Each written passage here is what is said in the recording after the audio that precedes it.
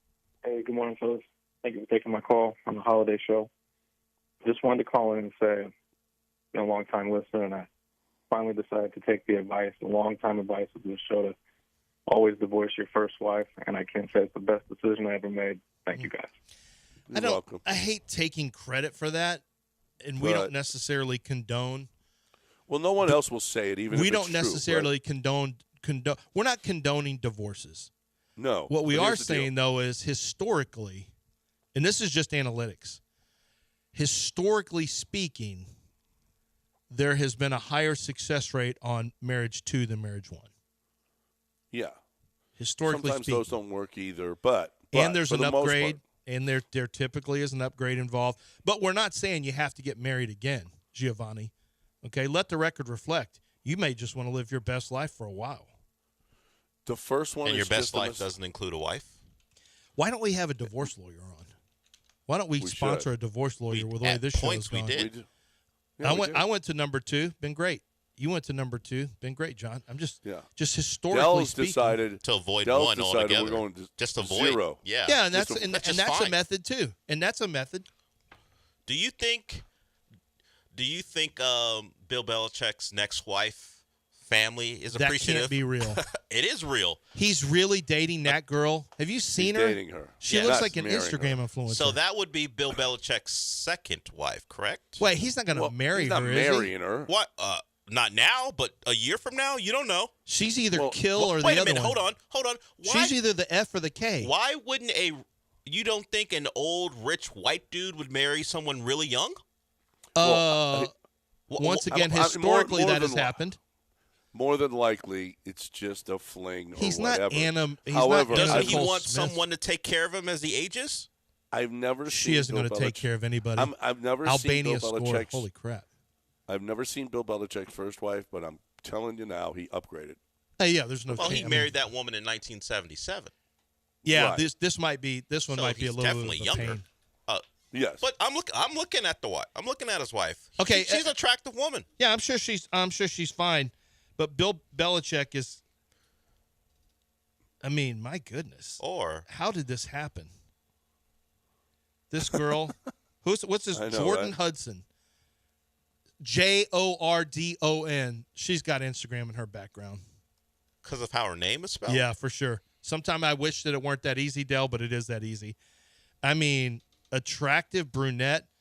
I would say, if I had to guess, I'm going to go ahead and say And- 39 and a half years. I'm going to go 39 and a half years. You want to go under the age difference or over the age difference? Well, I know you're their right ages. though, Dell. You know You're their right, ages? though. Yes. I don't know her Dell, age. you're right though, Dell. Belichick's wife was. Yeah. Yeah. Yeah. And think about when he met her. We're just seeing pictures of her older, but in 77, as you say, she was smoked probably. Oh, my Yeah. God. She's only 24. Yeah. Yeah. She was a cheerleader. Oh, here's a picture of her on Instagram. Ever in yoga pants. Never thought I'd see that. And a halter top. 24-year-old That's in yoga surprising. Yeah. Well, we saw Belichick leaving the back door with his shirt off. I mean, they're the one that's losing on this one. Bill Belichick right now, if you look at him with Pat McAfee and what we got from him during the draft, like we're seeing a different Bill Belichick. We're not getting we're not getting, a Sith Lord or whatever it is. We're getting a different Bill Belichick. He's got a little Bill's showing you his seasoning right now. He's got a little spice to his game. The one who will openly date a woman 48 years younger than him. Yeah, we're seeing a different Bill Belichick. Yeah. Yeah. Yep. No question about that. All right, I got a question for you guys. Where's the most expensive beer in the NFL? I'm gonna go with I'm gonna go SoFi. It's second. $13.75 rather. $13.75. Is it New York or it's not going to be. Could it be San Francisco, Levi A Stadium? 16-ounce beer costs $14.67 in Philadelphia. Well, they're trying to keep them from getting sauced. Well, It ain't working. It's not a deterrent for them, for those people. The Raiders are third at $12. San Francisco Saints and Jaguars $11.50. Jaguars, you should be giving it away. The Dolphins, Giants, Jets, and Commanders are $11. Where do the Texans fall in here?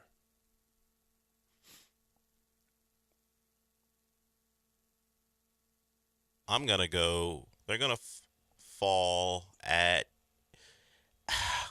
I'm going to say 20th least expensive, or most expensive, 20th most expensive. Fourth from the bottom. Turn on your mic, Lance. Let's say 16th because we finished in the middle of everything. Nope. Fourth from last. The Lions and Falcons, for some reason, are only $6.25. The Bengals, $6.59. The Broncos, $7.50. The Texans, $8. So who's the cheapest beer? Cheapest is Lions and Falcons.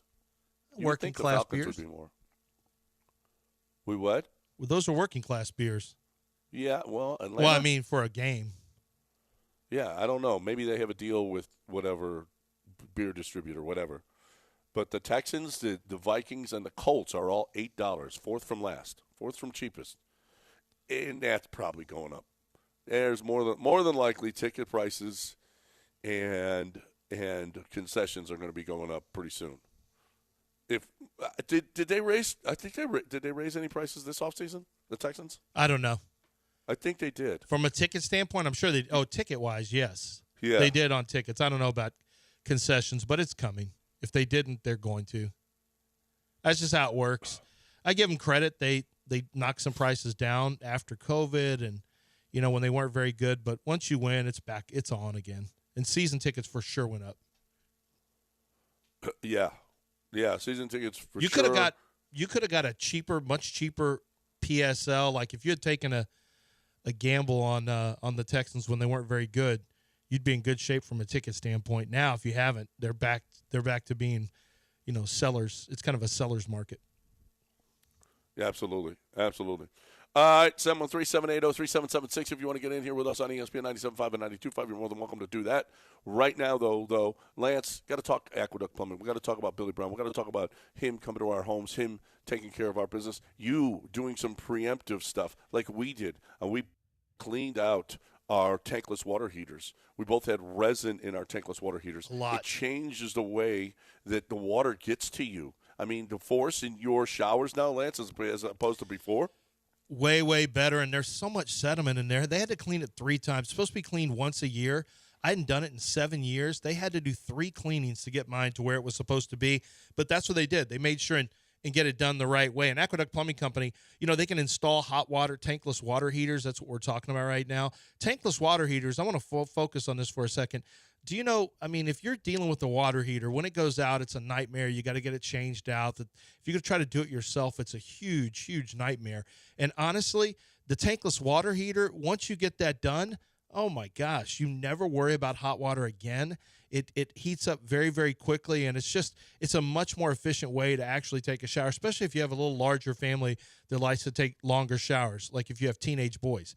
That's going to be a long shower. You know how that goes. So make sure that Aqueduct Plumbing Company is your company for any type of leaks, any type of concerns about leaky faucets, water pressure. It's all available at one phone number, 281-488-6238. That's 281-488-6238 or aqueductplumbingcompany.com.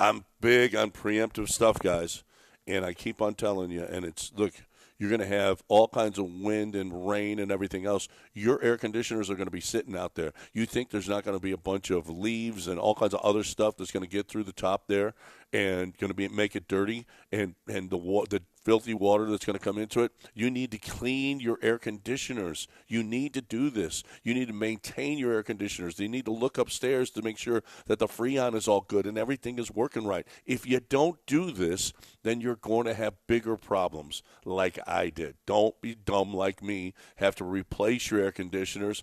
Let Air Team come to your home and work on them beforehand. Make sure that everything is in great working order over these 7 months of 100-degree weather that we're having. AirTeamLTD.com, AirTeamLTD.com, 713-956-8326. Tell them you heard it right here.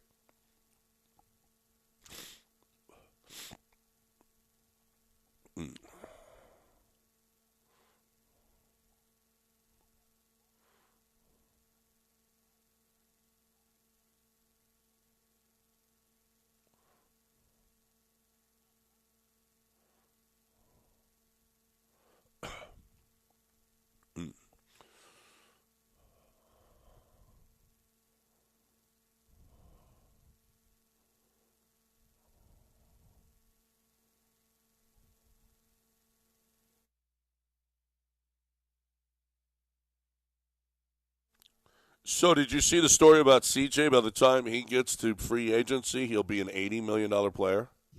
Well, there's also a story coming out that the NFL owners are looking into. They're discussing the potential for quarterback salary cap. And before anyone loses their mind over that, like, we're doing away with, we're just going to socialism and communism.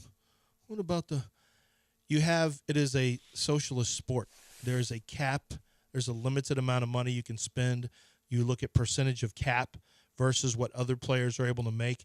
The NBA went to the same mode of you still can earn 50 to 60 million a year, which is going to be enough in most instances.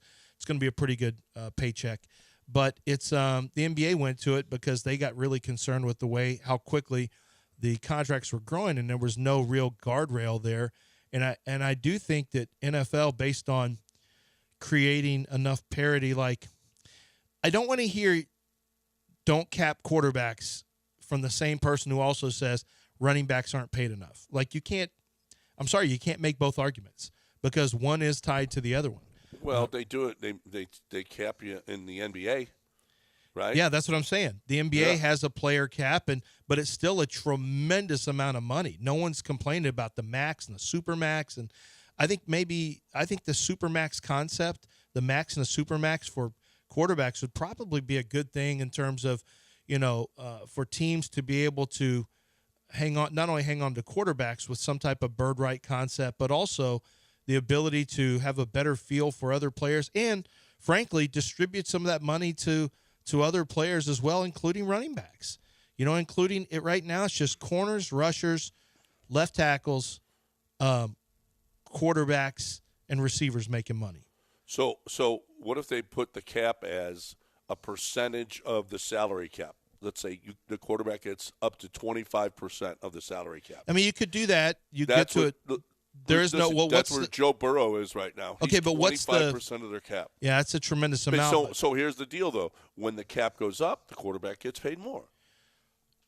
Well, yeah, the quarterback gets paid more. That's why all quarterbacks want 3-year deals, so they get to the market faster. So I'm not sure how that would work, but or they'll want to renegotiate. It would automatically rise if the salary cap went up. If next season the salary cap goes up, the quarterback, if he's on a max deal, his salary would automatically go up with the cap. Does it go down? Will the cap go down? Then yes. Yeah, you'd have to have, and most players don't. This is why you probably wouldn't see that because that doesn't happen in basketball. Is they want guardrails where it doesn't go down. It can only be guaranteed and can only be the maximum amount. So I doubt that would happen. Because you're still not getting a discount really on a quarterback. But I don't know. It's not. I mean, it's not likely to go through anytime soon. But for the good of the sport, I mean, we're at a number that is they can't control the spending on an annual basis. It's just growing too fast. It's like inflation. You're devaluing other contracts and other positions, and it's just growing at a rate that's just too fast. Frankly, like many things in society now, it's growing at a rate that's maybe a little bit too fast for it to handle. And I think that owners are going to have a hard time with trying to keep everyone happy on a roster because quarterbacks are making some of the money. I was reading an article on Carson Beck. So Carson Beck just got a $300,000 plus Lambo, and then on spring break he was flying around in a private jet. And that's great. That's what NIL is. You're getting paid like a professional athlete now, and at an early age. I do wonder though, I talked to somebody from a major college team who said up to this point he's only seen just little hints of jealousy from players about other players with NIL, but it's definitely going to happen. Like especially if the an quarterback's offensive not playing guard, well. Offensive guards will, they're ecstatic to get a $15,000 a year. Ecstatic. Yeah. Most of them or get a deal. Quarterback making $1.5 million. You wonder, especially if that guy is a little bit aloof. You wonder how that will affect the locker room. So yeah, and if he's not playing well, exactly. Right. I mean, they're going to be like, "Oh, really? This dude is? I'm getting 15,000. Yeah, he's getting 1,000. What's the nature of anybody? We see people at the workplace who do the same thing. So that's the nature of the beast. Only the money is there's a substantial difference in the amount of money, but that's not going to be changed. In fact, I'm working with a collective right now to create a dispersal of salary cap. In other words, they want to find a model. So me and Tyler from Scout Source are looking at helping to create an NFL model for a major college team because they've got to figure out now how to handle their payrolls. And so what they're looking at, John, is what you mentioned. It's just a model of percentage by position. A top quarterback. I've seen something where there's a 3-level quarterback, a low level, a pure backup. How much does a pure backup make? Actually, it's 4. A pure backup, which in college football, there's no real pure backups. You're brought in as maybe a 3-star, and then you just don't go any higher than that. You become a backup. But there's that, which is that level. Then there is good. There's a like average to good starter. Then there's very good starter. Then there's elite starter. And so elite starter is, I think, 18 to 20% of the cap, I believe. It may be higher, but these teams are figuring out what percentage of the caps to go to each positions. And this is really getting difficult for them because they don't really have any – they've never had to deal with this before, so they don't really know what they're doing. Yeah. I don't know. Remember the not so long ago days of University of Texas football where all the 5 stars that, just never showed up and how they took everything for granted and they were – so, what's the word I'm looking for? Entitled? As entitled as they were. That video of all those Lambos sitting outside the University of Texas, I could certainly see where this turns into, you're going to have to make sure that these guys, you get the right kids because they're getting this money, and are you sure that they're going to be as committed to working and being as good as they can possibly be, or is it about the money? Well, and I love the fact that the people who will, defend that, like they'll challenge you on that. They'll be the same people if a player makes a mistake or does something, that gets them in trouble. You say, "Oh, guys, these are kids. When I was 19, you would not want to see me when I was 19, when I was 20." Well, it's the same 19 and 20 that are also, as you said, I mean, how would you handle a sudden rush of money and things like that? You probably wouldn't handle it very well since you're the same one who said you would always get yourself in trouble because you were 19 or 20. So you're right. Finding the right guys is going to be important. So one of the things that Georgia is doing is instead of going, yes, they have to go 4 and 5 stars. They always do. But now one of the things that they're interested in working with us on is finding guys who have growth potential, maybe who's being under-recruited as a 3-star. You know why? Because they're cheaper. They don't cost as much. And now big Power 5 teams are going to start looking at more cost-effective players and looking for, almost like G League players. I mean, if you wanted to compare it, it's almost like finding good minor league talent that you can grow that is not going to cost you an arm and a leg early on. That's one of the new models. Yeah, not everybody's going to be $1.5 million player. Because you can't load up with just it's too expensive to just load up with all 4 and 5s. You have to start finding some guys that you can get without paying them an arm and a leg. Unless you got a whole dealership of Lambos like Texas. I've always felt this way. Texas A&M, there's only about 4 schools that are going to have this massive advantage, and Texas is one of them. They've got money. Especially if they're winning, their money's going to come out like you have no idea what Texas is capable of. Yeah, no. Well, actually, maybe you do. They're going to be money whipping. But Texas is going to take their $20 million max cap money for revenue sharing. They're going to do that, and then their NIL deals to supplement are going to be spectacular. Yep. 713-780-3776. You want to get in here, you're more than welcome. 713-780-3776. I'm talking about Chastang Ford right now. Chastang Ford are my people. I love Patrick. I love Joe, what they've done over at Chastang Ford. I bought a couple vehicles from them, and I'm going to continue to buy vehicles from them. I bought at least 3 vehicles from them. My daughter, all the way from Oklahoma City, bought her SUV from them because it was so much better a deal, and then drove it up to Oklahoma City. Yeah, listen. There is no better car buying experience in the city of Houston. I love what they do. And if they still have these 2000, Allie told me they had 2023 F-150s. It's just ridiculous. 1.9% financing for 72 months. You're basically using their money to have your vehicle, brand new vehicle, at a lower price than you were paying, obviously, during 2023. I mean, ridiculous. What you need to do is go to chastangford.com and see. And if not, well, listen, the F-150, you're still going to get a great deal. You're still going to get the best deal that you can find in the market on your F-150 there. Doesn't matter what it is. Customize it perfectly for you, not what they want, what you want. No add-ons, no markups. chastangford.com on 610 at Homestead, not Hempstead, 5 minutes from downtown. Chastang Ford.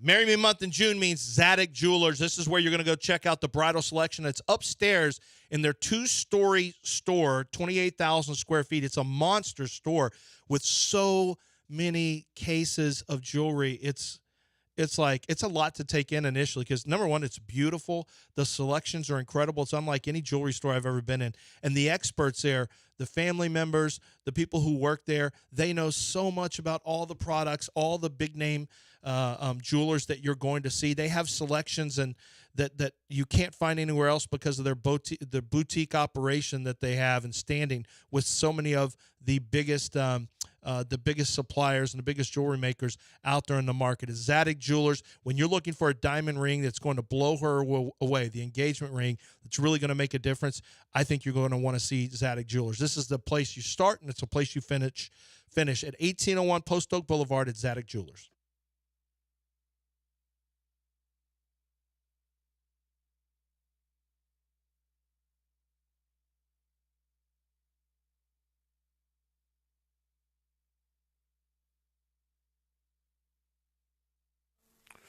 All right, welcome back here on ESPN 97.5 and 92.5. You know, something that was on in the sportsbook last night was the Gay Football League Championship. Did you guys see that? I was unaware that league existed. I'd never even heard of that. And actually, the Buffalo Bills are excited to bring a team to the National Gay Football Flag Football League. Oh, you're not joking. I'm not joking. I thought you were just making a joke about the Bills. No. The Bills, it's the National Gay I'm looking at it Flag right now. Football League. Bills sponsor National Gay Flag Football League chapter. Yeah. So there are the obvious Freeze, the Chicago Freeze beat the San Diego, I don't know what they are, in the championship So there game. is some obvious questions. Let's see if we can handle this maturely. Okay. How does one gain membership into the league? Well, you got to Do you stuff. have see? No. See? Well, why? I mean, this is really on you, though, Dell. So That is. But what this if? is Okay, you. so what if just say a you're straight gay. person wanted to it's- infiltrate the league? Well, we have these conversations when we talk about transgender athletes, and it's not fair. Yeah, if but this the- is gay. These So are all men you have playing. to, all you have Well, I to, don't know if it's all men's league. is it a men's league don't or know. is it co-ed Can you or gamble on genderless? it? Is it genderless? Do you? You might be able to. Do you have to? All you have to do is say you're gay, and you get to play on a team. Are they like INS when someone is marrying for a green card? They have to investigate your life to prove that you're gay so you can play. How do you become a member of the league? Let's see if we can do this. Let's see if we can be mature about I'm this. asking questions. You have to validate it. How do you validate that you're gay and you're eligible to play? You prove that you're in a committed relationship? I don't know. Right. Well, You don't have to be in a committed relationship. Well, how do you prove that you're? Because you have to play in the NFL? Do you need to be in a committed no, but relationship it's to play not in called the NFL? the National Straight you just League. say it. That's it. You that's really the problem. think there are straight men out there trying to win the gay flag football league? Are you Well, sure no, they're not listen. ringers who might be straight who are playing in the league? You don't know Well, that. then you just have to deal with it. How Why do you can't- always know why that somebody's can't the 17 league- years old in or that they're 12 years old in Little League Baseball? Danny Almonte Why was out there. can't they be inclusive? Okay. Why? Well, Okay. So By the its very NFL is nature, it's inclusive. specific. It is specific. So are we going to have the National Straight Guy Flag Football League? And I think they and- just have flat football leagues. I don't know if they would call them straight football Well, leagues. no, because I'm sure that there are some players that are gay, but they're excluding straight guys from this league. And do you believe a lot of straight men want to play in this league? I'm sure they do to win a title. Well, maybe they would win a title in a league that doesn't have this particular entry point. They're just playing another flat football league and win a title. Where's the entry point, though? You have to be gay. Oh, Don't try to trick me into saying something. I know who you are. Don't worry about it. I know what you're trying to get me to say. I just don't know what they do to make sure the entire league is a gay league. I don't know that they're really just checking up on it that hardcore. You just say you're gay. I think they're just like, yeah, we're going to take your word on it. We're Okay. not putting you through a battery of tests. No, you just investigate their life. Look at their social media. Do Oh, interviews. maybe that goes on. Yeah, just to make sure this person is actually really gay, and and should be a part of the league. Hey, we've got one of you doing a shot in Cabo between some girls' breasts. That's just fun. That's and all they're good like, fun. that doesn't tell you anything. He's just like, that doesn't tell you anything. That's just, we were just having fun there. And they say, why are we in Cabo and not Puerto Vallarta? Is that the difference? And they'll say, John knows. Yeah. Ask John. It's true. It is true. Okay. If you went to Cabo, you can't join the league. No. If you Did you, vacation- hey, are these pictures from PV? No, Cabo No. Bob's. You're out. Yeah. You're out. Cabo Wabo. Yeah, Cabo No. Wabo. You're not You're in. out. You're not going. You're out. You're not going. Are the Bills the only NFL team to sponsor a gay team? Are they the first to do it? No. Chicago won a title. San Diego. I don't know that the NFL is behind a lot of these. I don't know. That's So I the don't know how it NFL's works. behind flag football, hardcore. I think it's a big deal for NFL Network for some reason, I think. But, yeah, the NFL's really behind flag football because they view that as a potential youth alternative, I think. But I don't know if it's – I'll bet you they're behind it. I'll bet you they throw some money So at it. the New England Patriots sponsored what they call, I guess, Gay Bowl 17. So there have been other teams, NFL teams behind This it. has been one of the most quiet championship. I had never even heard of this until now. They've got 17 years of this?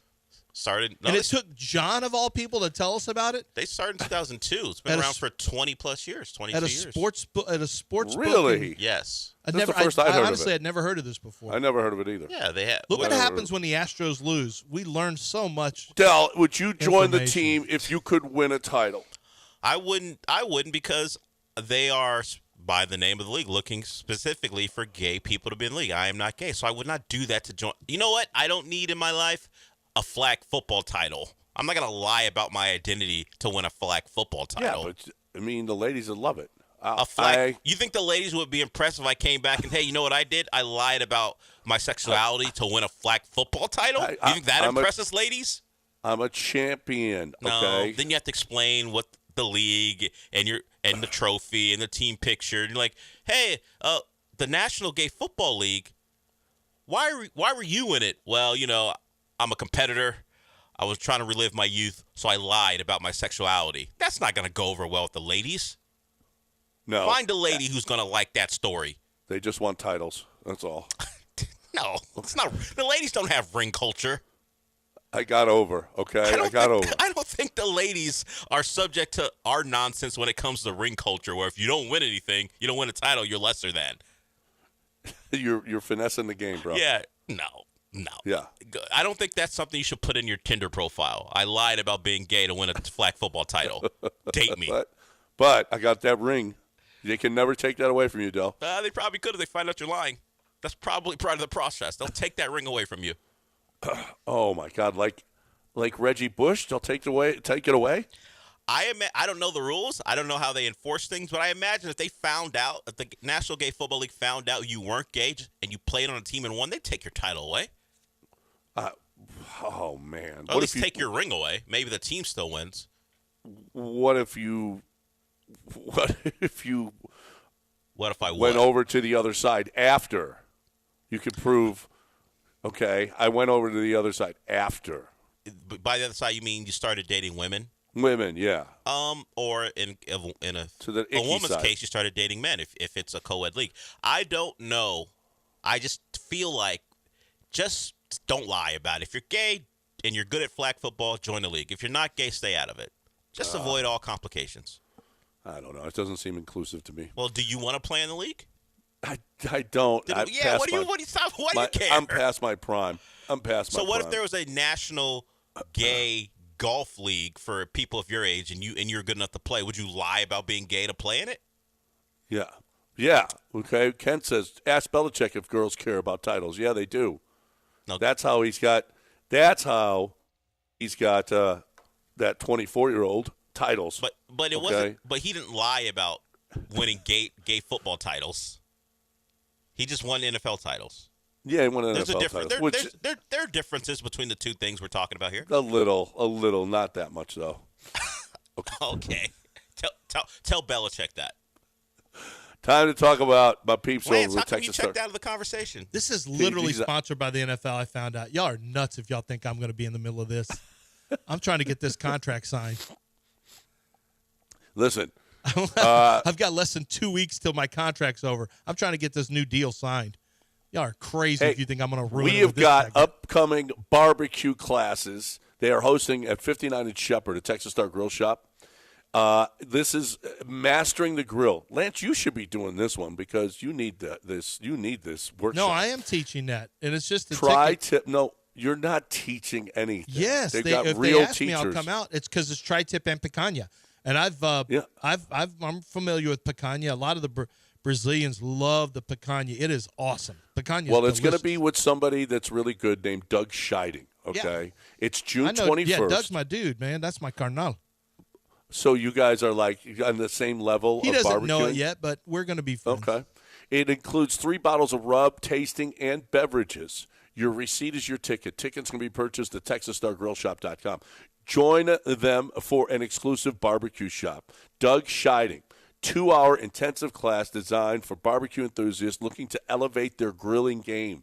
Whether you're a seasoned grill master or backyard barbecue lover, or you burn your brisket, this workshop is perfect for you.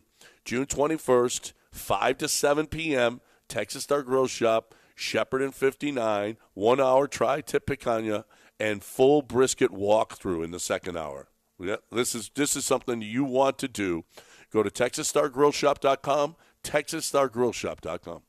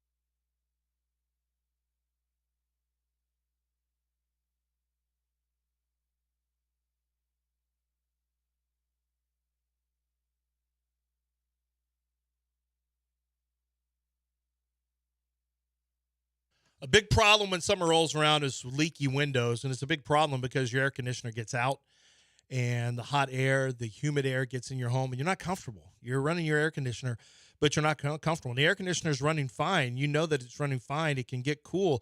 It just can't stay cool, and there's just a lot of moisture in your home. That is a sign of a leaky window, and it's not hard to find a leaky window. If you've got single-pane windows, forget about it. Those are – I mean, my gosh, you've got to get to double pane windows. But there's a lot of cheap windows out there. And Allstate Windows and Siding wants you to consider that their windows are made right here in the state of Texas. They are made to withstand the weather elements that we're going to face, like, tropical storm today, like a tornado that we had just the other day, like the hailstorms we've had, immense heat and droughts. There's so much that we go through, and Allstate Windows and Siding make sure that they have a window that is properly cut and fit for specifically, for your specific window frame, so that you have proper sealing and proper. And by the way, the windows are taken out without glass breakage, so you are going to get a window that's installed the right way and is really going to maintain the air conditioning in your home, so that you have lower energy bills and you upgrade the look of your home. You have a safer home, and the bottom line is you also have a home that is going to add protection for your home as well, from the elements and from the bad guys. So make sure you have our good friends over at Allstate Windows and Siding. Big discounts on complete siding jobs and window installations. When you mention you're a 97.5 listener, it's AllstateWindowsAndSiding.com.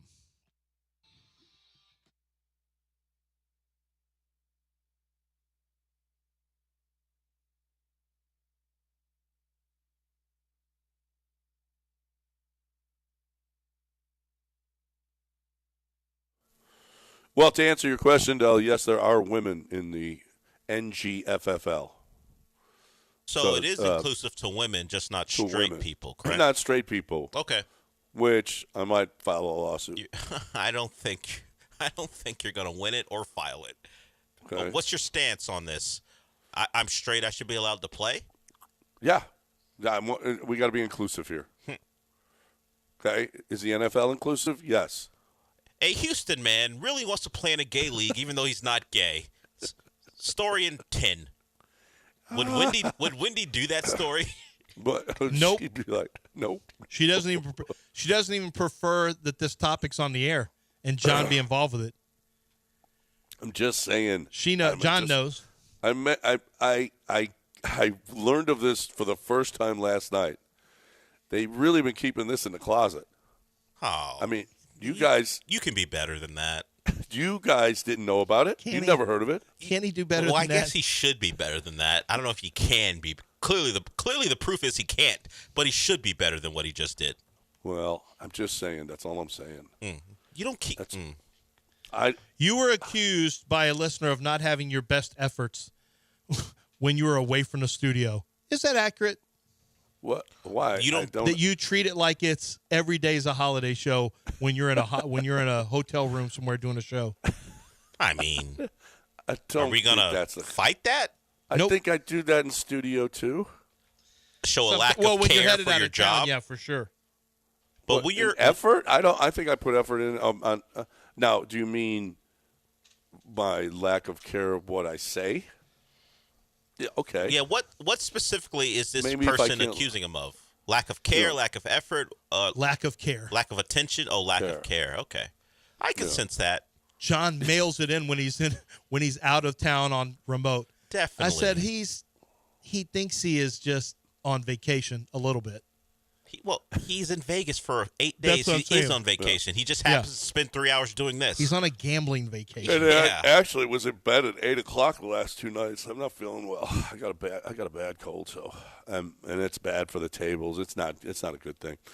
Trey, It's not good for us. no, it's not good. No, but that you know what? You guys win. I'm not in studio with a cold. Well, that's always a win, healthy or yeah. not. Trey is here. What's up, Trey? Hey, good morning, guys. Long-time listener, second-time caller. But Johnny G, I want to let you know I actually moved to Vegas. And if you're tired of losing at poker, we've got a fun Pete Dye course for you about 10 minutes down the road. Rental clubs will be about $60, and I can get you on for 20. No gay leagues there, so if you want to change it up, maybe get my information or just look up Desert Pines and come play around here. It's a really nice course. So. I appreciate that. I had the whole hookup over at Southern Highlands today, but I couldn't spend. It's 108 here. It's 108, and there's zero chance that I could be out there for 4 hours. Plus, my son got in. He can't even he can't even get off the couch. His back hurts him so bad. So we were going to play, but we got to pass. Next time I come to town. Sounds good. Thanks, guys. Y'all have a good day. Thanks, Trey. Yes. And Southern Highlands is supposed to be, I got set up with this, and it can't be better, and I'm just so mad that we're not going to be able to play it. But I can't even stop sneezing, so I can't do it. No chance. 713-780-3776 Just stay is in the and number. watch the Astros go to work on the White Sox. I mean, Well, yeah, I'll be back yesterday by was a then. shutout. Their third of the year, but still. I'll be back by then. They don't start here till 5 o'clock. What do you mean back? You mean your if I was room? playing golf. If you're playing golf. Okay. If I was playing Yeah, golf. just hang out, watch the Astros. It's a grand old time. Yeah. Well, you can't watch them in your room. You got to go to the book. That's true. Yeah. A big Astro fan just called in. His name's Gilbert. Oh, what's Gilbert got to say today? Hey, Gilbert. Hey, how's it going, gentlemen? Good. What's going on, Tell Gilbert? the Astros. Move somewhere else anyway. I hate the Astros. You hate the Astros? Well, Yeah. What about how good they've been to you over these last 8 years? Now you hate them? well, I ain't going nowhere. They should sell the team, Move somewhere else anyway. You think you should sell the team? the team And relocation. And relocate. Wow. That's how bad they've been. Nobody holds a grudge bigger than Gilbert. Sell it and move. 2 years removed from a World Series. Gilbert. Oh, man. Thank you, Gilbert. We appreciate it. And sell the team. Anything Beat else, it. Gilbert? Hey, where you right now anyway? With the what? Hello? Yeah. Lance. Is he there? Yes, he's there. Gilbert, say what you Is want. he here? Is he there? I hear his voice. He's waiting for you to say what you have to say. He's there. Like I said, the Astros should move the team somewhere else anyway. I hate the Astros now. Yeah, anyway. no, I heard that. I heard all Anything that. else, Yeah. Gilbert? Yeah. Well, What? what is it?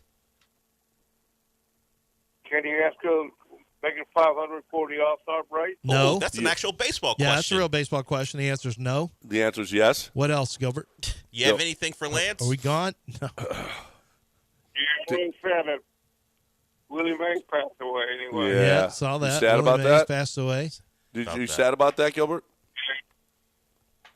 Greatest Yeah, I'm five, sad about that. potentially greatest five-tool player of all time. Up there Yep. with Barry Bonds. Do you want to ask any more questions of anybody? I think he's done. Yeah, he's better than the what's his name again? Better than the Dodger pitcher. What's his name again? Sandy Koufax. No, not a pitcher. Hideo Nomo. Wait. Willie Mays is better than a Dodger? What are we doing? Shohei Ohtani. Don Drysdale. He was on TV all the time anyway. Yeah, Don Yeah. Drysdale. Not a pitcher. Yeah, Yeah. anyway. What does he have to do with Willie Mays? Willie Mays is better. Okay. Was that a debate for people? I think a lot First of take people were with talking Gilbert? about that. I I would, think a lot of people were talking if about Gilbert made it on First Take with Stephen A., I would watch. I'm not lying. That's it. Yeah, anyway, That's yeah. it. Gilbert probably doesn't have anything else, right? that. Great. All right. All right, Gilbert. Nothing else to ask of Lance. Nope, that's it. You just pure baseball call. No. Just sell the team and move. A real sports Yep, sell call. the team and move is what He wants Gilbert Crane said. out. He wants the Astros out of his city. The show's not great. I'd like to apologize for listeners. The show's not been. It's not been great. I what's- disagree. Yeah.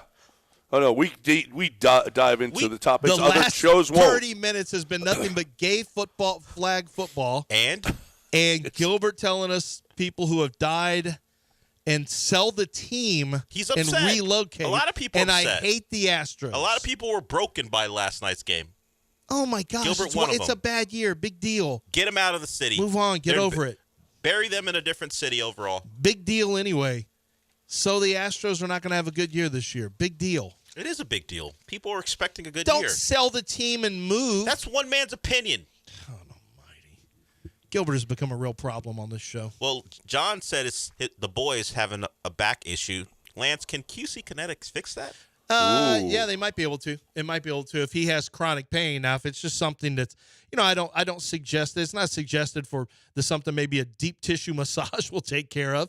But if it is something that is in the joints, and if it's joint pain, oh, very much so. They should be your first phone call. Because what's going to happen is you're going to go to the doctors, you're going to get pain medicine. They'll tell you, we'll take aspirin, we'll do some physical therapy, see if that'll help. And then you're going to say, man, I'm still in pain. And then it's going to turn into maybe a muscle relaxer and a painkiller, guess what? The problem you have, if it's in the joint, that's not going to help it. You're going to get a steroid shot, which will help it temporarily, but is not going to be the solution for you. Eventually, you may have to have surgeries. We're talking about people with shoulder. It can be in back. It can be in the neck. It can be very much so in the knee and hip. That happens a lot of times. And what happens is QC Kinetics goes in and they use regenerative medicine, taking the body's healing power, concentrating it, putting it back into the joint. And so what happens is that you are going to feel so much better because the tissue is going to be the damaged tissue is going to be regrown or restored to where it once was. And what happens is inflammation goes down, pain goes way down, mobility goes up, your quality of life goes way up. QCkinetics.com.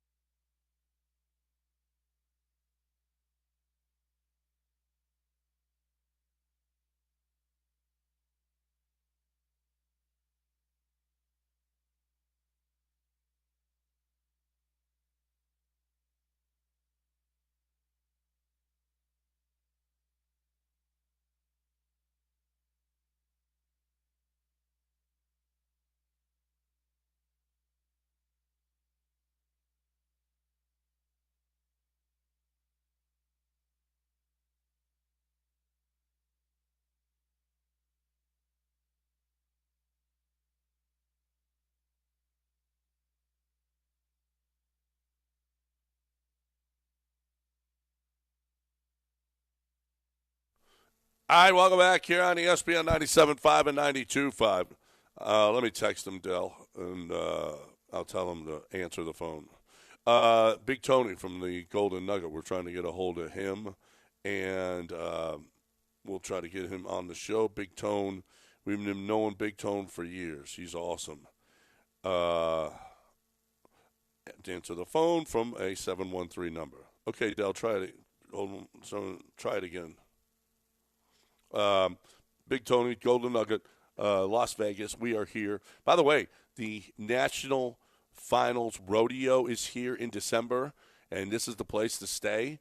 They have got free shuttles to the Thomas and Mack from Carson Tower here at the Golden Nugget, free nightly viewing parties, free barrel racers, autograph sessions on December 6th. They've got all kinds of great bands coming in, Mark Chestnut, Confederate Railroad, Pam Tillis, Lori Morgan, Ray Wiley, Hubbard, Terry Clark, Bellamy Brothers, Thompson Square, Larry Fleet. So if you're looking for a place to go get if you're a rodeo fan, I mean, we got the best rodeo, right? Well, this is the National Rodeo Finals here in Las Vegas every year. So this is a big, big deal. So if you want to come, this is the place to stay while you're going to the National Final Rodeos. Big Tone is joining us right now here from the Golden Nugget Sportsbook in Lake Charles, in Las Vegas. Tony, what's up, brother? Hey, my buddy. How you been? Been great, man. Lance is here as well. I was in the book last night, and my wife and I were watching the Astros. We're watching the hockey. What a game! What a game! Man. You had all kinds of Panthers people in there. You must have made a little bit because the Panthers were the bet last night, weren't they? Yeah, they were. They have been during the whole series, and every time they take the ice, we need Edmonton. So yeah, it turned out good for us last night, and man, I'd love to see this thing extended to 7. That'd be awesome. Well, yeah, that would be fun. But we're watching the game, and up on the board, you guys got a giant board there with all the lines for the NFL Week 1 games.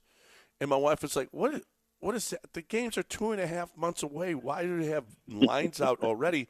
So I got a question for you. The strategy on something like that, if I bet the Bills right now, and God forbid something happens to Josh Allen, in training camp, he's not there. That line is going to drastically move. I'm screwed. I could be on the other end, though, right? I could be on the other team, the team that he's playing, and all of a sudden I got myself a nice line that I would not normally have. What are the pros and cons of betting on an NFL game this early in the summer? Yeah, for sure. That's a chance we do take. But you know what? Football is king, and people come into Vegas, Gold Nugget all during the summer, and they want to get started. And we throw those games up week one and, give them a chance in advance to bet those games, and that's including the sides and totals. And if there's an injury, absolutely we could take it on the chin. But it goes both ways. It could work for you, work against you. But, NFL is king as far as betting handle goes and around the world. And we throw those up there, and we get bets on those constantly every day. And that's a big thing for our industry, putting up football right away. You getting any Euro Cup money? Yeah. Soccer's coming on pretty good. With Copa starting now, which is going to be good, I think. Euro's been good. So, yeah, let's keep that rolling, too. Yeah. I want to ask you, Tony, about you talk about futures. You put numbers up because people will play numbers right now. That's why you put the football numbers up. But I saw I was looking at futures for Rockets to win the NBA championship, and someplace had them at 200 to 1, which is fine. I kind of use that stuff to kind of how Vegas considers players teams to be tiered. What is the action like? Because I know you have a lot of people who come from Texas and specifically Houston. What does the action look like on the futures for the Texans, whether it's to win division, win the AFC, get to Super Bowl, or win Super Bowl? How are the Texans, how are they moving in terms of tickets? The Texan play is very, very big for us, especially, being the Golden Nugget and our home base in Houston, where our Landry's headquarters are. We get a lot of customers coming up from the Houston area, and they do play them. They bet with them. They bet with a heart. And, every year it seems like we have some type of liability going to the Houston Texans, especially this year. When they came on strong last year, C.J. Stroud is, everybody loves him. He's going to be good. Now they got Stephon Diggs, and they got a lot of new characters coming to that team, and we expect them to be a contender for the Super Bowl this year. And every year we have to put odds up on that team. But, hey, if they make it, that's great. That's great. And, we pay out just as much as we take in, trust me. And Houston's one of the ones that do hurt us, but, hey, it's a good thing, too.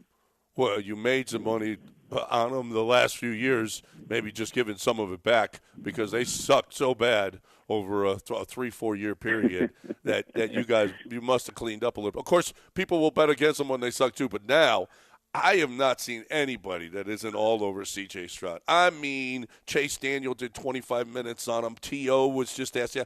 Every day we're seeing people with the superlatives of C.J. Stroud. It's going to be a little different this year. It's a little scary for me that how much attention and how much positivity there is. I don't know that the kid can live up to it. He's the talk of the town in the NFL as far as quarterbacks go.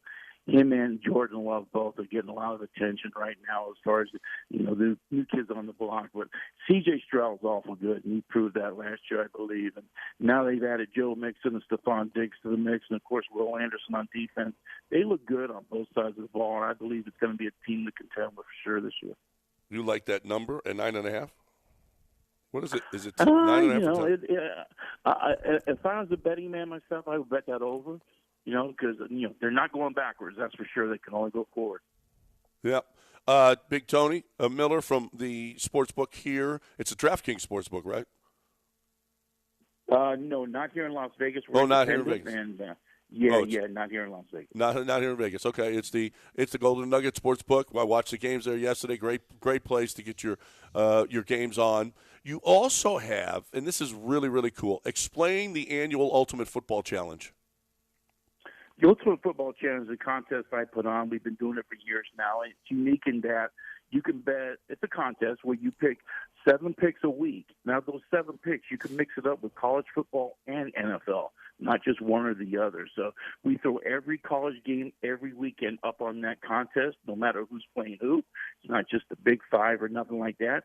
And you have a choice between college games every week and NFL games. And it's 7 picks instead of 5, and it's a $1,000 entry. We give all that money back at the end of the year, and it's a great contest. It's gotten very, very popular because of the mix of the NFL games and the college games. So you start. You can't enroll until July 5th. July 5th is our first day of sign-ups, and they come in pretty fast and furious all the way up until Game 1 of the NFL that Thursday night. So do people have to be in Las Vegas to sign up? I'm sorry, what was that? Do they have to be in Vegas to sign up? You have to sign up initially, the first time, or you can get a proxy. Proxy, yeah. But you do have to come in person for the very first time to sign up, and then you can hire a proxy here in the Las Vegas area if you're not from in town to put your picks in for you every week. So get here and sign up $1,000. And what was the pool last year? Last year, I believe we paid out over $216,000. And we paid the top 20 places. So, if you can finish in the top 20, and usually, we get quite a few entries, but if you can finish in that top 20 and you show your knowledge of college or pro or both, you're going to make some good money. Yeah, $216,000 out there for the top 20 that finish in the Ultimate Football. It starts Ultimate Football Challenge starts July 5th. Yeah, most of them are 5 teams. Why'd you go 7? Just because we wanted to be a little bit different, and with the college picks and so many more games to choose from, a lot of guys come in, they bet strictly college. A lot of guys still do NFL only, but we want to, put 7 picks up there and make it a little bit more juicy. Yeah, and you got a website where everybody can keep track of where they are throughout the year. Yeah, for sure. You can go on the Golden Nugget website, look at your standings, look at everyone's picks every week, and see where you are in the contest. That's awesome. That's awesome. So you got to get here, though. If you haven't signed up, you got to get here for the first sign-up between July 5th and that opening night with Kansas City. So you got to do that. And if you haven't been here before, you need to. Just awesome. Tony, every time I come, it's just fantastic. I just loved all the restaurants and the entertainment and the Rush Lounge and everything about it. It can't be better. So I'm going to try to see you this week. I'm going to be here for a couple more days, so I'm going to come down and see you. That's awesome, my friend. Glad you're in town. Thanks for having me on today. All right. That's Tony Miller right here on ESPN 97.5 and 92.5 right here at the Golden Nugget, Las Vegas. Come here and join the annual Big Football Challenge. I'm talking right now about MyBookie. This is another way that you can go about it. How about this? That MyBookie is here right now. But here's the deal with MyBookie. You can do it from your kitchens. You can do it from your kitchen. You can do it from your bedroom, from your bathroom, wherever you want to bet. Anything, anytime, anywhere at MyBookie. But you also, while you're sitting there, put some clothes on because you got a live dealer that's going to be dealing to you, right? You've got in-game live odds. You've got just the best odds that you're going to find. You are, my friends, going to love this website. Easy to navigate. MyBookie.ag, promo code BET975. It's the best place to win, win, and get paid. It's so simple, and you get a bonus for signing up for the first time. Look, you're looking for a great place to make some money. MyBookie.ag, promo code BET975.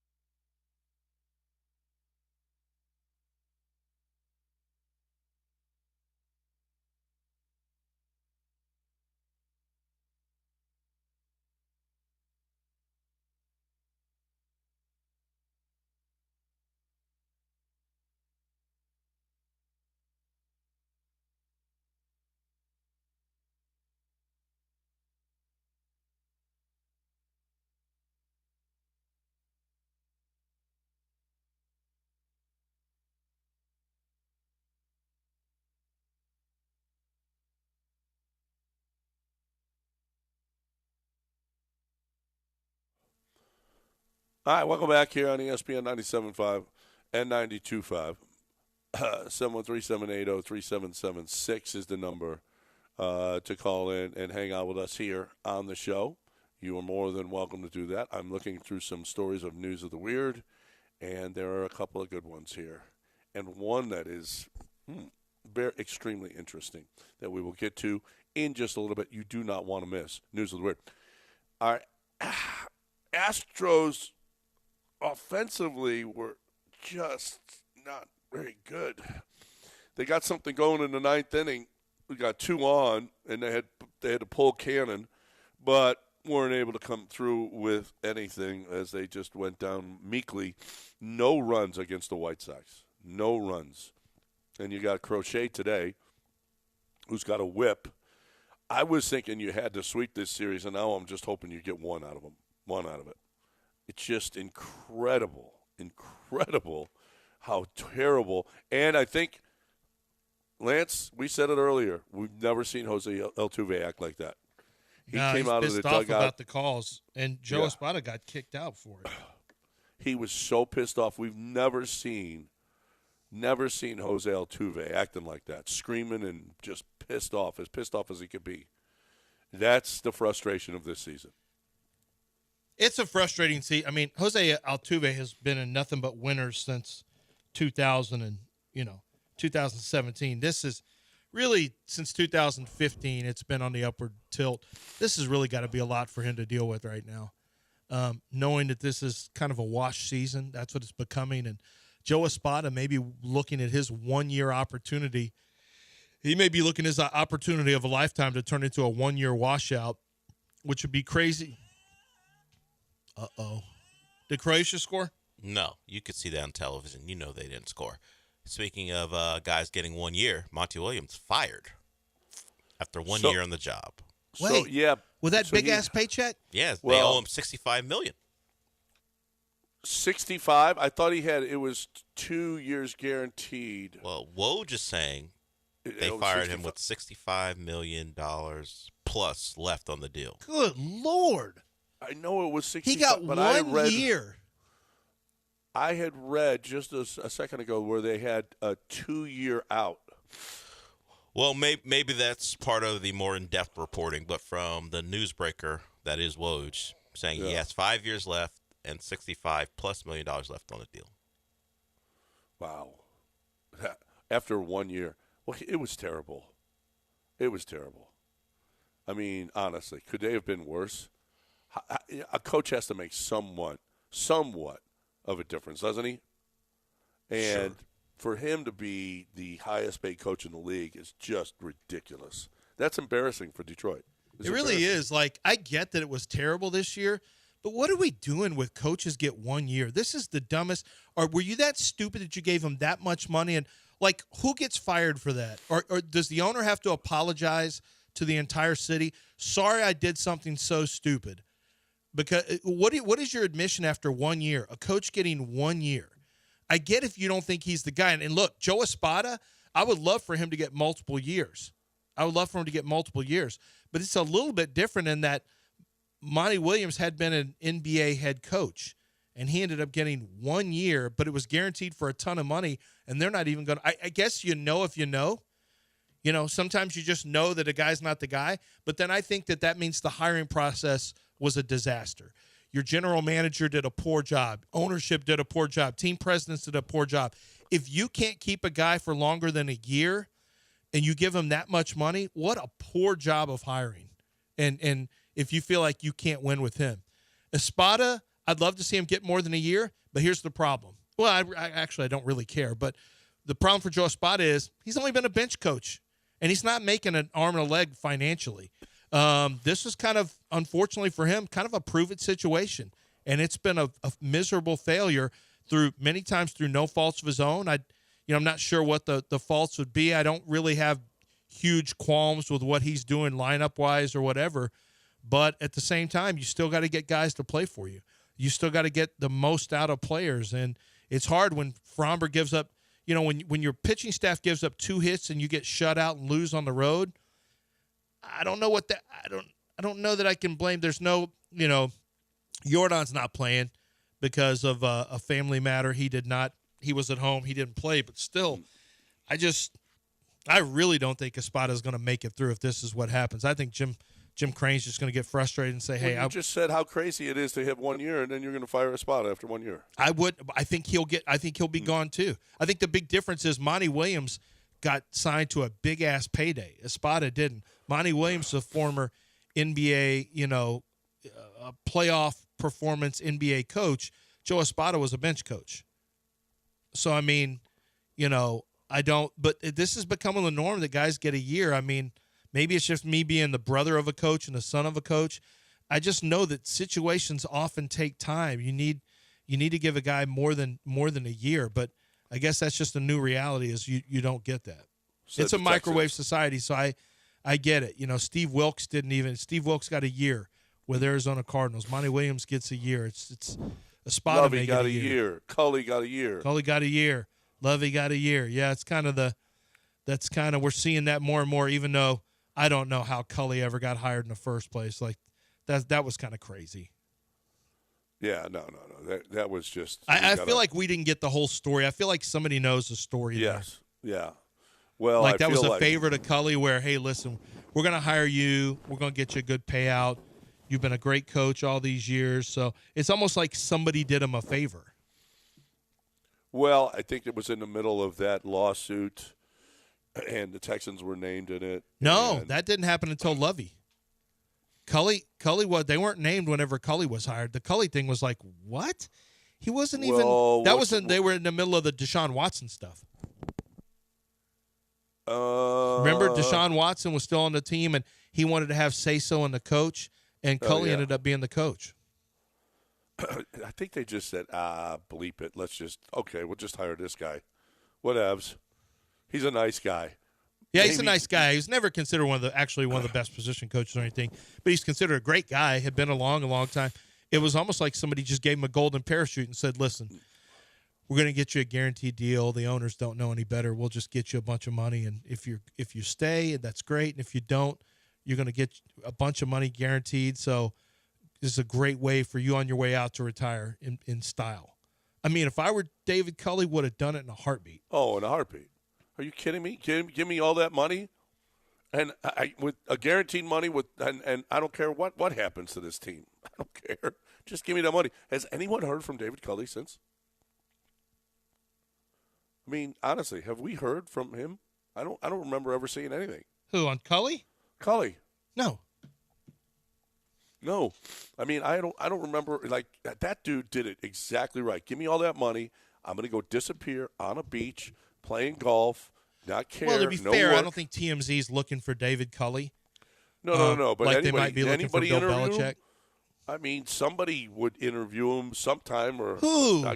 Who would interview interview David Cully? I Googled his name. I'm going to see if he has an Instagram page. No. Imagine that David Cully doesn't have. Let me see. He doesn't know what Instagram is. Stop. Okay? Stop. He doesn't know Instagram. David he's Cully got a TikTok page. He's dancing on TikTok? No, I'm trying to see if I can find. Yeah, there's no David Cully news anywhere. Nothing. All right. That's how I'd be. Oh, Steven Silas is never going to get another job now. Steven Silas, man, he has been. He's a jinx. Wow. He was the assistant coach on that staff. Nothing but losses follow him. He's the pigpen of coaches with all that dirt. Or no, who's a jinx? Who's a super jinx? A super jinx in coaching? Just anything. Who's the biggest jinx going? Who's a mush? Oh, who is the guy that's been the Drake? five straight NBA finals? Or that's not a mush if you go to the finals a bunch of times. But he's lost every one. I have a hard time. No, it's NHL. He's gone to 5 straight NHL finals and lost every one. That's kind of a jinx, but in a championship jinx, not the worst thing in the world. Drake is a jinx. Yeah, Drake is a jinx, yeah. Drake is a jinx. Yep. James Harden's a jinx. Yeah, I feel like we're missing out on somebody who's truly jinxy. And this is Steven Silas, man. He'll get another job as an offensive coordinator. He'll be an assistant someplace. He'll get another job, but man, it is just not great for Monty Williams in Detroit. How about Detroit got the guy that, and by all measures, they have had the better player in the draft by all measures, and it doesn't matter because a team's not built on a single draft.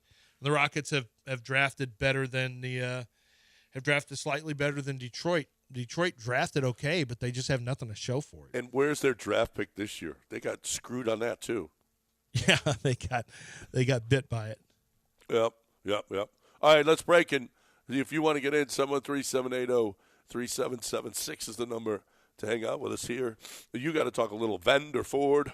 Vanderford Air is here to clean up the issues with your air conditioning. If your air conditioning, if it's not cooling the way it's supposed to, and I don't have to tell you, if you run that thing, if you try to get it down to 72 and it can't get any lower than 75, you got an AC that's probably not working properly, and that could be for one of a couple reasons. Either something is going wrong with your air conditioner, or your air conditioner is breaking down because it's older. And either one of those answers that you give me, Vanderford Air can be the answer for you. They have brand new air conditioning systems that they can install, and they do heat loads on your room. So they want to see how low, they want to be able to get the rooms down to a certain temperature. They want them to be evenly cooled. And the great thing is Vanderford Air goes out of their way to find the air conditioner that fits your home right. You have a ranch style, you have a ranch style home, you have a 2-floor home. Do you live in a 3-story unit, townhouse? Doesn't matter. They're going to have an air conditioner that is right for the size of your home and that will get you cool properly. And if your air conditioner is relatively new or it's working fine, there's something on it that needs to be fixed or it needs to be tuned up, they'll do that for you as well. They're a company you can trust. They're right here in Houston. No additional payments for overtime charges or emergency charges, and they get to you same-day service. It's VanderfordAir.com, 281-557-COOL.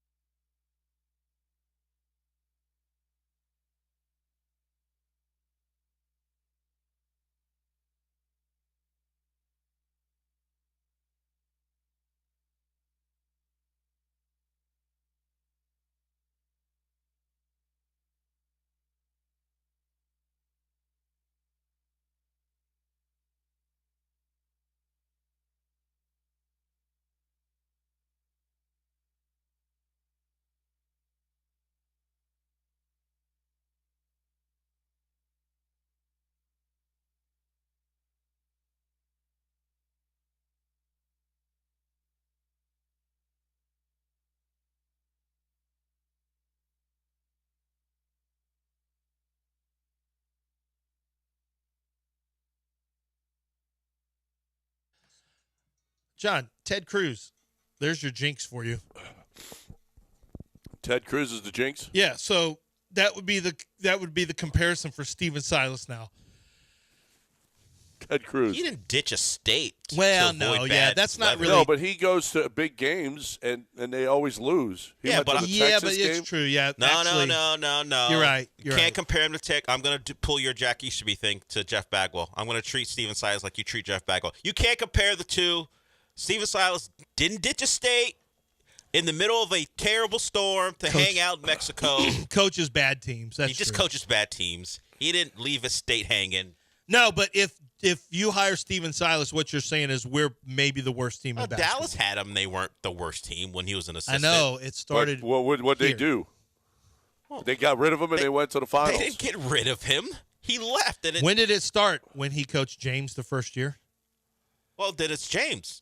Like, you know that. That's fine. Have you seen the movie It Follows? Yes. James is the It. It's scary. You It can't- follows is scary. And they're making a sequel. It Follows is about how do I describe it? It Follows is about a being, some demon type thing that it's more of a curse that gets transmitted through sex, and you have to keep having sex with the person who's To you have pass sex it with along. has been cursed. They have to pass it on to someone else. Dude, it's good. It's that a good show movie. is good, and it's scary because it will just keep on. No matter where you are, it'll keep coming after you. Yeah, so they will kill a person, and then if the person that you pass it on to gets killed, then it's back to you. So now you have to go have sex with someone else. And Lance is excited. Sounds like it's all right for me. Yeah, it's all right. Yeah, but you have to keep having sex, or the thing's going to come back and kill you at some point. Okay. All right, twist my arm. Okay, So you're going to do the it with thing Wendy, is- then it's still going to come after Wendy. Oh. Yeah. Well, I'm talking You about gonna do it when with I was- Paige when- Spraniak I'm sure or that whatever? I'm sure that there are single people in this movie. So you are so immoral that you're willing to pass on a curse out of murder someone, Oh, so does it people murder do- you? I don't know if you heard. People do that all the time. Well, I'm understood, but that's STDs they pass on. yeah, to but each that's other. immoral, John. That's the whole point. That's Yeah. the whole point. Well, but if I got to get rid of it, oh well, sorry. Would you tell the person? You have to tell the person, or it's going to come back to you. Oh, you have to tell them. Yeah, because if that person but if that person gets murdered before they have sex with someone else, then the curse comes back and follows you. I'm hoping that they don't get murdered. Well, that's part of the movie. That's the whole point of the movie. You're having sex with that person to pass on the curse. Right. Okay, but why are people getting It's a murdered great at that rate? premise. Because that's It's what just that some curse kind of does. demon. It kills It's just some people. kind of curse. It kills people.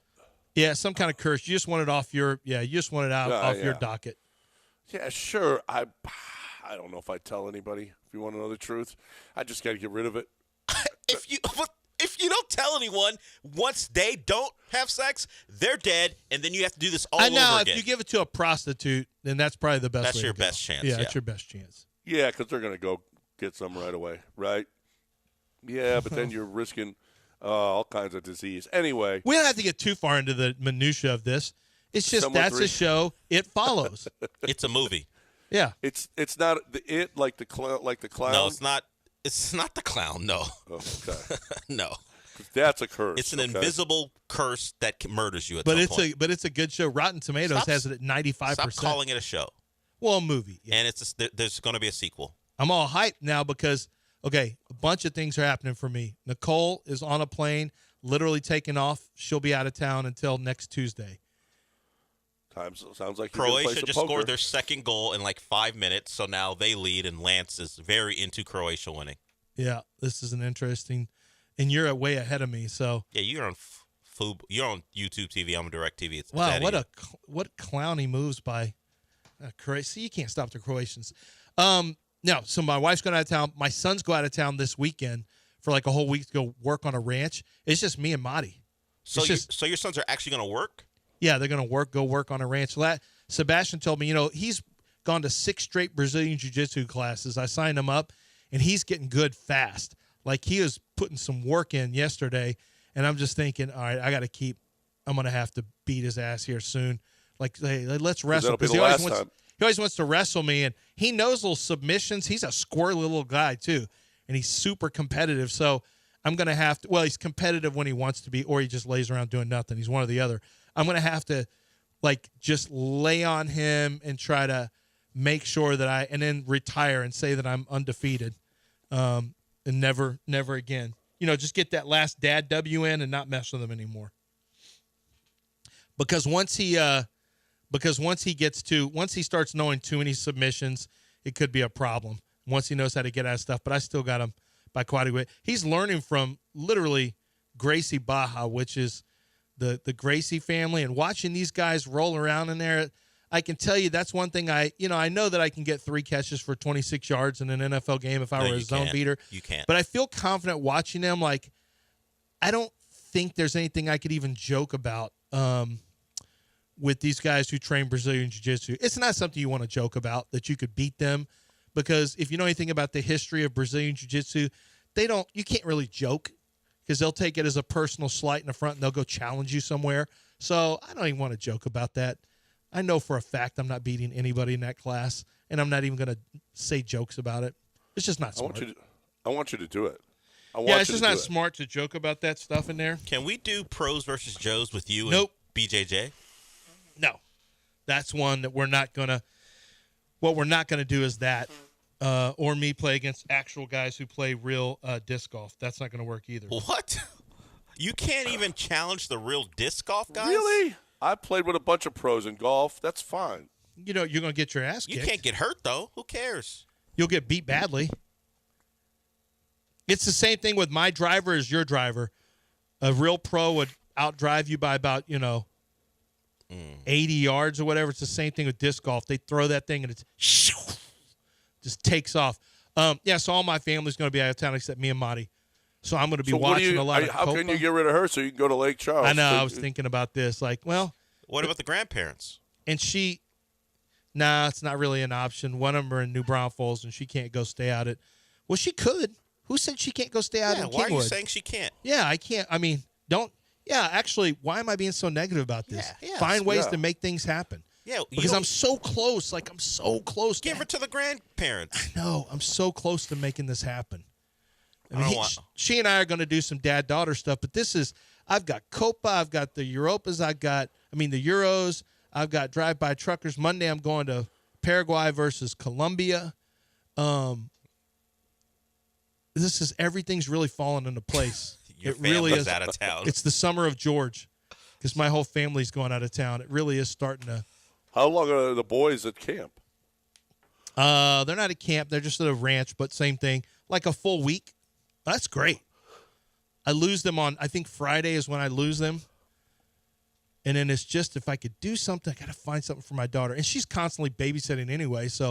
But if I could can you imagine if I can find a place for her to stay for about a week?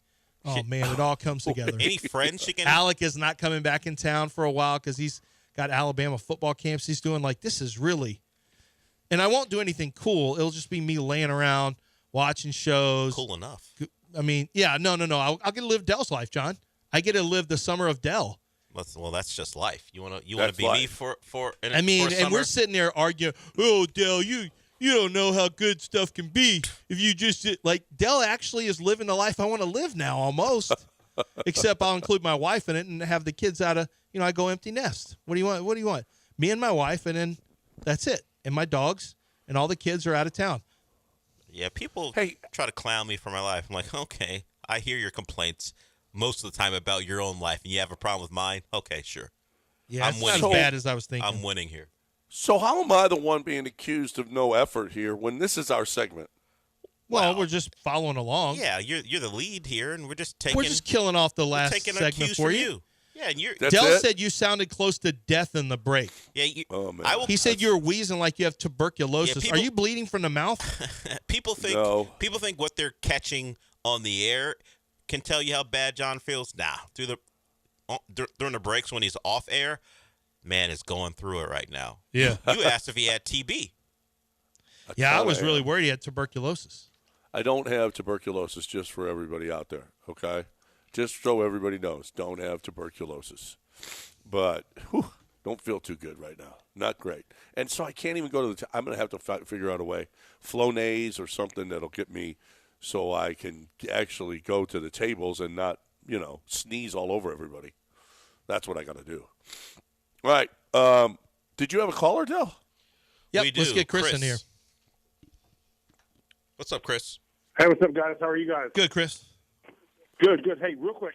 So the coaching carousel is a real deal. I was actually going to call in as David Coley on a mobile or something like that, but I decided to ask a legit question. And so, Lance, my question is, the coaching carousel, like the guy in Detroit and things like that, how much of this do you feel like is the blame of the GM and who gets drafted? I mean, that guy was there 1 year. How much is he expected to improve some of this? And then what does it look like for the next coach? I mean, can you really even trust a GM? I think GMs play a big role in this, like maybe run to the owners as a pet and say, hey, yeah, this coach sucks. We need to get another one. When really sometimes it's a draft that's really sinking some of these coaches. I don't fault Monty. He's getting $65 million, like whatever. He's going to go enjoy his life. But it does suck for some of these coaches when the GM is putting the players on the court. And sometimes it's a GM fault for making bad draft decisions. Well, okay, so hold on. I just want to ask you real quick. I know you're a Steelers fan. Are you happy with the contract for Mike Tomlin, the extension? Mike Tomlin? Yeah, aren't you a Steelers fan? Yeah, no, I'm not a Steelers fan. I hate the Steelers. Oh, I thought you talk about Steelers some. No, I don't really talk about the Steelers. But when it comes to Tomlin, he's kind of like a dinosaur. So I feel like they just keep giving him money because he had a good run, and kind of like Jeff Fisher had a good run for a while. So they're just going to keep paying the guy until he walks away, or makes a really bad decision. Yeah, thanks for the call, Chris. He's actually like every Steeler coach ever, has won at a decent rate.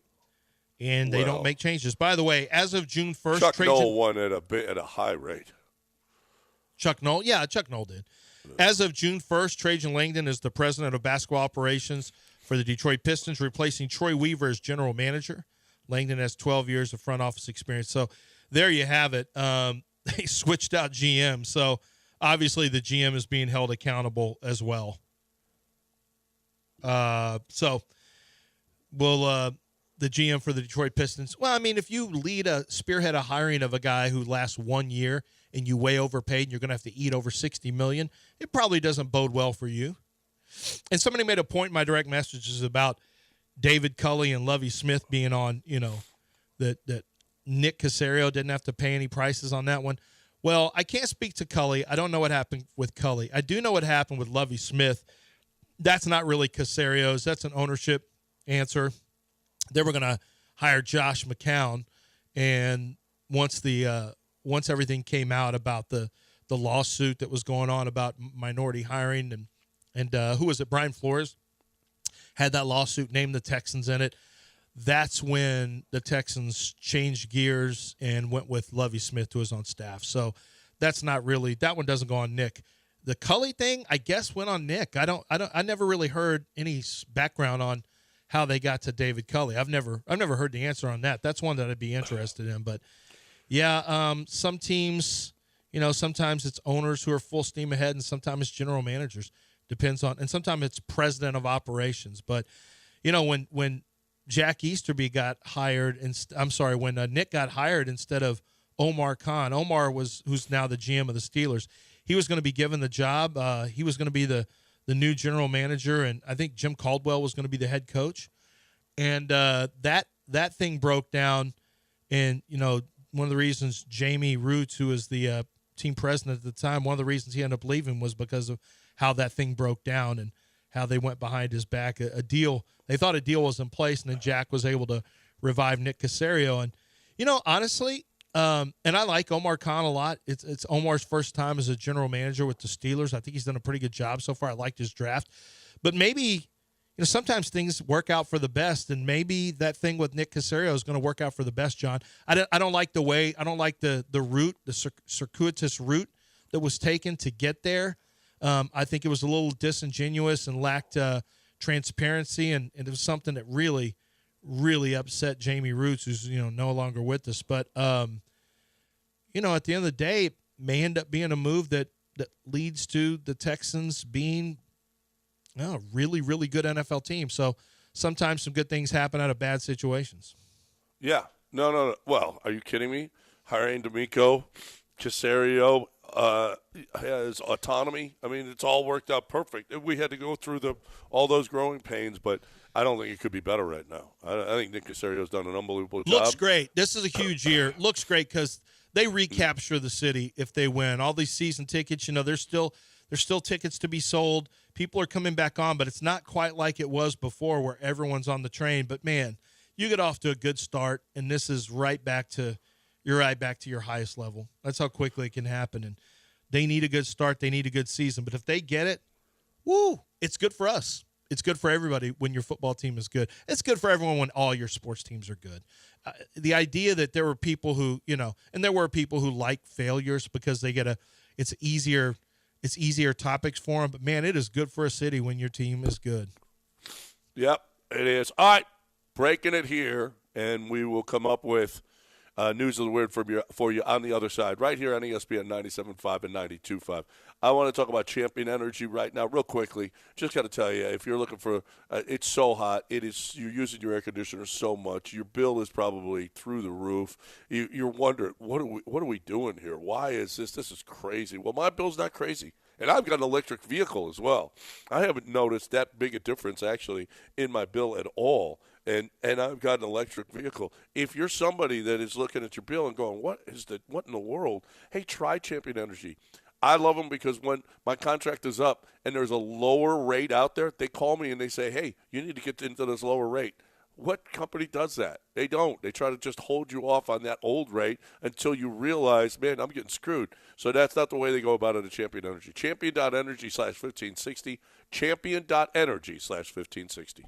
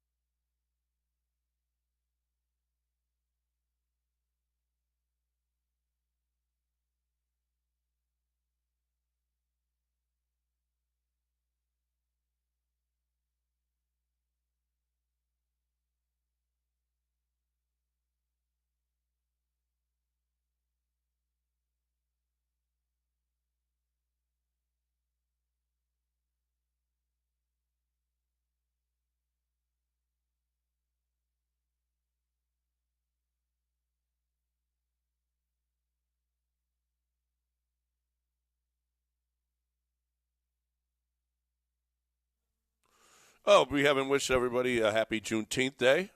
Lance, what are you doing today for Juneteenth? Taking my daughter to get allergy shots, and then probably watching. May go have some sushi. May go have some barbecue. That's a good celebration. I'll watch some Euros. Yeah, that's a good celebration. Is that Juneteenth specific? Like, is that in remembrance of Juneteenth that you're doing all that? It probably would have happened if it was June 18th also. It's just that's what's going to happen. Yeah, this was going to happen today. So you're not doing it for Juneteenth. I was told. I wasn't told, but I did read that anyone who has been previously identified as a colonizer does not have, although this is a Texas thing, that you do not have the right to do anything to celebrate or take advantage of this holiday. So I will honor that and just do what I was going to do anyway. Man, I wouldn't necessarily. I'll probably watch Dark Matter today. I'll definitely watch Presumed Innocent today. New episodes come out? Yeah, Big Wednesday today. Big Wednesday today, John. Two huge shows come out. Okay. I don't feel like I should have never started. I should have never started this when I you did. You did ask. I did. It's mine. This is on me. Yeah, no, it's time on for you. me to tell you about some news that's weird. An Aussie OnlyFans star says it doesn't matter. Did you guys know that there's a huge nationwide housing crisis in Australia? No. Well, yeah, apparently. She said it doesn't matter that she's homeless because she's hot. Would you rather have a house or be hot? Well, I feel like if you're hot, you can – that other thing's going to fall in place for you potentially. Right.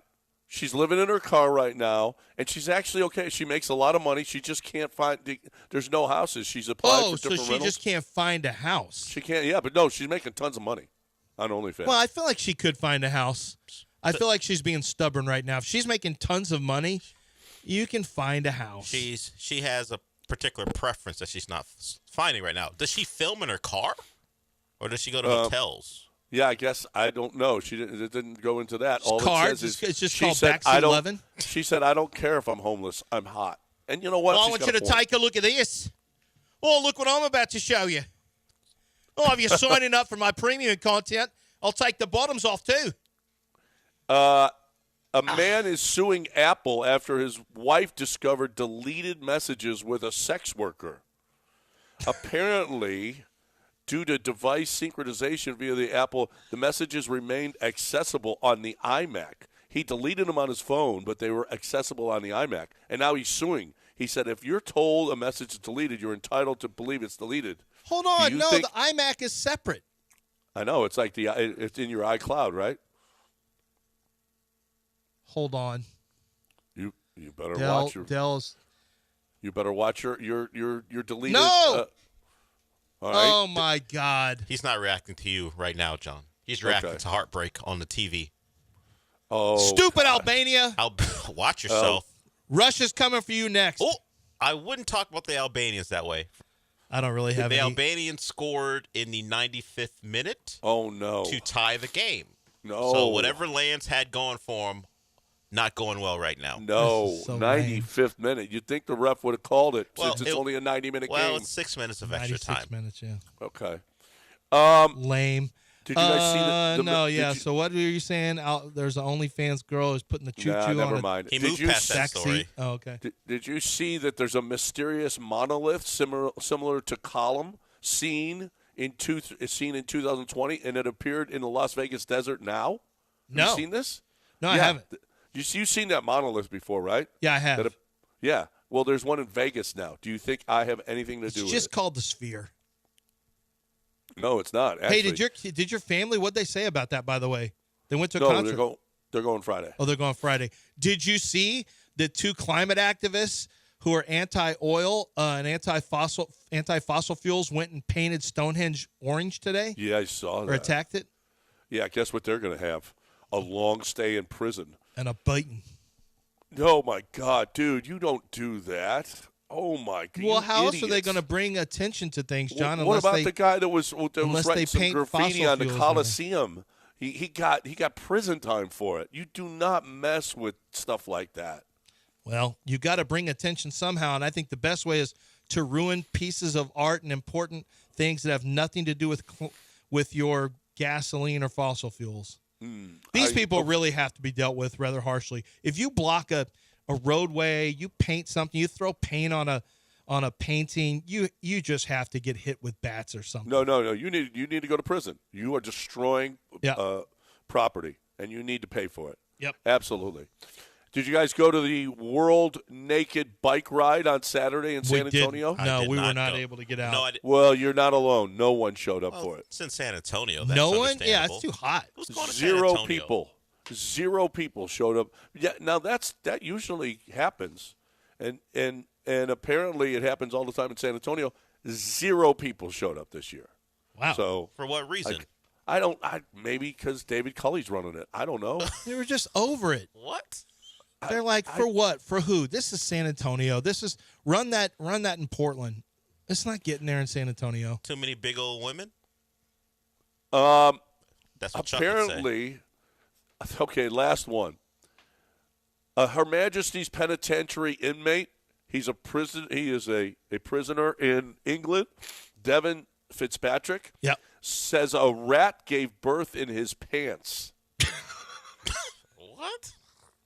He didn't know woke up, felt something moving in his crotch of his pants. When he reached down, he discovered a rat had given birth there. So the rat felt his pants were a safe place to birth its children. To birth her children, right. Would you be He complimented? said, I wasn't surprised, though. You see them coming in and out of your cell. They climb up on the tables. They climb up on the pipes. They're everywhere. I would be kind of complimented if a rat felt comfortable enough to give birth in my pants. Yeah. I'm very non-threatening animals, apparently. I do. You know where I never want to go to prison? There. Well, I don't want it to or prison anywhere, but I wouldn't want it to happen. But if a rat felt comfortable, Lance is giving the finger to the television because his bet didn't work out. It's not that. It's my Your Croatian heritage. No, it's my. He loves the crow. I lost my. He loves the emojis. No, you've got my bracket is busted. Oh, you brought. Yeah. Busted my bracket. Your Euro bracket ain't My busted. Euro bracket You don't got have busted. a Euro bracket. You losers, Croatia. You're a bunch of losers. Does this sound like a man who's Luka Modric is a loser. You're all a bunch of losers. You ain't talking like a man In this whose show, bracket I'm done is with busted. this You're stupid talking show. like a man who put some money Stupid down. Croatia. I always knew I hated them. He doesn't bet. He works for the NFL. He doesn't bet. Oh, that's I've got a you're bracket. right. He's got a bracket that's not going his way. You're right. I forgot. I've got them getting out. Well, Yes. good luck with that now. 1 point through 2 matches. That's it. All right, we're done. What else? We're done. Yeah, Mopey and Mapes are next. No, or it's Mapey and Mopes. It's Mapey and Mopes. Go ahead. Mapey and Mopes are next right here on ESPN 97.5 and 92.5. Hope you enjoyed the show. We will talk to you again tomorrow, everybody.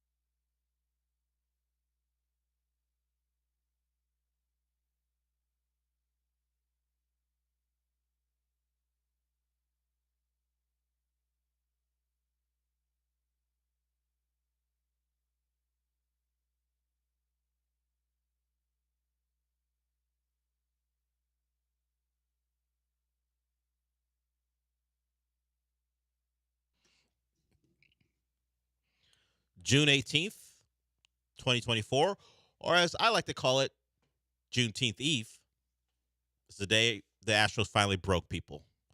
I'm going to say last night was the line of demarcation, that even the most positive Astros fans who had deluded themselves into thinking that, hey, we can get it going. We got the White Sox in, take 2 out of 3, possibly sweep.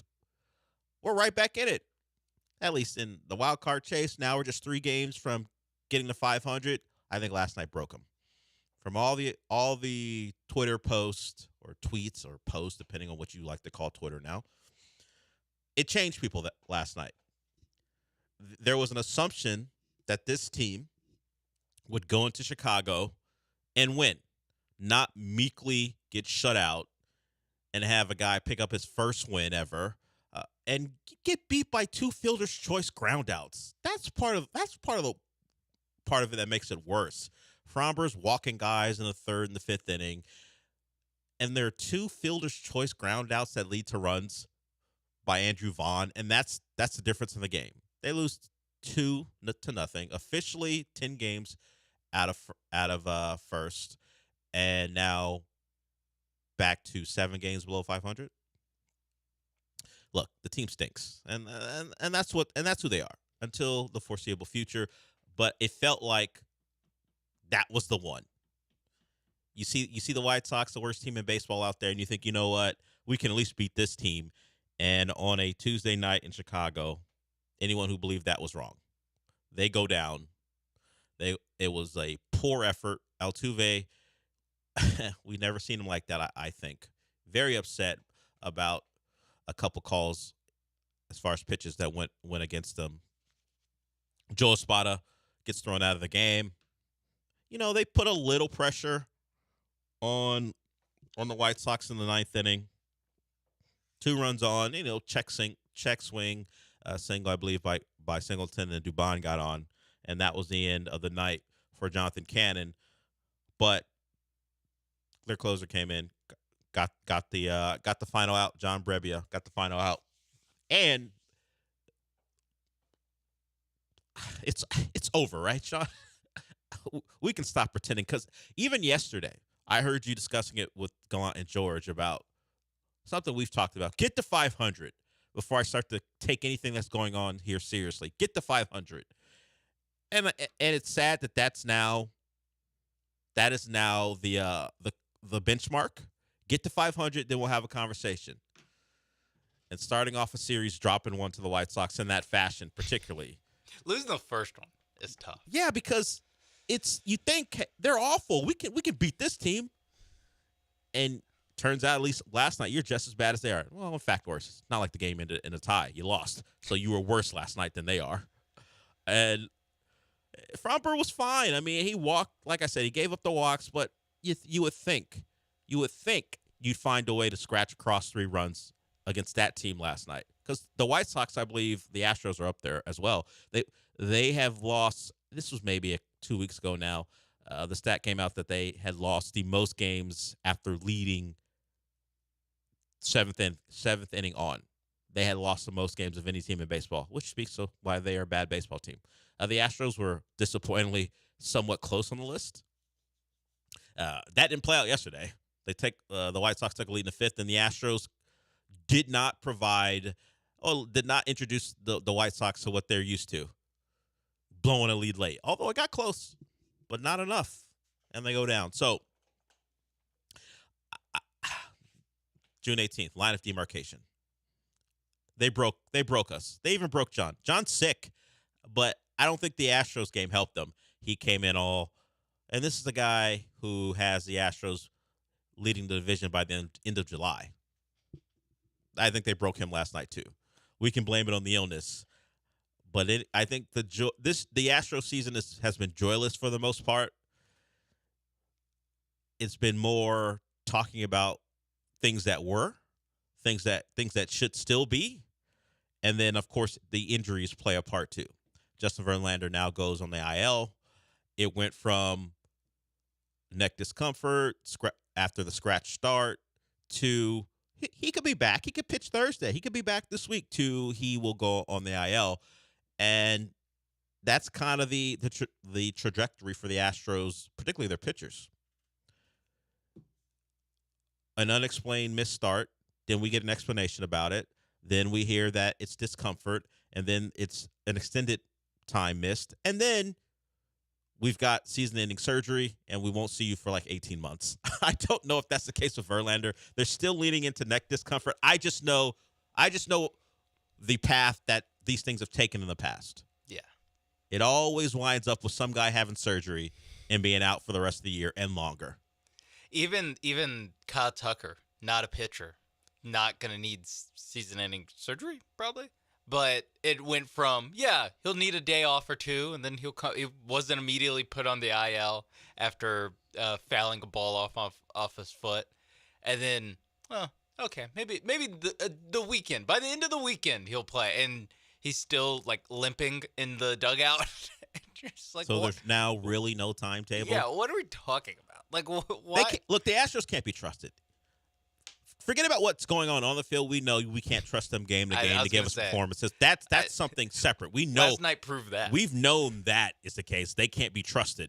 But they cannot be trusted with their injury reports. And, threads start to get pulled when your team is bad that usually get ignored when you're good. Like something like this, if the Astros were playing well, another guy that we thought would come back in a reasonable amount of times not coming back. You'd be like, you know what, who cares? The team keeps winning. We'll figure it out. But now you start to see little threads from this team, and you keep pulling.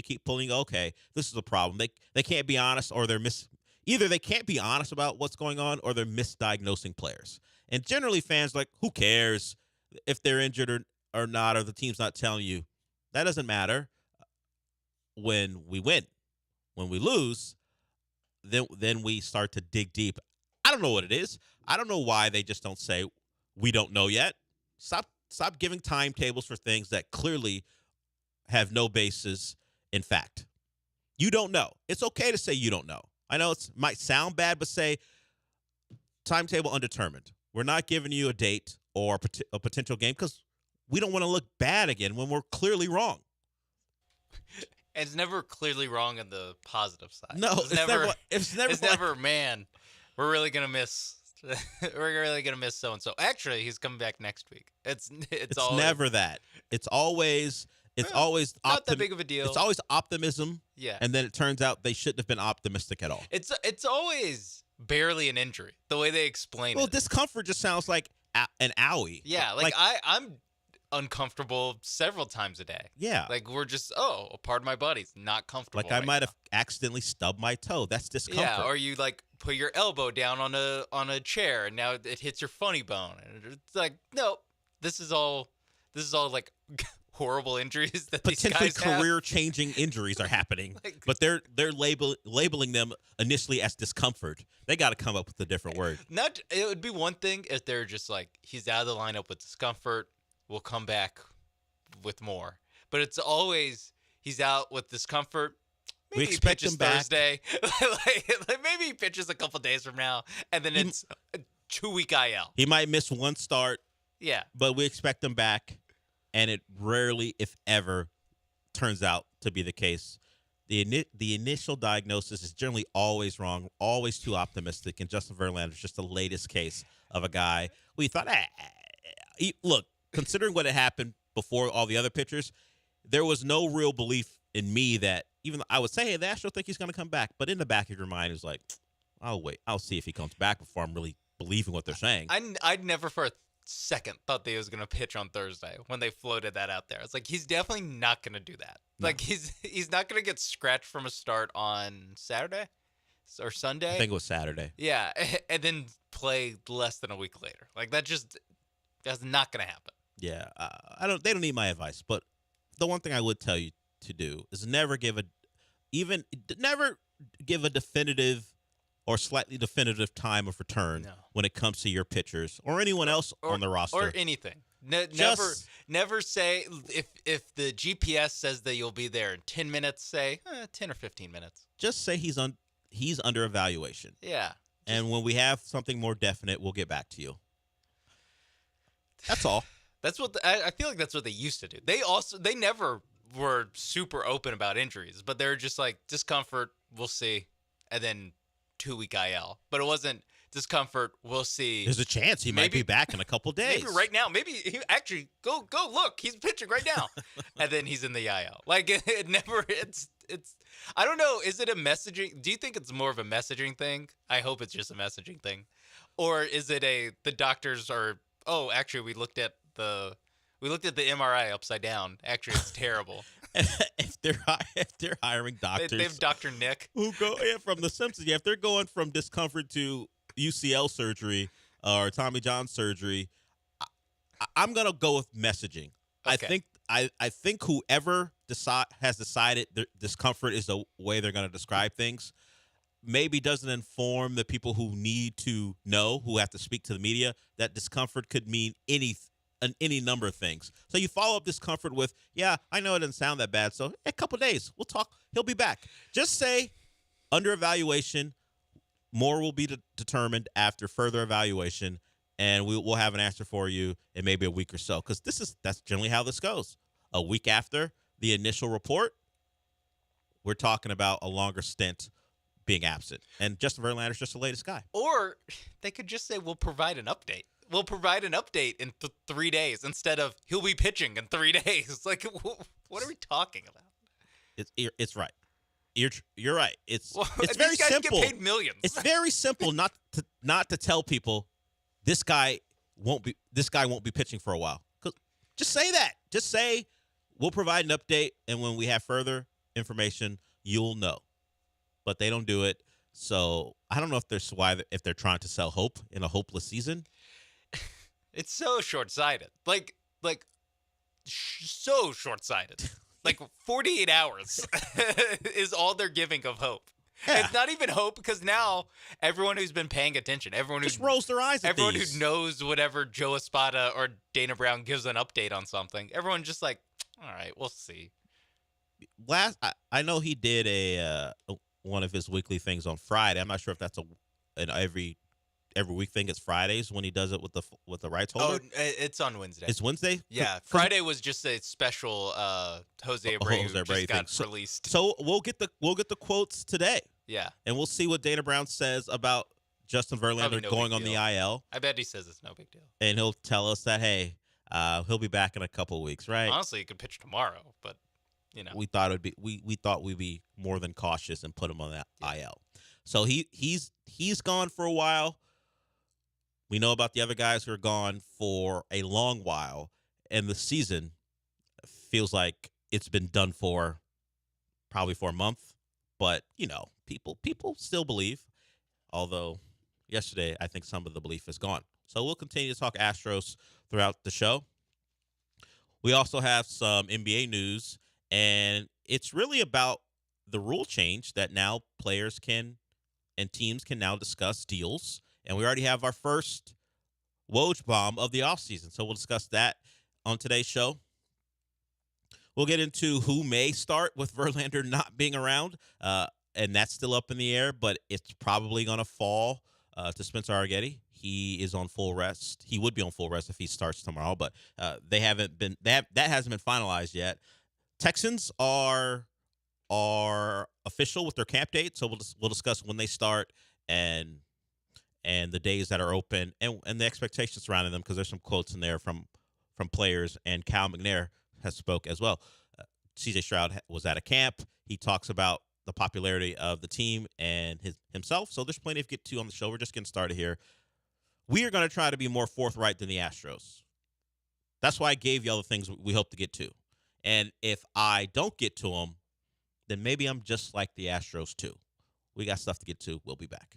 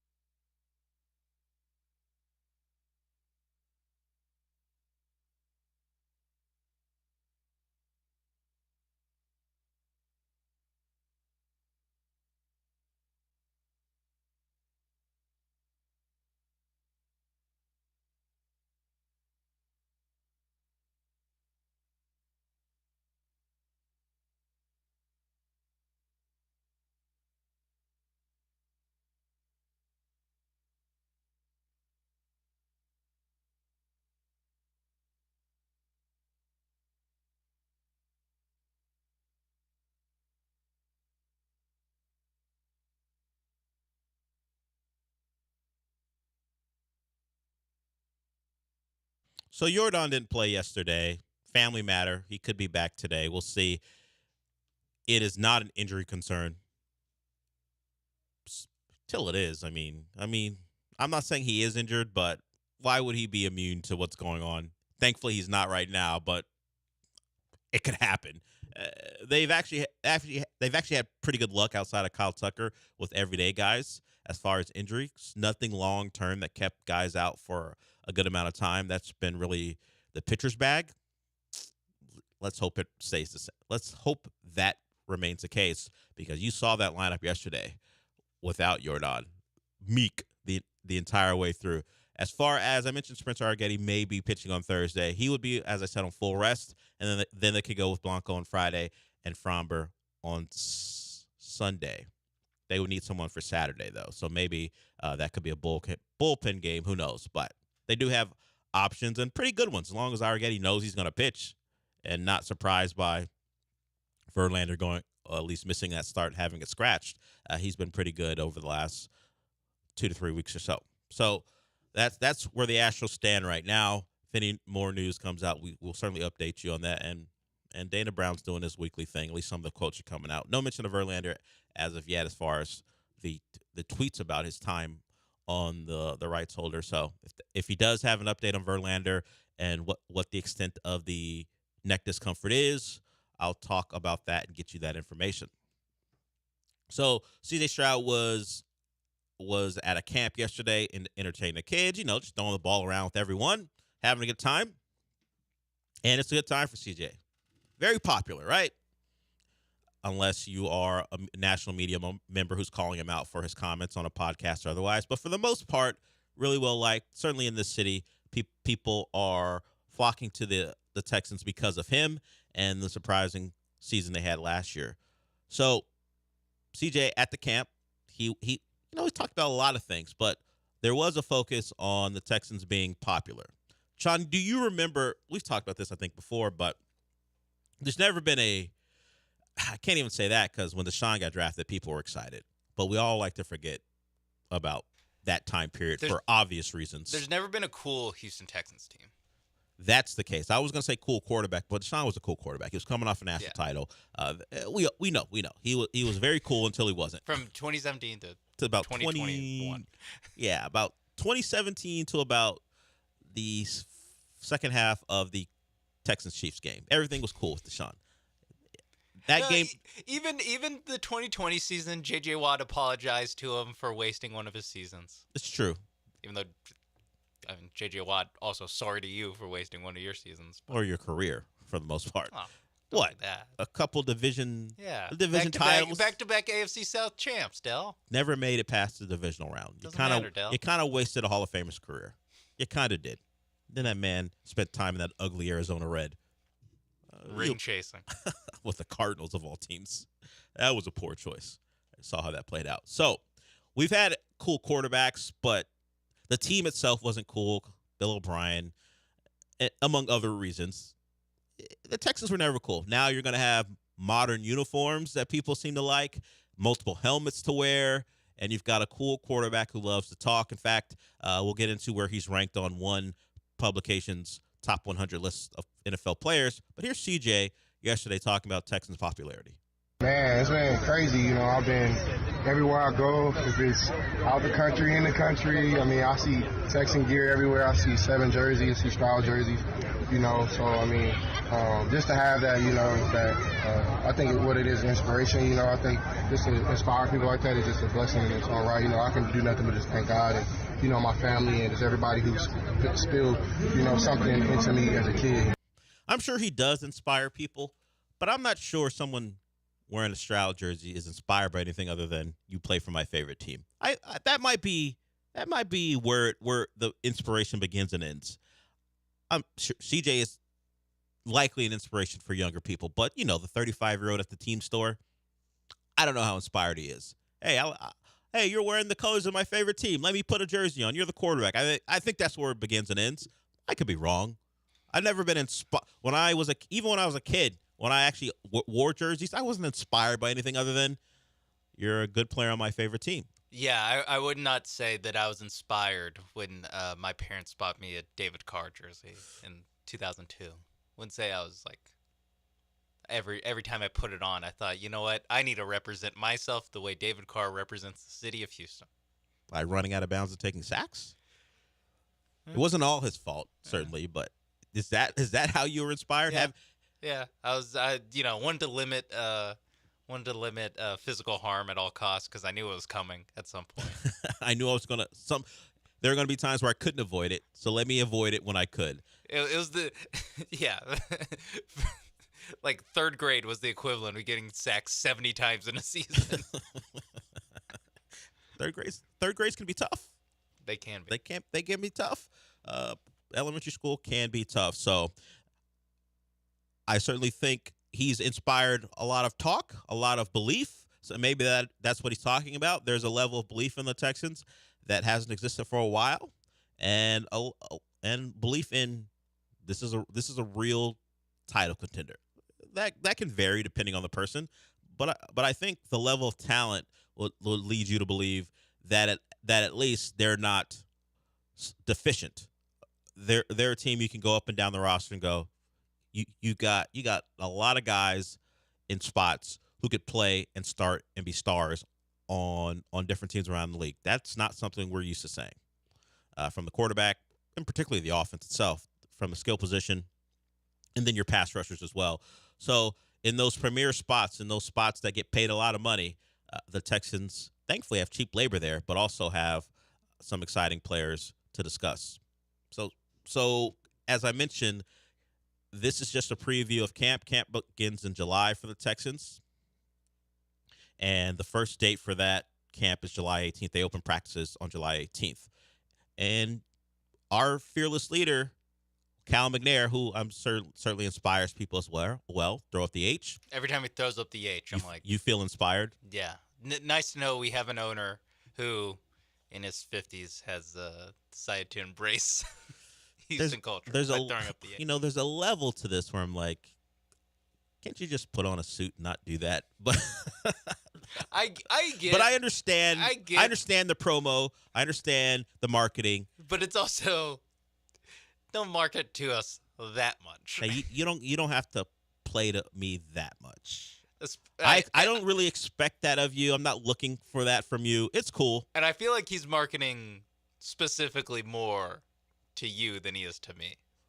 By throwing up the H. If I grew up here and I lived to throw up the H, you think there's a certain segment of the population he's marketing to throwing up the H? I think putting on a chain. Yeah. And you know what? I forgot about the chain too. Yeah, the album cover looking picture with him and the giant dog, and sending a nice car in his mansion. Yeah. There's messaging there certainly. Hey, I've noticed some things.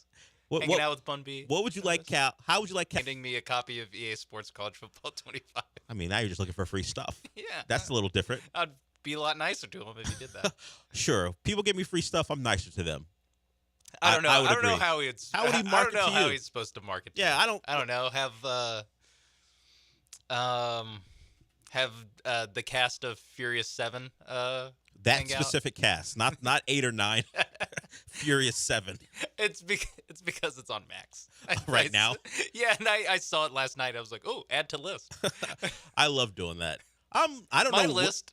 I'll never go through my list. I have everyone. I have multiple apps. I have so many things on all those lists that I'm probably never going to get to. They all leave before I can watch And the other thing is, I don't want to search for this again, so I'm just going to put it there just in case. Exactly. It's for safekeeping. Yeah, just in case I got plenty of time on a Thursday afternoon. I just picked a random day. It could be tonight, a Wednesday afternoon, and I want to watch. You know what I want to watch? I want to watch Hellboy 2. I'm going to put it in my list, just the Golden Army. That's not just a random reference. I am in the middle of watching Hellboy 2 Golden Army. So nice. I'm going to watch that. I'm going to put it on my list just for safekeeping. I can get back to it at any time. And so maybe Cal can find something that you can put on your list. And what is currently on the list is, hey, you want to give me a free copy of a video game that you have nothing to do with? But he probably can pull some strings. He would probably think you would want Madden since he's an NFL guy. Keep it. I'm right there with you. You keep that. 2K, keep that too. I'm focused on one thing and one thing only. So here's Cal as he is marketing to certain people in the city, maybe more strongly than others. This is about the entire city. These are his quotes. It's been an extremely exciting offseason for us, and we're looking forward to building on that heading into training camp. We can't wait to celebrate and connect with our fans while debuting the organization's new look. He also goes on to say we are also looking forward to honoring and celebrating Texans legend Andre Johnson through the franchise's first Hall of Fame enshrinement this August. Our ultimate goal is to win. So, yeah, that's some news. The Texans will have their first Hall of Famer. It'll be Andre Johnson. The Texans are going to be in the Hall of Fame game against the Bears. Of course, they play the Bears early in the season. You will not see anyone you really care about except for the rookies. That's how it's going to go. The Texans, because of their success, have enough established young players. They're just going to be sitting there in the uniforms, not even with pads. CJ's going to have the headset on, listen to the plays that Davis Mills and Case Keenum get, just hanging out. There's going to be a lot of that from the Texans this offseason because of how well they played last year. Yes, get ready for a lot of in-game interviews with Andre Johnson, talking about how much he loves this new, Nico Collins, and how much he loves this new era of Texans football. I don't know if they'll do a lot of hey, remember the time you beat up Cortland Finnegan? I don't know if they'll do that. That's unlikely. Tough. That is tough with Andre Johnson because there's not a lot of hey, remember the time? Yeah, he caught that touchdown against the Washington team that was named a name we don't say anymore. The Jacksonville walk-off one, but all these are walk-off touchdowns or game-winning touchdowns on noon slate games. Yeah, who else saw them? For a team that ended up maybe going 9-7. I think the Washington game, because it was on the road, it might have been a later game. But yeah, there's not a lot of big moments in big games that we're going to point to. We're just going to know that his career was another one, much like maybe you don't think J.J. Watts was, but his career was kind of it didn't fulfill his potential mostly because of lack of team success. He was a player that should have been on teams that had chances to play in big games because he was a big game type of player.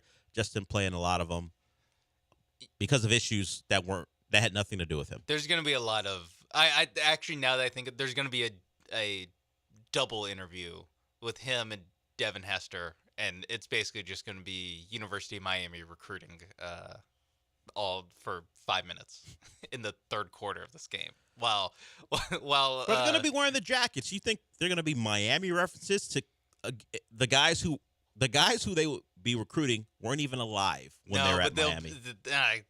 Always be recruiting. There's going to be no better year than going with my fellow Miami Hurricane, and then they'll do the U.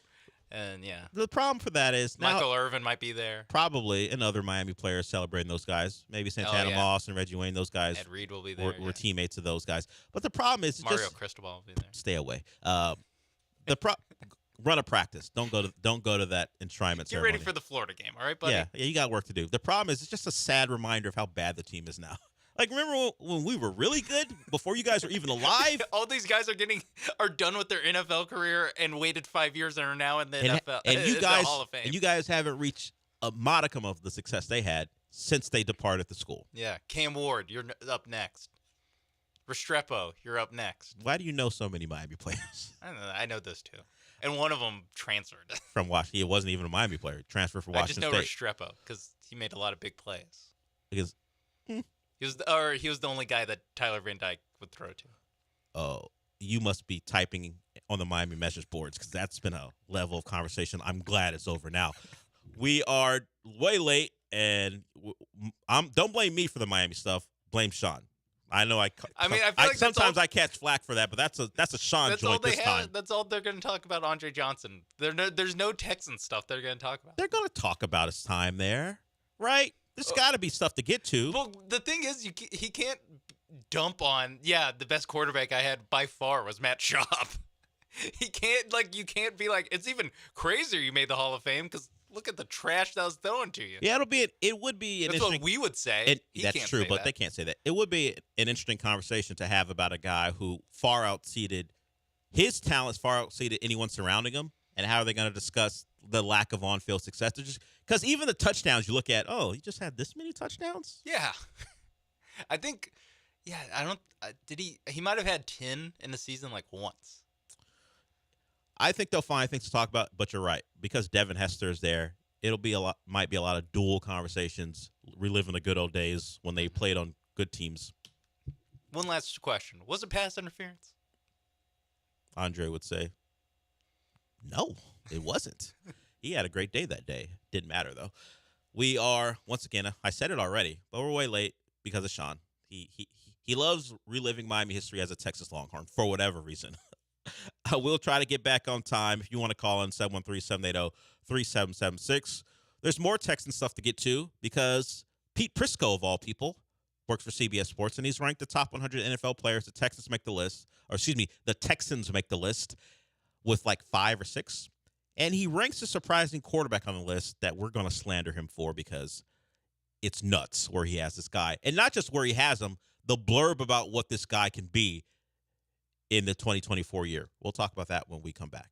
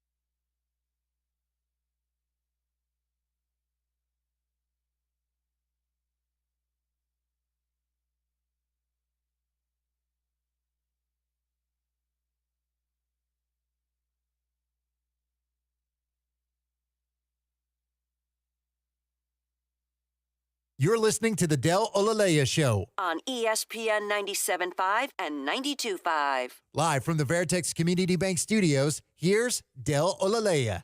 The rule is if you call in with your real name, we get to you as quickly as possible. Now, Lazy J isn't a real name, but I know it's the real Lazy J. So we will get to the Pete Prisco thing here shortly. But first, let's talk to Lazy J. What's up? Hey, Dale, what's going on, brother? Good morning, man. Good morning. Yeah, I want to get in and talk a little basketball. I guess it's what are the odds Wednesday? What are the odds that LeBron opts out, becomes a free agent, and either goes to Dallas and reunites with Kyrie, or go to Phoenix. I know Phoenix, he would have to play for the bare minimum, but maybe they could trade. I don't know, maybe Bradley Beal and maybe some other players. Maybe he can go to Phoenix. I just want to get your thoughts on that. Love the show. Appreciate it. The odds are diminished because Bronny won't work out for anyone. And we feel like that's where this is headed. In the most predictable thing that could ever be predicted, LeBron will likely play wherever his son lines up. And certainly Clutch and the James family seems to be setting it up where Bronny is isolating himself from most all the teams in the NBA so he can have a couple spots that he can choose from.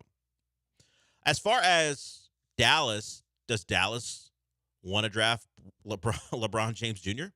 If they do, then they've got a shot. The other thing is, I know what you said about playing for the minimum.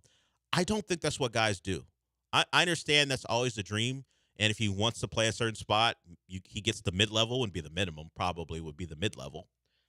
But guys like LeBron don't do it because partly the NBA PAs would say that is not what we want from our players. You are far more valuable than that. It sets a bad precedent. Go get your money.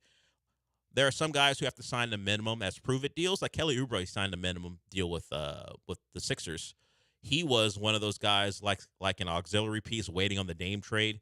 He was thought to maybe be heading to Miami on a deal, maybe like the minimum. Then they would sign him after this season to a bigger deal. But guys of that level can go sign for the minimum, even though they're worth more than that. LeBron won't do that. There's going to be a certain expectation about what he's going to sign for, and taking less money seems not logical. As far as Phoenix is concerned, they'd have to get Bradley Beal to agree to a trade. Now, it's L.A. He probably wouldn't turn down a trade to L.A. I just don't see the Lakers doing that in a trade scenario. Trading LeBron for Bradley Beal plus whatever. And Phoenix doesn't even have picks, so how do you get the correct value for LeBron James when you don't have to trade him? Bradley Beal? That's not the correct value. Yusuf Nurkic? Yeah, what would it take for the Lakers fans to... Oh, Bol. Okay, keep naming names. No, I mean that's how people on TikTok would be like, "Oh, Bol's nasty." Yeah, I've heard. Yeah, I know they would put together a minute 15 of him with music that would make it seem like Bol is him. I get it. I've seen him. Everyone has a compilation. I saw one of a 4-year-old kid coaching comp today. I mean, a compilation today of the kid of his best moments at some rec league game. Yeah, a lot of insert your least favorite coach here jokes. Yeah, that's all it was. So I know Lazy J is a big LeBron fan, and he will root for him no matter where he is, and that's his prerogative. Those two options, it's gonna take a lot to make it happen. It feels like more dreaming and off-season jersey edits than anything else. How could the Lakers, unless and LeBron won't do this because he doesn't want his reputation ruined. He wouldn't outwardly go, trade me to Phoenix. He's not going to make that public. So unless he does that, unless he does what other stars have done, I'm not playing here, trade me to Phoenix. I don't see how it happens. Yeah, because the only other way is he opts out, becomes a free agent. It takes a minimal and takes a veteran minimum. Not the veteran minimum. Mid-level. Mid-level. If he takes the mid-level from them, is LeBron James taking the mid-level?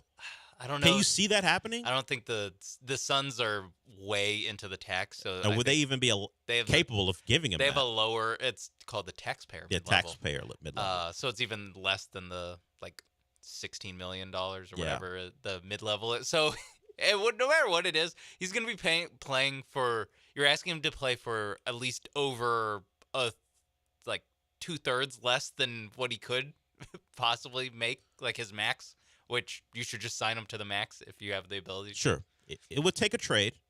Hey, Lakers, just sign him to the max. Do whatever he wants. You're not going to do anything anyway. Yeah, unless he doesn't want to be there anymore. But I don't know, staying in L.A., Bronny went to USC, so he didn't have to leave the city.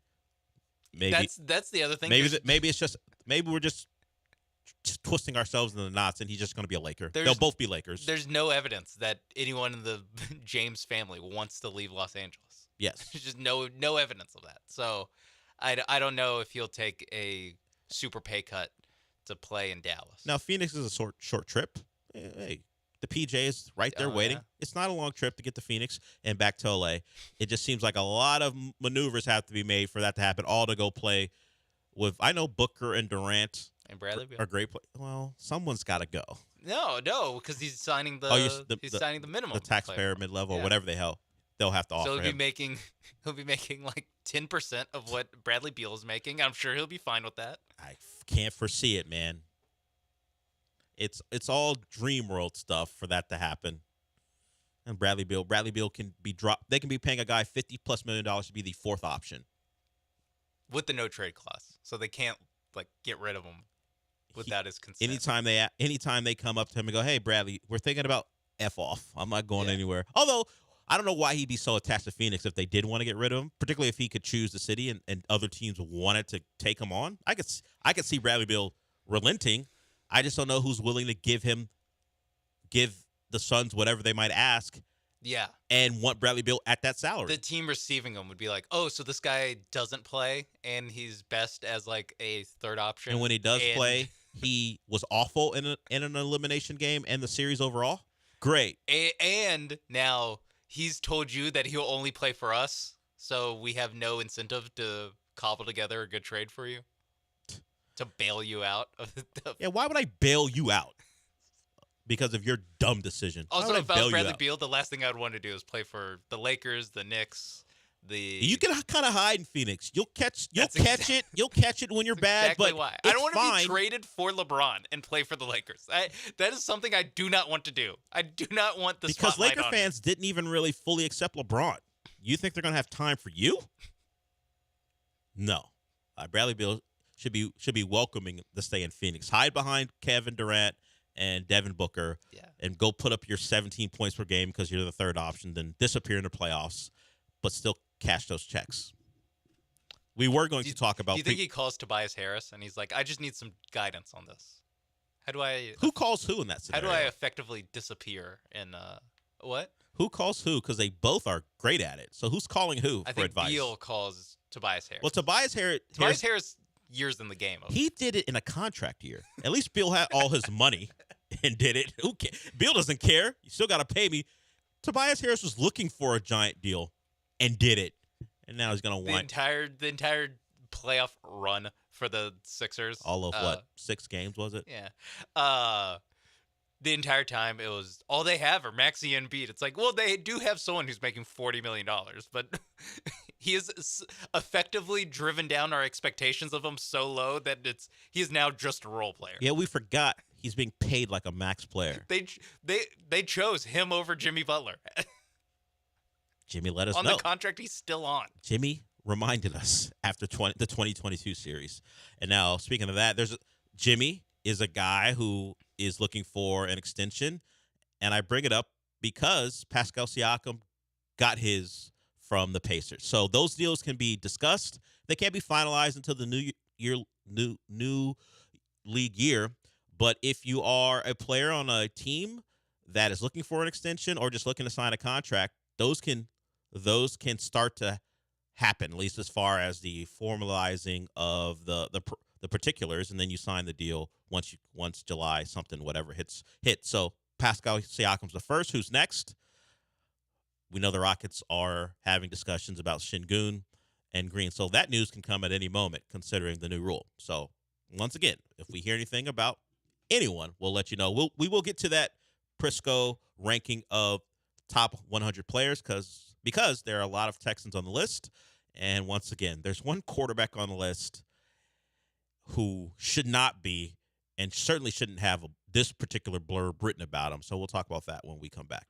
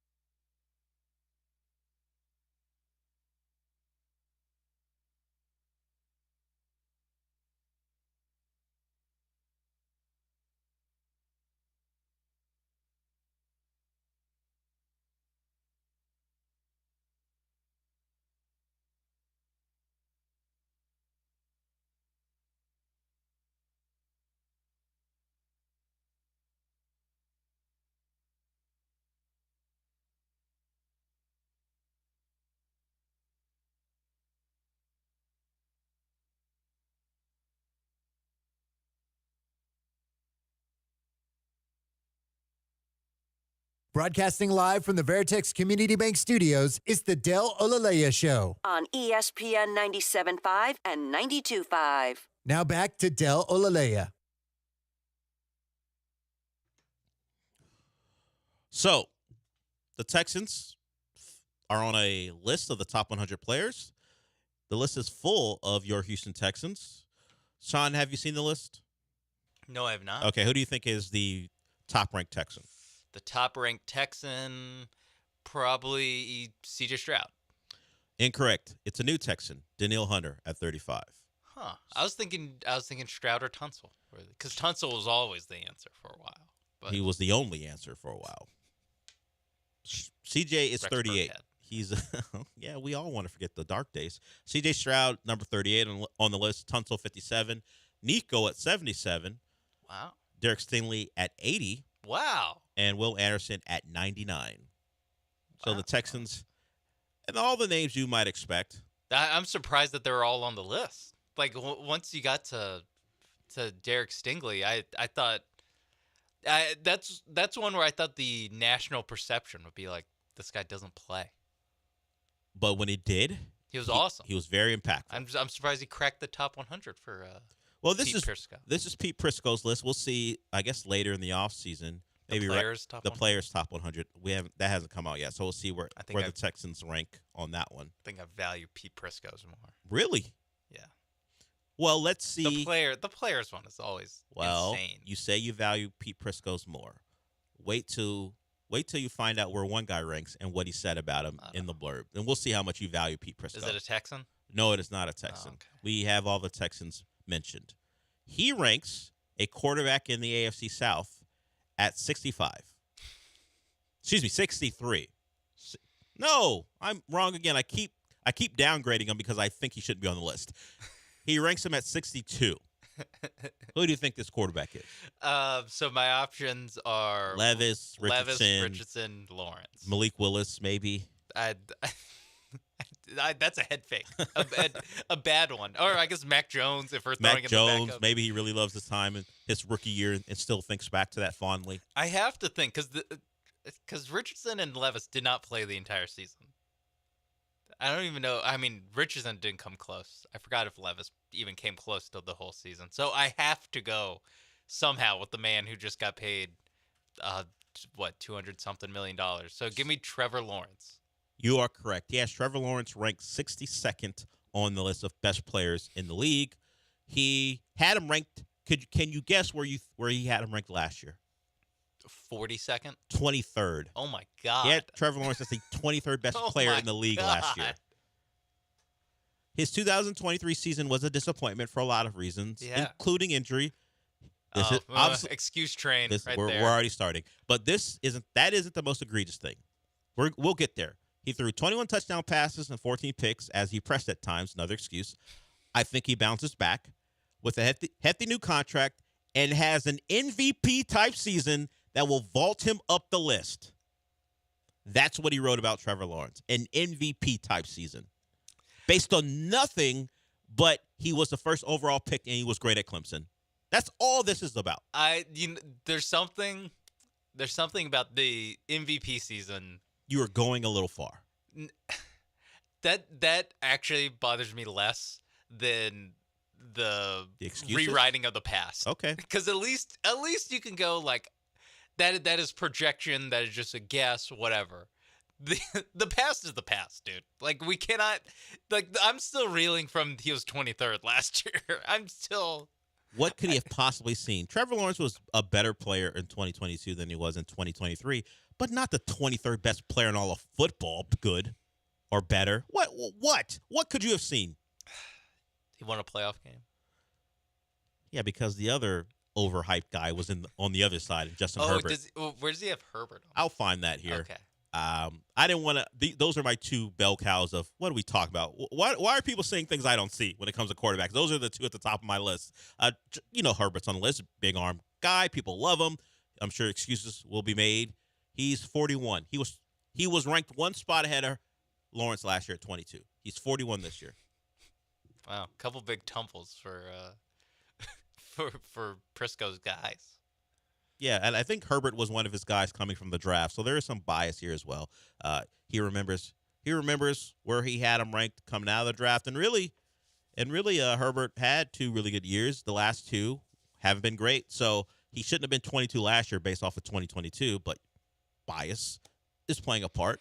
Yeah, there is a little bit of if you have 2 awesome seasons. You don't need to drop all the way into the 50s or so. But also no Diggs on this list. That's a little surprising. Yeah, Diggs certainly the back half of the year fell off because the way the Buffalo Bills were ran was different. They had a new play caller, so some of that plays a part. But yeah, no Diggs on the list. Just speaking Nico of guys is who on have the had list. a lot of good years and are just not. He was not a focal point in their offense for what the last like 9 games of the so, season, like and that, he's yeah. off the list. Gotta go. The first 10 games of the season was awesome. Yeah, but I'll keep Trevor Lawrence at 62 when he was bad. That's all. Just makes you think, right? Yeah, makes you. What's makes Pete you think. Prisco on? What's he talking about? What time is he on? Is Pete Briscoe the first ever example of AFC South bias? I can't think of Paul Kuharski's probably the first, the Tennessee guy. Okay.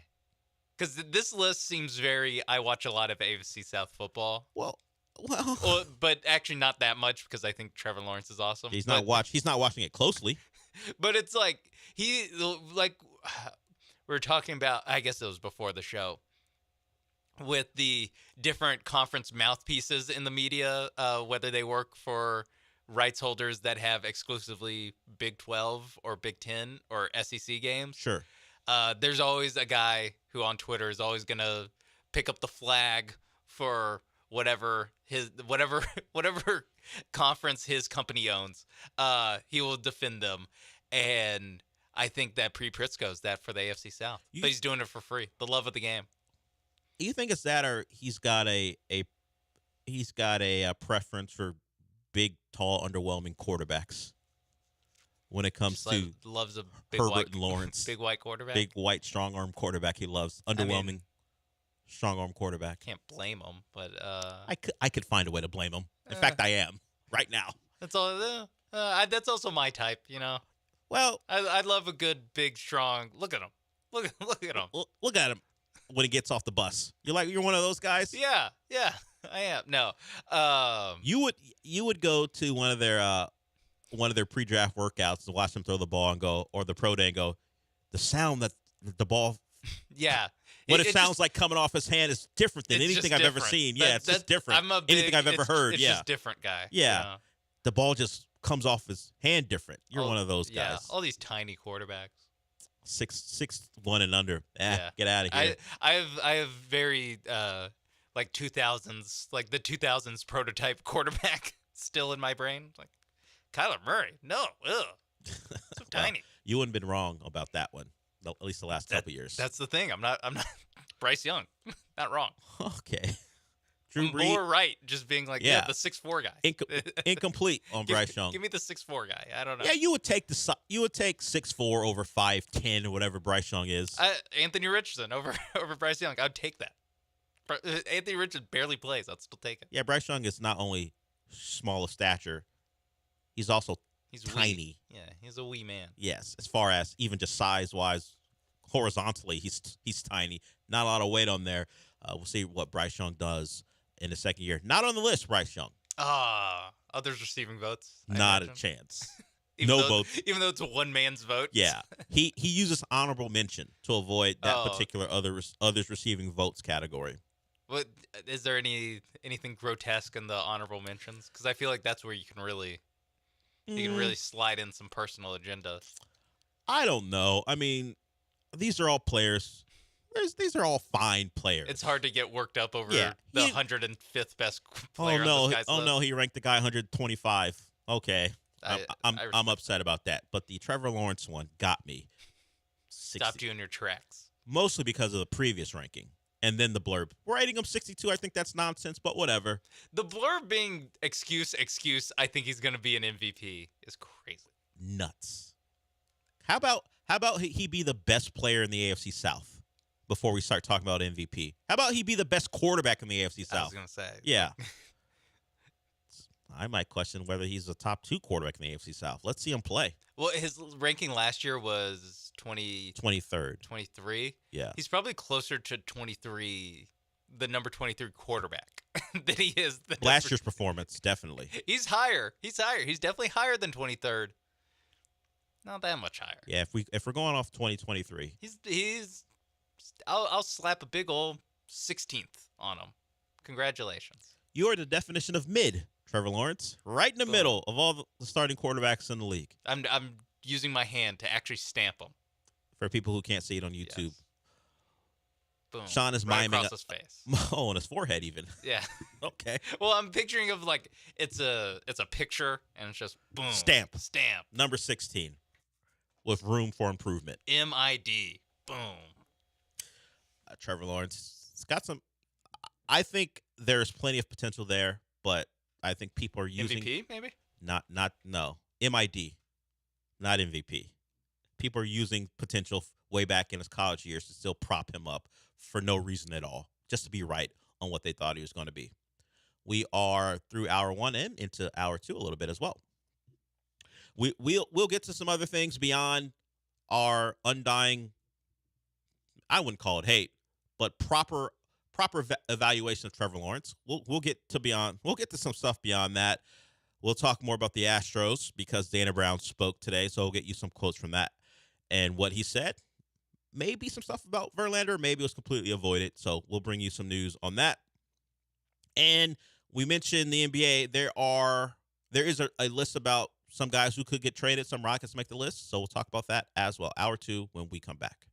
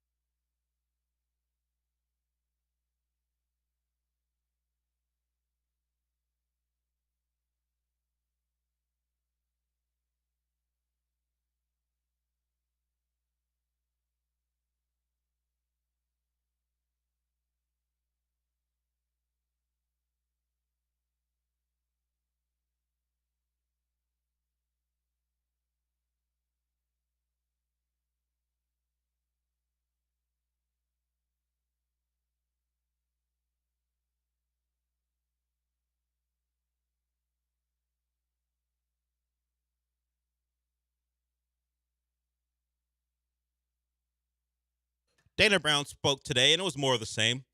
A lot about cutting the lead in half.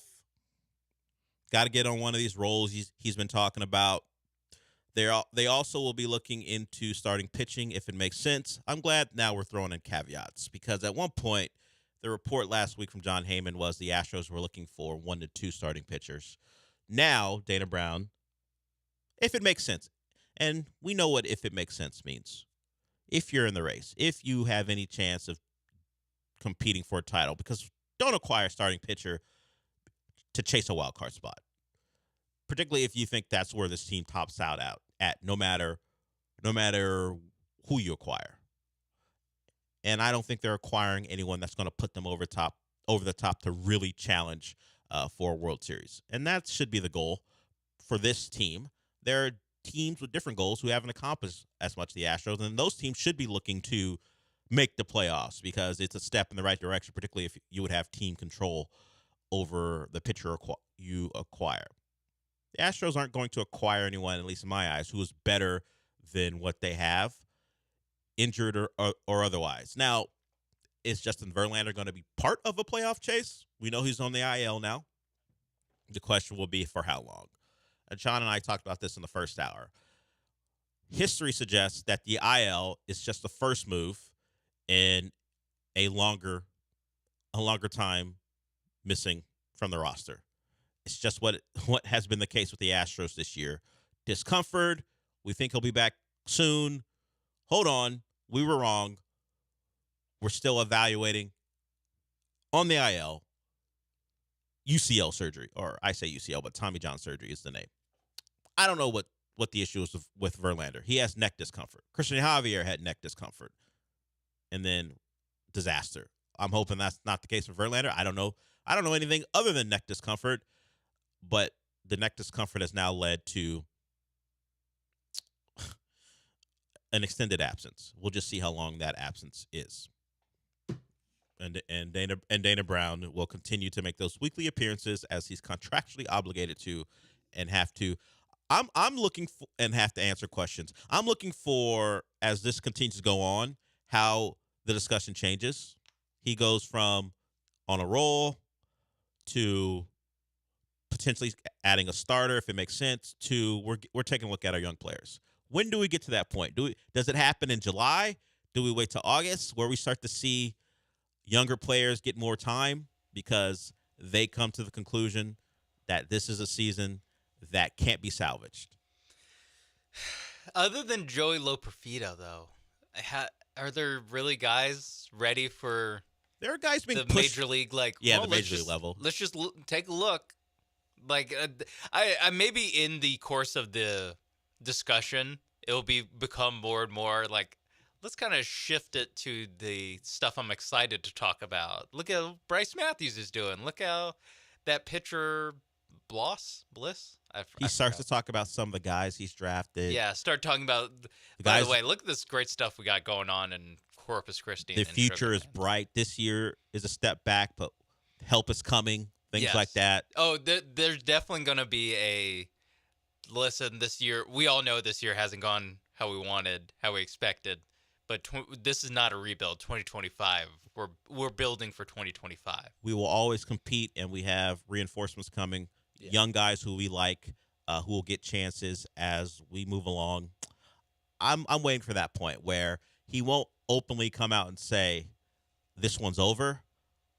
But even the question asker has to start directing things in a different way because he can't answer the same question over and over again in different ways. He's run out of ways to answer the questions about this current roster and what they're going to do. Is it a trade deadline thing? If they don't make a move at the trade deadline because the record says it doesn't make any sense, we start to talk about the future. No, because then you can still do there just weren't any trades that I felt comfortable. Okay. Yeah. But we still like our team? No good trades. Sorry. No good trades this year. But yeah, we still love the position we're at. By the way, we have McCullers and Garcia coming back. That's basically like making a trade deadline acquisition. So they'll. I think they'll make a trade. I don't know if it'll be a difference maker kind of trade though. I think it'll be I think Mancini and Christian Vasquez, not Zach Greinke and Justin Verlander. You don't think they're even trading anyone off the Major League roster? That would be something that would shake some. Oh, if shake they're us sellers. Up. Like, would they be sellers if things continue to go this way? Would Bregman be the guy who exits because they know they're not bringing him back. That would be drastic. I'm not saying it wouldn't be smart, because leave there with something. Bregman hasn't been great this year. He's been better recently, but you don't just let the guy walk if you know he's not coming back. What's the point of keeping him for a couple months for the farewell tour if you know you're not signing him? Yeah, part of the reason they never traded Correa or Springer or Cole or any of these guys on the last year of their deal. They were competing. Because titles were in question. They're going to the World Series half the time. So it never made sense to, let's recoup some value instead of letting them walk for nothing. Now they're in the position, if they don't do what Dana Brown says and cuts the lead in half by the end of July, at then that point, if there's still 9 games back in the division, that's when it starts to make sense of, take a couple dart throws on some prospects instead of having Bregman or Presley or any one of these guys just walk for nothing. Yeah, so the trade deadline is July 30th. Oh, I don't like that. I liked it always on the 31st. I know it's probably because they want it on a weekday or something. I like it on the 31st every time. You're a traditionalist. Especially in baseball. Baseball has strayed away too much from tradition. What would you like to revert back to, Sean, as far as the baseball that you grew up loving? This DH nonsense. You don't want every team. You don't want every league to have the DH. You would like to go back to national versus. Honestly, because the DH, I'm fine with the universal DH. I don't care. I'm okay not seeing a pitcher hit all the time. That's fine. I'm a fan of that too. Hey, you know what else I don't want to see? A kicker run wide receiver routes. I don't want to see it. Yes. Or, everyone says they're pitchers. You have to play the whole game. You have to hit. Well, hitters don't have to pitch. True. There's not an inning every game where they're like, now the first baseman throws a couple pitches. Like, that just doesn't happen. So I don't know why a pitcher has to hit. Anyway, I actually don't like how much interleague play there is. I like it when it's special. Would you only like interstate series? Texas versus Houston, New York versus New York. Yeah, do it when they first brought in interleague play. Yeah, no one cares about Colorado and Houston.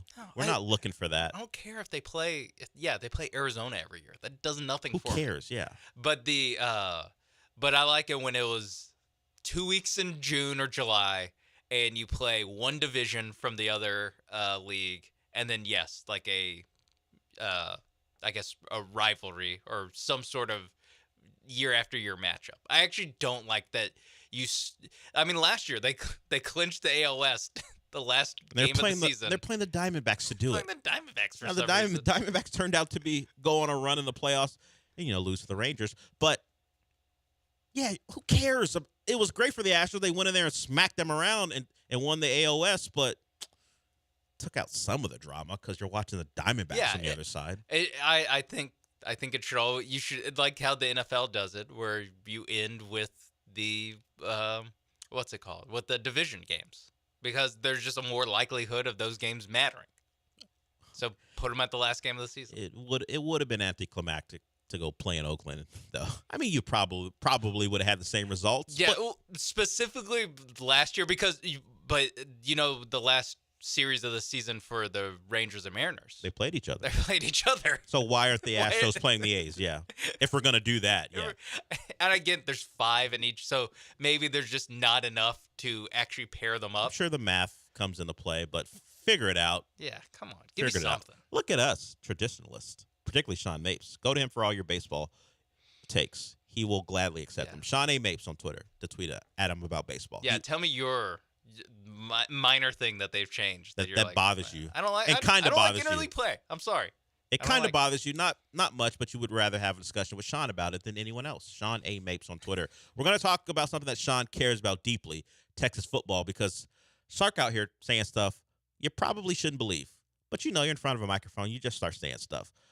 Particularly when there's a quote tweet about what Texas may have offered a new recruit, and Sark is, down talking NIL just a bit. So we'll talk about that when we come back.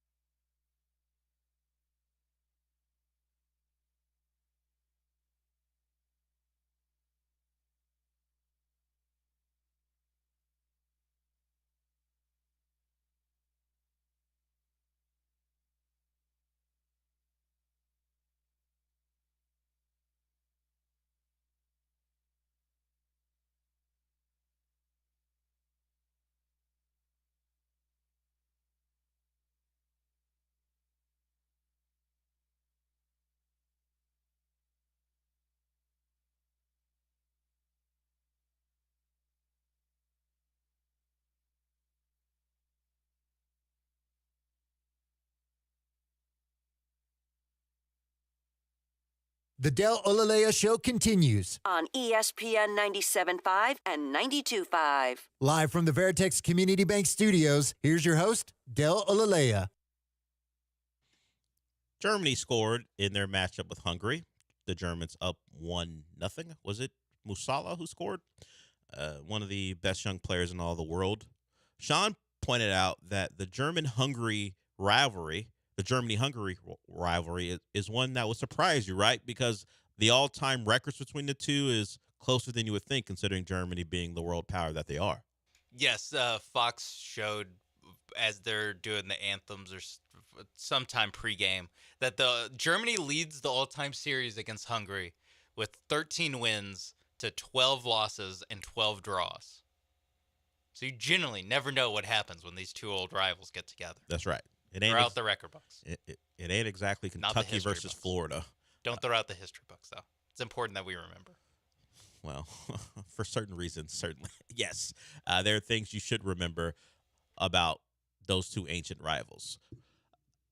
But that game's going on. There was a goal check in that, and it was ruled a good goal. So Germany up 1-0 in that one in their second group stage match.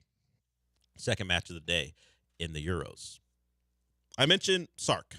Sark and Texas are big-time recruiting, have a big NIL bag to deliver to players, and it's just the way of the world. If you're at a big-time school and you're recruiting big-time athletes, NIL is going to be part of the equation when it comes to enticing that player to come to your school. Because if you're not giving him an NIL deal, the school you're recruiting against will. It's a reality. Like it or not, money plays a part. Sark was on with Joel Klatt. He of Fox Sports.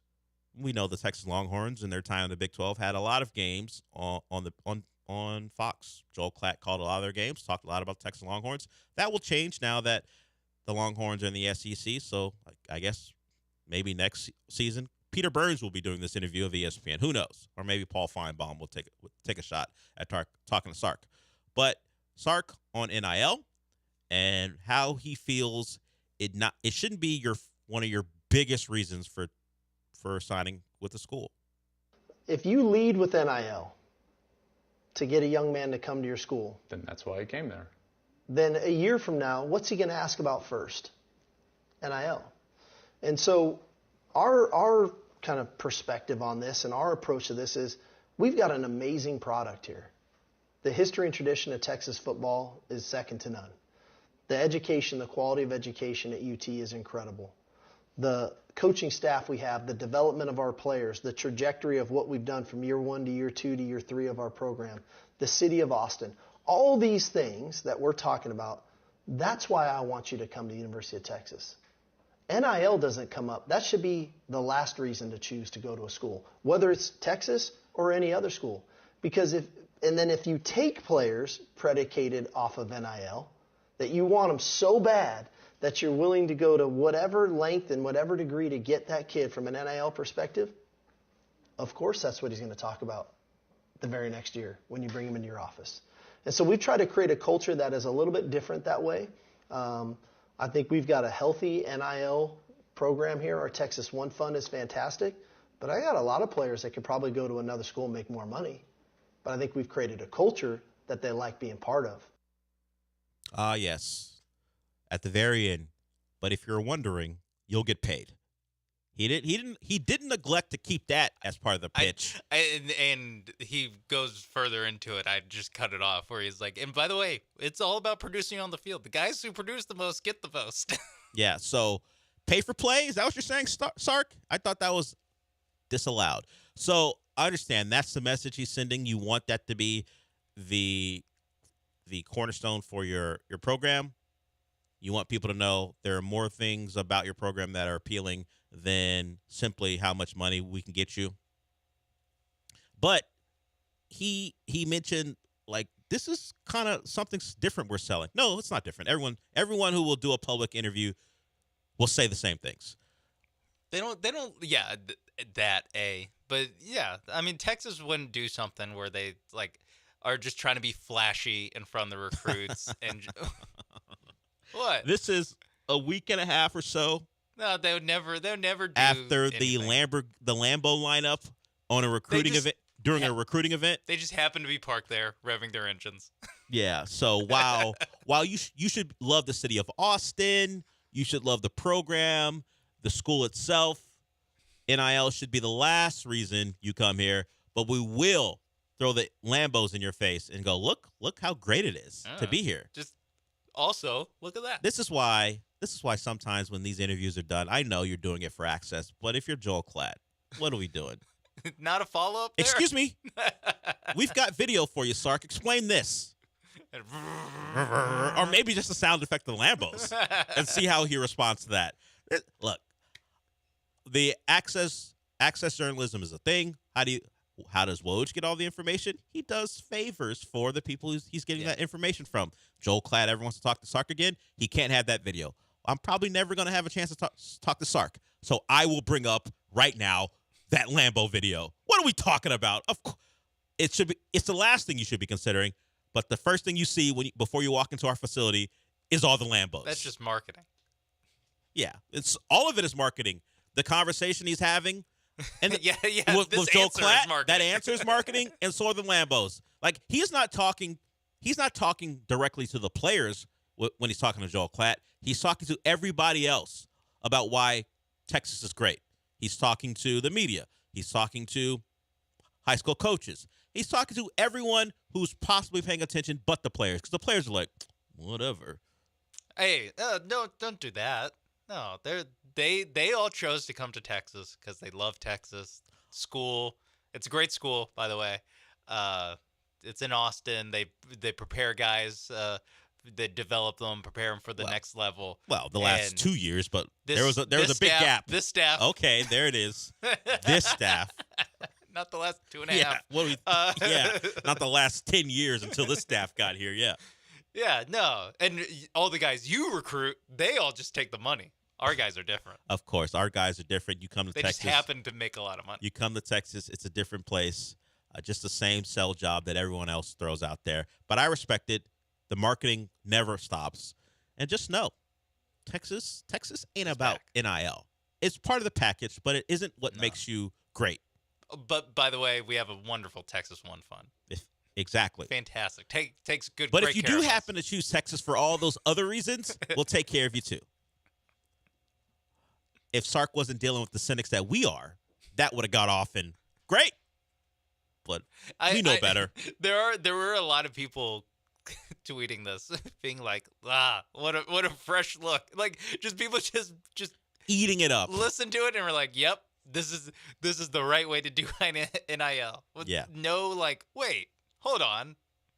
I remember a couple videos from last weekend. People are just goldfish. Don't remember nothing. If you're a college football fan, if you're listening or watching clips of Sark with Joel Klatt, you probably have seen that other video too, and you've just completely forgotten about it. Or you're a Texas honk. Sean is a Texas honk, but at least he's realistic about some things. There we go. There it is.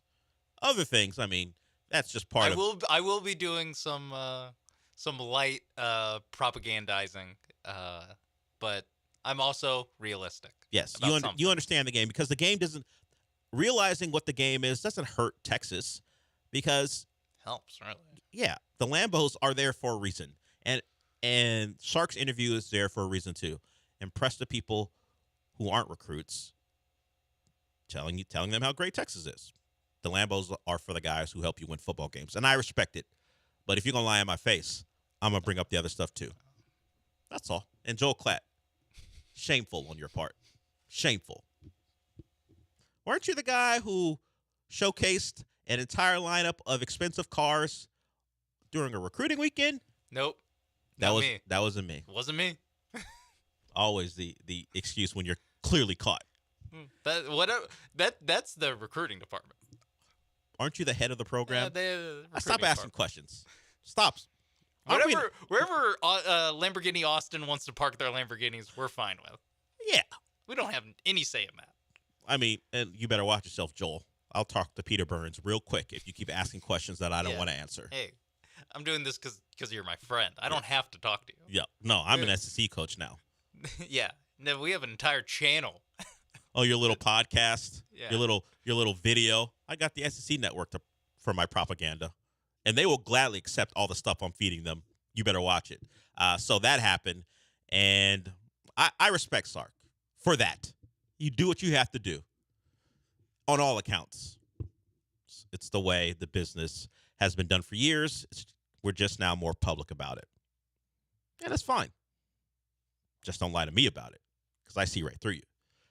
We are a couple segments away from ending the show. And if you like the Longhorns this year, maybe you like the fact that all their players are getting Lambos. You think it's going to motivate them. You can go to MyBookie to bet on them.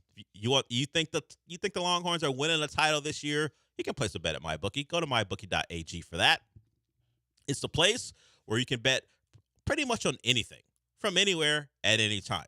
So whether it be the Longhorns for the season, or you think the Oilers are on the verge of a historic comeback against the Panthers, you can take your money and your bets to MyBookie. Just use promo code BET975 for the sign-up bonus. You can get a bonus up to $1,000 when you deposit your first couple bucks when you are signing up. Also, they have the existing customer bonus. You can use Bet975 for that as well. So they're going to hook you up no matter who you are. Also, sports betting isn't the only thing they do. If you are someone who likes cards, whether it be poker or blackjack, they have the live dealers who make the real casino experience something you can count on. The interactive quality of MyBookie is big. It's not just you looking at a screen. MyBookie provides experts, the live casino, plenty of stuff to do. Remember, bet on anything, anywhere, anytime with MyBookie. That's anything, anywhere, anytime with MyBookie.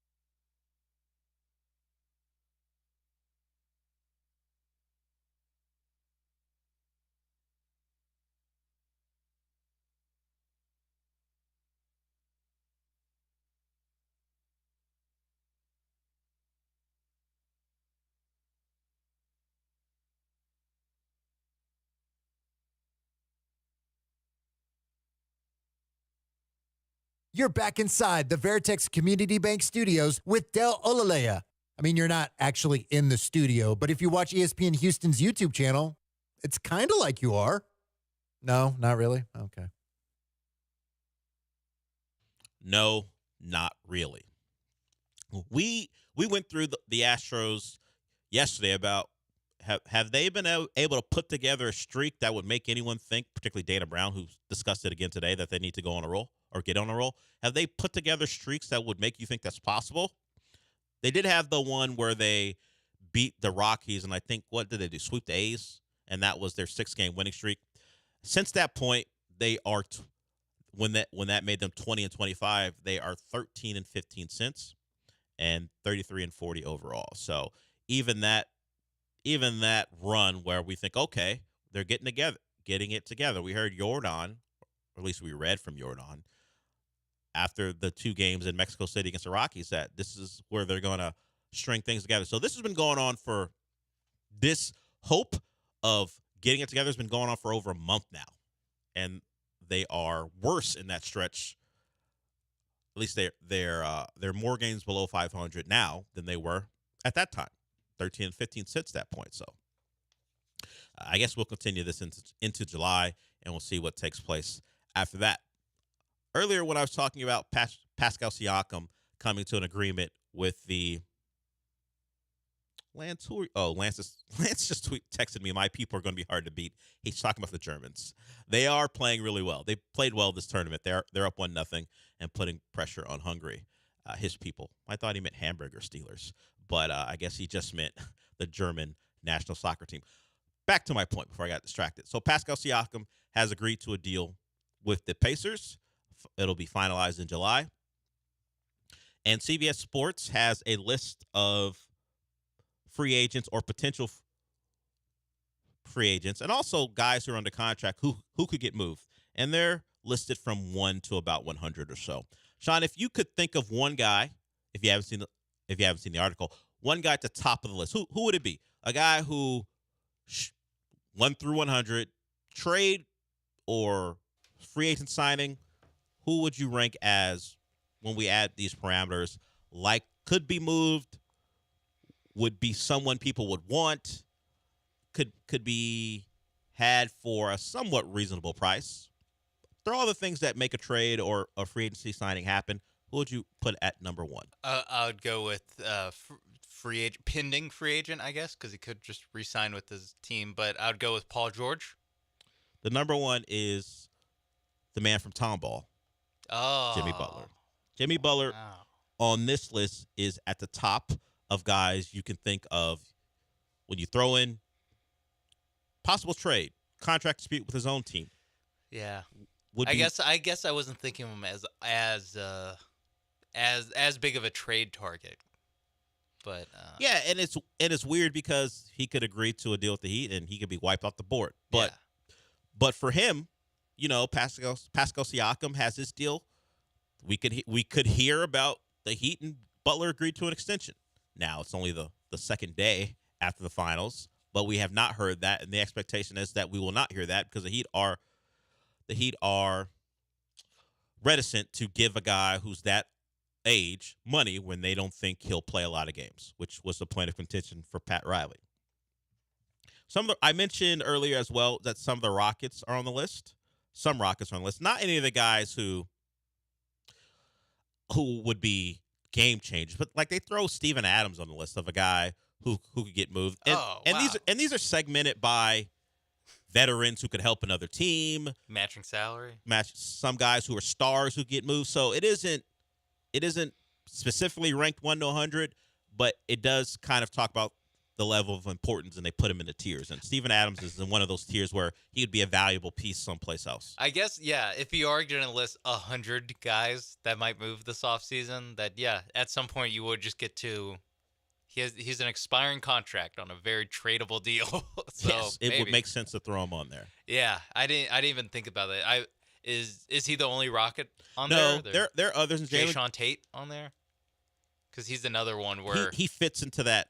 Yeah. And in fact, he kind of ranks those particular Rockets and the 75 players he ranked or listed. He is one of those guys, along with Steven Adams, that it's valuable maybe for a team, depending on the situation, could help it, and just not a guy with the spot with the Rockets. He does throw Jalen Green on the list, and that was the biggest name for Rockets. Şengün doesn't make the list. He doesn't expect Şengün to move, but he does think Jalen Green is one of those types that could be on the move if the Rockets can find a taker for him. Oh, Jeff Green's on the list too. Wow. Yeah, it's just veterans. Disrespectful. Well, is it? Jeff Green has played for a lot of teams. Why would the Rockets be his final stop? This is his home. Is it? Yes, because he played here in 2020 and decided, you know what, I have unfinished business. I'm coming home. What was the unfinished business to play for a burgeoning Hey, not even a playoff team, a burgeoning play-in team. He said, I got my ring with Denver. Now I want to go do what makes me happy, and that's playing. Play in Houston. Yep. As a backup 5 sometimes. Yep. Sometimes a 4. Yep. Jeff Green may stretch option. Maybe a very simple man if that's what he's looking for. Like, there's not a lot he needs. Just give me a couple minutes every now and again, and I'll be thrilled. So, I mean, sometimes he was playing like 20, 25, where even I was like, hey, we're doing enough. this? We're relax. Doing this why is Jabari Smith getting benched in the fourth quarter for Jeff Green? I get it. You're putting winning ahead of everything, but I'd like to see Jabari be a closer. That might be important to the future of this team. Maybe mix in a little bit of my guy Landale, I wouldn't have said that. Now, this was early in the year. We know Jabari, when they went on their run, he had a bigger say in those fourth quarters. People talk about after Şengün went down, how much better Jalen played in the month of March. Not enough people talk about how well Jock Landale started playing in the month of March. See, you had me in the first half. I thought you were going to go back to Jabari, but you went with Jock Landale. Both of them, but not enough people talk about it because they know he's not going to play minutes when Şengün is out there. He's not going to play important minutes. I just want the apology to be as loud as the disrespect. Well, you better go sift through Rockets Twitter then, because it ain't going to happen on any normal place. You better. I'm sure there are Landale truthers out there. We probably haven't said the name Jock Landale for 2 months. I don't know, since March. It might have been the last time we said it. Yeah. When he was, like you said, was playing pretty well for a team fighting for a play-in spot. But since that point, he's been out of the Rockets' consciousness, at least Rockets fans' consciousness. Do you think Lance has finally stopped calling him Londale, or no? It's still Londale. I don't think so. He hasn't played well enough to have Lance. No, he's learn too his busy name. texting me awful things right now. I can't even say what he said about this German team on the show. I have to tell you during the break. You'll laugh, and other people would laugh too. But I can't put my boy in that type of Reading situation. It out of context, yeah. No, in context, out of context, it doesn't matter. It doesn't matter when I read it. That's how bad it is. I mean, I would laugh at it because, and you would too. That's just our personalities. But considering the public airwaves, I'm going to keep that to myself. Germany's up 1-0 heading to the half as they've been dominating Hungary in one of those rivalries where you never know. And I'm not making that up. These teams have played a lot of matches, and it's been a close one as far as wins and losses. So we got one more segment to go here. And we'll wrap it up. Gallant and George will follow me, and then obviously the Killer Bees after them. So we'll be back.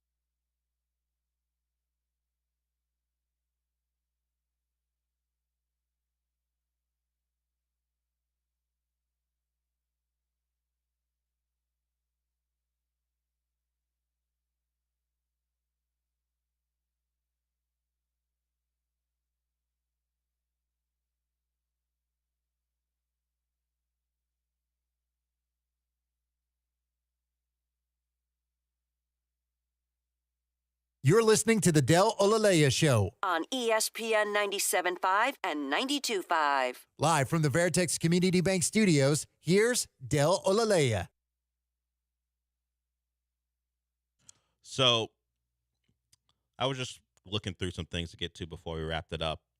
And you know what makes up the Steelers quarterback room, right? Russell Wilson, Justin Fields, and then there's a Kyle Allen in that room as well. So Omar Khan was doing an interview on a local station, 93.7 The Fan, and he said this: if you would have told me that we'd be sitting here with Russell Wilson, Justin Fields, and Kyle Allen 5 months ago, I wouldn't have believed you. And you know what? Rightfully, that makes a lot of sense. Those three guys, everything that had to happen to get those guys on the roster makes a lot of sense. Justin Fields was in Chicago. Russell Wilson had a big contract in Denver. Expecting those two to be on your roster makes sense. But when you couch it as... I would have believed Kyle Allen. Well, sure, yeah. Allen, you could career have told me he was journeyman, on yes. I would have believed that. team. Yes. But the problem with this is the headline, because damn it, Pro Football Talk. The headline is, Omar Khan, I wouldn't have believed Steelers would have this much talent in the quarterback room. That's not what he said. What he said was, I wouldn't have believed I would have had all these guys in my room. And I'm like, you know what? That makes sense. The headline makes him sound crazy. And I wouldn't believe. And now I got to blame Pro Football Talk for the setup, because if I'm looking through this interview, he said nothing of the kind. Now, of course, he says all the things about I'm excited, blah, blah, blah. But he never said, I wouldn't have believed we'd have this much talent in the quarterback room. I was going to rip Omar Khan. Now I just rip a guy I like to rip, Mike Florio. He doesn't write the headline, but still. Yeah. No, that's pretty tough. Yeah, what are we doing? That's not what the man said, because no one would say that about that quarterback room. Because really, for both guys, I can't believe that Justin Fields got traded for nothing, and I can't believe that Russell Wilson is on the minimum. Like that's how they have both. Is that both markets were so much lower than we thought. That hey, I don't know. That they did that twice. They're like, let's just have a dart throw twice. Yeah, and two distressed assets. Maybe this guy has something left. And Kyle Allen. And he's better than Kenny Pickett. Is I think maybe the bar that they're trying to jump over. He's better than that guy. At the very least, one of these guys is going to just be different than Kenny Pickett. Yeah, and they bring in Arthur Smith. They don't need to be that much better. Just be different. They have a new OC, so the Steelers will, at least in their eyes, be a different offense, and technically they will be. Will they be more productive? We'll see, because there's a report out that Justin Fields is struggling, and that's just one person's take on it. But he's struggling with timing and accuracy, which is part of the Justin Fields experience on the NFL level. So it's not surprising if that's what's happening, but it is just one person's opinion. Anything on Kyle Allen? Just turn no heads. No one's really talking about Kyle Allen in that way. Kyle Allen, it's like being back at Texas A&M in 2015 with Kyler Murray and myself. And how are both these guys going to see the field? No. Well, they both saw the field because the other wasn't any good. So they fluctuated between seeing the field. Kevin Solomon, I wouldn't believe I had this much talent on them. The thought, well, at that time, you could actually say that, and people would, you know what, you're right. Amazing high school talent. How is that going to play out? One guy is going to keep the other off the field. Not true. Not good enough to keep the other guy off the field. And then the reverse happened. I can't believe how much Kyler Murray's dad is calling my phone. Okay. Sometimes you have to take that when it comes to bringing in elite talent. You have to deal with the extracurriculars. And was it worth it? Was it worth it, Aggies? Not for them, no. It was worth it for Oklahoma. For Lincoln Riley, it was worth it. Definitely.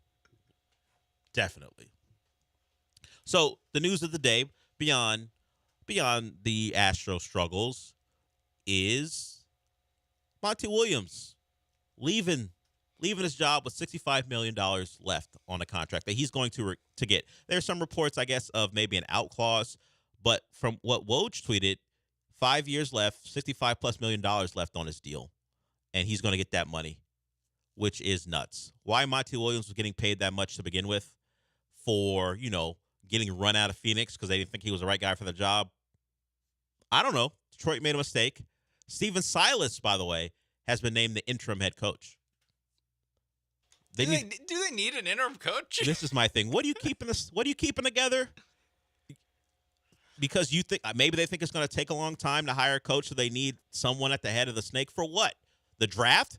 Steven Silas has nothing to do with the draft, so why do you need him? To be there for workouts? Also, I'm not sure if I want Steven Silas running my draft. He's definitely not running the draft. I don't want him having a voice in the room for my draft. Yeah. I don't want him to start a sentence, in Houston, what we did was. No, I don't want him to start a sentence with "I think," because Steven, you're here because we don't have a coach.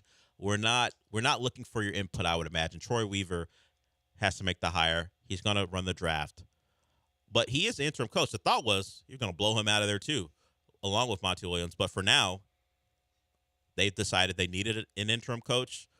I don't know why. Troy Weaver can run the workouts. The scouts can run the workouts. But I guess they need someone to, I don't know, greet the players when they're there. I guess. To have a whistle while they're working out. I don't know if they make the interim head coach run the drills. Oh, okay. I don't know. Maybe the G League coach does. I'm not sure. Well, I imagine like an assistant coach would. That's true. And that's what Steven Silas was now this morning. He's been elevated to a guy who sits in the chair and watches the workouts. He doesn't have to run them. I guess. I don't run workouts anymore. Monty Williams, how much did you say he was owed? Well, Woj in his tweet said $65+ million left on the deal. So the Detroit Pistons this year lost 68 games. So he's getting a little bit less than $1 million per loss. Not much, though. Like $900,000 per loss. It's a good deal if you can take it. 68 losses. It's crazy. And they got screwed out of a pick. Like, they dropped in the draft. So 68 losses. That happened. That's happened the last couple of years. Yeah, basically since they got Cade. It's the Detroit way, actually, to be awful outside of getting Cade, to be awful and get a lesser pick than what you earned, I guess, if you want to put it that way, through all your losses. So they'll have a new head coach. And I bring this up before we go. Prediction, Sean. We are now 73 games into an Astros season. Yes. Is Espada a one-year manager? Do they make a move if this continues the way it's going? Let's just say they don't make the playoffs. I don't know if they're going to be 7 games under 500. Let's say the injuries are too much. The inconsistency with the bats are too much. They don't make the playoffs. Is Espada done? Do they clean him out and start new? I think it does matter a little bit if they finish the season like 82-80, or like he finishes with a winning record, just missed the playoffs because we dug ourselves a big hole in April and in May and June. And they were a good baseball team for the second half. They just couldn't get out of their own way in the first half. I think he stays. But if it's the entire season, they paid $30 million to have Jose Abreu go away from him. I don't think they would have to pay $30 million to have Joe Espada go away from him. Yeah, the ins and outs of how much managers make, we don't really see that. And I don't know how much Espada is making per year, or what the length how much the total as far as the contract is concerned with. But I agree. And it kind of matters who pushed for him to get hired. Because if it was a Jim Crane joint, he might keep him around because that's the guy he believed in. If it was someone else, I could see Jim Crane saying, that's not my guy. But I know I hired him, but it's not a guy I was strongly for. So I would even say, even if he was his guy, that's you true. know who else was his guy? Jose Abreu. That's true. The Jose Abreu, the release, I guess, of Jose Abreu has really, like, now, really, to me, like, no one's that safe. But they tried really hard to make it work. It wasn't like, okay, this is clear that it's not going to happen. Get out of here. They tried hard. Will they give that type of effort for a spot, or will they say over 162 that was enough? Yeah, we could have fired you mid-season, I guess, but they wouldn't do that. No, they're not gonna. I would be surprised if they fired him mid-season. But I mean, they released Jose Abreu after 60-something games. There's a season before that too, where he was bad. But he was good in the playoffs for a series. He wasn't good in the playoffs. Also, he wasn't this bad last year. Sure. This is a new level bad. Well, is Espada? Not that I blame him for everything. Is Espada this year the same as Abreu bad this year? No, it's more like last year. Yeah, where it's just he leaves a lot to be desired. Yeah, but he's not terrible. And you can point to the injuries as another reason why things aren't going this way. it's a question I didn't think we would be asking about this Astro team, but it could be something that gets discussed. The future of Joe Espada, if this doesn't get turned around, are the Astros willing to make a move that quickly after hiring their guy, after telling Dusty Baker to go away? We're done for the day. Gallant and George are up next, followed by the Killer Bees. And what does that mean for us, Sean? Oh, hold on 1 second. Come on. We did it! That's right, everybody. We did it. I'll talk to you tomorrow.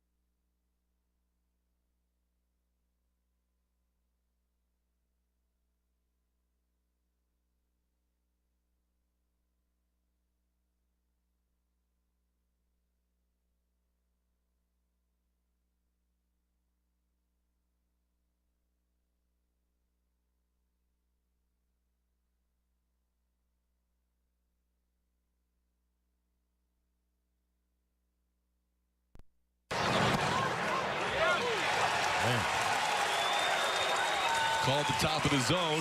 Astros don't like it out of the dugout.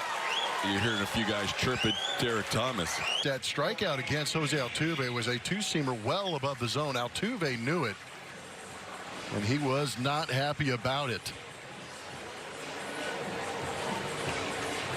Not happy about having that at bat taken away from him by Derek Thomas behind home plate. Hey, you usually don't see Altuve react that That was impressive. I guess that was impressive, seeing Jose Altuve angry. Hello and welcome aboard Gallant and George on Wednesday, June 19th, 2024. Happy Juneteenth. The Houston Astros still stink. They continue to fall away from first place in the AL West.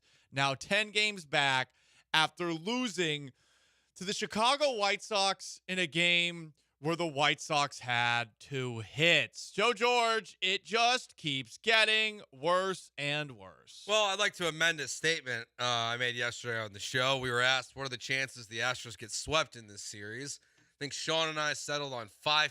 I'm going to up that to about 60%. 60. Well, Garrett Crochet's pretty good. We still don't know who's pitching for the Astros tomorrow. Still not convinced that guy's a real person. Justin Verlander's on the injured list. Yeah. So, I mean, things are great, Bob. Do we want to go through all the bad and maybe... Well, there's no good. On a scale of how many Altuves, 1 to 10, Ooh. How bad was this? The pitch that was called a strike on Jose Altuve. Very bad. I would say that was about a 9. It was one of the worst calls we've seen this year. That's anti-shorts discrimination. Yeah, I mean, look, if he called it for a tall person, so it's just not acceptable in today's culture, to be punishing someone because of their height. I'm offended personally. Yeah, they say you can't keep a little man down because they're already down. They're trying, and yet Jose Altuve found out the hard way that justice, it's still coming his way for the crimes he allegedly perpetrated against all of baseball. So Altuve got ejected. The very next inning, Framber Valdez throws a pitch that should have been a strike. And, hey, Joe Espada stood up for his guys, right? Yeah. Showed a little sass, showed a little vinegar. Mm-hmm. This is how it sounded on the call by Space City Home Network. Joe Espada sticking up for the boys in blue and orange. Altuve having a conversation with the second base umpire, saying, hey, if you're going to call that on me, you got to call it for our guy, too. That's it. Joe Espada's gone. Well, let him have it. That pitch was well within the strike zone. Altuve was saying something, and the second base umpire, Brendan Miller, told him to knock it off. And Joe Espada backing up his player. Oh, you got to. That's not a consistent strike zone from the top of the inning to the bottom of the inning.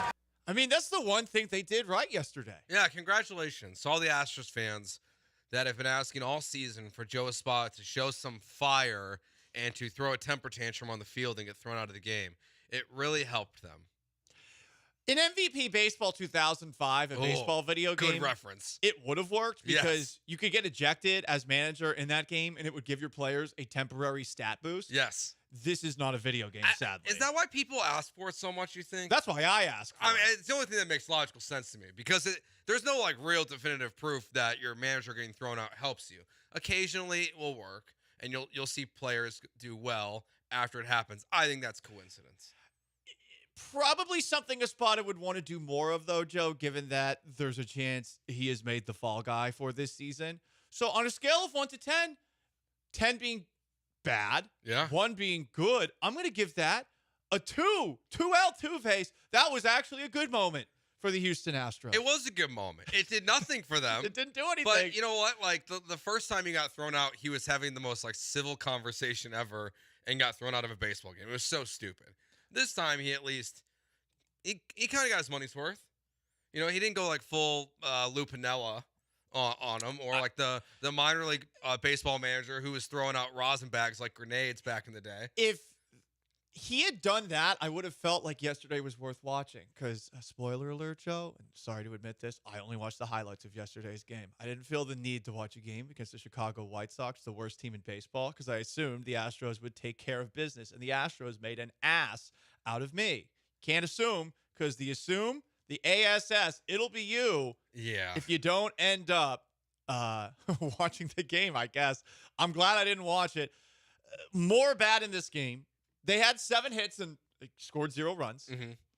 0 for 5 with runners in scoring position. 7 left on base. I mean, it's been a season-long problem. I'm giving that 10 Altuve's, Joe George. I also give that 10 Altuve's. Now Jonathan Cannon, one of the young White Sox pitchers on the mound, his last 3 games, he has given up 1 earned run. In one of those games, he didn't even start. He looks like he came in relief. But his ERA is in the mid-4s for what it's worth, and I don't care if Kyle Tucker can't play and is nowhere close to being back, or Yordan Alvarez is getting scratched after a day off for something family-related. You should be able to score runs He's a off nobody. of Jonathan Cannon. They're one of the worst teams in baseball. Worst pitching and you know teams. what? You are too. Okay? I'm done with the charade. I'm over it. They're cooked. There's still 1% of me that has hope. But that was pathetic, the whole performance. It's 10 Altuve's, 100% 10 Altuve's. Embarrassing effort by the lineup again. I'm going to say they're at rock bottom instead. I don't think we're there yet. No, this is rock bottom. You lost to the White Sox. I suppose if you lose another game in this series to the White Sox. I think you get swept by the White Sox. That's rock bottom. Well, when you hit rock bottom, I think you actually can get lower than rock bottom, right? I mean, we're talking about the absolute bottom, the absolute depths of despair. But I feel like it can get worse. But I would imagine that last night was a realization for the Houston Astros that this is rock bottom. They're 10 games out of first place in the AL West. The Rangers are doing everything they possibly can to give the Astros second place. They lost again. They've lost 5 in a row. Mm-hmm. And you're still tied for second place technically. Congratulations. 10 games back of the Seattle Mariners. At least you have the tiebreaker, I guess, of the season series against Texas thus far. More bad. How many Altuve's is this? Justin Verlander to the 15-day IL. I'm going to say 6 because they have no pitching depth, and honestly, I feel like this could be, given next discomfort led to Christian Javier being out for the year with an elbow injury. I feel like with the Astros training staff, you never know what's going to happen next. They do keep things suspenseful, at least, but 6 Altuve's, 15-day IL could very well be the rest of the year for all we know. I was gonna go 5 because I saw Jeremy tweet this about Verlander's vesting option. If he gets to 140 innings this year, the Astros would pay him $17.2, $17.5 million, something like that next season, because the Mets are paying half of it. I'm kind of at the point now where I don't know if I want Justin Verlander back next year, even if you have hope that 2025 will be better than 2024. So that's why it's right in the middle for me right now for JV. Okay. Like maybe it's a good thing he's not going to be paid $17 million by the Astros next season. Yeah. I haven't fully decided yet. I'm not fully committed to that take yet. I am pondering it of just like what is best for the Astros in 2025. Is Justin Verlander part of it? How badly should we want Justin Verlander on the 2025 Astros? I just don't know yet. Because I'm still a sucker for looking at the back of the baseball card or the lineup card for this team and seeing Yainer Diaz and Yordan Alvarez and Kyle Tucker and Jose Altuve and saying, okay, Jeremy Pena, 2025. You still have Fromber. You still have JV. You have McCullers, maybe. Garcia. Okay. All right, Dana George. I know. God. I know. That's my wife's name. I was making Dana Brown. I know. But there's still part of me that thinks that this is it's just an awful, awful season, and this is 2016 to what 2015 was for the Astros. No, it's worse than that. 2016, at the very least, they finished in 3rd place and they were above 500. This is nowhere close. This to is that. if 2020 happened in a normal season. I know. where if you finish under 500, you don't make the playoffs, and you can't salvage your way into making an ALC. That is the funniest part about the 7 straight ALCSs. Is like, well, one of them they were under 500 for the entire year, but it was only 60 games, so it's fine. Yeah. I mean, they've played more games now, and they have a worse record than they did in 2020. I feel like that's the marker of like, oh, this is an obvious step back season. Yeah, I mean, the last time they were 10 games out of first place in the division was when the season ended in 2016. So this is as bad as it's been in this run. It's 10 Altuve's bad. The most angry we've ever seen him, for sure. Is that anger going to light the Astros clubhouse out so we can have another season reset? Or are they just going to unravel? No. It's time for the players-only meeting. If there ever was a time, this is the time for the players-only meeting. It's had to have happened. And just for some reason, all the reporters don't know about it. They could have gotten it out of the way yesterday. Espada got ejected. Yeah. Just do it in the clubhouse. Do it in the dugout. Dugout, right, He's not there. exactly. I would be stunned if there hasn't been a players-only meeting yet. I need to hear about the players-only meeting. No, I think they need to leak a players-only meeting to Chandler Rome, to Brian McTaggart, to someone, because if they have had one, they did a great job hiding it, and in normal cases, that's good, that there's no leaky ships. Actually, the people need to know that you're not taking this laying down. I agree with that. But they're kind of taking it lying down. Like, they kind of are playing like they quit. Yeah. They're not. I'm just stunned that even with Tucker and Alvarez out yesterday, that against the Chicago White Sox. The White Sox stink. Exactly. I mean, they had 2 hits. Framber Valdez had 5 walks in this game. Framber sucked too. I mean, I get it. It wasn't a bad outing by Framber's standards. He didn't melt down and have a disaster inning, but he had 5 walks. There was a moment in the game where Josh Miller had to come out and calm him down, and that was right in the midst of Altuve getting angry and Espada getting ejected. Okay, cool. I mean, they only gave him 2 runs, and he needs some run support, but oy vey. I give that 2 Altuves. 2 Altuves. Framber Valdez didn't have a full mental breakdown on the mound yesterday. Yeah, it was just that's a positive. It was just merely a below standard start, not a oh my god, what is wrong with this guy start. Yeah. Shrimpo Dana says everyone's hurt. There's no one to lead the players only meeting. That's a fair point. I mean, there's still like Lance is there, Justin's there. Lance McCullers leading the players only meeting is what we need. I'm sure everyone will be really thrilled to hear about that. We definitely would have heard about it. Joey Loperfido hasn't played since Friday, by the way. So I would say that's 3 Altuves because he's not on the roster, and it's 10 Altuves that he's not on the roster because of the Astros' gross roster mismanagement. Losing to Martin Maldonado and Corey Lee and Max Stassi, so all of your catchers from the past, and Corey Julks. 0 Altuves. Happy for Martin Maldonado. I like that. That's a nice spin. He's the reason. You see those banners in left field by the Crawford boxes? That's all Martin Maldonado. I'm happy we were able to pay him back. Yeah, 0. I like Corey Lee. He was a fun interview last year. I'm happy for Corey Lee. Seems like a cool dude. Jokes. Go Cougs. Yeah. What would you rather watch? The Cougs? Another Houston Astros game or Houston Texans training camp? Because now we know when you can go watch Texans training camp. Answer that for us. 713-780-3776. It's Gallant George, ESPN 97.5 and 92.5.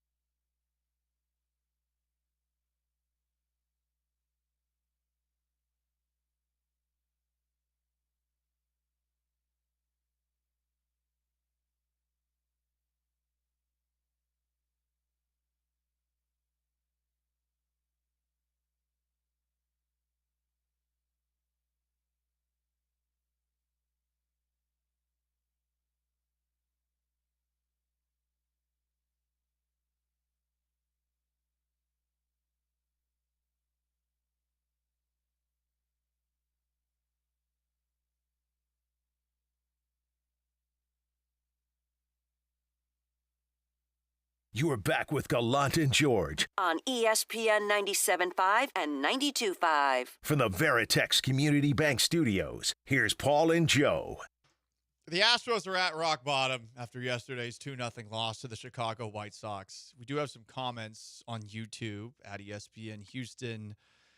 Michael A20 says, outside of all the bad calls, the Astros still had 9 innings to score 2 runs. What the heck happened to Pena? He walks with a swagger after striking out. Great defense, but his at-bats are terrible. And on top of all that, Julks look good. We let him go. Look, Julks would not have played this year. He shouldn't have played this year. Probably shouldn't have really played last year, but you did have some injury issues at the beginning of the season. Yeah. But it's very, very hard to look at the other bats in this lineup with any sort of positivity after yesterday. I get it. They're missing some guys. This is still one of the better lineups in baseball, just based off of name brand recognition alone. You have Altuve, you have Bregman, Jeremy Pena's having a good season. You should be capable of scoring at the very least 3 runs against the Chicago White Sox. I mean, look, you have Pena's 0 for his last 14, I think it is. So the thing with the Astros is they seem to just all be bad at once. Like early in the season, it was the bullpen.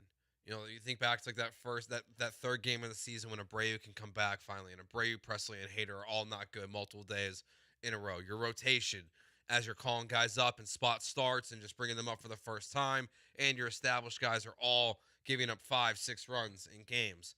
Now your rotation's pitching better for the most part outside of the Arrighetti start on Saturday, and your lineup has just completely collapsed on itself. That even with the injuries, you know, Yordan Alvarez, he's not been great with runners in scoring position. Jose Altuve has not been great with runners in scoring position. You continue to get guys on base, even like in last night's game, and they just do nothing with it. It makes no logical sense still as you're watching it, how a team can get so many guys on base, but just for some reason can't get anyone home. I really just don't get it. 7 hits, but 0 for 5 with runners in scoring position, 7 left on base. We did hear from Joe Espada, who was asked about the Astros' lack of production with runners on, and he said at the very least they're urgent. Okay. That urgency is really going a long way. Yeah.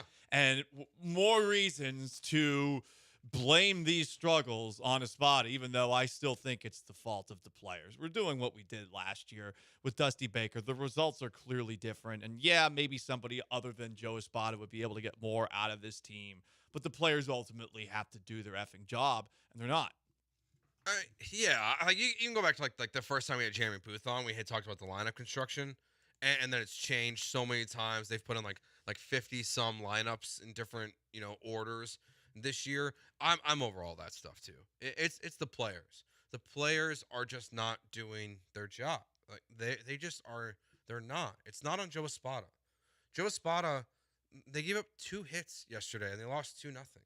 Joe Espada, but you're not a Joe Espada guy. I'm not really. I think he's made a lot of mistakes, but games like yesterday, I think it's really unfair. Whether it's AJ Hinch, Bo Porter, Dusty Baker, Joe Espada, it is unfair to blame a manager in the game of baseball on a game like yesterday. What else is he supposed to do? Yeah. Call the home run play? Bunt? Get ejected? Oh, wait, he did that. He checked that box ball. So what's a better watch? Because I'm at the point now where I don't feel like watching the remainder of this series against the White Sox. I'll watch the series against the Orioles, but I feel like this is a bad product. You're investing your actual time in this team. It's a waste of your time. You're investing your money in this team, whether you're going to a game, paying the 4th most expensive prices to go to a baseball stadium in the entire sport, or you're watching it on Fubo TV, where you're paying $100 a month because it's the only place that you can stream it, or you're paying outrageous prices for cable. I feel like you're wasting your time. I'm at the point now where Texans training camp to me, which is still a ways away, is a more entertaining watch than Astros baseball. Oh, man. Well, that's where I'm at. I mean, look, I don't dislike Texans training camp. I like to be out there, smell the fresh green grass, and be in that 100-degree swelter because I'm built different. I will say I've never gone to a training camp, so. You will learn more at training camp than you will learn at any Houston Texans media availability for the entirety of the year. Yeah, I do think that I'm going to venture out there with you for a few of these because for the 9 a.m. ones that are before the show. So they announced their practice schedule, and you can actually go to these games. I was flipping the dial a little bit to see what the other people are talking about, and one station in particular was talking about the schedule, and it was every single segment, and I wanted to hate, but I was thinking to myself, you know what? The Astros stink so much. Talking about this Texans training camp schedule is clearly the better programming. Yeah. So their first open practice, July 18th. They'll be available for you to watch July 23rd, 24th, 26th, 27th, 29th, August 11th, August 21st, and August 22nd. There's going to be some practices in Huntington Valley, Ohio. There's going to be some practices in Houston against the Los Angeles Rams. That's August 22nd. I am not being sarcastic or bleeping with you at all. Houston Texans training camp is more of an enjoyable watch out in that swelter, out in the heat.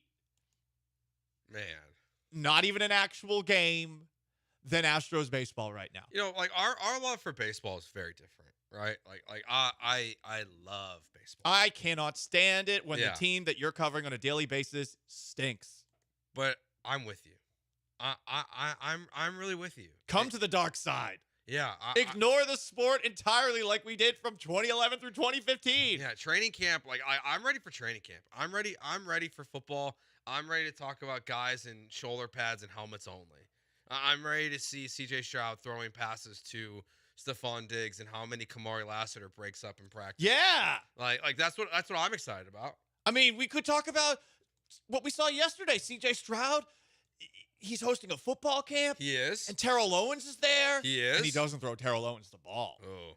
He threw it to the kids. Terrell Owens was open in the back of the end zone. But CJ's for the kids. CJ is for the kids. He's all about teaching life lessons and making every single person in Houston a better human being, bringing them closer to the Lord. Yep. I love it. Truly. I love it. But I will say, you know, if we want to overanalyze CJ Stroud at a children's football camp, is CJ Stroud going to be able to handle Stephon Diggs if he's not willing to throw the football to Terrell Owens? I mean, if he's not throwing to the diva wide receiver at a child's football camp where Terrell Owens, I'm guessing, is more wide open than an 8-year-old, if he's not going to throw it to him there, is he going to throw it to Stephon Diggs? To be fair, there was like 58-year-olds on the field. So CJ was really just finding the most open player on the field at that time. But there was Terrell Owens. T.O. was the most open. T.O. was the most open. Just chuck it up there. Give him a chance. He might have been out of bounds. Like we gotta watch the replay. It might have been illegal. T.O.'s feet, T.O. might have touched him out of bounds first, back into play. That's a penalty. Did a ref throw his hat up I in didn't the see air? a ref throw his hat. I didn't either, but CJ is the gamer. CJ knows the rules of the game. He knows if T.O. touched out of bounds. He knows where all the pieces on the chessboard are. All 50 of those 8-year-olds. He knows where they are. Yep. Now, we're doing this in jest, but I will say, on a serious note, Terrell Owens was mad he didn't get the ball. You can never change Terrell Owens. I kind of respect it. He's pushing 50, still looks great. I'm gonna say I watched this video right now from Will Kunkel of Cal and T.O. just chatted up. If John Mechie's underwhelming, does T.O. get a shot here? Wide receiver. That would be pretty funny if they actually decided to give T.O. a shot. But I think there's zero chance in hell they would do that to arguably the worst teammate in NFL history. Would you rather bring in a 50-year-old matured Terrell Owens or Tim Tebow to your camp? Tebow. Why? Oh, give me Owens. Yeah, give me T.O. all day. Just for the quotes. T.O. would poison that locker room so quickly. In fact, I think T.O. would be such a bad teammate that the entire locker room would gang up on T.O. and not want him to be a part of the Texans within 3 hours. Hey, but maybe brings them together. Yeah, exactly. Unifies them. Or CJ's such a great leader that T.O. falls in line for the first time in his life. He joins the swarm mentality. All I want is the first Terrell Owens was made available to Houston media today. Here's what he had to say. That's all I want. Yeah. I just want the sound bites. Again, it's July. It's June right now. It's June, Sean. But when he's doing training camp, it's going to be July, Joe. I know because they released the schedule. Good point. watch the video that Will Kunkel posted and tell me that Terrell Owens isn't upset that he wasn't thrown the football because C.J. Stroud threw it to some kids instead of him. I just love that he's never changed. I love it. Be you. Be true to yourself. And be all about loving me some me. Yeah, don't ever change. Just be you. Oh, he's probably there because of Be you. Is he there because of Nico? I don't know why he was he there. still represented by? I don't know if Tio still has Scott Boras as his agent, but that's Nico Collins' agent. So. You mean Rosenhaus? Yep, I'm an idiot. He's football. Yeah, it's like he's same football person. Boris. Washed. Yeah. If there was no Scott Boras, Drew Rosenhaus not washed. Okay. He got Nico Collins paid. Scott Boras confirmed washed. Drew Rosenhaus not. Well, if he gets Terrell Owens a job, and Terrell Owens, let's be honest, was clearly lobbying for a job of some sort to Cal McNair. I mean, we all know who he is. I'm sure that if they were asked about it, they would say, no, we weren't talking about that. I bet T.O. said something just to see if Cal was interested at all. I mean, the guy who replaced Jack Easterby, he just left for a new job in Washington. I was going to T.O. say team chaplain? I was going to say Tebow, Reggie Jackson, Andre Johnson, Jeff Bagwell, J.J. Watt, Biggio, Jim Crane, Cal McNair, question mark? Yeah. I mean, maybe Can he make his own council of former NFL players? It's a great question. It is Gallant and George, ESPN 97.5 and 92.5. Up next, who's soft in the world of sports? Is Rory McIlroy soft for withdrawing from the next 3 PGA Tour events? And a fantastic rumor in college football that I want to be true. Soft boys, stick around. Gallant and George, ESPN 97.5 and 92.5.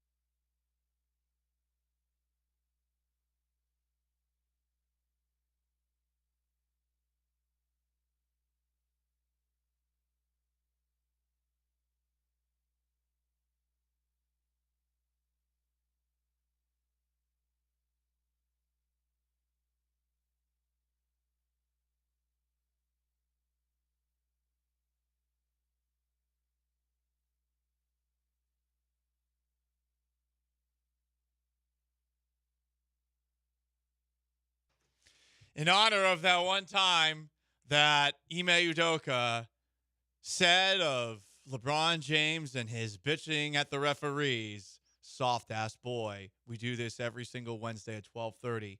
Who's been soft in the world of sports? We talked about Rory McIlroy withdrawing from the next 3 PGA Tour events after his collapse at the U.S. Open, the missed putt on 16 and 18. Is he soft for pulling himself out? I'm going to say no. I'm a no on this one, Paul. You're big mental health 2024 guy, huh? It's just like it's the only sport besides like tennis that like is a major sport where you're on an island. You have no support, you have no team. It's just you and your caddy. Everything that goes wrong is your fault. Like there's no one to blame. There's no one that drops the pass. So I kind of get it. Also, what he's like got divorced, filed for divorce, then had to go back to the court and ask and petition for that divorce to be stopped so he could not get divorced from his wife. Then he has the collapse. I kind of get it. So I'm going to say no. There's a chance that this has more to do with what's going on at home than the actual golf itself. These combined together lead to him pulling out. Choking like a dog at the U.S. Open didn't help. I think not talking to the media, even though I have a problem with it, is softer than not playing in the next couple tournaments. Interesting. Agreed. Because as I was watching him storm out, like they kept showing him as it seemed like he was mad Bryson won in the moment. Oh, see, I read that as, oh my God, I just choked on the last hole. I just choked like crazy on the last easy hole. putts. And I have to stand here just in case I still have to play another hole. And talk about somebody who left the PGA Tour. He's the biggest defender of the PGA Tour for the Live, Laugh, Love Golf Tour, who just won the event. And also is likable now, perhaps weirdly more likable than me. That transition has been very funny to observe as someone who's not a diehard golf guy. I think Rory's soft for not trying to get up and play the next weekend. It's a very, I get it. You're on an island, but the best way to get over this is to get back out there. As I was watching him like die in the little cool down room that they have, I was like, That video's tough. I was like, I would never pick up another golf club again. Like, Yeah. I'd be like, bleep this, I'm out. And they say, I think they're mostly irrelevant golf tournaments coming up too, so it's not like he's missing anything big, I don't believe, over the next couple weeks. So that's also where he might not have played in most of these anyways if he won. Yeah. He also got paid $2.5 million to finish in second place, I believe. So you should just kind of suck it up a little bit.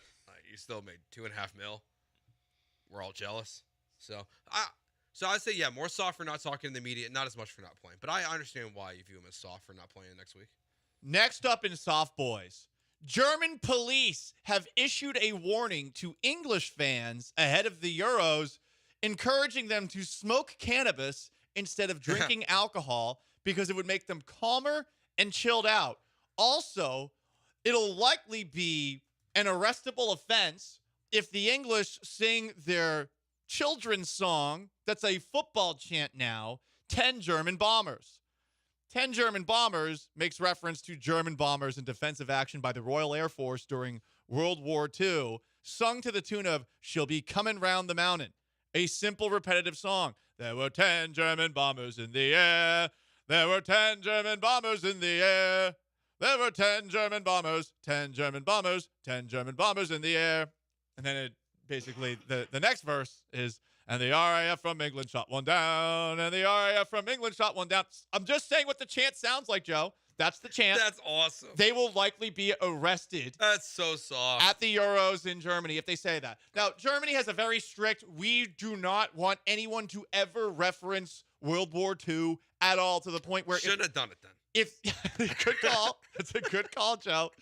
They shouldn't have done World War I either, probably.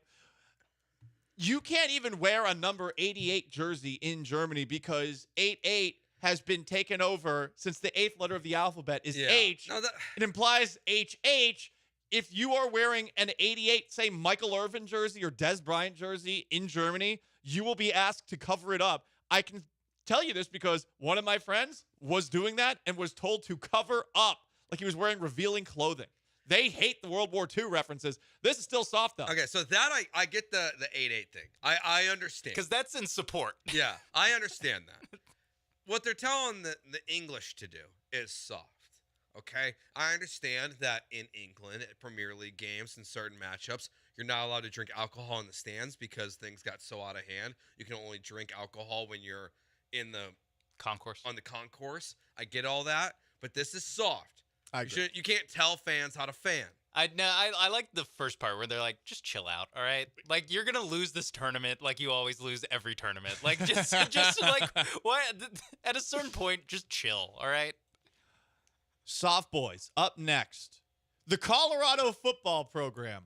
So, a Colorado football player said that Deion Sanders made his entire team go support his son, Shador, the quarterback's rap career, when he performed a new single before a Lil Wayne concert. And supposedly this was the final straw for a few players that hit the transfer portal. The Sanders family has since denied it, with Deion Sanders Jr. actually creating a video to refute these claims using Colorado players in the locker room saying that never happened. Oh, man. Colorado, soft as a program for having a story like this leak, or for the idea of this possibly happening, which, if it didn't happen, it's certainly believable. I think it's believable. I don't know if it actually happened. I love the rumor. 100%. It's 100% believable. And I like Deion's tweet where he says this is the best lie he's ever heard. But it is 100% believable. That's what makes it the best lie. Yeah. The best lies are believable. And I think that's why he's basically saying, he's like, this is a great idea, honestly. Like, I should have done If it that. hasn't happened yet, Paul, it might have started. Like, they might have started this rumor. Honestly, I still believe it. I think the Colorados, I think they're lying. The players there, they're being brainwashed by Deion Sanders, it seems. I believe. I would believe that if he goes like, "Hey, I want you all to go out and support Shador Sanders, my son." You notice weird we have the same last name. Go support him because he's opened up for Lil Wayne this week at the House of Blues or whatever in Boulder.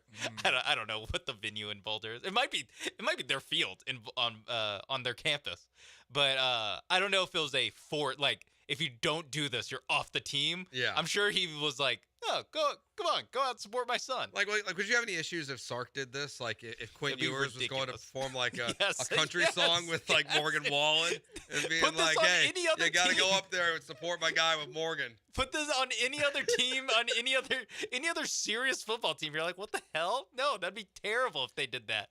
But That's their quarterback, man. Support your quarterback. Colorado. You don't think C.J. Stroud's teammates would do this? That if C.J. Stroud was going to drop a bar at a Lil Wayne concert, that most of the Texans wouldn't be there? But that's the thing. They would show up. They wouldn't have D'Amico Ryans tell them to show up. Even if Deion was saying it in a way that was, "Hey, support your quarterback," I could understand why the players hated that. Also, don't tell me to go see something that's, let's be honest, probably going to suck. I'm assuming Shador Sanders is not a very good rapper because he is a college football player in his early 20s. And not a rapper. Yeah. I feel like the odds are in your favor on that one. Yeah. But also just the idea of a coach being like, "Yeah, go out, support your quarterback with this thing." That the starting quarterback, that's like fine in most situations. The reason it gets hairy is because it is a father-son dynamic and is go support my son. Or it's like that's why you shouldn't play for your dad. Everyone, you should not play for your dad if you're in any sort of big-time athletic pursuit. Next up in Soft Boys is Les Miles soft for filing a lawsuit against LSU, claiming the school's decision to vacate his wins as head coach cost him the chance for College Football Hall of Fame qualification. From what I understand, since the wins that were subtracted from him have made his career record go from 145-73 to 108-73, which drops his winning percentage from 66.5% to 59.7%. That is 0.3% below the requirement to be a college football Hall of Famer. You have to be 60% win percentage to get on the ballot. That's so stupid. I actually think Les Miles is justified here. I agree. I think the College Football Hall of Fame is a joke, to be honest.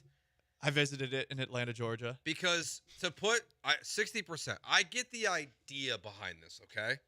Like we don't know what qualifies as a Hall of Famer for baseball, basketball, football. So I get they're trying to do some kind of standard. There's also so many coaches. Yeah, I'm not saying Les Miles should be a Hall of Famer, but for example, the story that's we most talked about right now that's similar to this is Mike Leach has won 59.6% of his games. The point to me of a Hall of Fame is can you tell the story of this sport without this person? I think it's hard to tell the story of college football without Mike Leach. Like the way that he changed offenses, what he's done, the success that his quarterbacks have had. And look at what guys like Gardner Minshew and Dak Prescott did in college, and you're going to keep out Mike Leach out of the Hall of Fame over 0.4% and Les Miles? That's so stupid. He's 100% right to do this. We'll see what happens on this front. It is kind of weird that when your wins are taken away, your losses aren't taken away. Yeah. That's what makes it a punishment. Yeah.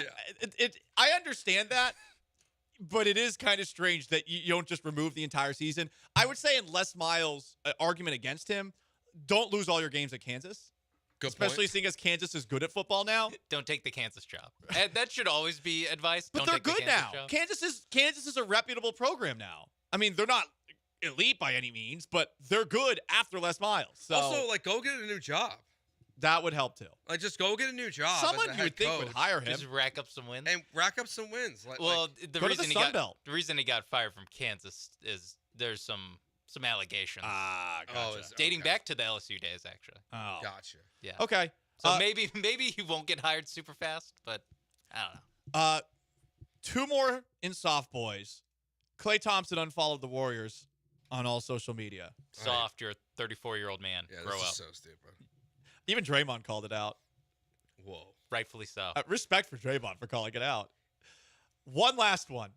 How many people saw the Edmonton Oilers fan who pulled up her sweater to show everybody at the Edmonton Oilers arena what she's packing? She's packing a lot. I assume at this point the question is more raise your hand if you haven't, and it would be a few people. If you want to research it, I'd encourage you to not do it at work. Anyway, she, I guess, has been dealing with a lot of haters. Edmonton Oilers boob girl. Is she a soft girl for this? Oilers girl. Actually, my name's Kate, but here we are. So I've thought long and hard about what I wanted to say to everybody. Anybody who knows me knows that I'm at one of my favorite places right now. Come here to do some thinking, we'll call it. But I just wanted to say, you could be the most perfect, godly f***ing person in the world. You could save kittens from a river if they were drowning. Someone's still gonna hate you. So you know what? At the end of the day, I got drunk and whipped my tits out at an Oilers game and they went viral. F*** you if you don't like it. Woo! Go Oilers! Woo! Very unnecessary video, in my opinion. I think she's soft for not handling the hate. Super soft. Of course, people are going to get mad at you for that, and some people are going to love you for it. You've gone viral. Do you want to go viral for that? I suppose probably not. But it's very weird to go and post a video to social media under a bridge for some reason and to say all of those things. Here's the thing. Dum-dum, you're a millionaire if you want to be. There's this thing called OnlyFans. Oiler Girl OnlyFans. You're a bajillionaire. That's a great point. Like, you're a soft girl. Marketing man Joe George here is encouraging her to pursue another career. What did what's her name did it? Tiffany, the weird plane lady? Tiffany Gomez has an OnlyFans now? She's on Part of My Take all the time, so she's turned her life. She was on Part of My Take once. She has not turned her life around. She has tried the content game, and once again, but she's probably making like bajillions. She is stupid. She is not only is she simply a Dallas Vibe, she is a terrorist. She made terroristic threats. She did. No one should ever follow any of her terrible thoughts, because clearly there is not a marble rolling around in that brain worthy of listening to. So she tried the content game. It didn't work out so well. But we Also- don't know this about Edmonton Oilers girl yet. Yeah, but also, has anyone seen anyone hated on her? Like maybe like the Edmonton News, or like their sports talk radio in Edmonton, Women did. and they're just like crushing her. Women do not support women. I guarantee you a ton Oh of yeah, women we went know out what's there going on like, in WNBA. she's not even hot. I'm sure whatever, or also the local HOA. I'm sure if she ever has to deal with an older woman, I'll say. Yeah. That they're like, man. You've never done that That's why she before? says godly. I'm sure there's some. Oh, maybe she got kicked out of church. Yeah. I'm not sure if she goes to church, but she probably got kicked out of church. He is Joe George. Sean Mapes behind the glass. I am Paul Gallant. It's Gallant and George Soft Boys every single Wednesday at 12:30. Coming up next, we remember Willie Mays, one of the greatest baseball players of all time. He passed away sadly last night at 93 years old. Which athlete would you go back in time to watch? We will give you our answer to that next. But first, Joe George. Yep, coming up on June 29th, myself, Sean, Brian will be out at LaBerge, Lake Charles, doing the bullpen there from 12 to 3. Come on out, join us, watch UFC 303 that night. The Astros, if you're still interested, will be on the walls there as well. They have a 24-foot video wall, 19 betting kiosks, 3 over-the-counter turntables, 22 slot machines. You can get food, drinks, whatever. The food's great. Chef Lyle, he absolutely crushes it. You can get your favorites there as well when you're having some beers. Yeah, Carbox Crawford Bock on tap. You can become a Pen Play Reward member today. And when you do, you get perks while you're there. You can win up to $500 in Pen Cash every single week. If you're not a member, join today by downloading the Pen Play app or visit penplaysports.com/cover5. Must be 21 and up. Gambling problem, call 1-800-522-4700. When you want to go bet on your Texas teams, make sure you do it at LaBerge, Lake Charles.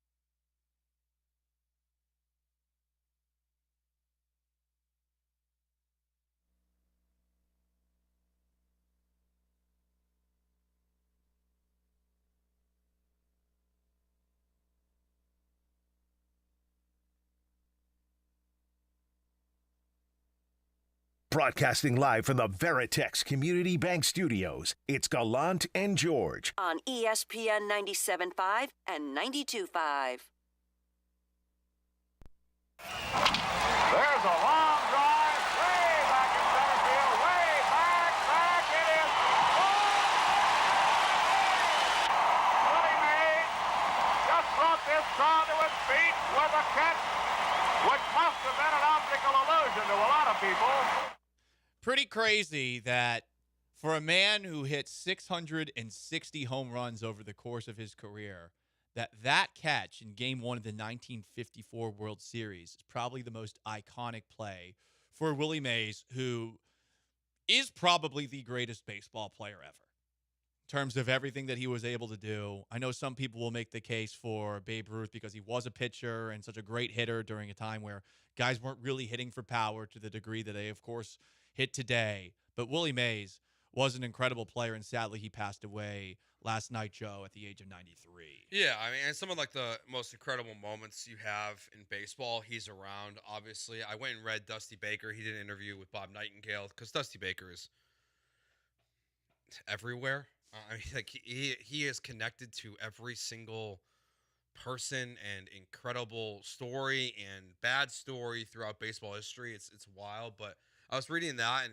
it's sad, and he was being honored in a game coming up here pretty soon, so obviously he doesn't make it to that. But Willie Mays is just one of those guys that you hear stories about. Obviously, we're too young to watch anything from Willie Mays, but you see the numbers, you see the accolades, and you just can't ignore like what he was as a baseball player. The crazy part about that catch that you heard the highlight of, the Polo Grounds, which is where the then New York Giants were playing, has maybe the most bizarre dimensions so weird ever. So it's not just that Mays made that catch basically completely over his shoulder. He looked up and he basket catched that thing.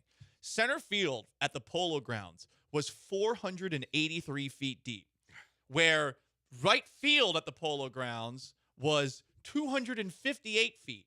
And ironically, later in that game, I guess it's not really ironic, but later in that game, the Giants won Game 1 against, at the time, the Indians, who had the most wins in baseball history that year. The home run to win that game was basically right down the right field line for 258 feet. A 258-foot home run. Like who? I wonder like who designed that stadium. I kind of miss baseball stadiums being like this, like being just completely bizarre and making absolutely no sense. 483-foot center field, left field 279, right field 258. Just the get in when you can fit in era, Yeah. where they're just like, I don't know, this is the size of the lot that we have. I'm not gonna lie, like I still play MLB The Show, and sometimes I play at the Polo Grounds. Because It's it's so ridiculous. fun. Yeah. Because like you can hit it in the park home run with Yordan Alvarez like every at bat. It's like a mini golf. It's like playing mini golf baseball, where it's just so wacky. Yeah. Nikolai Papuski says it was for polo. I mean, that would make sense if they were called the Polo Grounds. Yes. I suppose that's the size of a polo field. I've never actually gone. One fun Willie Mays fact before we get into what we were going to discuss. His 500th career home run came in Houston, September 13th, 1965. Joe, you asked this question, which athlete would you go back in time to watch? Who is number one for you? Man, it's Muhammad Ali. Yeah, Oh, like, yeah. There's like so much. I love boxing, mixed martial arts, and I got a little bit of Tyson that I remember watching. Not a ton. Obviously, boxing is just not the sport it used to be, but I would have loved to see Muhammad Ali fight in person. Like it'd be such like you can see the videos and some of the movies have been good as well in documentaries, but that's easily number one on my list. Interesting. If I were to go back, I'm going a little bit later, but same vein. Mike Tyson, while Mike Tyson was Mike Tyson, Yeah. I would love to see one of those boxing matches that he had where he just killed a guy in 5 seconds. Yeah, if you could also like take a pill of I don't know what's gonna happen. Well, Exactly. you kind of know what's gonna happen, but you still like are surprised. You still have the experience of like I can't wait for this giant fight, and it's over. That would be fun. Man, I'm trying to think for like baseball. I wish I could just be older and go back to like 98 to the home run chase a little bit. Yeah, that like- was fun. I mean, I used to I love was- baseball. yeah. That was when I loved baseball. Like I was 6, but like McGuire, Sosa, Bonds, Griffey, all these guys who were just like these incredible baseball players. Yeah, they're juicing the hell out of themselves, but like just hitting bombs left and right. I would have loved to be older in that moment. Was that 98 or 99? 98 or 90? I can't remember which one. I remember vividly because in 99, the All-Star game was at Fenway Park, and Pedro was on the hill, and Pedro struck out 5 of those guys in a row. And I was like, yeah, because he was my favorite player way back in the day.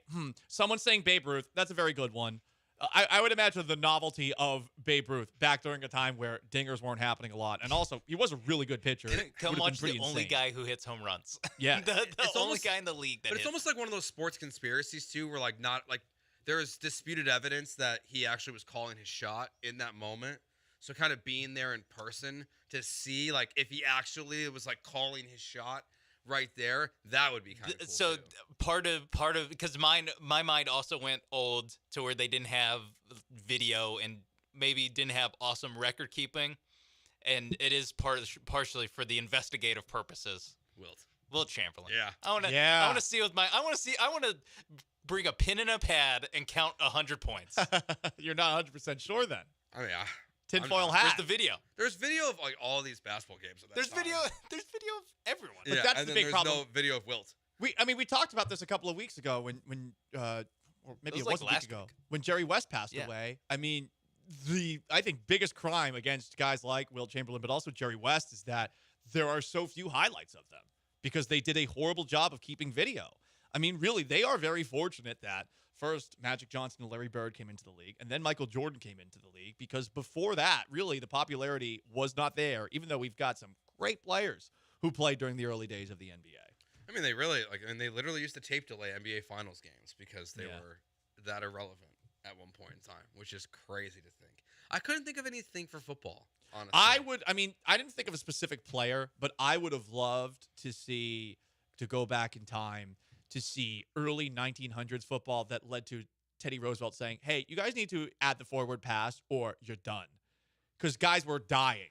I guess 85 So for you want to me. see gladiator football? Like Is what- 1900s football. Yeah. Yeah, Oh, basically. like when they're on like the rugby leather helmets. Well, I don't even know if they had leather Where they're helmets. just killing each other. I mean, they're just destroying each other. And we're talking also, this was an era where, I mean, your cake-eating Ivy Leaguers, like, they were the ones playing football. Yeah. It was basically like Harvard versus Princeton. Imagine the smartest minds in America are playing football against each other, and they're just beating each other's brains in. They're all like The irony. they're all sons of senators that are going going to Yale and Harvard, and also one of them will die today. Yeah.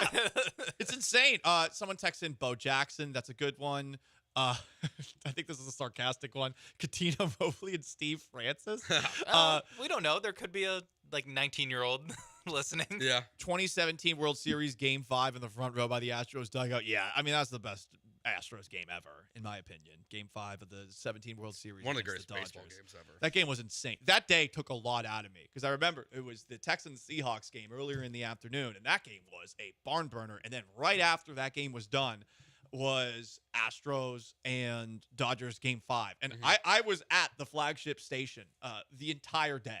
I got there at 11, and I was just sitting in a room watching everything from 11 till, I want to say, like 10 p.m., and I was tired. I was just gassed after all that. That's a lot. I was tired just watching the game, just by itself when I was just in a dorm watching the game. I think it was Halloween weekend, too. Yeah. So I feel like I might have been a little tired hungover. as well. Load management. Load management, baby. All right. Gallant George, ESPN 97.5 and 92.5. Is it time for the Astros to be sellers? Plus, we heard from Dana Brown earlier this afternoon. We'll talk about both of those things next. First, let me tell you about my friends at the Highway Cantina. You should be a buyer at the Highway Cantina. Why? Because there's so many awesome things there. Whether it's the $9.75 tall Texan margarita, the large Marge, which is essentially a scorpion bowl of margaritas. You've also got incredible stuff ranging all the way from salsa. I know it sounds so simple, right? No, the salsa verde at the Highway Cantina is second to none. On top of that, just the regular salsa. How about the fajitas? The chicken fajitas really stand out. You got incredible chefs, like highly qualified chefs in the kitchens that are putting together your routine fajitas all the way to wood-fired oysters and mesquite sausage. It's so good at the Highway Cantina. And the best part is it's right smack in the middle of downtown. It's right by the baseball stadium. It's right by the basketball arena, right by the soccer stadium too. And if you're working downtown, guess what? You got a place to go for happy hour. If you're looking to impress your boss or take somebody out on a date, the Highway Cantina is your one-stop destination on St. Emmanuel. Tell them Paul Gallant sent you by the Highway Cantina.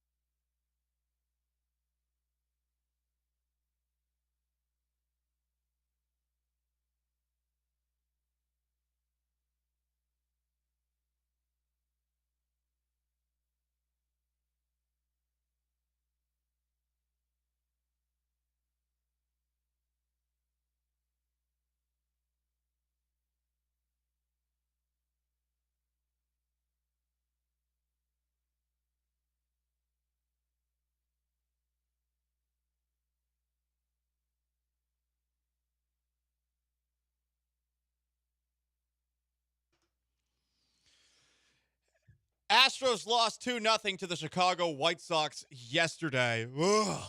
That's really all we have to say. Do you want us to break it down? No. You want us to talk about other things. But maybe this is something worth discussing for a moment. Joe, in our pre-show notes, you are tired of hearing this message coming out of the Houston Astros. No, I don't want to hear any more about buyers.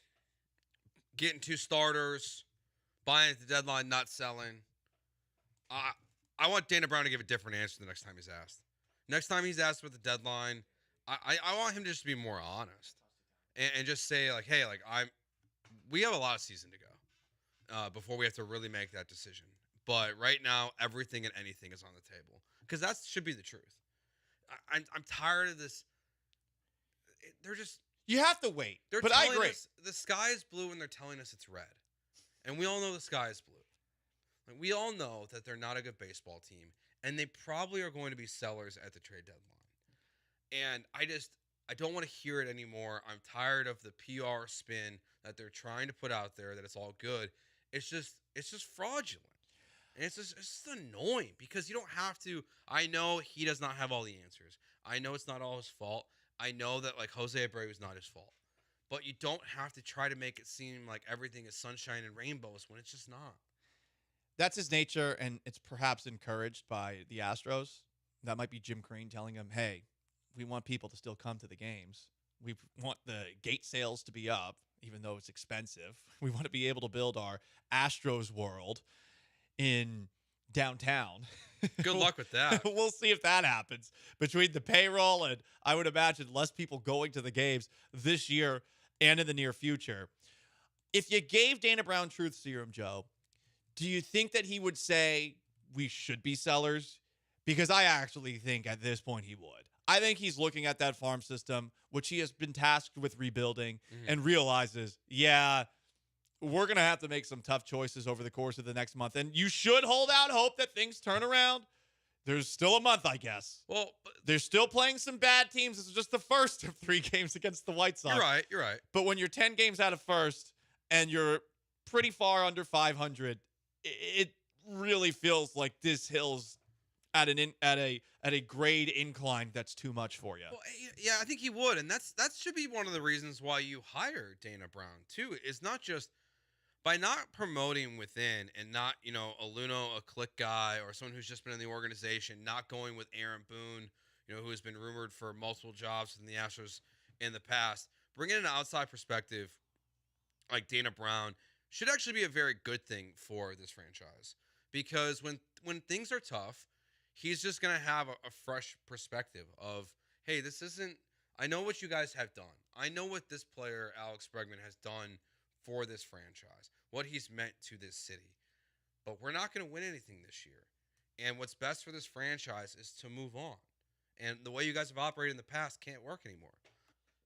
So that's what Dana Brown should be doing. And I would tend to agree that that's what he's thinking. Now, he could be handcuffed still. He could say, I want to trade Justin Verlander. I want to trade Alex Bregman.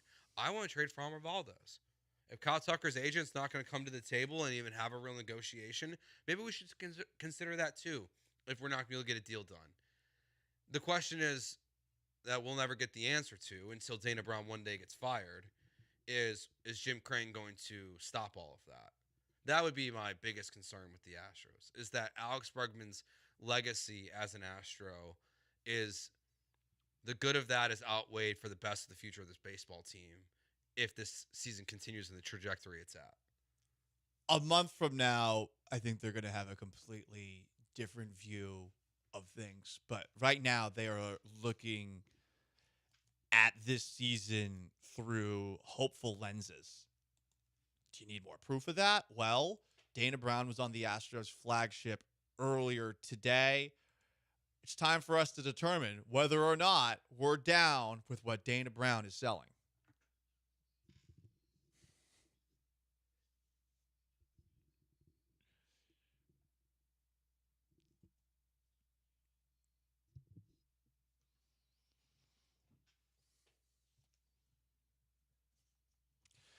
Here's what Dana Brown had to say on the Astros flagship earlier this morning. The sense of urgency is there, but we have to get on one of those rolls that I keep talking about. Joe George, you buying what Dana Brown is selling? I will say I am buying that they have to get on one of those rolls, that's for sure. Yes, I also buy that they have to do what he's been selling us nonsense of for the last 3 months. Is there a sense of urgency, though? Last night, it didn't look like they seemed angry. Does anger lead to urgency? Does hate leads to the dark side of the force? I mean, urgency is not. It's not the first time that he's talked about, or the Astros players or a spot have talked about urgency. If you haven't got to the urgency yet, then it ain't coming. You're 10 games back. That's what you were waiting for, was for it to say you're 10 games out of first place. I do kind of like the self-referential, like the one that I keep talking about. You know, I'm always here talking about how they're going to go on a run. We need to start doing it. It was kind of like a self-admittance of, I keep saying a lot of things that are not. Yeah, true. It's a little bit of a wink to the camera of you know how I'm always saying we're going to go on a run. It's also a very, very sly way to be like, hey, it's up to them now. They're making me look stupid. Fair point, Sean. Dana Brown on the Astros flagship this morning. Ultimately, we need to cut this lead in half by the end of July. Then I can see this club getting on a roll. We have to cut it in half by the end of July. We have to. I love the quote. Yeah. I appreciate Lima capitalizing the halves. So I want to go back and listen to how did he say this? You know, are you buying or selling that they need to cut this lead in half by the end of July? They have to. They have to. He says that. I think they have to get further than in half. So to me, this is actually kind of what I feel like how we started the segment was. This feels like a subliminal message of, if we don't do this, we're selling. We have to buy. We have to do this. Have to. You have to. Have to. Hopefully. I know. We will be 5 games back at the start of August. I hope. Yeah. Good luck with that, but they have to. I buy that because he's right. If you want to buy, if you want to trade away prospects and be irresponsible for the future of your franchise, go for it. That's your decision. We'll stop talking about you in 2 years when you're completely irrelevant, because you'll be the worst team in baseball. If you're going to buy, though, at the deadline, you have to be within reasonable striking distance to do so.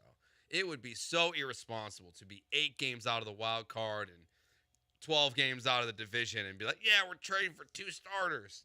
Yeah, at a certain point, you have to prove that you're worth buying in on this team. Right now, especially last night, they have not proven that this team is worth betting on. Well, you guys are clearly terrible gamblers. I think the Astros should go all in at the trade I lost deadline. money last night, so. Yeah, exactly. See, what do you know? Well, see, I've made about $1,000 this year on the White Sox. Ooh. Because they are notorious for blowing leads, so I just keep betting the other team when they're down by 3 against the White Sox. The White Sox take a lead. I've been doing that the whole season. I've been making a lot of money doing it. The Astros ruined it last night. You faded them last night, and you got bitten the keister, right? Yeah. And that's because you didn't show any faith in the Houston Astros. No, I bet on the Astros to come back and win last night. You didn't show faith in the Astros finding a way to lose another game. Yeah. Yeah. You didn't have any faith. More from Dana Brown. You buying or selling what he has to say? When asked if they are counting on Luis Garcia and Lance McCullers, both Garcia and McCullers have postseason experience. Yeah, we're counting on them. They're veterans coming back. That'll be huge for us. Do you buy or sell that it'll be huge for them to get Luis Garcia and Lance McCullers back? Well, you better do what you said, because I don't care if they come back if you're this far out. It does nothing for you. Cool, they have postseason experience. Maybe next year, when Lance won't be healthy again. Hey, that's not cool, dude. I hope Lance is healthy. I don't know. It doesn't sound like you do. I do. I love Why are your fingers crossed while you're saying, I hope Lance is healthy next year? Because it doesn't happen. Look, if you want to lecture, you can join the Will Kunkel trade and lecture Astros fans on how to fan, like he's been doing. I actually agree with Kunkel, though, when it comes to the way that McCullers gets treated. I think it's ridiculous. Yeah, but then he did the same thing about Maldi yesterday, so it's just going to be his new calling card. I think that Astros fans are too mean, which they probably are. I mean, they are. They've made Dusty Baker quit. Well, We'd still have Dusty Baker here if not for Astros fans. I think Jim Cray fired him. No, he retired. Mm-hmm. Sorry, some of us believe what the Astros tell us. Yeah, James Cook willingly left too. And he did. And Justin Verlander's going to pitch tomorrow. And Kyle Tucker's going to play 2 weeks ago. And Yordan Alvarez might be back from the excused family absence yesterday. I will say it's not going to be huge for them, the return of Luis Garcia and Lance McCullers, because I feel like you're at that point where those guys aren't going to help you that much, especially if you're looking for them to be your trade deadline acquisitions, which I bet Dana Brown will push once it actually happens, seeing as he already has pushed that, it's going to be like getting two guys at the trade deadline. One last thing from Dana Brown. Are you buying or selling what Dana Brown had to say? If it makes sense to go get a starter, then we'll do it. If it makes sense to add a big bat in the middle of the order, we'll do it. But as is, with Garcia and McCullers coming back, I feel this team can get to the playoffs. You buying or selling that this team can get to the playoffs? Sell, I think at this point officially for me. That quote makes me giggle because it's the same as the quote that's in the intro that you keep talking about. That post-trade deadline, when they don't do anything, they don't buy or sell, they just stay pat to miss the playoffs. What Dana Brown's going to be talking about is acquiring Garcia and McCullers at the trade deadline. And at this point, I just can't wait to see your reaction when he says it. I mean, it's already happened. I've accepted what's coming. I've accepted it. It's like so obvious that it's going to happen. I'm at peace. Yeah, whatever. I'm at peace right now. Yeah, this is, again, whatever. Like, this is quotes like this is why we have this segment. Yeah. This is exactly what I expect from Dana Brown. So, no, I'm not down with it. I'm not, go back to the Altuve anger scale, 0 anger, because this is what he does. This is what he does. Because like the beginning, like we have to cut our lead in half by the end of July. Yeah. And then to go at some point in an interview to go, we can still make the playoffs. I still believe they can make the playoffs. Like, God, stop. I mean, they can if they cut their lead in half by July. But also, it's not going to, like, what are we talking about? It's not going to happen. I mean, just like their postseason success. Great. They're not going to have to use it this year. They're going to have a postseason off. It is Gallant and George, ESPN 97.5 and 92.5, and that is Down with Dana Brown. Are you buying or selling what the Astros general manager has to say? Coming up next, if you have any thoughts on the Houston Astros and whether they should be a seller at the trade deadline, they are welcome to the table. And, okay, things aren't going so well for the Astros, but C.J. Stroud keeps on proving that he's one of the greatest leaders in the history of the United States of America. You'll hear why next. Gallant and George, ESPN 97.5 and 92.5.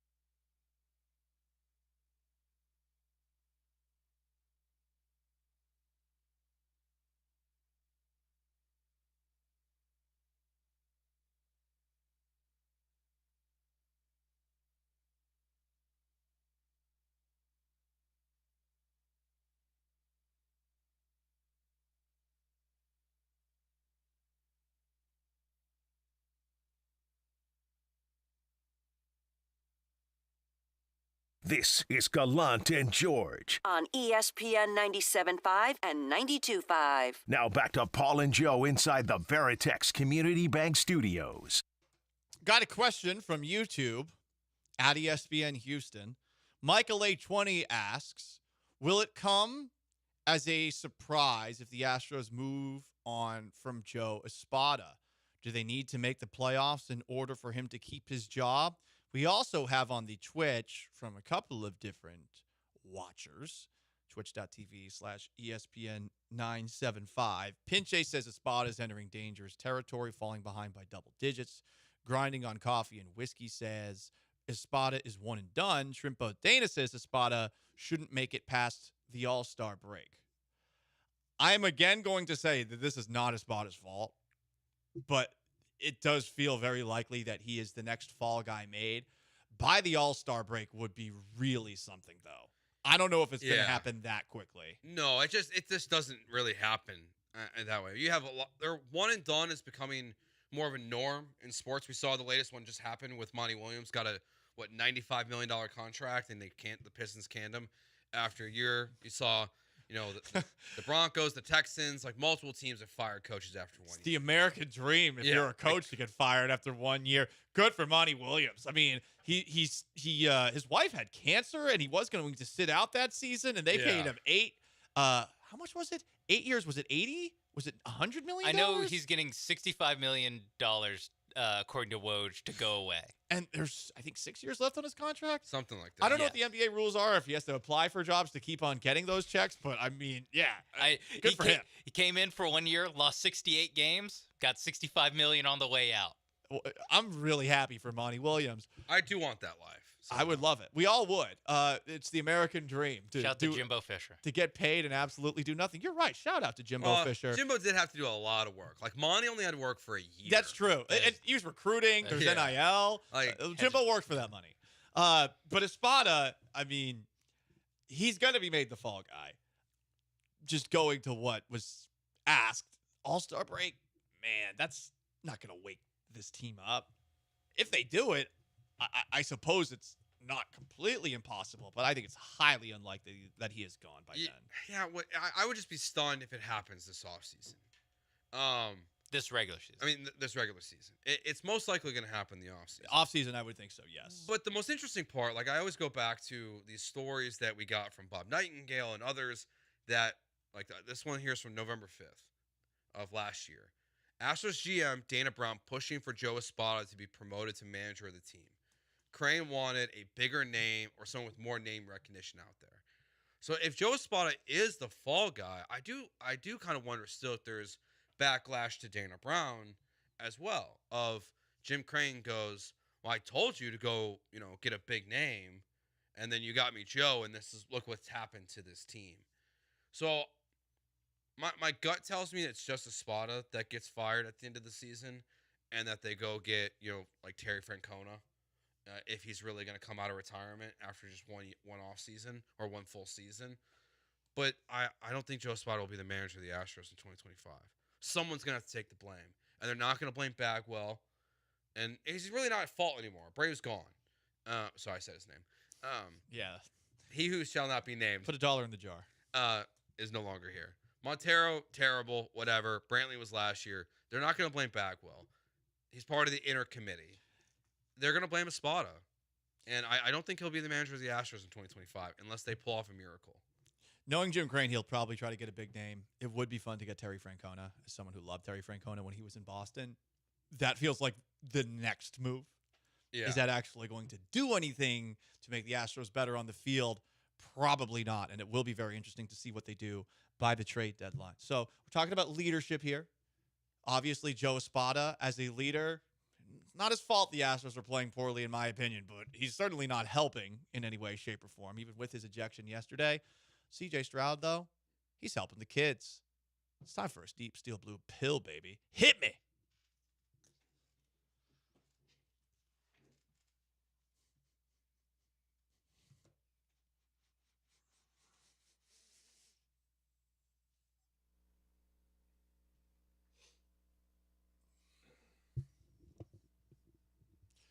Texans Swarm!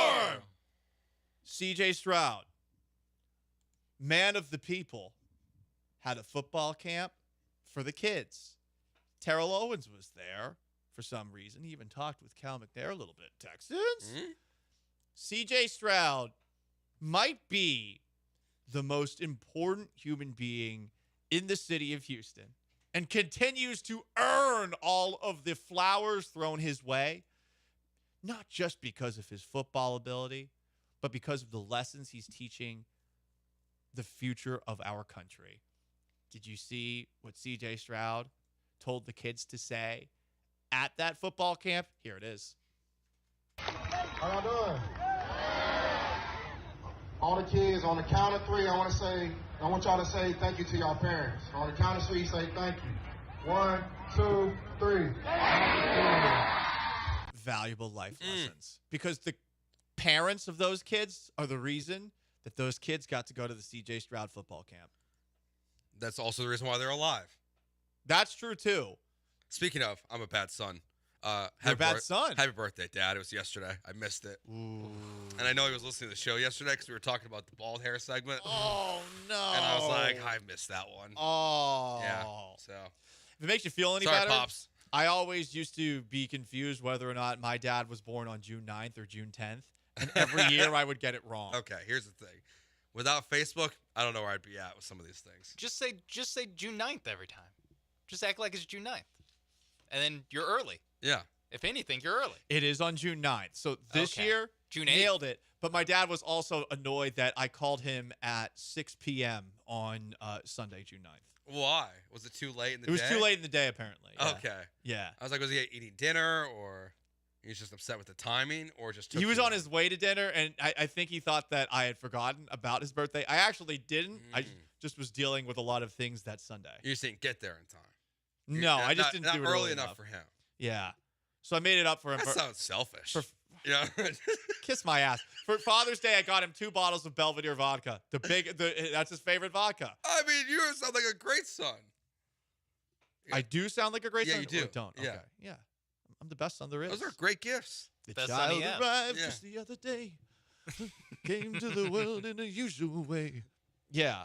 So it happens. It Getting does, yeah. parents' birthdays. Right. Yep. It is tough because they're both, but more so Joe's dad, really close to Father's Day. A lot of times my dad's birthday is on Father's Day. Yeah. So Yeah. I'm assuming this year, I'm not making excuses for you. That's Dana Brown's job. No, but I said happy birthday to him in person, but I told him I would say it on you the let air. down your guard. Yeah. I gotcha. Yeah. Yep. Hell yeah. You CJ think the Stroud. job's finished. And CJ Stroud, leader of the future. He is the most important person in this city right now. Most important athlete. Jose Because- Altuve ain't turning this thing around. Here's the thing. Altuve's not even getting calls from Yeah. umpires. They're persecuting him, despite his 5'6" frame. They're calling balls that are clearly outside of the zone strikes. Get Yep. out of here. Because if we're wrong about CJ and they suck this year, Oof. oh boy, it's gonna be a long year, boys. How dare you- we need the Texans to be good. How dare you open that possibility up? How dare you? I'm just telling you what the people are thinking. Well, no, that's just the Twitch. The Twitch just hates the Texans for literally no reason. Oh, that's because they're not Texans fans.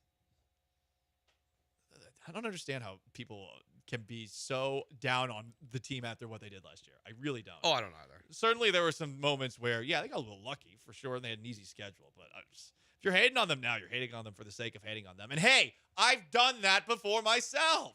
I rooted against Rory McIlroy on Sunday.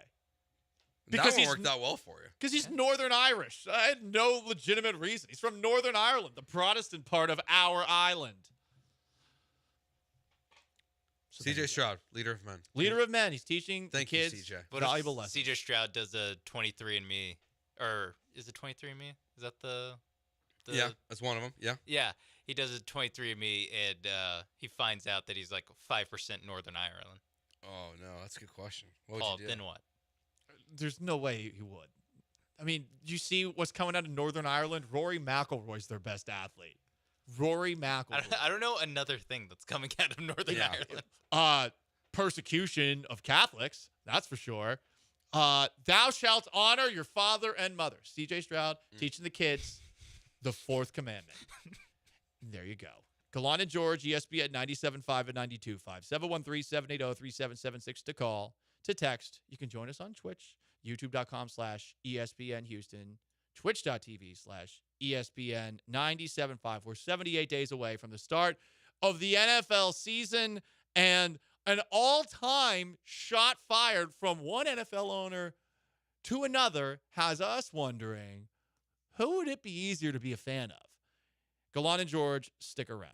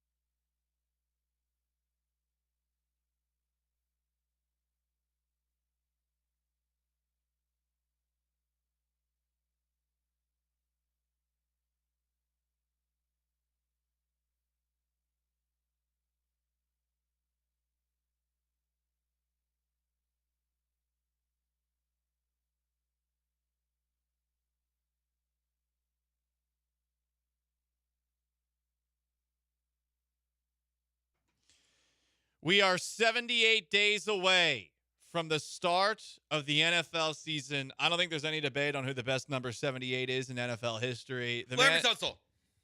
Well, Bill O'Brien might say that to justify trading 2 first-round picks for Laramie Tunsil. He did, after all, say that Laramie Tunsil is one of the greatest left tackles ever on that podcast interview that he did, now the head coach of Boston College. But no, this is Bruce Smith getting a sack in Super Bowl 25.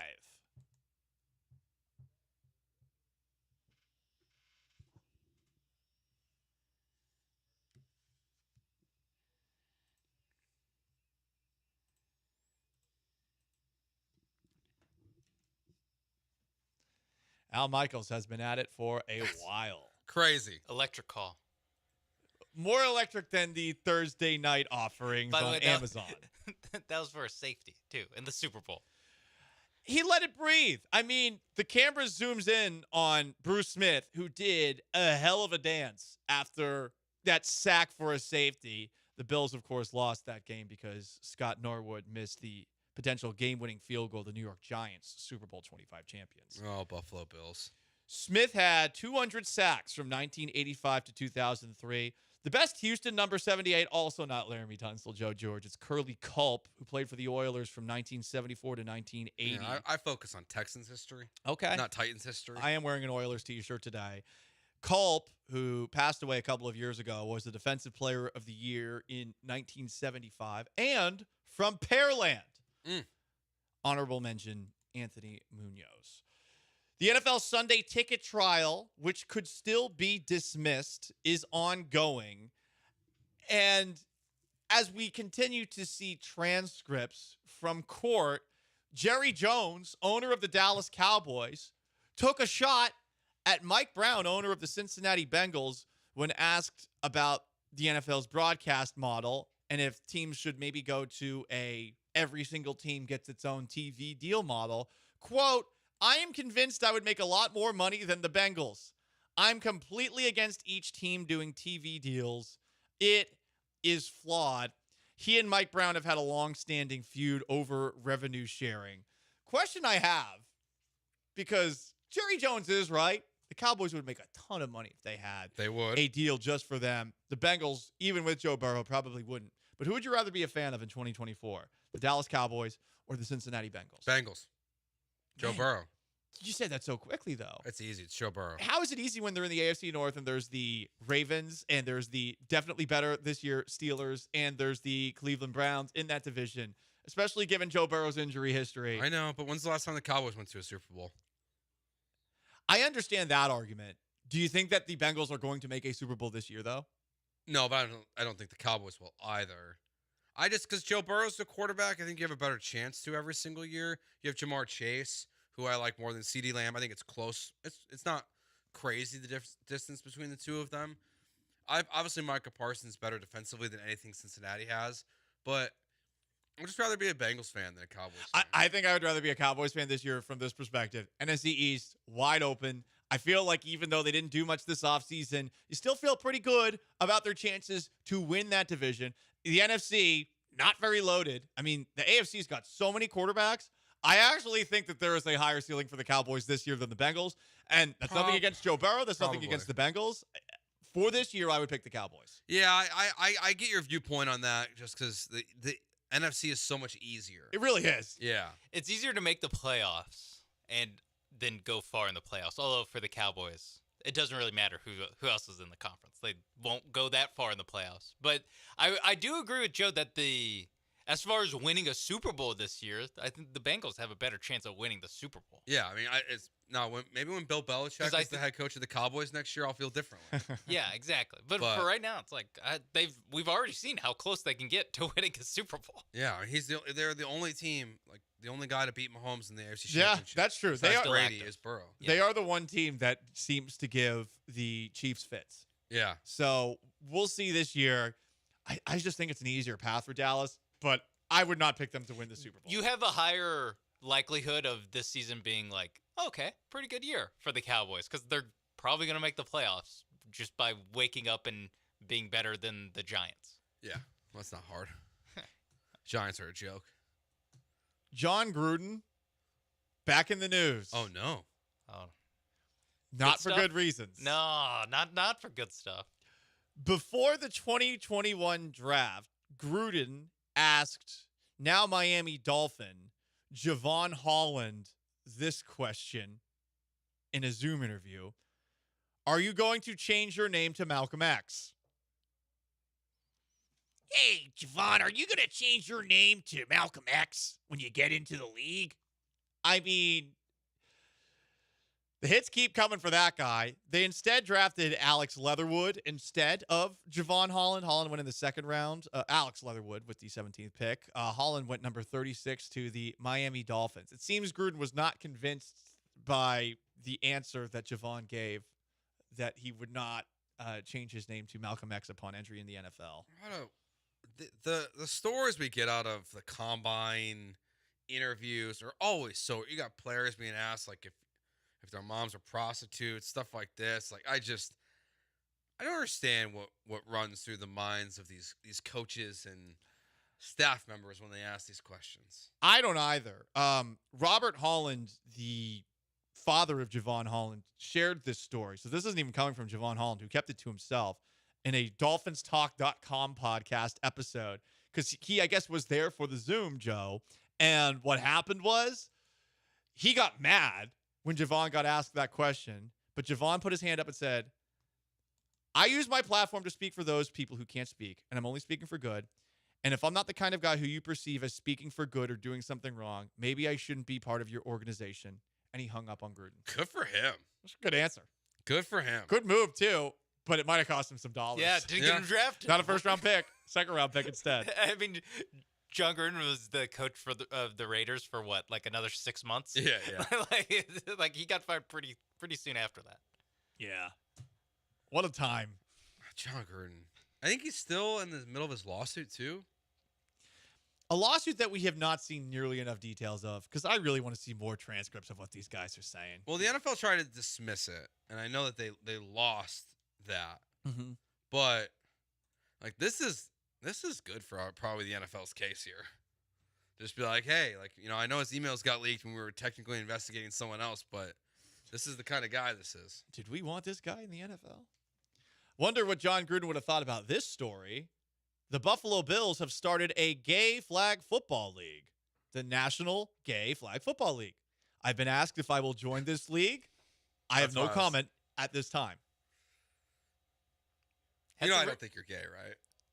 But the first thing I thought of when I saw this was you. I was asked the question. I have a funny story that has nothing to do with me, actually. One of my buddies, he played on a softball team, and it's a gay softball league. Yeah. But he's one of the few straight guys in the league. Yeah. And there's a straight limit. You're only allowed to have two straights per team. If I was willing, I got offered to be in a similar situation. Wow. You guys have been propositioned by a lot of gay men. There's a gay Chicago rugby team, like local rugby team, and they also have a straight limit on their team. Interesting. Gay rugby is so much fun. Dude, these guys are like, it's one of my, like, he's a good buddy of mine. He's like, looks like a bodybuilder. He's jacked. The whole team is. It's so funny. But yeah, they also had a straight limit, and they asked me if I was interested. I passed. Okay. Physically couldn't handle it anymore. How do they investigate the straight limit? You just ask kindly. No, but I mean, you could lie. I guess it's not worth gaming the system. Yeah. I mean, just like in the movie, I Now Pronounce You Chuck and Larry. Would somebody steal valor to be a part of this league? And if you're asking, would I do that if I could play in a league? I mean, is it I have paid? no comment on. Yeah, let's see what these checks Yeah, are like. so are you getting paid for this? Because if I got paid, I would have no comment at this time. Yeah. Or going forward. Yeah. But I will do what needs to be done. Unrelated to this flag football league, Travis Kelce takes at least 3 hours to pick his game day outfits. Dude. Told that in the podcast. What's taking so long? He's got to be lying, right? Maybe he's ironing it. Yeah, is he counting all the time that it takes to... Like, he literally just stares at his closet for 3 hours to pick something? There's no way. There's probably, he's got to ask Taylor Swift what she thinks about it. Now, that's what I wonder now. Like, does it take 3 hours to, like, Taylor's busy. Mm-hmm.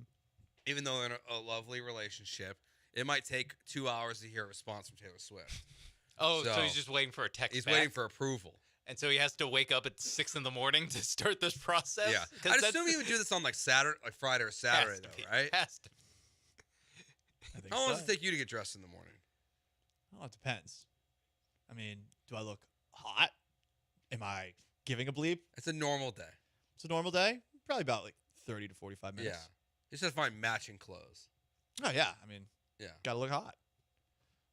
Sean, how long does it take you to pick out your bandana for the day when you wear it? Like 30 seconds. Okay. It's so quick. There's not like a thought process behind the Taco Bell one versus a different one. No, it's just, you don't want to go, you don't want to mix colors that much. So, if it's going to be mostly a black outfit, then maybe something, either the black or the gray. It's going to be more colorful, maybe more colorful. The show needs to color coordinate more. Okay? You guys got to get on my level. What I just explained? Not color coordination? Yeah, that doesn't, it's black? Oh wow. I'm just going to match with black? The black one does go with everything. Yeah, exactly. Well, not if I was wearing a shirt like Paul's, it wouldn't. Good point. That's also a good Gotta point. learn how to color coordinate, guys. Good point. I thought you were colorblind. I am. You are? That's why I have a lot of black and grays. You're colorblind? Yes. Fully colorblind? Or just Not like fully. greens? Yeah. Greens and reds. So when they did that color rush game a couple years ago between the Bills and the everyone Jets. said. That's the first thing that everyone mentions. And yes, it was hard to watch. Better watch out, middle management, Joe. Sean Mapes, you can't fire him for anything. You're right. I also know. I have a lawsuit on my. You'll be the John Gruden of Houston radio. Let's look at his emails. I'm pretty sure someone else will have that title. Who is the John Gruden of Houston Sports Radio? I'm just kidding. Up next. Who's been fired recently? 713-780-3776 to call, to text. Wow, Joe. Up next. Okay. A lot of hype about the Houston Texans this offseason, but we finally got somebody who's doubting them, which I'm sure that Twitch wants to hear about. Stick around. You'll hear why next. Gallant and George, ESPN 97.5 and 92.5.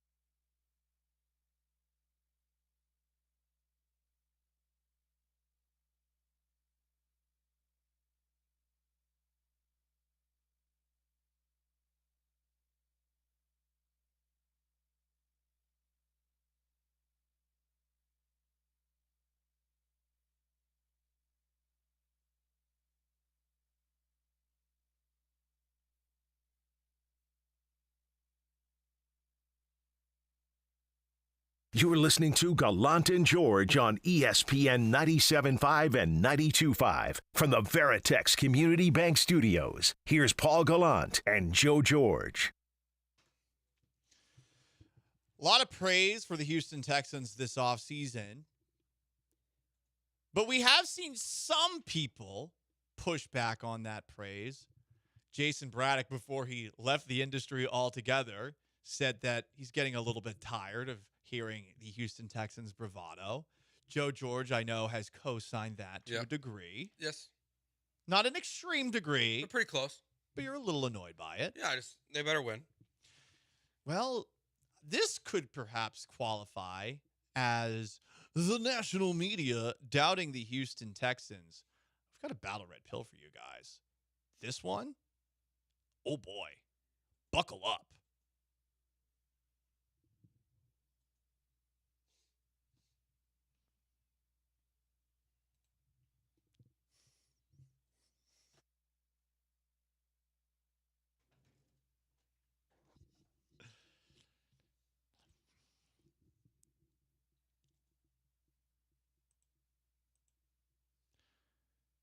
ESPN graded all 32 NFL teams off season. The Houston Texans only got a B-. Huh. There are only 11 teams that got a worse grade than B-. In fact, there's only 3 teams that got a D. No one got an F, which is a tad surprising. That actually does, because this isn't like draft grades. Typically, people are a little more honest in the offseason about an NFL team because you're not beating up on some kid who just achieved his dream. So I'm surprised to see no Fs. C is satisfactory. D gets degrees, but it's not good. F means failure. I don't understand why people don't have the chutzpah, cojones, to fail an offseason or fail a draft anymore. I wonder what failing offseason. Like, they don't have a team anymore. The Dallas Cowboys. Yeah, I would give the Dallas Cowboys an F. They said that they were all in, and all they have done is lose Tony Pollard and lose Tyron Smith. And they haven't solved any of their problems where they have Micah Parsons, Dak Prescott, and CeeDee Lamb all becoming free agents at the exact same time. Like, they haven't extended any of those guys yet. It's nuts. I would still give the Atlanta Falcons an F. Like they lost draft picks to do what? To sign Kirk Cousins and draft a quarterback. They turned down a 4th-round pick in the NFL draft, in the 2025 NFL draft. For what reason? It was the Bears who were trying to move from 9 to 8 to draft a Dunze. They turned down a 4th-round pick. The Bears weren't going to take Penix. You idiots! What are you doing? Yeah. I would put both those teams in the F category easily. Okay. It surprises me. Here is the reasoning that ESPN gave the Houston Texans a B-. It's because they restructured Stephon Diggs' contract into a 1-year deal. Further, writing from ESPN, the trade of pick 42 for Diggs was an easy win. But on the surface, the move was made defensible given Houston's timeline. But when the Texans agreed to give Diggs a pay raise and shorten his contract to a 1-year deal, it became an expensive move for a 1-year rental. So really the big issue that they have after crediting the Houston Texans for earning a 2nd-round pick to move from 23 to 42 in the draft is that they traded a 2nd-round pick for a 1-year rental of Diggs. You could sell me on that. That was not the wisest of moves to make, because the Minnesota Vikings could be one of the worst teams in the NFL next year, and you could have just given the Buffalo Bills the 35th pick in the NFL draft, to which Stephon Diggs is going to leave. You're not going to keep him, and you might have been able to use that draft pick for the future. At the same time, they chose to go all in. I understand why they did it. I still like the trade. I prefer the 1-year deal. So that's why I disagree with this part of giving them a B- grade. I'd rather have Stephon Diggs here fully motivated for 1 season than have him here for the long term. It would have been hard to extend Nico Collins if you did not give him a 1-year deal, if you did not change the deal to a 1-year deal. Could have been done, certainly, but this definitely made it easier, and it makes more sense to give Nico Collins the extension than Stephon Diggs, especially considering that the Bills started winning when Stephon Diggs was involved less in Buffalo's offense. Yeah, because I think that's more a reflection of Josh Allen. If I'm wrong and it's more a reflection of Stephon Diggs, then you only want him here for a year, and it's a good thing it's a good thing you did this. Not yet, but you gave up a lot of draft capital in theory to do it. I think we have to brace for the possibility that Stephon Diggs at this point in his career is closer to where Odell Beckham Jr. was after a few years from being everyone's favorite wide receiver and perhaps the most recognizable non-quarterback in the NFL. Eventually, he became a okay wide receiver with a big name. I don't know if Diggs is there yet, but this is something that you should be bracing for. And look at the look at the deal that Beckham got last year with the Baltimore Ravens. I mean, he was overpaid. It was $15 million or so. Diggs are getting $20 million for this season. There is a chance, again, that Diggs is not this guy anymore. That's okay, because the difference is you got two more guys. Exactly. Then what did Baltimore have? They have Mark Andrews, great tight end, but like you're talking about like Rashad Bateman, Duvernay, right? Zay Flowers, like we like Zay Flowers. He's a great player, but Tank Dell, Nico Collins, Dalton Schultz are going to be a really good core of pass catchers. Whatever Diggs gives you is sprinkles on top of the sundae. So even if he's not great, you don't need him to be. He can be your third best wide receiver this year, and you could still be one of the best offenses in the NFL. Do you know what they call sprinkles up in Massachusetts? No. Jimmies. Jimmies? I have no idea why. Call them Jimmies. Let me get some Jimmies. Hey, kid, can I get some Jimmies on that raspberry lime Ricky, dude? Oh, did you ever do you ever did that for a summer? Worked at like an ice cream shop? No, I did not. No. I did not either. That seems like a miserable job. No. Really? Yeah. Why does it seem miserable? I feel like people like you just want to eat the ice cream. You'd eat the ice cream. Yeah, you want to be extra fat, but also a lot of crying kids. As someone with the kid, like you go to a marble slab. If it's a long line, there's typically kids throwing tantrums there. Not a great experience. Also, probably not a lot of kids taking no very well for an answer. Yep. But when they get the ice cream, I would imagine it shuts them up real quick. Yes, but if you're not moving quickly through the line, you got kids back there crying. You don't want that. From the Twitch, Stephon Diggs low-key on a prove-it deal. No, he is on a prove-it deal. If he plays good, he'll get a new contract. I'm sure of it. I don't believe that. He'll get a new contract. Not here. Yeah, well, no, but not here. But he'll get a new contract. There is something I've wondered whether or not it would have been better to try to trade for Brandon Ayuk on a one-year rental, especially after he told Jaden Daniels, quarterback for the Commanders, that the 49ers don't want him. I think Ayuk would have made a lot of sense here, and Slowick obviously has got a great deal of familiarity coming over from San Francisco to the Texans with Ayuk, how to best use him. Ayuk's really good at getting open. That move, honestly, might have made more sense, even without the extension, but I don't know if they would have been able to do it for a second-round pick. Well, but it's not the second-round pick. The question would be, would you rather have Stephon Diggs on a one-year deal and Kamari Lassiter? Or would you have rather just taken the 23rd overall pick in the NFL draft and just traded that to the 49ers for Ayuk? Like, I'm with you. You'd also need to give Ayuk a new deal. Yeah, because that second-round pick is what you got from moving out at 23. So it's, do you like Lassiter and Diggs, or would you rather have Ayuk? With everything I'm hearing about Lassiter right now, Lassiter and Diggs. I think I kind of lean the same way. Because you don't have a cornerback, too. Yeah, because I want to be with you. Like, having Ayuk here would have been awesome. But for what we thought versus what we're hearing now, we'll see what training camp looks like. They might have solved one of their biggest problems in the draft with that 42nd pick. That is on the table. What would you rather have? Lassiter and Diggs or Brandon Ayuk? Because do we really want to talk about the Houston Astros? 713-780-3776 to call, to text. You can join us on Twitter at Gallant Says, at Joe George Radio, at Shawnee Mapes, or on YouTube at ESPN Houston, twitch.tv/ESPN 97.5. If you do want to talk about the Astros, I'm just going to highlight a lot of reasons why it's time to start thinking about the most cost-effective way to watch them the rest of this year. First, let me tell you about my friends at Pendleton Whiskey. I love this stuff. Pendleton Whiskey is so damn good for so many reasons, but the main reasons, it's because of what it's made with. First off, you've got the finest northern grains. It is cut with glacier water from Oregon's Mount Hood. It's barrel-aged in American oak. All together comes out amber, smooth, not too sweet, refreshing. It's a really good summer whiskey.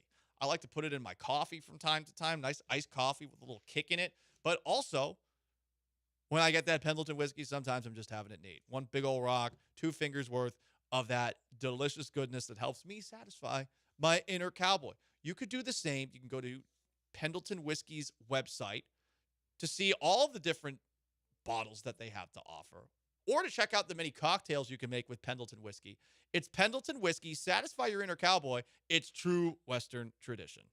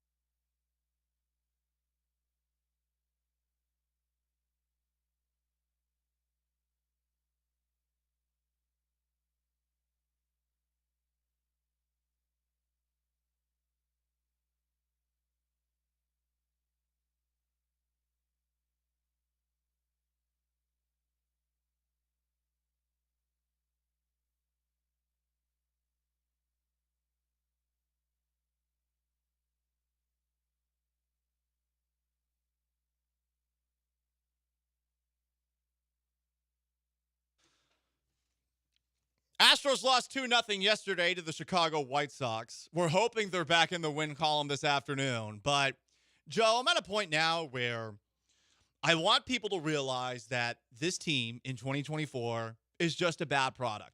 I understand the idea of loyalty in sports because all of us, you want to have your hometown teams back forever.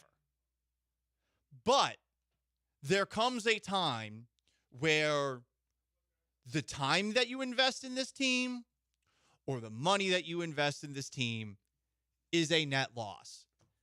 I ask this question. I'm very curious to know the answer to it with where they stand right now. 10 games out of first place in the AL West with the playoffs looking more and more far-fetched by the day. What are you still watching for? I understand blind faith, loyalty to a team that's brought you so much happiness, and I'm not telling you to abandon it. What I am telling you, though, is that a team that costs a lot of money to watch, whether it's on Fubo TV or on cable. For me, Fubo TV, it's $100 a month. I literally only have Fubo TV so I can watch the Houston Astros while cutting the cord. It's $233, which is the fourth most in baseball per game, based off of the cheapest 4 tickets, 2 beers, 2 sodas, 4 hot dogs, and parking. Fourth in all of baseball. Yeah. They got a lot of money on that payroll. They're trying to build that stuff downtown that's by the stadium. There are lots of reasons to look at the Astros, realizing that they're not going to lower those prices anytime soon for any of those things. And on top of that, they're expecting you to invest a couple of hours a night watching these games. Yeah, it's to the point where the price is questionable. Like one of the mistakes that I made this year was going with the cable route because I can't get out of that deal. No, I'm in a contract for a year, so we're locked in. Oh boy, at the moment, I forgot about contracts for cable. Yeah, I hate Fubo. I hate it too. Yeah, but I will say, of all the things that it has that are valuable to me, the DVR that it has, yeah, that's legitimately it, because the Astros and the Rockets, 2, the Space City Home Network. Nothing against the fine people who work there. I like all of them. Vanessa, of course, Kevin, and everybody a part of the broadcast. But you're at a point right now where I'm looking at it the same way that I would look and tell teams or fans of teams in other markets that have been bad for a really long time. You're committing yourself to a bad product. Yes, it does represent your hometown, but at the same time, it is also a corporation that you are either investing money or time in. And that's what sucks the most about this team right now. You want to give them the benefit of the doubt, but in doing so, I mean, you are just handing them money that, let's be honest, they have not earned this year. Yeah, at this point, I would imagine most people are watching because they still believe that, like, there's still a belief that they look at the players on the field and they say, okay, this is not what it was pre-2015. This is still Jordan Alvarez and Framber Valdez and Jose Altuve, and they're going to figure this thing out. And maybe this year, maybe they won't even make the playoffs, but they're going to play good baseball again this season. And 2025 is going to be much better than 2024 was. And it's just a pride thing because you do look at the numbers. You know, you go back in time too. I know there was all the TV issues with Comcast, but the attendance was poor. The ratings were zeros on the radio and on television. Like, people abandoned this team when they fell apart. This team is not that, obviously, but it's like, for me, like, I wouldn't watch if it wasn't my job because it's the same as the Texans. But, like, I also I don't invest my time in things that are a waste. Like for example, I don't watch the Cubs anymore. They're a waste of my time. They're an awful baseball team. They just happen to be in the National League, so they're only a game out of the wild card. But they're not a good product. So, like, I'm not wasting my time when I have a family and a son and things to do and a job that, like, I'm not going to waste 3 hours of my day watching an awful product. Like, I give credit to people on Saturday. Like, there were people on Saturday that I saw tweeting, like, when it was finally 10-0, they're like, that's when I turned it off. That's what you're doing on your Saturday? Like, you're watching a team get beat to death on a baseball field and you're still watching it? Good for you. We got some really interesting answers when I threw this question out on Twitter. Space City Sports responded, I kind of watch in disbelief. At this point, his Twitter account is more entertaining than the Astros because people keep DMing him on Twitter with complaints about the Space City Home Network, It's pretty thinking that he's them, and he's just trolling them back. Like, he is more entertaining than they are on the field. Dr. Maya Anjaboobs, funny account on Twitter. Best analogy I can come up with is that once you've got the battery cables attached to your nips, you might as well give them some juice. If you've invested April through June into the team, you might as well give it the July through September juice. I don't know about all that. There is a part of me, and I have to because it's my job, but there is a part of me that feels, because I have invested as much time as I have in the first couple of months, that I need to see this through. But at the same time, I'm finding myself in the same place that I found myself watching The Office when The Office first came out on TV. I used to change the channel from NBC while The Office was on live TV because Steve Carell's Michael Scott made me so uncomfortable. And yet I turned right back after about 2 seconds flipping away from the channel to continue to watch the car crash. Yeah, for me right now, the Astros are The Walking Dead. That show, two great comparisons to your baseball team. I loved The Walking Dead when it first came out. When The Walking Dead was first out, it was a great. Great television show. Yeah. And from the moment that they killed Glenn, it started to, like, unravel because Negan was supposed to be this, like, incredible thing. Like, that to me feels like the end of, like, what the last 2 years were. I remember I saw that episode live in a Hollywood cemetery because I was doing a podcast about The Walking Dead back in the day at that time. And yeah, that season was rather disappointing. Yeah. But then, like, I mostly will, like, stick with bad. Like, I stuck with The Office even when it was bad because, like, I love the show. And I stuck with The Walking Dead. And I watched Carl die. And I watched all these things happen. I watched it get worse and worse and worse. And then finally, before the last season, I quit. Yeah. And, like, that's how I kind of feel about the Astros. Yeah, I mean, for me, I had a similar experience with The Walking Dead. And funny you mentioned Carl dying. That was literally the last episode I watched. Not because I was so upset that they killed Carl. It's because I realized I cared zero. I had zero emotional attachment to the fact that they killed one of the like main character, the child of the main character, and I was just like, all right. And I was like, I don't enjoy this. Why am I still watching this? Yeah.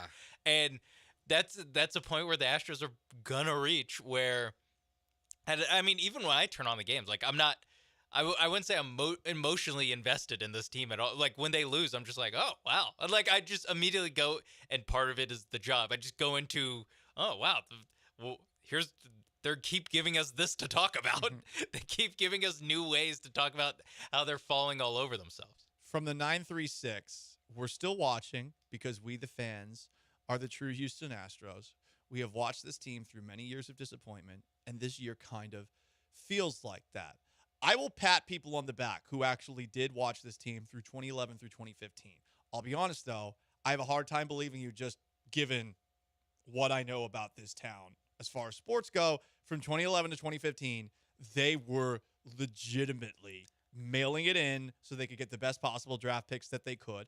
I think it's a very dishonorable way to build a team. It certainly can work, and it worked for the Astros, even though they missed on Mark Appel and Brady Aiken. They got some good picks along the way. But I don't like it when teams do that. I feel like it's disrespectful to the people that are investing in them. And yes, they represent the hometown team, but you're totally allowed to look at it from this perspective too. They're a bad product right now and an expensive one at that. Yeah, look, there are really, really strong like fans in this city that stand with their teams no matter what, and I give them credit. But you are the minority of the people in this city. Look at the Astros, what they went through, and you think, oh, well, that's an extreme. It's not an extreme. Look at the Rockets post James Harden. It has been a joke at Toyota Center. It has been empty, even when they've brought in young prospects and good young players, and you're hoping they're going to build something. There's no one there. The Houston Texans, even at the start of last year when C.J. Stroud was playing home games, it was embarrassing to see what those crowds looked like until things turned around. There are highly passionate fans, but for the most part, people give up and stop watching here. And I don't blame them, but more in this city than most. Like I think that like, if you're still listening to us right now, like talk about the Astros, I think you fall into that passionate category because I don't know why you care anymore what we have to say about the Houston Astros, because it is rinse and repeat. Like it is what Davis Mills was. It is what Kevin Porter was right now. It's the same stories over and over again, highly disappointing. The difference is you have real players on this team that you hope for the better, but they're just not giving us any reason to. That to me is the difference, though. That's what makes this more interesting than the David Culley Texans and the Kevin Porter and Steven Silas Rockets, is that, and the 2012 Houston Astros, was those teams were telling you, we are not going to be competitive. This year, not going to happen. This is interesting because it's very different, because you still have the GM of the Astros today being like, if they can only cut the lead in half, then we can be buyers. There's still a chance that we're buyers and we're going to be playing postseason games. So there is a little bit of a difference, because with those Astros teams, once Jim Crane first bought the team, I did not watch because they were telling me they were upfront with their strategy is we're going to lose a lot of baseball games. If that's the strategy, cool, don't have to watch. This is different, though, because this is not the strategy. This season is not going according to plan. They're still selling you that the product is good, even though it's way more expensive now. And, I mean, we're all smart enough to know right now it's not. Could it change? Sure. Season's not over. If you have faith, you have faith. I'm not telling you to ever lose faith in anything in your life. All I'm saying is this is a bad product. The financials scream it. Going to the game, watching the game through whatever means you do, unless you're doing it like some maybe do with MLB.TV and a VPN, which theoretically you could do. Never theoretically. Never would. If you have a free T-Mobile MLB TV account. That's true, too. Hypothetically. And you're a radio producer. Technically, that's piracy, but it's because of, I think, very archaic rules that baseball has set in stone. Well, I mean, their whole like baseball's like this is not because basically Home Network is saving the Astros from this disaster. Whatever's this like Bally Sports stuff is a mess. Yeah, total mess. Diamond Sports Group, all that stuff. Do you think Craneville still gets built in the way that they originally had planned? I think that they are going to try to make it happen, but if the team's not good, people will not go. Yeah. Houston is an area. Downtown's tough, right? For the most part. Look, I love the downtown area. It's gotten so much nicer in the time that I've been here. Like when I first moved down here, no one would ever go downtown. East downtown, I think it's great. I think the area around the stadium, it's way better than the area around NRG Stadium, that's Yeah, for sure. for sure. But this is a city where the go-to places in town, whether it's bars or stuff like this, jump from one part of town to the next, to the next, to the next, to the next, to the next, with almost no rhyme or reason. It's once something gets a little bit old, people move on. It was Midtown for bars. Then it was Washington. Now it's the Heights. It's been the Heights for a while. Might not always be the Heights. Might be another part of town that pops up. East downtown had a nice little run. Downtown had a nice little run. Things just changed so much. So thinking about it from a long-term perspective, if you're Jim Crane, you got to wonder if people are going to come to this if they don't win. And I would venture to say no.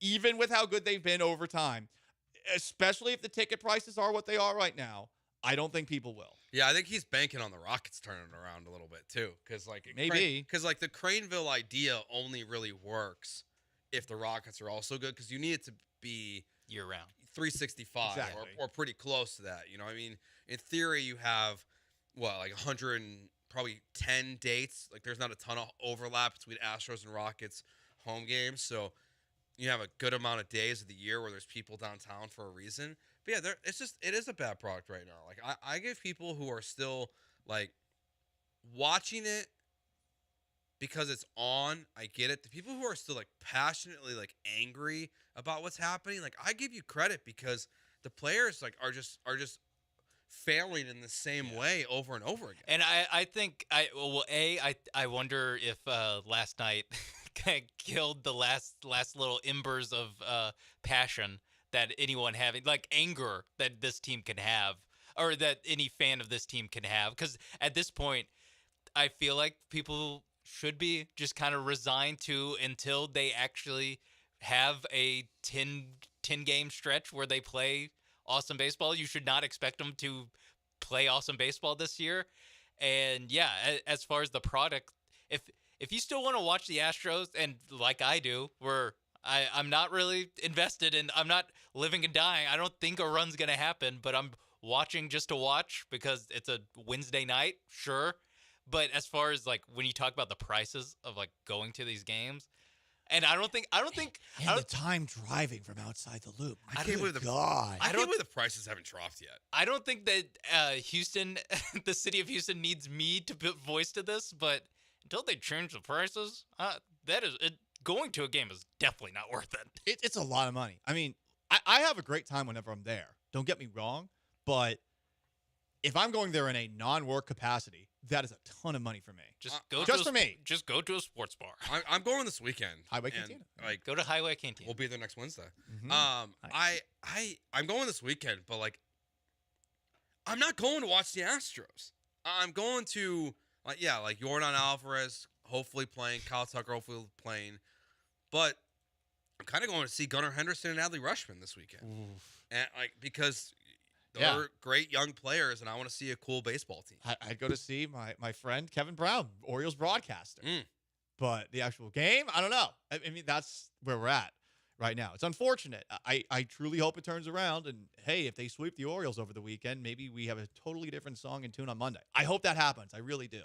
Gallant George, ESPN 97.5 and 92.5. Stick around.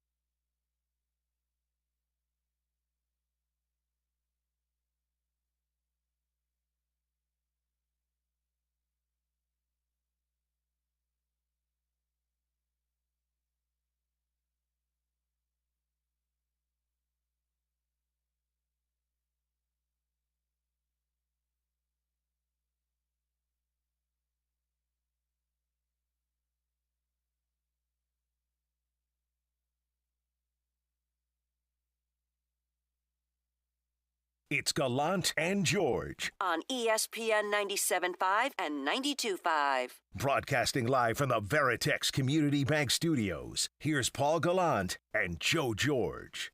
Astros looking to get a win against the White Sox tonight. We did hear from Dana Brown on the Astros flagship earlier. He says that we got to get on one of those rolls that I keep talking about. By the end of July, we have to cut the 10-game lead in the American League West in half, Joe George. I agree. Let's try not to make it much harder by getting a win today. Like, win 2 of the next 3. Like, don't lose the series to the White Sox. Because, like, you lose it, like, I'm done. White flag up. No hope. Dead. See you later. It's possible. The schedule does favor this, at least from your end. The hardest part about this is honestly that Seattle's just playing great baseball right now. And even the wild card, we've spent so much time talking about Minnesota as the team to catch. Well, the Minnesota Twins have now won 6 straight games. They've won 8 of their last 9, and they have surpassed the Kansas City Royals into second place in the AL Central. So now the third wild card you're chasing is technically the Royals, who have 41 wins this season. So that's tough. I mean, they're 41-32. You're 7.5 back. It does seem like a young team in the Royals could fall apart. Yes. Because of how awesome their start was. I know a lot of people in Kansas City were all excited about the start, but all of them were sort of thinking to themselves, is this really going to last? But you could also say the same thing about a couple other teams in the AL Central, the Guardians, too, who are off to a surprising start. Anyway, with that in mind, talking a little bit about big picture baseball, I thought we could start a new segment that allows us to talk about the entirety of our nation's pastime.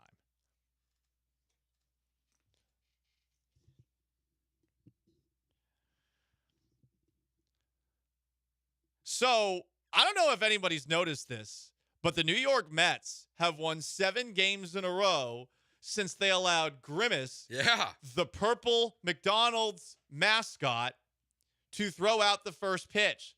They beat the Marlins twice, swept the Padres at home, and have beaten the Texas Rangers in back-to-back games. McDonald's has even changed their Twitter logo to Grimace in the Mets hat. Interesting. So they're even in on it as well. The Grimace effect. Can they contract Grimace to throw the first pitch out at an Astros game? Or are they so in bed with Whataburger that this would be a crime against Whataburger, whatever deals they have with the Astros, and the entirety of Texas, seeing as Whataburger is the national brand of Texas? I think they can probably get away with it, but do you have to go with someone else? Like, does it have to be the Hamburglar? No, I don't want the Hamburglar. You want Grimace? I don't want that criminal Yeah. anywhere around the Astros. Why can't we just get Ronald? to do Leave it? that to the No, Texans. not Ronald. There's children at the ballpark. I don't want Ronald near the kids. Because he's a clown, not because of any allegations. Just because he's the clown, right? Yeah, breaking news here on the show. No, that I'm he's not a aware clown. Of, like, Clowns are scary. Agreed. Ronald Weinstein. Come on, Grimace. Jeez, Grimace. He's the big represents purple blob. He represents the national drink of Houston, our chief export. It's purple drink. Good point. That's a good point, Paul. Yeah. We So, need Grimace. It would be nice to bring Grimace out. At the very least, the Texas Rangers, who are not winning games and are as disappointing as the Houston Astros, considering they are the defending World Series champions. But at the very least, the ballpark, you've got reasons to go. For one, while they have hijacked the band Creed and Scott Stapp, and it bothers me, at the very least, they are finding new ways to bring Scott Stapp into our lives with arms wide open. Let's make our escape, so let's hold it. Ask can we stay?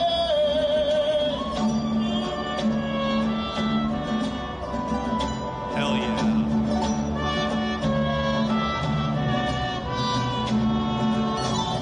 Can you take me higher? Mariachi Creed. I love that. This is elite. Shout out to the Rangers for doing something right. And also to circle back to fully connect these two topics here. There is not a Whataburger inside Minute Maid Park. There isn't. There is one inside the Ranger Stadium. So maybe the Astros and their fans should not be offended by a McDonald's personality throwing out a first pitch. I assume there would be because it seems like every other ad on the Space City Home Network is for Whataburger. Yes. But, yeah. I mean, Grimace isn't going to be on TV. Yeah. So bring Grimace to the park. I mean, because what's in Minute Maid? It's what's the burger place? Shake Shack. Isn't that in there? I don't know. I'll take a word for it. Yeah, I think it's Shake Shack. Is there? Sure, I'm not sure. I know it's not. Trillburger is at NRG. Yep. No, that I know. not yet, but that'll be there soon. I still haven't had a Trillburger. I got to do it at some point. The Rangers also are, speaking of the New York Mets, piquing the interest of one Mets broadcaster. Here is the Keith Hernandez looking at the Texas Rangers 6-shooter squad, their cheerleaders. They have cheerleaders in Texas. Oh. It's like a high school football game. It does. What high school?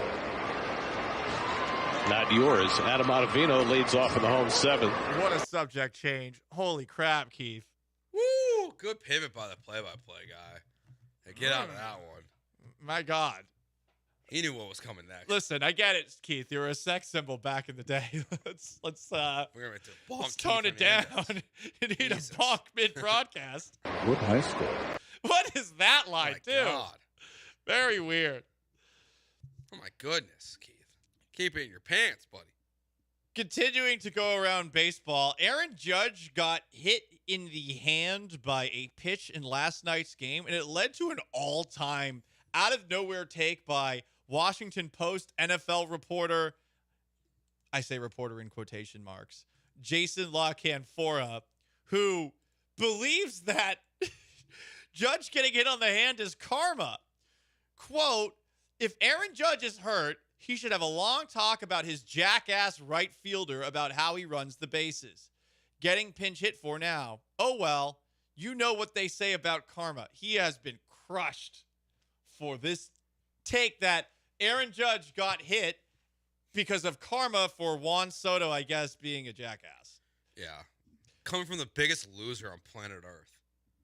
Like, this is why, like, I would love... Biggest loser on planet Earth. Jason La Canfora. He sucks. Is he the biggest loser on He's planet awful at Earth? his job. He is a total fraud. Like, he's a giant douchebag. Oh. Like, this guy, he deserves to get crushed for this take. I feel like there are bigger losers than Jason I La don't know, Canfora, man. though. I think he is the worst thing to happen to sports media. He's at the It's the top. worst thing to happen to sports media. Honest to God. Like, I think he is the absolute worst guy in sports media. Want to have him on the show? No, thank you. I'll pass. Would you walk out of the studio? This is not Jeremy Booth, who I like. This guy is a straight up loser. We'll wait until he takes a vacation. Works at the Washington Post, though. And he's been fired from wherever else he's worked. CBS Sports? Because he breaks wrong news all the time. That is the funny thing about Jason, as John McClane calls him, Jason No Confirma. It does seem like all of his breaking news stories are wrong. He had a couple of bad ones about the Texans not too long ago, right? Wasn't there something about Nick Caserio potentially getting canned after the draft last year? Was it the going to the Patriots? Was it that one? I think there was something last year where Jason La Canfora said that there's a chance that Caserio gets fired after the draft. And like he does stuff like this all the time. Like this is from.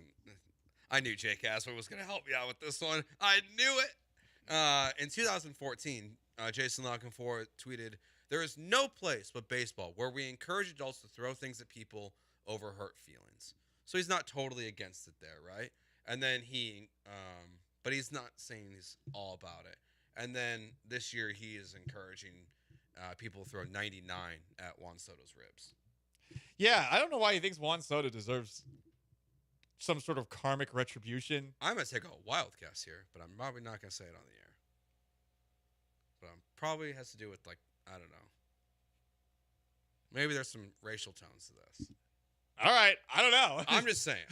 Like, I was wondering where you were going. Like, I got something, but I'm not going to share it on the air. You can't say that. That's why that made me more curious about it. I was trying to connect the dots. He works for the Washington Post. I'm just saying. Like, typically, like, stuff like this has, like, racial tones attached to it. When you hate a player that much for literally no reason. I truly don't know what it is. Maybe he's a Spurn Nats fan. It could be that. Upset that Juan Soto left. Did work for the Post. He's a Red Sox fan. I didn't know that.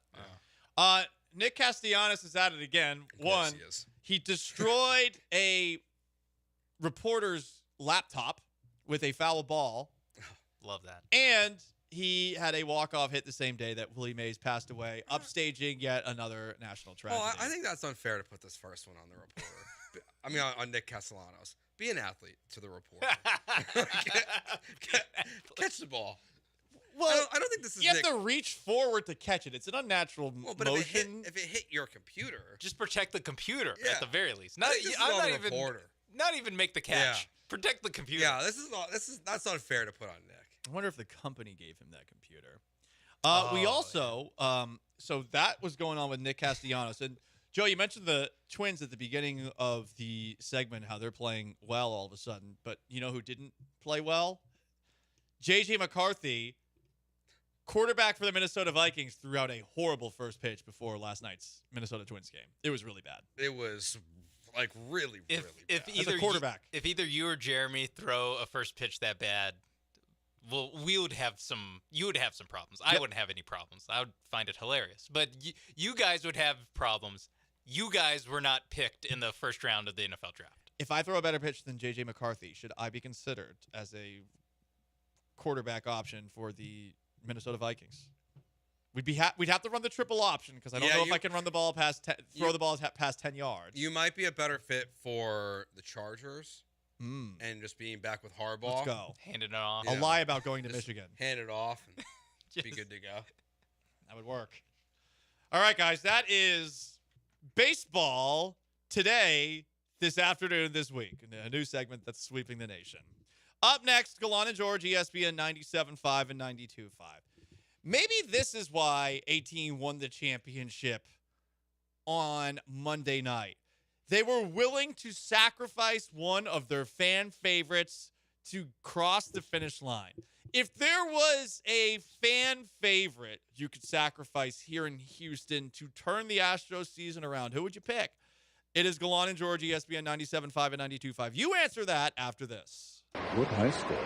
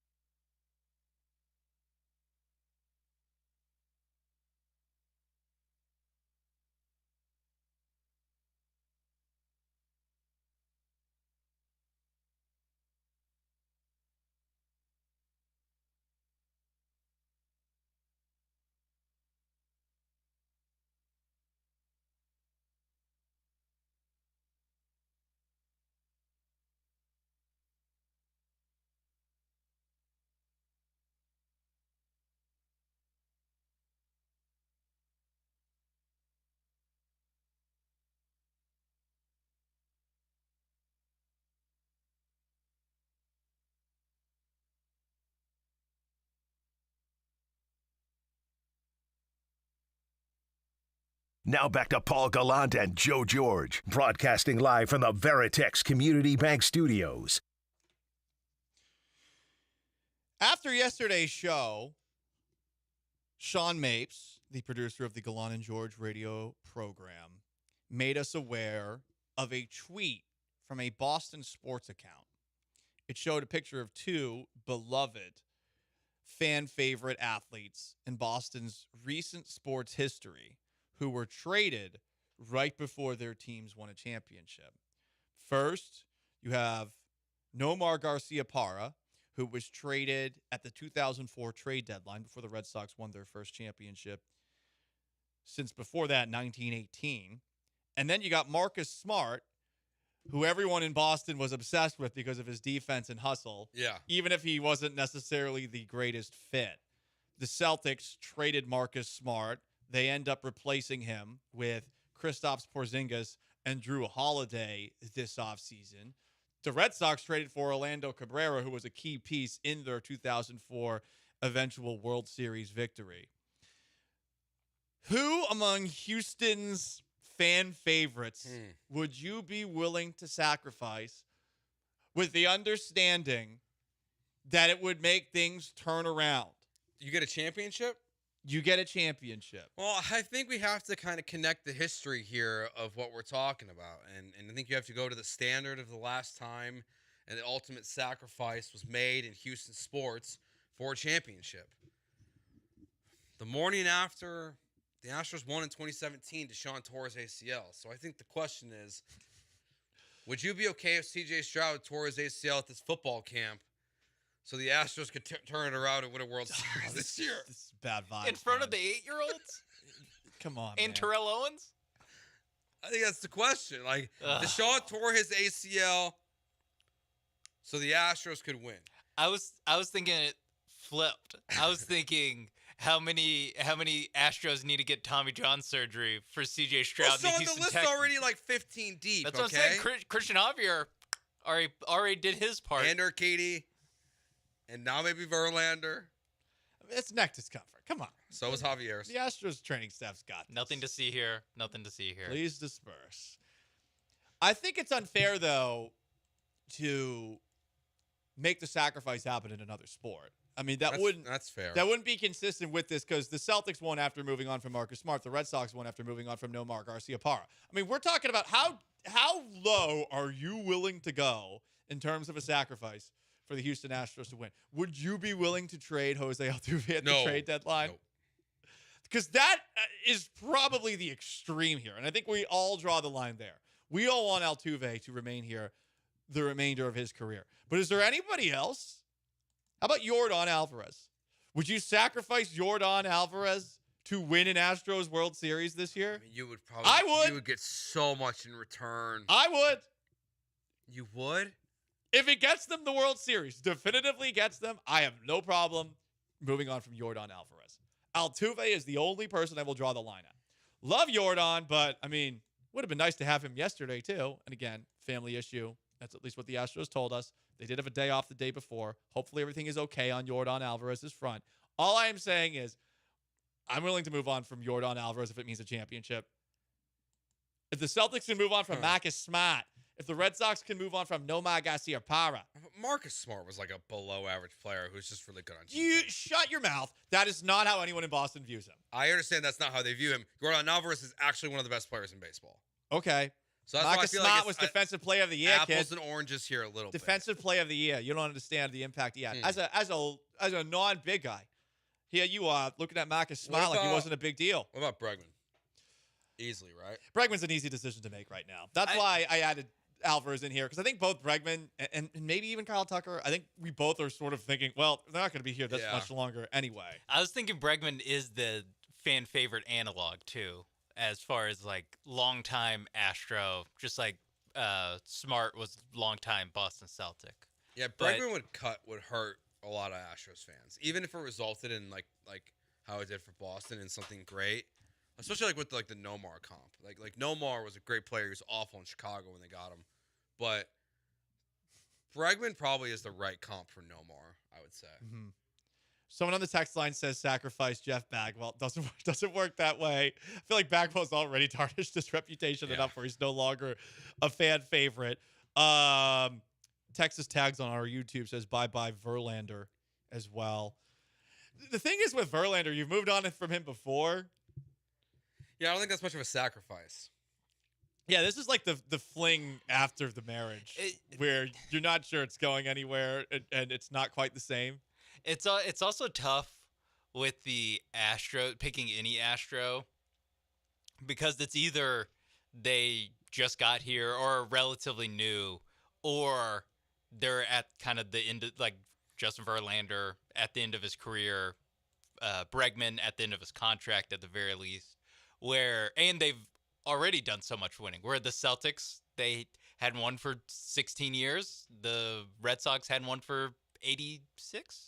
Was that 86. 86 years. So the Astros being like, yeah, we'll sacrifice to win a World Series that we also won 2 years ago. It's like harder to make that trade than it would be for like the Texans. And the Texans, it's hard because you're kind of it's all young players.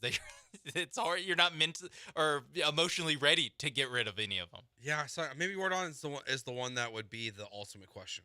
Then is like, would you trade Jordan Alvarez for presumably another very good player and a great starting pitcher to win a World Series this year? Like, as much like you think back to the World Series, the Mariners, the Phillies, like in the Phillies game in the World Series, what Jordan Alvarez did. Yeah.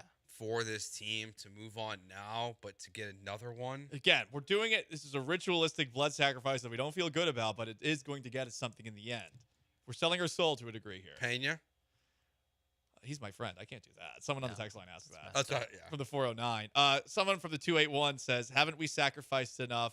I mean, we feel we've sacrificed a lot with these really rough 2.5 months to open the year and with how bad September was. And, of course, losing in the ALCS to the Rangers. But we do have to realize we've had it pretty good. Yeah, does it have to be an Astro?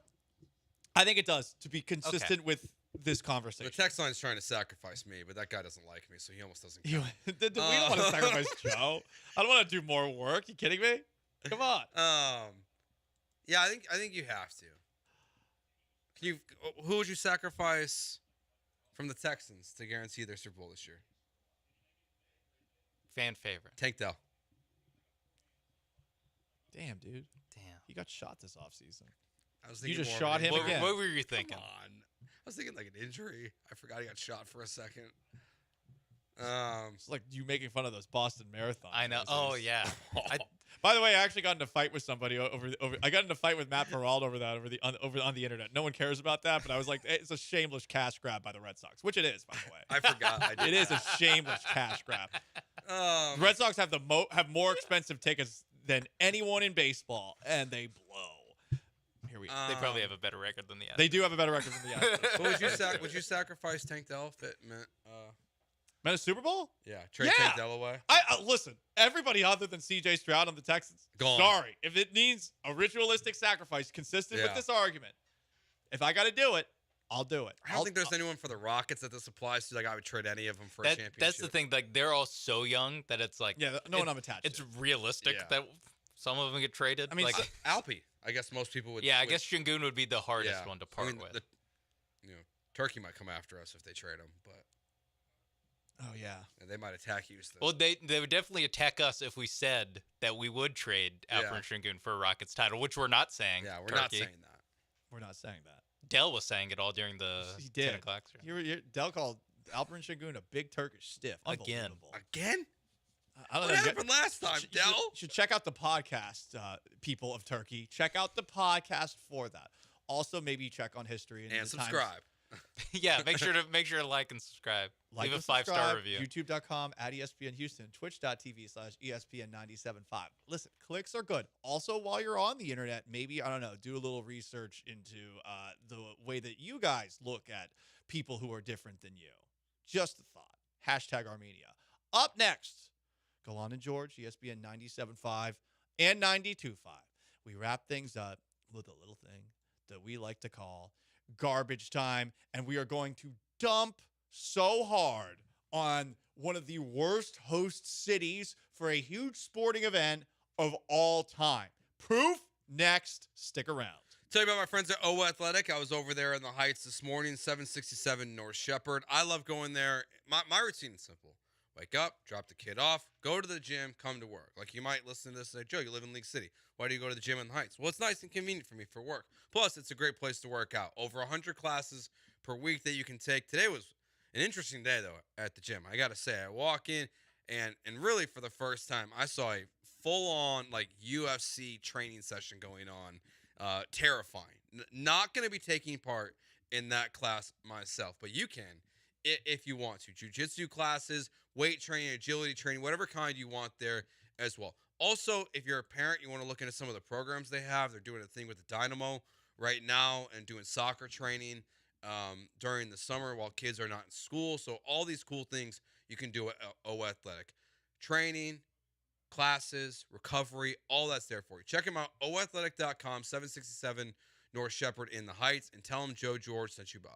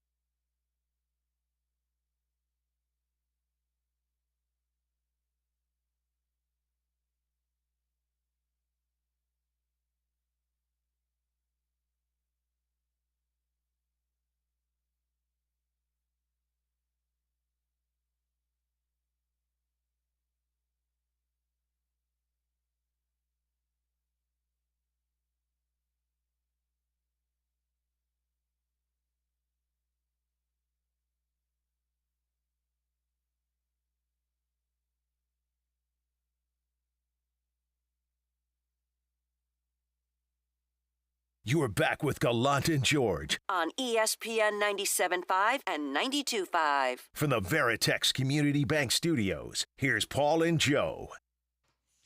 Last chance to dance. Gallant and George, ESPN 97.5 and 92.5. Astros lost yesterday to the Chicago White Sox 2-0. We heard from Dana Brown today. He's hoping that they can get within 5 games of the division-leading Seattle Mariners by the end of July. Good luck on that front. And saying, again, they got to get on a roll at some point soon. Well, last night should have been the start of said roll. They should be in second place by themselves because the Rangers have lost 5 in a row. Better figure it out tonight. 7 hits and no runs, unacceptable. Framber Valdez, 5 walks, unacceptable. Losing to a team with 2 hits, unacceptable. Are you okay with the 5 games by the end of July? Do you want it to be just a little bit, a tad better? 3 games, 4 games? I mean, I want them to be back above 500 by the end of July. I suppose that being back above 500 could mean within 5 games of the AL West. You would hope so, yeah. I mean, you need help for that. Yeah, you need the Mariners to not play as well as they're playing right now, too. And they're playing very well. They've got very good pitching, and their hitting could not have been worse to open the year. So it's going to be tough. Anyway, Time for a little garbage time to wrap things up.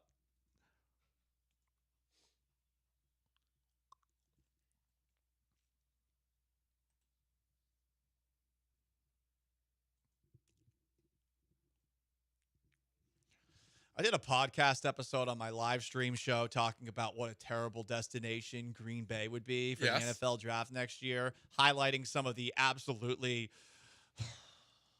mid offerings that Green Bay has to entertain people unrelated to football.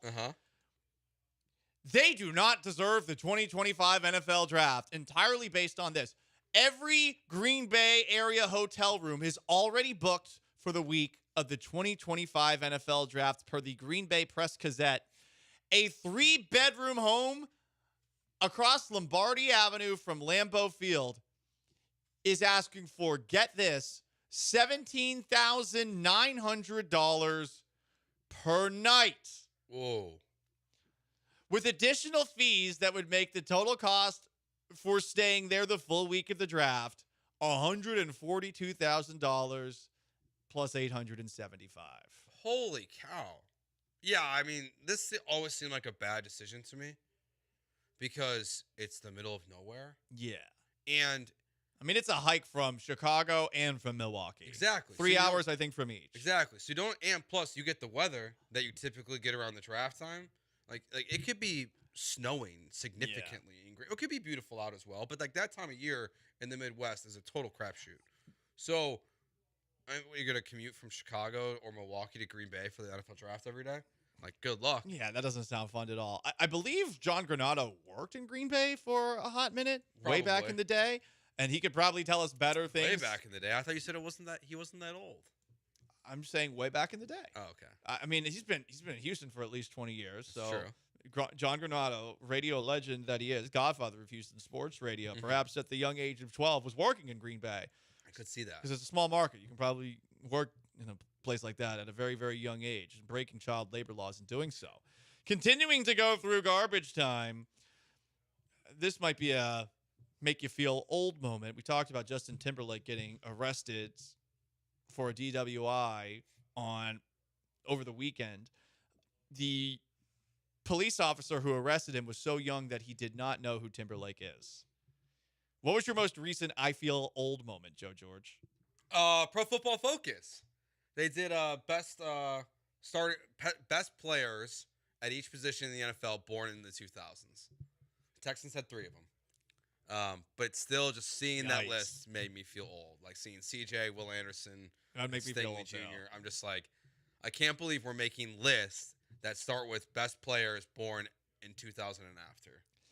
The last moment I feel old was at down the street bar on Saturday, going up to the bar, ordering an espresso martini. Girl to the left of me orders an espresso martini as well. Someone in the middle hasn't ordered her drink yet. I said, you got to get an espresso martini.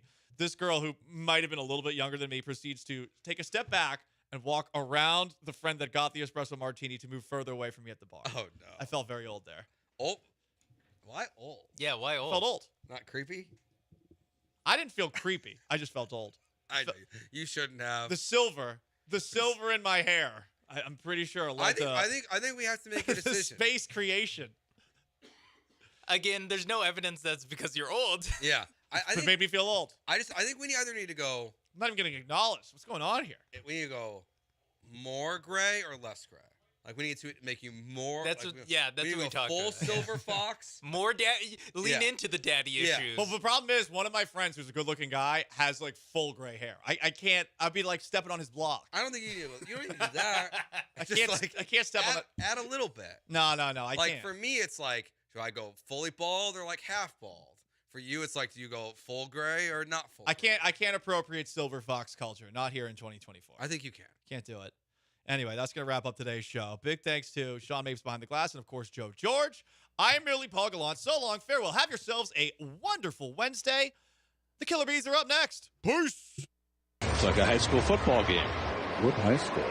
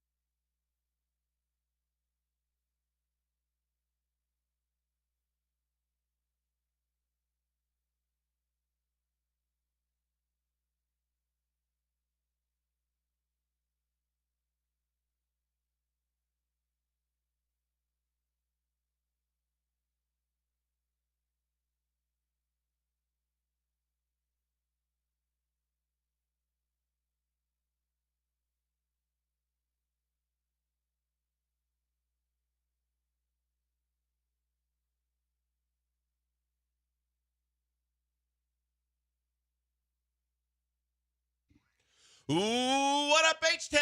Hey, how we doing? He's Blank. I'm Bradham. It's Brian behind the glass. It's Wednesday edition of the Bees on ESPN 97.5, ESPN 92.5. Excellent. What up, H-Town? I'm not in a good mood. Like, me either. It was a very, upbeat, good vibey, good mood. What up, H-Town? I'm just not there. I'm not there. I'm grumpy today. I'm in a foul mood. I have a sour mood today. Astros lose yesterday in Chicago 2-0. And look, you don't have Kyle Tucker. You don't have Yordan Alvarez. You're not going to win many games without those guys. You're just not. I know you expect to win whenever Fomber on the mound. But the Astros put up a goose egg against a guy by the name of Jonathan Cannon. I had never heard of Jonathan Cannon prior to yesterday. Oh, you're a casual, Brown. Have you not heard of Jonathan Cannon? Did you know who Jonathan Cannon was before the Astros faced him yesterday? I doubt many of you did. I didn't. I knew he had a great name for a pitcher. We used to have a catcher at U of H named John Cannon. That's the John Cannon I know, not Jonathan Cannon. But you get shut out by Jonathan Cannon, who has not been good all year. He was okay in his last start, but he came into the game with an ERA north of 4. He's a rookie, which the Astros are never very good against rookies. You throw out this lineup that goes after Jose Altuve, 689 OPS, 703 OPS, 686 OPS, 650 OPS, and then the bottom 4 guys are actually all above 700. Maybe flip those guys with the other guys who are under 700. You get blanked by the worst team in baseball and a dude by the name of Jonathan Cannon. Are you kidding me? It's embarrassing. It's something that I did not expect to see. I did not care if Yordan was able to play or not. Sure, I'd like to see him in the lineup, but I thought that they had to have enough. I think the White Sox had lost something like 21 of 24 games. They've been absolutely pathetic, home or road. And here you come waltzing in expecting wins, and you get your ass handed to you by Jonathan Cannon. And you out-hit them 8-2, but what does that matter when everything that you tried to do and every time you got someone in scoring position, it was squelched quickly, it was off the books, and even in the 9th inning, everybody was holding their breath with 2 outs. I was like, this game's already long gone in my mind. I didn't think they had a chance. I mean, I was hoping the Caratini would run into one. I was hoping he would drive one out of there. But you got shut out by Jonathan Cannon in the Chicago White Sox. Jonathan Cannon almost went the distance against you. He almost went complete game shutout against you. And if it wasn't for a couple of seeing guy singles, he would have thrown his first ever complete game shutout against you. Embarrassing offensive performance. And quite frankly, like when you eliminate Yordan Alvarez, Kyle Tucker, your offense isn't going to be very good. Jeremy Pena has been really bad lately. Alex Bregman, really bad all year, has come around lately. Yainer Diaz, I meant to look to see what Yainer Diaz has done since he came back from the finger. A finger that still needs some sort of bandage on it when he leaves a ballpark because they wanted to play him because they didn't want to admit fault that they should have placed him on the injured list. Let's see, he came back against the Angels. No, he came back against Detroit. I guess he had a few hits, but he's 0 for his last 7. You go up and down the lineup. John Singleton, fringe big league player. Mauricio Dubon, we love Mauricio Dubon. Probably a super utility guy. Now he's one of your best 9. Victor Caratini, maybe he's your best catcher, but he's a backup catcher. Jake Myers has been slumping lately. He's had a terrible June. Jake Myers under 250 now with his batting average. His OPS 713 after it was flirting with 900. Trey Cabbage, the only buddy with a pulse yesterday. This offensive performance was atrocious, was abysmal, and maybe we should have saw it coming. Maybe we should have seen it coming with no Yordan Alvarez, which where is Yordan? I mean, hopefully everything's good with Yordan Alvarez. I don't want to be insensitive. Hopefully everything's good with Yordan Alvarez. But that offensive performance was embarrassing. Astros should be embarrassed of themselves. Yeah, it really was bad. And like you said, if you have to base the success story of last night on Trey Cabbage, then what the hell are we doing? Why are we holding out hope, or why is anybody thinking that this team should be buyers at the deadline and do all these things to make this run to be where everybody expects them to be? Because you look at it from top to bottom, and it gets more embarrassing every time they pull another one of these stinkers out and they throw up all over themselves, and you keep shaking your head and going, all these people, you're supposed to sweep them. Well, what you've seen from this team most time, and we talked about it after Todd Callis said in the Tigers series, well, you're facing Skubal. He's their best pitcher. That's going to be a really tough game to win. And you win that game, and then you lose games that you're not supposed, or lose a game you're not supposed to lose. And again, last night, you were supposed to take on a rookie. You were supposed to take advantage of that to set you up because you knew you were going to have a tough game against Crochet. Watch them tonight. They're going to come out, and they're probably going to put up a 6 spot, and they're going to look like a different team again. Want to bet? No, I don't want to bet on that. No. Let's make a little wager on them scoring 6 runs off of Crochet. The Astros might have broken Skubal, by the way. He's getting lit up by the Atlanta Braves earlier today. I wonder if the Astros broke Tariq Skubal. Who knows? Framber Valdez pitched in that game yesterday. A little trouble with the command. It's putting it lightly. A lot of trouble with the command. What'd you make of Framber's performance yesterday? He aggravated me to no end because I watched it a second time this morning. And Why? Why would you subject yourself to that? Because I had to make sure that I wasn't seeing things in the fact that this is a guy that is going to be seeking big dollars in multiple years in an extension and wants to be considered a starting pitcher for the All-Star game and one of the best pitchers in the American League. And it just amazes me how little things become exacerbated into these big things with Framber Valdez. The fact that he, no matter how good or bad the other pitcher was pitching, he had the ability to win that game. He only gave up 2 hits. But the minute that, yes, there's no doubt about it, the strike zone was he was getting squeezed at times, and there was issues with the strike zone.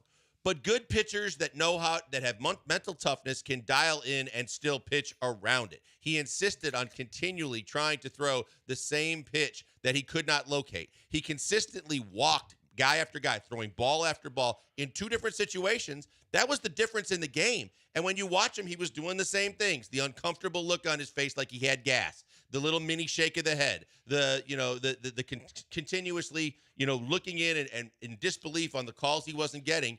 And he couldn't locate any pitches. And then he starts quick pitching. He's quicker and quicker getting back to the rubber.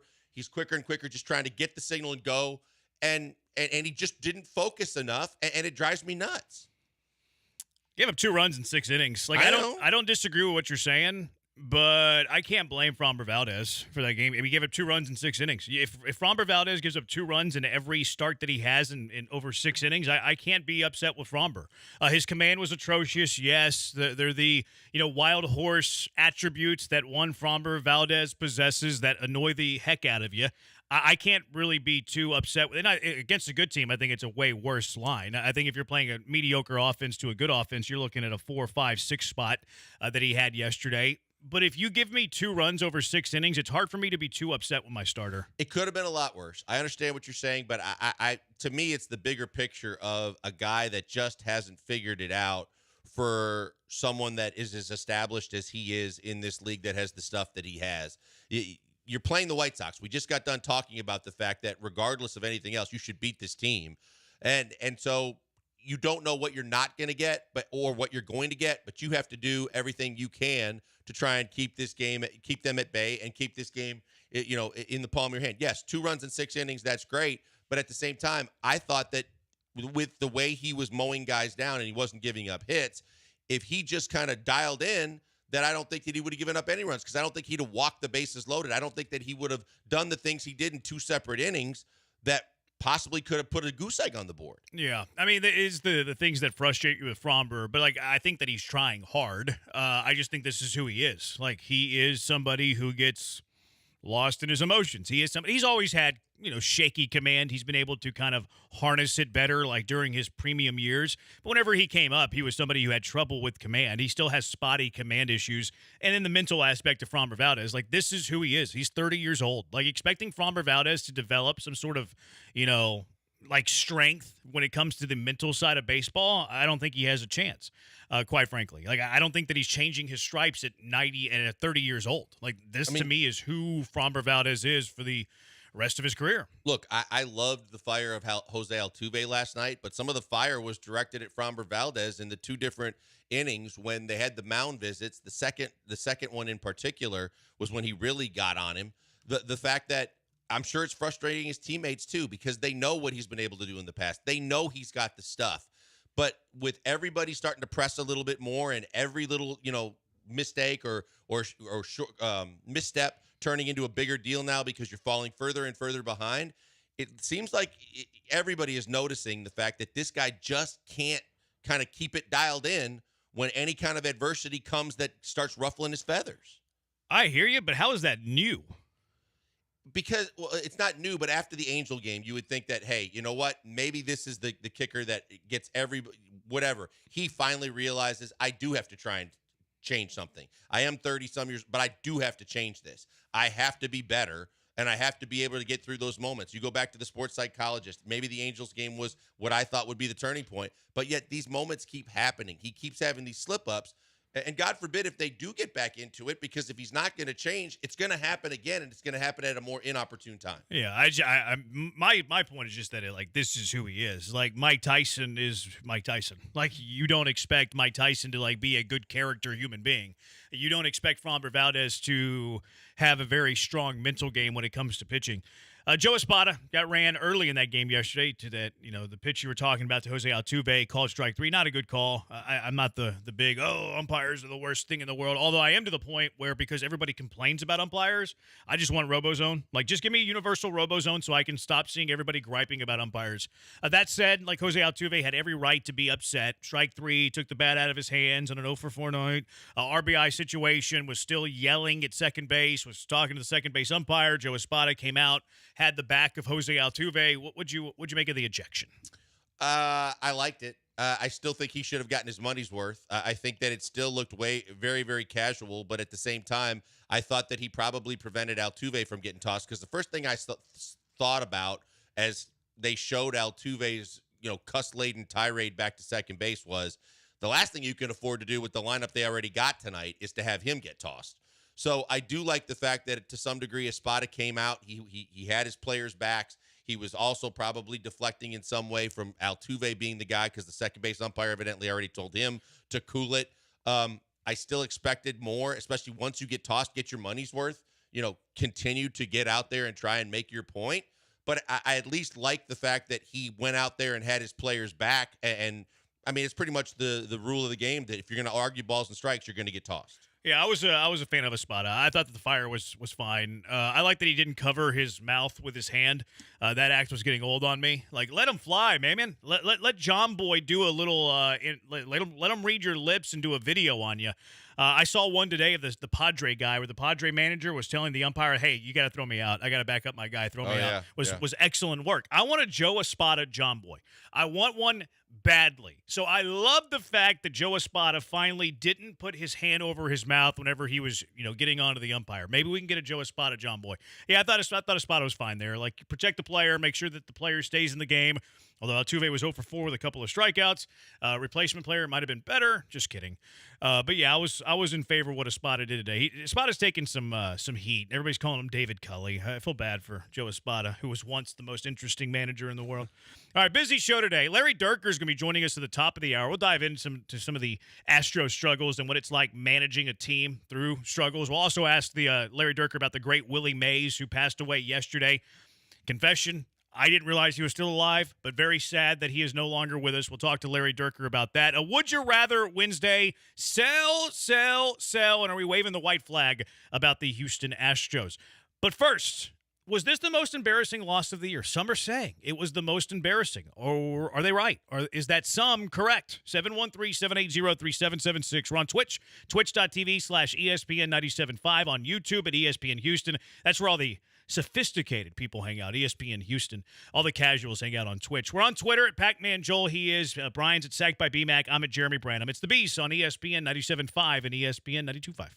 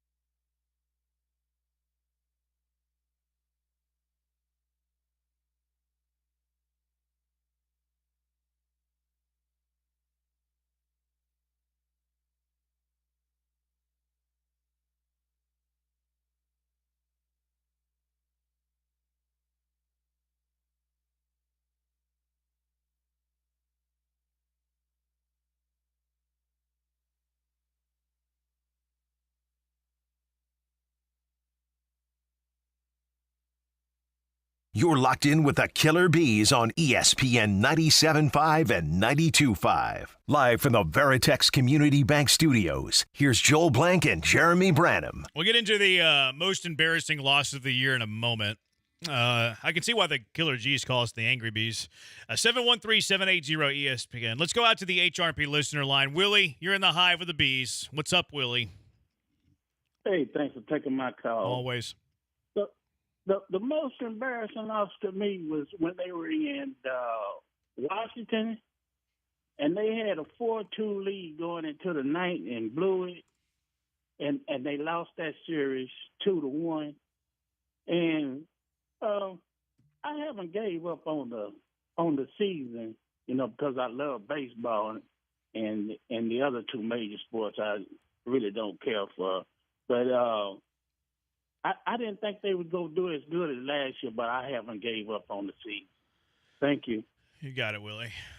He's got more optimism than I do. Willie does. Thank you for the call, Willie. He's got more optimism than I do now, too. So we'll get to that because last night was enough for me. The embarrassing loss thing, like some were saying it on the Twitters, like this is the most embarrassing loss of the year. Like, okay, I see where you're coming from. The offense didn't show up. I see where Willie's coming from. You have the lead late. You've signed Josh Hader to put together this big three in the bullpen that's supposed to – everybody was talking about Dana Brown.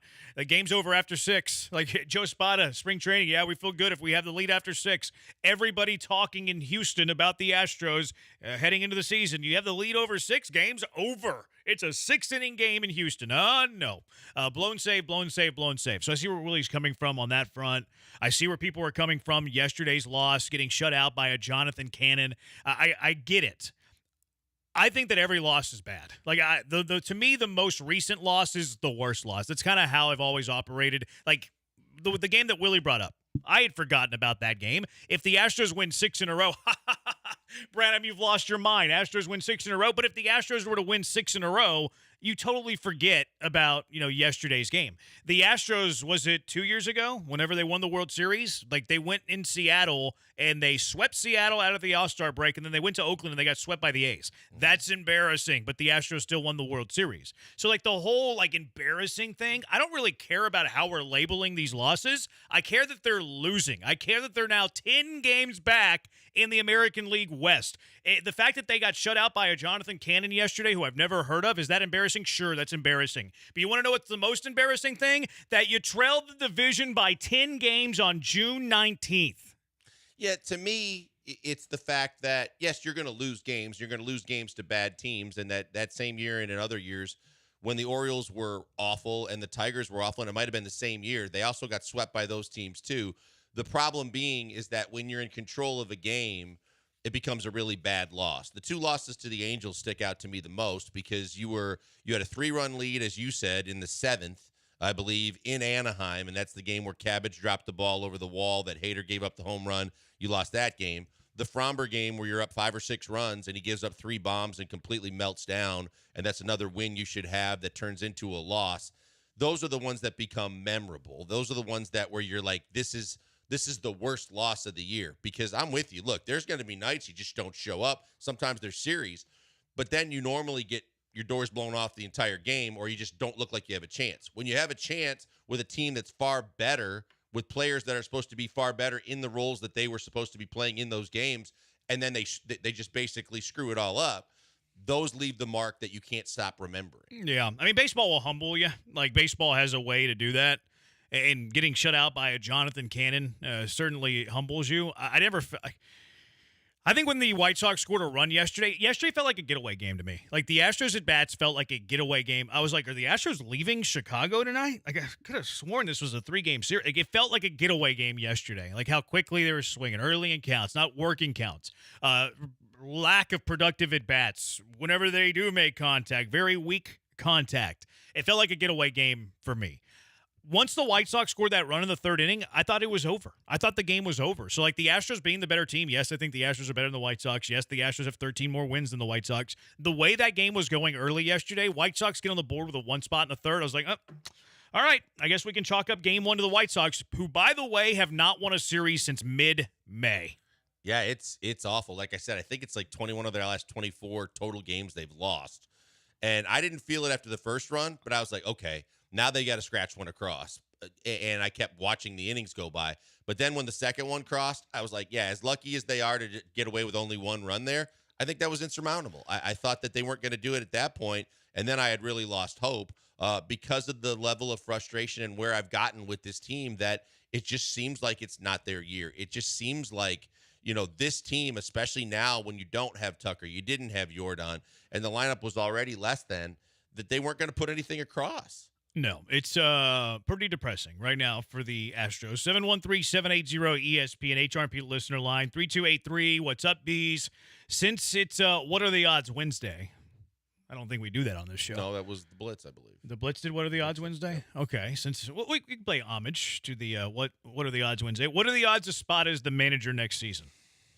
Ooh. I would say, well, they're awful. I don't think he's going to be the manager of the team next year. I don't know how you want to, put the wager on it or put the odds on it. Anywhere from 1 to 100.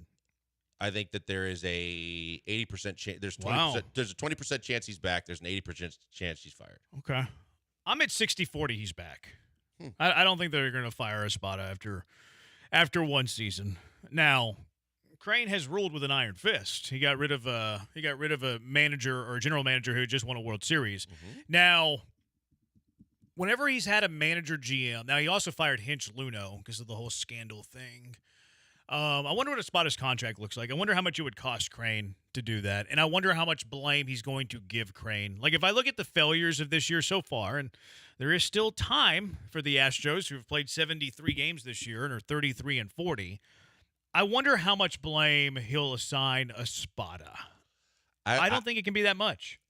Well, you know what? If you just want to do from an outsider's perspective of does he deserve it, in a lot of ways, probably not. But when you look at it from an ownership perspective and the fact that whether it's righting the wrong of taking a guy that was too much of a yes man that was just going to do what fantasy baseball owner and his buddies were going to try and tell him to do, and realizing, hey, I was wrong. I need to go get an established real manager that has, pelts on the wall to lead this team. Or it's the fact that you're right, that maybe he does come to the realization, hey, we didn't give him exactly a fair chance, and there was a ton of injuries, and you could see bringing him back. I just think it's the easiest thing to do if you're an owner, and you can reset the deck. You see it across sports. They don't care how much money's left on the contract, how many years are left.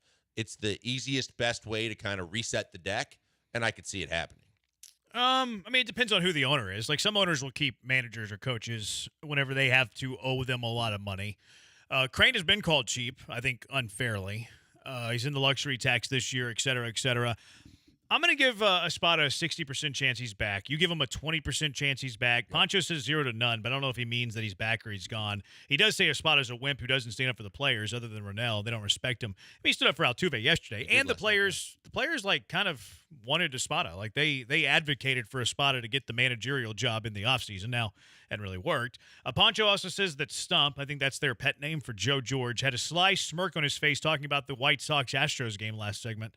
He is a White Sox fan. Mm-hmm. We do know that he is an avid, diehard White Sox fan. I think it goes back to the days of, like, Ozzie Guillen. I think that's why he's a big White Sox guy. Ozzie Guillen, he was a big fan of him. Yeah, the Big Hurt. Yeah. Jeff Blum as a White Sox was one of his favorite moments, I think, in the World Series. Mm-hmm. That's true. I mean, it's quite possible. Look, Ozzie Guillen was a big fan of Paul Gallant back in the day, too. Oh, yeah, I forgot about that. That was quite the interaction. 4488, please tell us the current terms of the Joe Espada contract. I don't know what the Joe Espada contract is. What is Joe Espada's contract? And then the other text here, 713-780-ESPN. He typoed, but courses, kind of hard to point a finger at a rookie manager whenever you've lost 50% of your starting pitchers and your corner infielders have really stunk so far this year. So I agree with that text, 8341, but will Jim Crane agree with that text?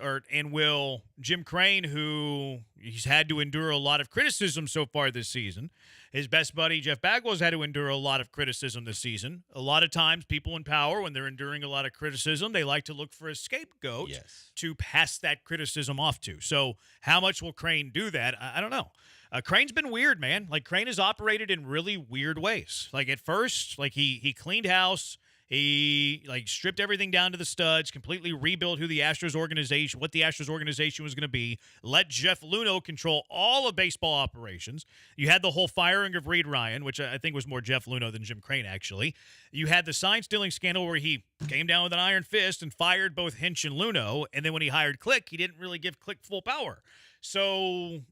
And he hasn't been cheap. He's been willing to spend money selectively. So I don't know. Like, Jim Crane has been very odd as an owner. He has been. And I think that from the scapegoat perspective is one of the main reasons why I'm thinking about it. But I also think about the fact that when they won his first World Series, he had an established manager like A.J. Hinch. When he won his second one, he had Dusty Baker. And the same way when he decided I could find any guy that I so choose to be the general manager and we can still do this thing, that I believe that he thought the same way with, hey, we'll just take the guy that, Joe Espada and hopefully we can also have our say-sos or whoever can have their say-sos and it'll work. And now he looks at it and says, maybe in retrospect, no matter what I think I can do, we can do, and I want to do with the front office stuff, maybe in the clubhouse, I need to have a veteran manager managing a veteran team capable of competing for a World Series. I mean, I think that Dusty's only been the only manager that was like that, though. I mean, Hinch was a 2-year manager and had been fired for like 4 years before he was hired by the Astros. So, like, Hinch wasn't like this decorated veteran manager. Dusty was. But he was established for a couple of years. He got fired.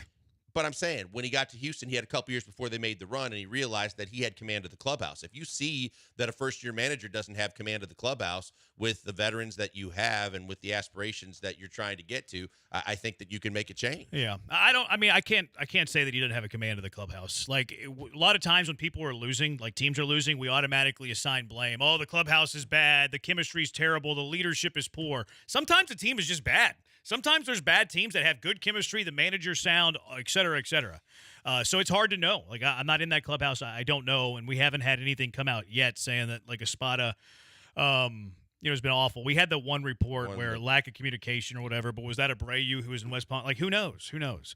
713-780-ESPN. HRP listener line, 713-780-3776. One of us is ready to wave the white flag. Which one of us is waving the white flag? 713-780-3776. It's the Killer Bees on ESPN 97.5 and ESPN 92.5. One thing that I will never waive is the fact that I'm going to get my grills from Texas Star Grill Shop. Texas Star Grill Shop is trying to give back to you, by the way. They have a barbecue class coming up this weekend at the 59 Shepherd location. Mastering the Grill, Tri-Tip, Pacaya, and Brisket with Doug Scheiding. Barbecue workshop this Friday, June 21st. This includes 3 bottles of rub, tasting, and beverages. Your receipt is your ticket. Tickets can be purchased right now, TexasStarGrillShop.com, TexasStarGrillShop.com. Join us for an exclusive barbecue workshop with renowned pitmaster Doug Scheiding. 2-hour intensive class designed for barbecue enthusiasts, or maybe you're a noob who's trying to step up your game. Whether you're a seasoned grill master or a backyard barbecue lover, this workshop is perfect for you. Friday from 5 to 7, 59 Shepherd location, Texas Star Grill Shop. In the first hour, you're going to learn the tri-tip versus the pacaya. Discover the differences between these two popular cuts of beef. Learn about the preparation, the methods to cook them, seasoning tips, grilling techniques to achieve perfect results every time. Hour number 2, how about a full brisket walkthrough? You got to learn how to cook a brisket if you're going to live in Texas. Deep dive into the art of smoking a brisket. Doug will guide you through the entire process from selecting the right cut to trimming, seasoning, smoking, and slicing. Gain insider tips and tricks to master the classic barbecue favorite. Learn from Doug Scheiding, award-winning pitmaster, years of experience, hands-on experience too. You can connect with fellow barbecue enthusiasts, and every attendee will also receive the full collection of Rogue Cookers rubs to take home. So reserve your spot now. Tickets are limited. TexasStarGrillShop.com. Just $49 per person for a lifetime of grilling knowledge. Order those spots right now. TexasStarGrillShop.com. Going fast. That's TexasStarGrillShop.com.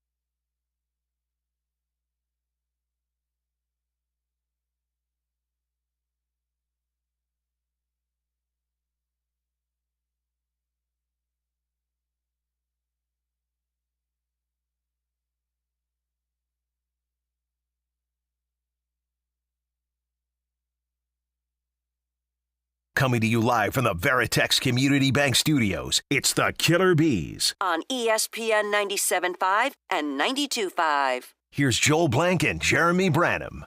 Real quick, which of the Bees is waving the white flag? 713-780-3776. Which of the two of us waving the white flag? It's Blankers. Actually, I probably am too. But why are you waving the white flag here, Blankers? You guys did it before, and I kept saying I'm not doing it yet. I'm being optimistic. I'm hanging in there. I believe that this team is going to find a way, and something's going to happen, and they're going to turn it around. And then thinking about it last night after the game and this morning, I'm like, I just think it's not their year. I think they're snake bitten. I started going around the diamond going, I know teams have injuries, but when you start looking at how many guys are out and continue to be out for this team and how much time they've missed, on top of everything else with them inventing ways to lose. If it happens early in the season and we kept saying, well, they haven't even played, 60 or 70 games yet. They haven't got to the midway point in the season. Now they've played more than 100 games, and now I'm looking at it and going, I just think that this is going to be one of those where you just have to mark it down. I started going around, starting with the starting pitchers, and I started saying, well, what pitchers have been out injured this year? Well, there's JV, and there's Fromber, and then there's Javier, and then there's Urquidy, and then there's JP France. And I think the only two starting pitchers that of consequence that haven't been hurt are Hunter Brown, and correct me if I'm wrong, and Arrighetti. And then when I start going around to actually position players, well, Yiner. And then, we all know that Abreu got hurt twice, his feelings and his pride. I don't know that he actually missed time with anything that we could say was an injury.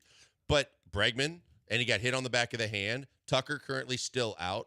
Early in the year, I know there was a couple games, I think, where Jake was out. Chaz with the hamstring. Presley in the bullpen. And I'm going, all these injuries. And as Brian and I were kicking it around this morning, the fact that we know that it's almost a given Altuve and Yordan are probably going to have a stint, and they haven't had it. They've been some of the healthiest players so far this year. I'm like, on top of everything else and the way they continue to find ways to lose games, last night kind of convinced me it's just not their year. They're just not going to do it. Yeah, it's hard to push back to any of that. Only small nitpick I would have is I think it's greater than just injuries. I think that injuries are a big variable in this, obviously. But even guys that are healthy have been poor at different times of the year. You could go up and down the rotation. Fromber, one of your horses, wild horse at times. He's been up and down. He's been frustrating even when he pitches decently. Like yesterday, 2 runs, 6 innings, still extremely frustrating in a game in which he gives up 2 runs, 6 innings. Justin Verlander, one of your top 2 guys, which at the age of 41 should he be? He's been pretty mediocre in his last couple of starts. Hopefully he gets back soon, and the reason that he was mediocre was the neck. I doubt it, but hopefully. Christian Javier was rough whenever, the last couple of his starts as well. He started off pretty good and then was pretty rough. Ronel Blanco's been the only consistent one that's been any good. Hunter Brown was the worst pitcher in baseball for 4 or 5 starts, and Spencer Arrighetti's had splashes of being really bad. The big 3 in the bullpen have blown, it seems like, more saves than anybody in baseball. I don't even know what it's up to now. Is it 12? I think they've blown 12 saves when you have the big 3. That was supposed to be your strength. And the big 3's blown 12 saves collectively. Yordan's been fine, but Yordan hasn't hit for the power. Kyle Tucker's been the only one that's been good throughout, but he's hurt. Bregman started off very lousy. Jake Myers, bad June. Jeremy Pena, hot at the beginning, cold lately. So I would even go the ones that have been healthy. It's been performance too. The performance of what you were expecting from these guys hasn't been very good. And you could even go back to roster building at the in the offseason. If you went into the year, you needed Chas McCormick and Jake Myers to be good, quite frankly. And would you have bet that they were both going to be good for the entire season? That's why I wanted a left-handed bat to throw into the mix there. And maybe it's Joey Loperfido. Maybe it's Trey Cabbage. I wouldn't mind seeing Trey Cabbage get some run at first base because I think he's better than John Singleton, quite frankly. So I think it's a lack of talent. I think the production hasn't been great. The injuries are obviously a big factor in this, too, because you've had a lot of key pieces out for a critical amount of time, although I think that is very normal in baseball. Players get hurt in sports, but yeah, I don't blame you for throwing in the white flag. I think I threw it in and kind of been trying to creep it closer to me, hoping that it would come back. But no, I haven't grabbed the white flag back that I've thrown in. No, the towel, it's hard to, because again, then when you start factoring in the way they lose games, the games that they should have won or that they were up in big, or late, and then they blow those. You mentioned the blown saves. You look at all of it in combination and then say, I go to the roster development too, because, yeah, in retrospect, should they have signed Josh Hader, or should they use that money and repurposed it on, a bat and a relief pitcher or two, and or some, another pitcher that you might be able to use however you might have been able to use them? Yeah, probably, but you didn't address first base. You knew that Abreu was shaky at best, but you left Singleton as the only viable option behind him. They both absolutely have been horrendous for the most part all season long. And there's, now you're trying to scratch and claw internally to find other answers that could absolutely just be a Band-Aid. And that's not what a competitive World Series caliber team should be doing. No, it's been a disaster. 0613, would you watch this season for the Astros for a chance at them making a World Series appearance next year? Duh. Sure. Yeah, you're 10 games back in the AL West. Yes, I would throw this season away for a World Series appearance next year. You'd be silly not to. You're 10 out. You're 10 out. Yes, of course, I would wave the white flag, throw in the towel on the rest of 2024 if it means getting to a World Series appearance next year. Heck, I'll take a playoff appearance. I'll throw out the rest of this year if I get a playoff appearance next year. I'll go one step further. 0613. Let's cancel the rest of the season. Playoff appearance next year. I'll go a step further than the text suggests. Yeah, I mean, when you think about it, look, that's all you can hope for at this point. We were talking about early in the season how the odds were stacked against him with as bad as they were and how many games they were under 500, even at the 30-game mark and the 40-game mark. And everybody was saying their chances to make the playoffs are minimal at best at that point. Now you're looking at it going, well, now there's actually a bigger gap between you and the Mariners and between you and the closest teams to try and chase a playoff spot. Yes, of course you would do that in a heartbeat, but there's a reason why I'm throwing in the white towel today, because of the fact that at the last time we were talking about all this, they were going into Seattle with a chance to cut it. Even though they didn't play well there, they still had a chance. They had it within striking distance of, I think, 6.5 games. And now here we are, and every single game seems to be stacking up now to where now it's double digits. Yeah. Now they're 10 out of the division. Now they're 7.5, I think it is, for the playoffs. It's not good. Yeah, 7.5 behind Kansas City. And then the problem there, too, is it's like you also have teams ahead of you. Like, you're not just 7.5 from Kansas City. It's one thing if you're 7.5 Kansas City, that they're the only team that you're chasing. There's 4 teams sandwiched in between. Detroit's got a better record than you. Tampa does. Toronto does. Boston does. The Rangers are tied with you, so you're not even clear of the Rangers. So it's more than just being 7.5 back in the wild card. You're 7.5 back with 4 other teams ahead of you between you and Kansas City. Schwab, Astro Twitter admin, he sent out the odds of the Fangraph odds. He said the Astros, which means Fangraph odds. He's just relaying the information. Astros have a 29.3% chance to make the postseason, according to Fangraphs. So there's that. So Fangraphs has them at 29.3%. What does Blankers Graphs have them at to make the playoffs? 18%. 18%. Branham Graph has them at, I'll go 9.9% because I don't want to give them double digits. Brian McDonald Graph, BMAC Graph. What is your BMAC Graph? 11.6. Man, I'm the most negative? Huh. I was just trying to split the difference. That doesn't track. I'm never the most negative. I'm out. 0. There we go. There we go. Out. There it you is. Go. There it is. You guys know that. I've been out since whenever the eulogy was, early May. Look at him buckle to a little bit of interrogation. You would be awful inside the interrogation. Oh, yeah. I would give anybody. He went up like that. Yeah, I'd rat on you guys in a second. My goodness. Interrogation, cross-examination. You wouldn't stand a chance. No, I'd buckle immediately. Don't ever do a crime in front of Brian. As I've learned that today. Yeah, I will rat you out immediately. Okay. Wow. All right. Good to know. It's good to know. 713-780-3776. So Fangraphs has the Astros' chances of making the playoffs at 29.3. We got Blankers Graph. We got Branham Graph. We got BMAC Graph. How about Hive Graph? What chances do you give the Astros to make the playoffs? 713-780-ESPN. 713-780-3776. Also, everybody's no one's very happy with Joe Espada right around now. The most interesting manager in baseball in the world has not been that. What is your one biggest complaint on Joe Espada? 713-780-3776. It's the Bees on ESPN 97.5 and ESPN 92.5.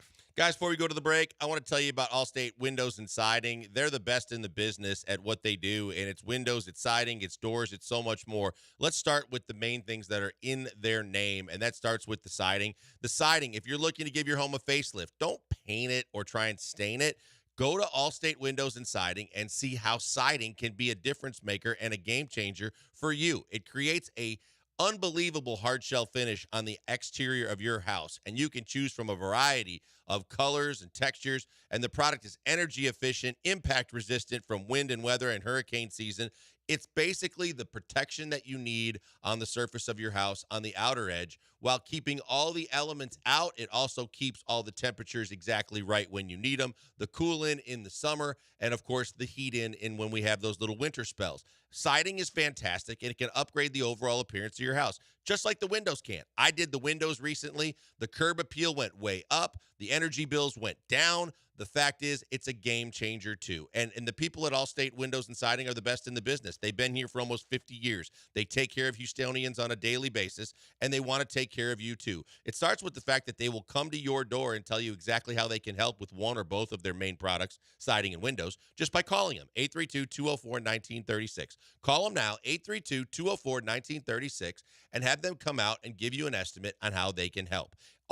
It's free to you, so all it is an information session that might give you what you need to make a huge difference in your energy bills. Right now, they're offering 30% off a window job, $2,500 off a complete siding job. Get that free home estimate today and see all the different things they can do for you by going to the website, allstatewindowsandsiding.com. See all the ways they can help, all the great products, and the fact that they are the best in the business. That's why I went with them, and you should too. Of course, discounts available for first responders, military, and senior citizens.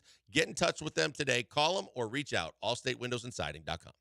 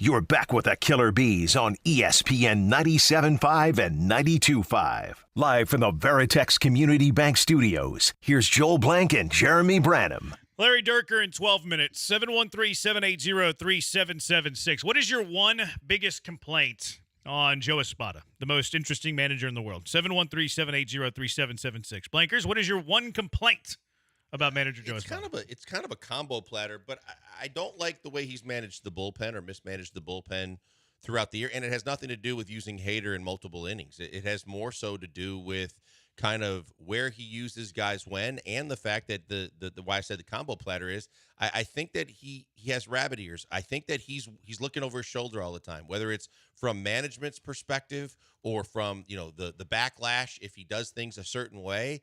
I just don't feel like he's managing like we used to say from Pawpaw's belly. I don't feel like he has the full autonomy, and I feel like he is constantly worrying about pleasing everyone else around him by managing this baseball team. And I think the bullpen is one of the main reasons why I think he is as quirky as he is and makes some of the moves that he makes.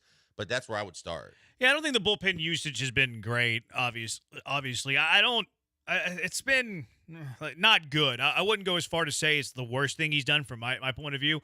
This is something that I picked up on pretty early. Like, he has devalued the cleanup spot for the Astros. And whenever you have your first four, like you had Altuve, you had Bregman, you had Tucker, you have Jordan, whenever you have them whole, you think that one of them is going to be, they're all going to be good, so whoever's in that four spot's going to hit. But we know that Alex Bregman started off horribly, and Alex Bregman's been a better part of the season batting second than batting fourth. Jeremy Pena has spent a lot of time batting fourth. Yainer Diaz has hit fourth. I think even John Singleton's had a game hitting fourth. Of the top four spots in the lineup, Joe Espada does not care about the cleanup spot, and this is backed up by OPS from cleanup hitters. Do you know who has the worst OPS from their cleanup spot in all of Major League Baseball? You guessed it, it's the Houston Astros, and it's 566. A 566 OPS from the cleanup men for the Houston Astros. That's horrific. That is awful. That's production, but it's also Joe Espada using that spot for the guy he likes the least or is not producing the best in that four hole. And I think it's silly. To me, the cleanup spot matters quite a bit. And we've seen when Kyle Tucker gets hot. Okay, Kyle Tucker's hot. Let's move him up to the two hole. Okay, Kyle Tucker hits well everywhere. I think that the cleanup spot has a lot of value. Joe Espada does not think so. That's been evident with his lineups all season long, and it's evident because when you look at the OPS from the cleanup spot in all of Major League Baseball, the Astros are dead last. 566. There's no one else in Major League Baseball with an under a 600 OPS. The Astros are at 566. They're in last place by, let me do quick math, 44 points. Their OPS is 44 points away from the second to last OPS from the cleanup spot. That is horrific. Now, do you think that, because I hear you, but do you think that his outlook on that, his decision-making on that would have changed if you didn't have the stinker starts of Abreu and Bregman? I don't know if Jose Abreu hit much in the cleanup spot this year. But I'm just saying, because we had said at the start of the year, and we're not obviously Joe Espada, but we have our opinions about, the core four being the guys at the top of the lineup. And then that all changed because Bregman completely crapped the bed. And they were struggling with, trying to find some way to produce more runs. And he started tinkering even then. I think he puts the worst of his top four hitters in the cleanup spot. Quite frankly, that's probably true. Jose Abreu didn't hit in the cleanup spot all year. He didn't hit fourth at all this season. Under Dusty, he did for a good chunk of the start of the year. No, but whoever the four best hitters in the Astros lineup, the first one's going to be somewhere in the first three spots. The second one somewhere in the first three spots. Well, I mean, Jose Altuve is your leadoff. Mm-hmm. The best hitter after that's going to bat second. It was Jordan at the start of the year. Bregman mixed in there. Tucker mixed in there. But whoever your fourth best hitter is, the worst of the four is batting in the cleanup spot with Joe Espada. And look, Jeremy Pena did it a ton. And Pena had a good start, but Jeremy Pena is not a cleanup man. He does not care about the cleanup spot. And I find it to be utterly ridiculous. 713-780-ESPN, HRP listener line. What is your one biggest complaint about Joe Espada? Quaz said just one. Yeah, we ask tough questions around here.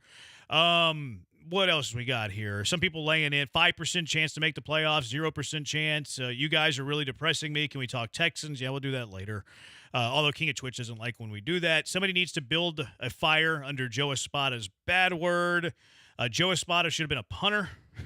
I don't know what that means, quite frankly. Maybe he just means that he deflects decisions. I don't know. We are the West. This guy said we are the West. Let's face it, his managing skills, he lacks all the way around. But where though? Because that's very easy to just say, yeah, he lacks skills all the way around. Bullpen, okay. Lack of importance to the cleanup spot, okay. Jay Baker defends him. He says he cannot heal the injured. Okay, there's some truth to that.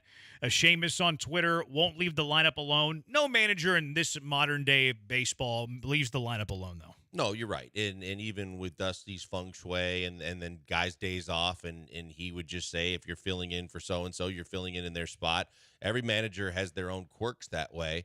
I'm surprised someone didn't say what we've brought up in the past, which was until last night when he actually showed some more fire, that there's been a lack of fire with Joe Espada to actually go out there and get a little bit emotional and show some fire for his squad that might fire them up, but might make a difference in terms of, going at the passion, bringing some passion to his team. I think 8341 meant that. Let's somebody needs to build a fire under Joe Espada's bad word. I think that's kind of get him a little hot, get him a little bit of passion. Brian, what's the one thing for you that your biggest complaint about Joe Espada? That he's not AJ Hinch. Ooh, that's all encompassing there. Yeah, it's just, I mean, it's a crappy situation that never should have gotten there, and unfortunately, the guy we all know that we'd rather have as manager isn't their manager beyond reasons that should be happening. Yeah, I'm surprised you said Hinch and not Dusty. Yeah. No, I mean Dusty was in his mid-70s. I mean, we could speculate on the totality of the reasons he decided to hang it up. I mean, was he upset about Astros Twitter? Who knows? But I mean, he is in his 70s. He's got grandkids. I could see him legit just being done with baseball after he got his World Series. You know what Brian sounds like? Sounds like an ageist. He sounds like an ageist. In this regard, yes. Sounds like an ageist to me. I think the main thing, too, was that Dusty really didn't seem to have much interest in analytics at all, and probably the best managers made for baseball in today's game is someone that can understand both. I disagree with that. I think that Dusty was pretty open to analytics. I think that he kind of poo-pooed on it, publicly speaking, but I think that Dusty was way more analytical than we give him credit for. I think that Dusty was practicing analytics before analytics were even around. Quite frankly, I'm being dead serious. I'm not. I don't question your level of seriousness. I'm a little surprised to hear you say that, but I don't. I mean, that's your opinion. To me, it just seemed like Papua's belly made he made his decisions with gut feelings, and I don't think that he relied on it. Me personally, I didn't feel like he relied on or really cared for analytics as much as a lot of managers in baseball today. Yeah, I think that Dusty collected the information and then made his decision based on hunches. I agree with that, but I want my manager to do that. I want my manager to have an understanding of the numbers, what the numbers are telling you, and then to make your decision based on experience, based on feel. I don't want it to be Kevin Cash where you're pulling Blake Snell out in the sixth inning of like a one-hitter in the playoffs because he's about to go through the lineup the third time. So I think that Dusty was a good combination of both. Squid says Espada, obviously has no clue how to sustain excellence. What does that even mean? That's a broad blanket statement that has zero meat on that bone. Like, okay, why? Because he's losing. Well, then why is he losing? Well, I mean, and if you consider that to be your backup being the guys that he had on the roster, well, did you expect that the sustained level of excellence from Alex Bregman was going to hit rock bottom for the first month and a half or more of the season, and that he's still trying to get it back, or that that Jose Altuve, Abreu was going to finally find it after we had seen what he truly looked like he was going to be the minute he put the Astros uniform on? It hasn't changed much, and that suddenly this year he was going to have this, capitalized on the end of last year to be this guy that you need to be at first base. Yeah. I don't know. No Astros lineup yet today, which is super late. They usually get it about 3:15 on a 7 o'clock game. It's almost like they're waiting to see if somebody shows up. I was going to say they're waiting on a flight for Yordan Alvarez. 713-780-ESPN, HRP listener line, 713-780-3776, 5806. AJ Hinch isn't a good coach. He got fired in Arizona, sucks in Detroit. He won because of his players, like every coach does. It's manager.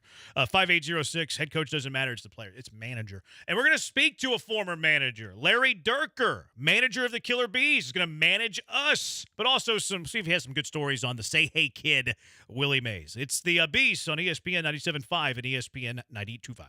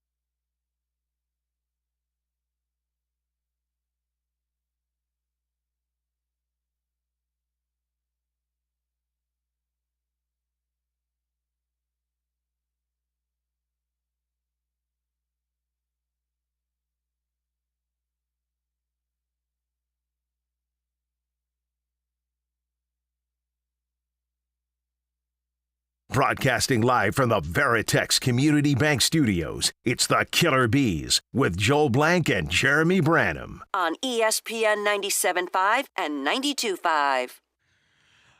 Larry Dirk will be joining us in a moment.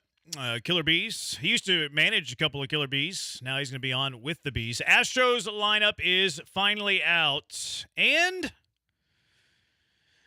no Yordan Alvarez. Great. Remember what they told us yesterday? He's expected him back. They were hopeful. Hopeful. I mean, when are they hopeful when it actually happens? Yep, it's true. Yeah, so the lineup does look a little bit different today. You might like it, I guess. I don't know. This is a weird one. It's another bad Astro team.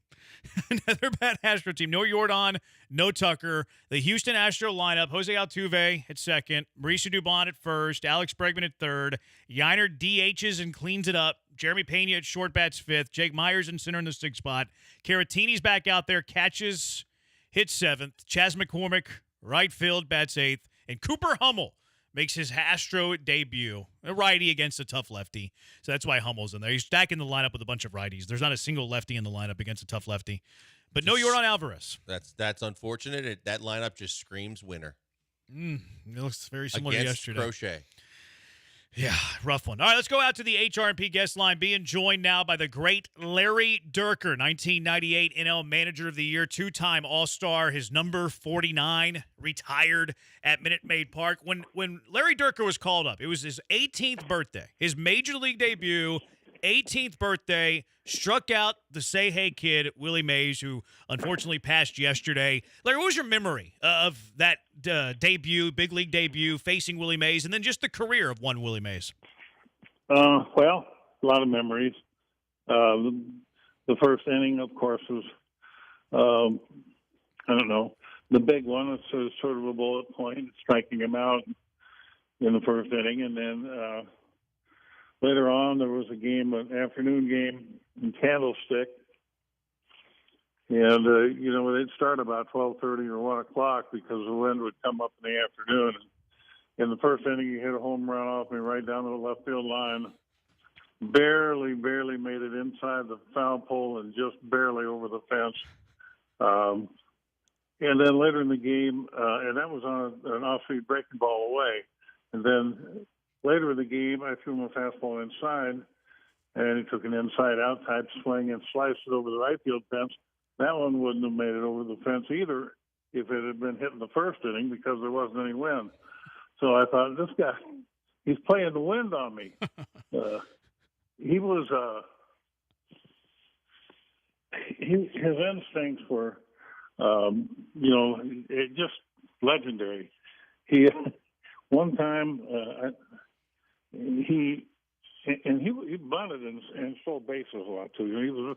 He was more entertaining than a guy like Hank Aaron. I think Aaron was probably just as good and devastating an offensive player, but he didn't have that flair like Mays. Mays was always laughing, always joking around. Just looked like he was in his element when he was on a baseball field. The other thing that I remember seeing him do, I think Bob Aspermani would probably remember this. I think it was Bob. Mays laid down a bunt. It's in the Astrodome. It's rolling down third base line. And so Bob is, shuffling with his back toward the field and shuffling down the line with his ball, hoping it would roll foul. He had no play. And Mays turned first base and saw Aspermani with his back to him and just kept on going. And so I saw him bunt for a double. Wow. And, those kind of things leave an impression. Larry, I was hearing a lot of the different people chiming in about you had to see Mays play to understand how great he really was. And a lot of people were adamant that he's in the conversation for greatest player of all time, along with Babe Ruth, Henry Aaron. And then if you want to, talk about some of the guys that you had managed against and you saw later on, like a Barry Bonds, you pitched against. I think Bonds was, he did or he didn't, but whatever he did, he was the best hitter I've ever seen. And I never saw Ted Williams, but I imagine it was probably a pretty good comparison. Bonds was Well, he was just the best. You couldn't. I remember one time Xavier Hernandez came in to face him with a couple guys on base, and I was doing the game, and I said, you bring somebody in to face Barry Bonds, you don't really expect him to be able to strike him out or get him to hit into a double play. All you're trying to do is just see if you can get him not to hit a home run. In other words, X had, he had a good forkball, he had a good sinker. He was a ground ball pitcher. The reason he's coming in isn't necessarily because he can get Bonds out. It's just that he might have a better chance of keeping the ball in the ballpark. Very first pitch, a sinker low and away, hits it over the left field fence. Sheesh. I said, wait a minute. Do we have a replay on that? That looked to me like it was a perfect pitch. Low and away, right on the corner, right at the knees with movement, and he just flipped it over the left field fence. When guys do stuff like that, for me at least, some guys I guess would get mad. I would be more inclined to tip my hat. Yeah. Because, it's extraordinary. But for me, there's no argument about the best player. And I can't, compare, for example, Ty Cobb to Ken Griffey Jr. They're playing, 50 years apart. You really don't know what they would look like at the same age on the same field. But the thing about Babe Ruth is he won over 100 games before he even started playing right field. So if you want to say Barry Bonds or Ted Williams or Willie Mays or anybody else is the best player ever, you have a pretty good case probably offensively. But let him go out there and win 100 games. Yeah. He was one of the very best pitchers of his era for about 5 years when he was with the Red Sox. I think he had a record for consecutive scoreless innings in the World Series. It was around 30 straight scoreless innings. And he was an extraordinary pitcher. I heard that play was pretty good, though, that the Red Sox were able to raise the funds for the play after they sold Babe Ruth. Yeah, I always have a thought that the resume and the talent of the player are two different things. Like, it's hard to compare anybody's resume to Babe Ruth. Was he more talented than Bonds? Probably not, because of the generation gap and the years between, like you said. Larry Durker joining us on the HR&P guest line, former Astro manager, 5 years managing the Stros after a decorated playing career. His numbers retired at Minute Maid Park. 4 division titles in the 5 years, Dirk. And I'm curious what you think of the Astro team right now. 33-40 through 73 games, and rookie manager Joe Espada's having to go through some things here in the first half of the year, give or take a few games. Well, the first thing is that there's so much of the season left that you can't write anybody off, hardly. I remember in 2004, the Astros were roughly in the same position they're in now.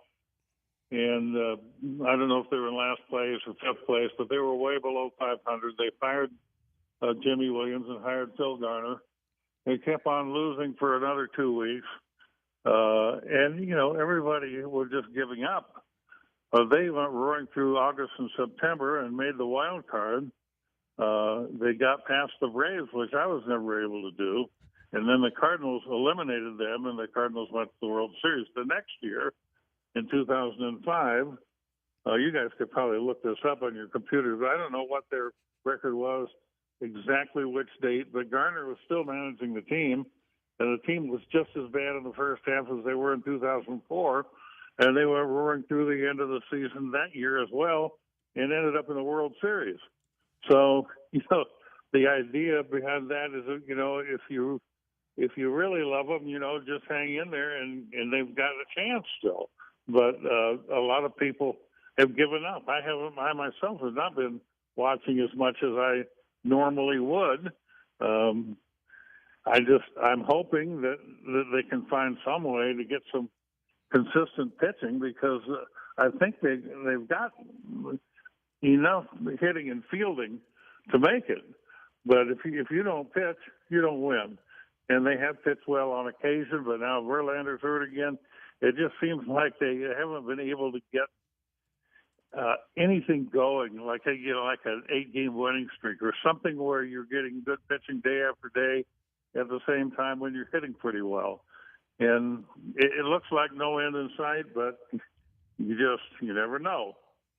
Larry, have you ever seen any situation like the Jose Abreu situation, the way it played out, the way he actually accepted a demotion at one point, came back, and everything that went along with it? I say no. Maybe I have. It's been a lot of years, but it is. I guess another Astros player that happened to, and maybe not quite as bad, was Richard Hidalgo, because he was one of the very best outfielders in the league for 4 or 5 years, and during the years that I was managing, I really counted on him. He was exceptional in right field, and he was a good hitter with power. And he almost went from being a devastating hitter to released in a year or two. It's just like he went off a cliff.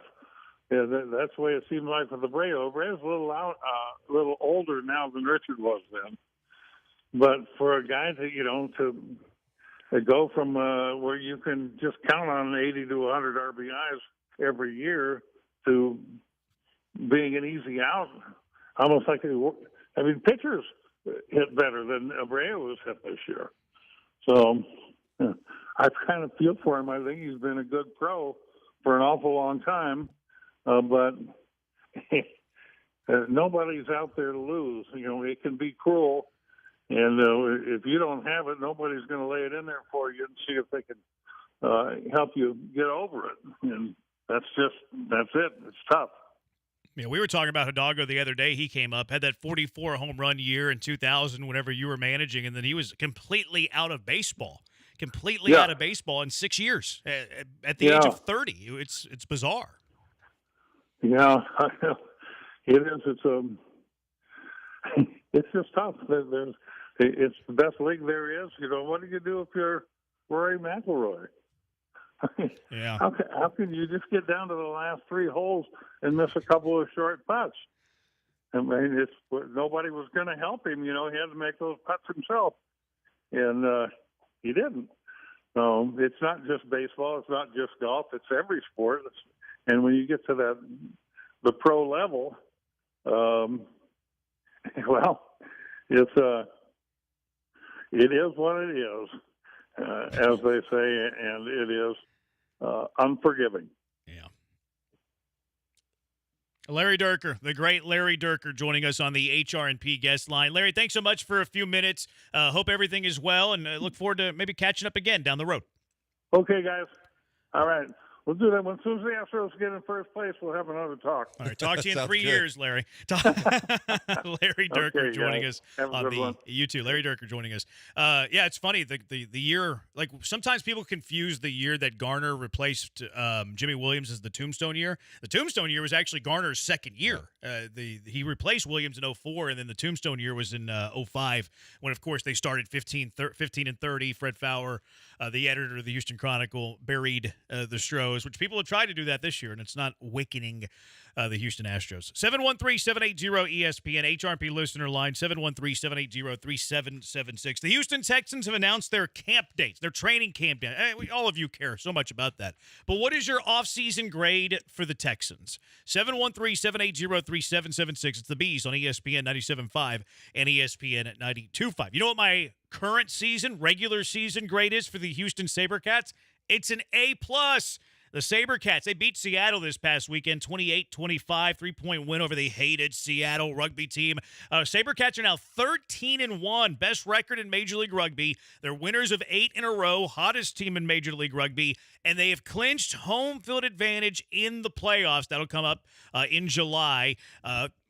Great season they're having, and we want to tell you about what is coming up next for the Houston SaberCats. Next home game will be on June 29th. They're on the road this weekend, but their next home game is June 29th. It's actually the regular season finale, so you want to be out there, fan appreciation night. They're going to be taking care of you all day on June 29th. And oh yeah, Guess who's in town? Dallas. It's our Texas rival matchup. So get out there June 29th, the Houston SaberCats taking on Dallas. And because it's Dallas and a team in Texas, a couple of offers for you. How about the Texas two-step? $40 for 2 tickets. And the other offer, beat the heat with 4 tickets, 4 waters, 4 hot dogs for $95. It is the best value in town. And also, whenever you order from the website, HoustonSaberCats.com, enter promo code ESPN20, and you get an additional 20% off of your purchase. So get out there June 29th for the Texas rival matchup. Enjoy those Texas two-step tickets or the Beat the Heat 4-pack as well. And then ESPN20 at checkout at HoustonSaberCats.com. That's HoustonSaberCats.com.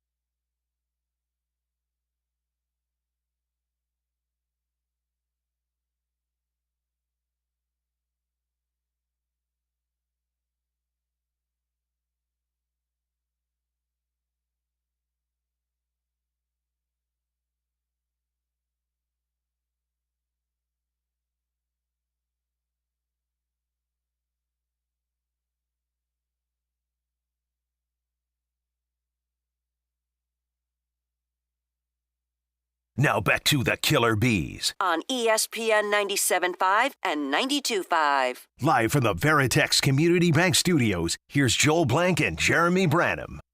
Thanks to Larry Durker having the skip on with us. Great conversation. Anytime you can catch up with Durker. Join us for the Space Cowboys game on June 27th for ESPN 97.5 and 92.5 nights. Our listeners can get tickets for just $9.25 just by entering promo code ESPN925. Come watch the future of the Astros with us and see if any of our hosts will embarrass themselves throwing out the first pitch like last year. What offseason grade would you give the Houston Texans? They announced their training camp dates. By the way, does anybody care about what days the Texans will be at training camp? Anybody care? 713-780-3776? No. You don't care at all, Brian? No. I mean, I guess I guess it's notable that they start early because they got stuck with the Hall of Fame game. Stuck? That's an honor. It's an honor. They're going to begin on Thursday, July 18th. It's less than a month. 8 training camp practices, July 23rd, July 24th, 26, 27, 29, August 11, August 21, August 22. I think those are the ones that are open to the fan. They'll be practicing there's got to be more practices than that. I'm going to try to make it out there. Watch some camp stuff. Be your eyes. Be the eyes of the eyeless or the eyes of the I'm blind. just going to be watching Case Keenum. That's true. Go Cougs. We shared a broadcast booth together once upon a time, and we've been fast friends ever since. Go Cougs. Greatest quarterback ever statistically in college football history. Those are facts, not an opinion. What do you want me to watch? What do you want me to watch at training camp? Lots to talk about between now and then. What did we call it last year for you? What's that? Remember, we instead of the because Stoots had his 11 observations. So we had it. He had Stoots observations. We mocked it. Because that's what we do. We mock everything. I can't remember. I think it was. I don't know. It was a pick 6. Maybe so. It was either a and pick I think we six had an extra point. and then the extra point. And it had to be special teams related. Yeah, so we had a pick six and then the extra point.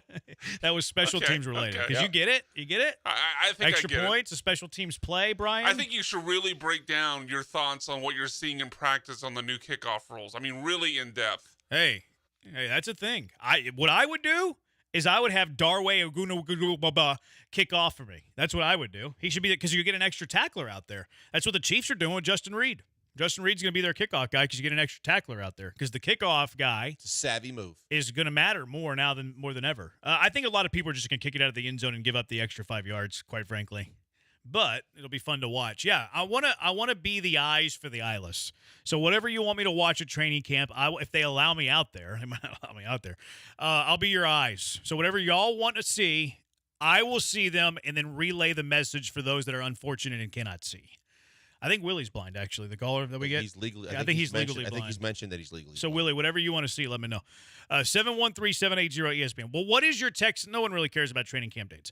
Although I'm sure that they did 3 hours about why these camp dates are significant. Rock and roll. But what was your offseason grade for the Houston Texans? I'm going to say A-. I really love what they did. I didn't expect them to do as much as they did in free agency and trades. The fact that they took go-for-it mode seriously and really took it to another level has impressed me. The only reason why I say A- is because I still have some question marks about, depth at the running back and left guard position. But overall, I could not have been more pleased with the fact that in every asset, seemingly from the draft to the way that they handled free agency and then the trades that they made, that they did everything they possibly could to make this as good a team as they can going into a competition year. I give them an A. I'm going to Price is Right you. I'm going to give them an A. I like everything that they did. Like, you lose John Grenard and you think, okay, well, you're going to replace that with, somebody else. Maybe it's just a Nico Autry, and you have Will Anderson. He's going to be your star at the position. We're going to go out and get Donnell Hunter. Okay. All right. I see what you're doing. A lot of people are critical of the Diggs move, like trading a second-rounder for Diggs, which might be a top 40 pick in next year's draft, and maybe that will come back to haunt them. I'm not going to dismiss that it could come back to haunt them, depending on what Diggs does, depending on what that pick turns out to be. But I've always wanted a general manager, whenever they have a quarterback on a rookie deal, to be super aggressive. Like, go all in. Go get a Donnell Hunter. Go get a Stephon Diggs. Even if you have to trade more than people might feel comfortable trading for that player. So I admire that Caserio had the bravado to try to build this really good roster and spend and use some draft capital, because he does have a rookie quarterback under a rookie contract. So I give them credit there. I like the Lassiter pick. I think he's going to be an instant starter for you. The question's going to be, where is he inside? Is he outside? It's kind of trending like he's going to be outside more than inside, which we'll wait and see. The Nico Collins extension, I would have waited a year for an extra year of assurance, but I don't hate that they did it, especially if Nico Collins is good. And I always also talk about how general managers need to trust their evaluation of players to get guys done sooner, or not sign some free agents that they might not want to sign. So I like everything the Texans did this offseason. The Joe Mixon thing, I don't like the off-the-field stuff, but on the field, it's an upgrade at the running back position, I think. I give them an A. I give them an A for this offseason. And I understand that you can't fill every hole from one year to the next. It's just, like I said, the two areas that I mentioned, and then did they do enough at the other corner position? But right now Lassiter plays into that. But assuming if Lassiter can take that role, then maybe that wipes away the other corner position importance as much. But just bringing in the guys they brought in too, could they have done more? Maybe. I don't know. There were guys out there. Who, though? The free agents at corner weren't great. Well, but we mentioned the fact that there were guys until Xavier Howard went and did all the things off season, but there were guys like that. There was, what's his name from Dallas? He's still free. Who's still out there, but I don't know that they'd bring him in now. But yeah, look, that's nitpicky, but that's why, there just a couple positions where I think they could have done more.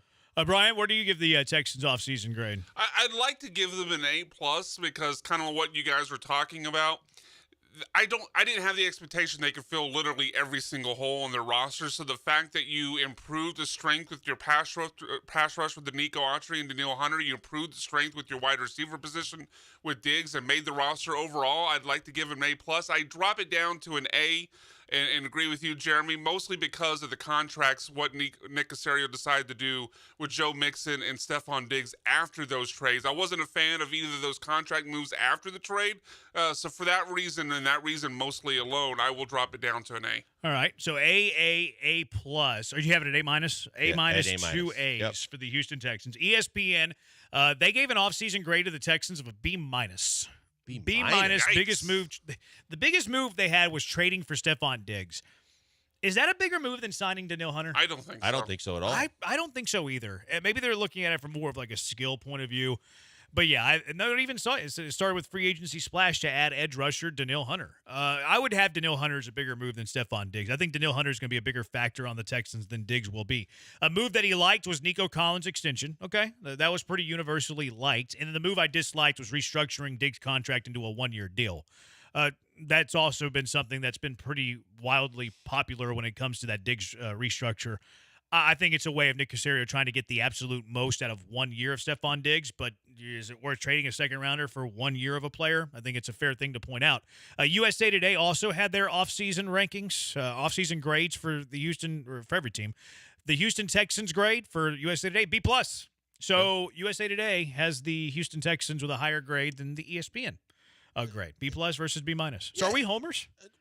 No, I don't think so, but I think that the reason why, an A- or an A is closer to the B+, but I think that a lot of national guys, I don't know if they're paying as close of in-depth attention to everything the Texans have done like we have, coming off of watching them as close as we have the year before, to understand, the Autry pick I thought was a savvy move that's underrated, under the radar, but could really pay dividends for them. That, I think the little attention to detail things are what bump those grades up. But B+ I'll take at this point from a national service like that. Yeah, well, I think we might be homers. I think maybe we should belong on an AM station. Maybe we belong on a highway. Like, we give it 2 A's and A-, and you have the national people giving it a B+ and a B-. I'm going to have to reevaluate some things. I'm going to have to look in the mirror and say, Branham, are you a homer? Or ask myself, am I a homer? 713-780-ESPN, 8341. Texans get an A-. I'm not, I don't know. I'm sure there's something that could improve on somewhere, but they're going to have a heck of a season. It's kind of vague. Texas Tag says A+ for going all in on really good players. See, that's why I want to encourage like Nico Caserio. I'm not celebrating any of these moves in honor of Nick Caserio. He doesn't believe in celebration. And, I think the Diggs trade I think that has backfire potential. I really do think that one has backfire potential. But whenever you have a young quarterback on a rookie contract, you go for it. You go for it. Win now mode. Be aggressive. Go for it. So I admire that Nick Caserio is going for it. But are the Bees homers? I'm having to wonder now. 713-780-ESPN. Are the Bees homers? The Texans have made it. The Texans have made it. Why did they make it? We'll tell you next. It's the Bees on ESPN 97.5 and ESPN 92.5. The Bees have made it. The Bees are going to General Ben Tasting Room tomorrow. We hope that you will be there. Be at the General Ben Tasting Room tomorrow. Astros play a day game. General Ben, the spot to be. And General Ben's the best. If you've never had it, well, you're cheating yourself. You're robbing yourself. But maybe tomorrow would be a good time to try it at the General Ben Tasting Room while ESPN 97.5 is out there. It all starts with the finest ingredients with General Ben. Classic time-honored distilling methods. General Ben uses their innovative process that removes the harshness and heat that's found in most spirits. You get all the flavor and none of the burn. General Ben takes away the bite. They take away that morning after feeling. Take away the burn. The result, unparalleled smoothness and an enjoyable drinking experience. You'll love what's not in General Ben, including fusel oils. That's right, no fusel oils. Fusel is the German word for bad liquor. We already know that General Ben is not bad liquor. General Ben offers vodka, gin, straight bourbon whiskey, cask-strength bourbon. All are fantastic, all in my rotation. When you go to dinner, when you go to the bar, ask for General Ben. Head to the tasting room. Starting tomorrow, we'll be out there. Buy it at the liquor store, of course, as well. If you're going to an Astros game, General Ben bar to the left of the Crawford boxes, or just order it straight from the website. If you're lazy bones like Brian last week, gentleben.com. You can order it straight from the website, add it to your cart, have it delivered straight to your doorstep. 3 parts craft, 1 part science. That's General Ben.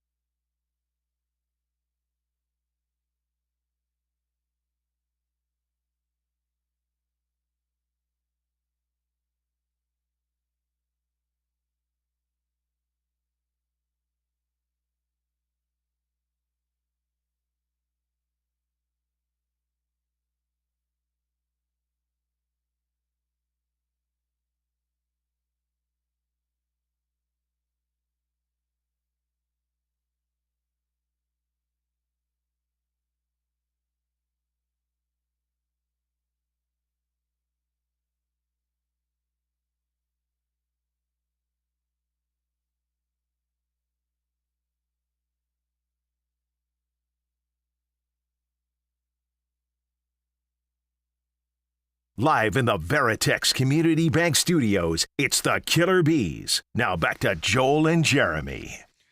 It's the Bees, ESPN 97.5, ESPN 92.5. Key from L.A. says the Bees and the G's are the biggest homers on the station. Granado was yelling at me the other day for going at Jeff Bagwell, Key. What are you talking about? Just throw this crap out there to get clicks. Yeah, don't you remember that, Key from L.A.? I was going at Jeff Bagwell to get clicks, and you're calling me a homer?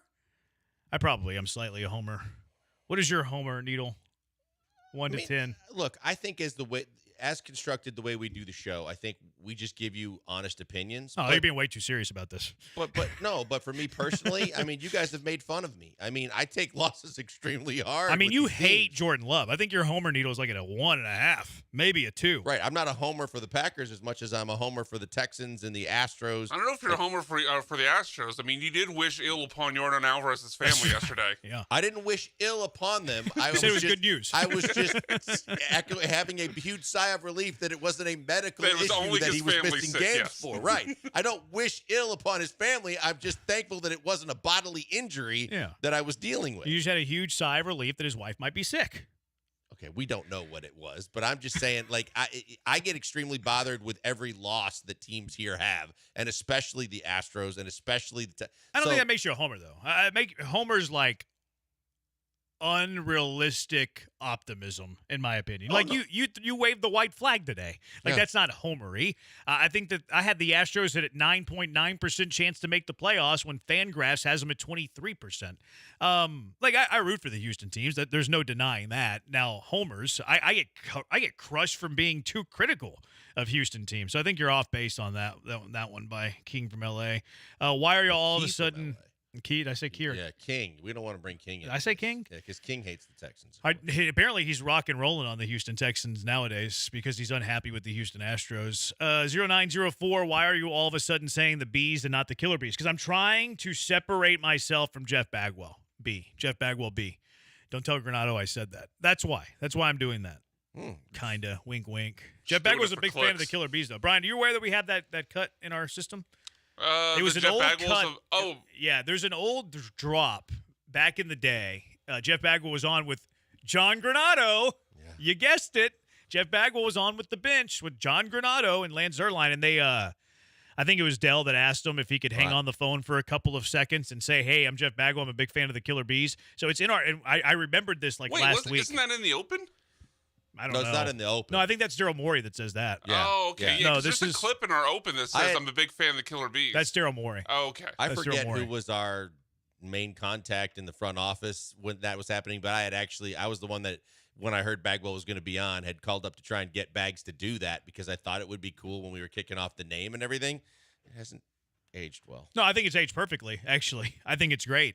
But we, the Killer Bees, who have been bashing Jeff Bagwell quite a bit, and I, who have called Jeff Bagwell, I've compared him with one Jack Easterby. It's funny to have Jeff Bagwell saying, "Hey, it's Jeff Bagwell. I'm a fan of the Killer Bees." It's somewhere in the computer. The files are in the computer. Yeah, Austin found it last week. Not to say that, that Hi, means. this is Jeff There Bagwell. we go. I love the Killer Bees on 97.5. Yeah, so there you go. Jeff Bagwell's a homer to us. Jeff Bagwell's a homer to us. He loves us. According to the other Homer show, we should be the Angry Bees. They do think of that of us. 6119, don't compare yourselves to national media. They suck, and you guys kick bad word. I mean, wipe that brown off your nose, 6119. It's mean text on Friday, not nice text on Friday. 713-780-3776. Let's go out to SEC OU Mike on the HRMP listener line. OU Mike, you're in the Hive. What's up? The addition of Joe Mixon in the offseason was a great get. He's coming out of running back U. He probably won't be a bust like, say, maybe a Rondane or somebody like that. Hey, OU Mike, I got a question. OU Mike. Don't hang up. Don't hang up. Yes, sir. One, I'm very upset that Sooner Dairy's gone out of Norman. That upsets me. But secondly, when Joe Mixon punched that woman at that bar, what was the thought in Norman? The thought was, what are you doing, young man? Somebody need to take him under their wing. Take him to the side. All right. Show him the way. Still running back you, though. Running back you. All right. That's OU Mike. Thank you, OU Mike, for your contribution. I love that Sooner Dairy place, though. Best malts I've ever had, and it's out of business. It's terrible. Not good. All right, 713-780-ESPN. The Texans have made it. A handful of players on a top 100 list. CBS Sports top 100 list. Guess how many Houston Texans are on this list? Let's see. 6. 6 is right. Good guess. Half a dozen are on the list. Do you want to guess who is the top player on this list? CJ Stroud. Nope. Tunsil? Nope. Really? Really, yeah. Because if it wasn't CJ, it should have been, in my mind, it would have been Tunsil. Stingley? 0 for 3. Will Anderson? 0 for 4. You're like Jose Altuve last night. Daniil Hunter? There you go. The top rated. Daniil Hunter is the top rated Houston Texan. Wow. Top 100. Guess where he's at? Daniil Hunter? Yeah. Daniil Hunter, top 100. 39. It's a pretty good guess. I would go in the I'll say 24. 35. So you win because of the price. I went over. Nice. Yeah, you went over, which is the stupidest rule in the history of rules. I hate that rule so much. So we're going to give it to blankers because I'm anti that rule. Yeah, Daniil Hunter's at 35. How is CJ not higher? They don't have him in the top 35. You want to guess where Stroud's at? Stroud, and he's not even in the top 40. 41. I don't know. No one said he wasn't in the top 40. Oh. No, he's 38. Well, he's 38 on this list. The quarterbacks that are in front of him, you're going to love this one. Talking about, what was Hunter? 35. Oh, 35. I thought it was 39. Okay, my bad. All right. Yeah, 35, 38. Aaron Rodgers is number 20. Oh. Quarterback ahead of C.J. Stroud. Lamar Jackson, 16. I don't really have an objection to that. Joe Burrow's at 15, ahead of Lamar Jackson on this list. And then there's 2 other quarterbacks. Josh Allen at number 6, which is ridiculous. You love that. Josh Allen should not be at number 6. Maybe if you're drafting fantasy football quarterbacks, but not if you're trying to win playoff games, and a bunch of them. And then Pat Mahomes is his number 1 player in the NFL. So I think that Stroud's fine in terms of how many quarterbacks did I have in front of him? It was like 5. It was Rodgers, Jackson, Burrow, Allen, and Mahomes. Yeah, so he was the 6th rated quarterback. That's not terrible. Okay. Now I don't like that he's behind Rodgers. I wouldn't have him behind Josh Allen because I think Josh Allen's overrated and fantasy, hero, but is a real game dud. But Stroud's at 38. They have Laramie Tunsil. You want to guess, or just you want me to say it? 55. 57. Nico Collins at 77. Derek Stingley's at 80, and then the last Houston Texan that comes in at number 99. Will the Thrill. Will Anderson's at 99? Will the Thrill's at 99. He's just behind Kirk Cousins and just in front of Tyler Linderbaum. Will Anderson is sandwiched between Kirk Cousins and Tyler Linderbaum. Huh. Yeah. So is there any omissions that you would think? Would Diggs? No, I wouldn't put Diggs in there. No. The last receiver that they have is – you got to scroll up. DJ Moore at 84. I think DJ Moore ahead of Diggs is fine. He's probably better. Yeah, I'm fine with that. I don't have a problem that Diggs is not in the top 100. No, I don't have a problem with that. I don't think I have another Texan that I would have in the top 1. Like Laramie's the only offensive lineman. Stroud's on here. I wouldn't have Mixon, even though he went to running back U, according to OU Mike. Nico's your best of the 3 receivers. Now, Nico, I don't know if there's a huge gap between Nico and Tank. And Tank's not on here. If Diggs has a resurgence, I think he'd be close to Nico. Nico at 77. Defense, Will Anderson, yes. Hunter, yes. Linebackers, I wouldn't have Harris here. Although I think Harris can make this list next year. Stingley, yes, not one of the safeties. So no, I don't think there's an omission. I think they got it right. I think not only did they get it right, I think they were respectful to the Texans. Well, the fact that didn't we say in the past, in order to be a true team with clout, you had to have 5 or 6. Yeah, I think to be a real team with talent. They had 3 maybe. So the fact that they have 6 is impressive. Yeah. Brandon T, haven't heard from OU Mike in forever. Yeah, I was very late. He was suspended from calling the blitz back in the day? Oh, not just the blitz. Well, what did he do? I'm guessing you can't say it on the air? We can say it now. It's statute of limitations. He crossed some lines. What did he do? Racist comments. Oh, really? Yeah, and went at hosts and, yeah. 2005 says that dimmest Josh Allen take ever, and I'm not a Bills fan. All right, what makes that a bad take about Josh Allen? Josh Allen doesn't win in the playoffs. He's Lamar Jackson in the playoffs. He puts up incredible numbers. He's won more than Lamar Jackson. He's won, 2 playoff games? Josh Allen? I mean, he's at least been to, well, yeah. I'd have to look it up. But, yeah, I guess they both have 1 conference championship appearance. So I guess that's kind of equal. Josh Allen is reckless with the football. Josh Allen is not somebody that I trust to win multiple playoff games and take a team to a Super Bowl. You're not going to win because of Josh Allen. You're probably going to lose because of Josh Allen. I think Josh Allen's reckless with the football. I think he can be, but I think that if you're going to take the other side of that, people are going to. I'm surprised. I would think Bills fans come up and say, "Well, the only reason why he hasn't won more in the playoffs is because he runs into Patrick Mahomes." You can also say happened Josh Allen a few had times. zero success throwing the ball until he got Diggs, and now he no longer has Diggs. Look at Josh Allen's playoff exits. The first year he lost to the Texans and Bill O'Brien. He didn't throw a touchdown in that game, 24 for 46. Pretty sure he fumbled. Yeah, he fumbled twice, lost a fumble. That was the game where he tried to be a hero and like flip it over to a teammate that was on the opposite side of the field. Lost in his second playoff appearance to the Chiefs, ran into the Chiefs, 28 for 48, threw an interception in that game, got sacked 4 times. The next year was the year that they went nuts. It was that one game against Kansas City where they were going back and forth. He had an unbelievable game. In fact, he had an unbelievable playoffs. He threw 9 touchdowns in 2 games. That's the exception. 2023, they lost to Cincinnati. They scored 10 points against the Bengals. He was 25 for 42 through an interception. Eliminated from the playoffs, 2024. They lost to the Chiefs again. 26 for 39, 186 yards. Put the ball on the ground. Didn't lose it, but put the ball on the ground. Josh Allen cannot put together 3 straight good consecutive games in the playoffs, and Josh Allen will never win a Super Bowl.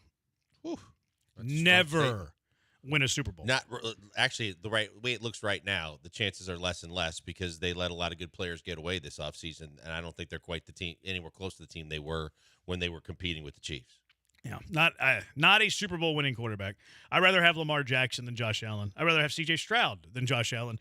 I'd rather have Joe Burrow than Josh Allen. I'd rather have Brock Purdy than Josh Allen. Wow. Brock Purdy takes care of the ball. You got to factor Josh Allen's going to lose games for you. Josh Allen, out of 3 games, maybe 4, is going to find a way to lose one of them.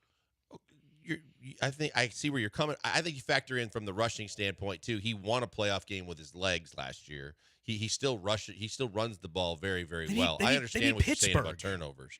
Right, Pittsburgh in the snow, but I mean, your quarterback was your workhorse. Yeah, he's a good runner. That's great. Okay. He's a very good runner. It's not what I wanted from my quarterbacks. You know what I want from my quarterbacks? A guy who's going to take care of the ball and not lose games. And that's what Josh Allen is. I'm not giving him points for beating the Steelers. What were the Steelers last year? 8-1? No, actually, I think they won 11. They got 11 wins last year? They got 10. Close enough. All right, 713-780-ESPN, HRP listener line. Willabits, you never know what you're going to get. You just know it's going to be great. It's the Bees on ESPN 97.5 and ESPN 92.5. HRP, Human Resources and Payroll, love them. Cougar owned by my colleague, Go Cougs. Business owners, let HRP help you.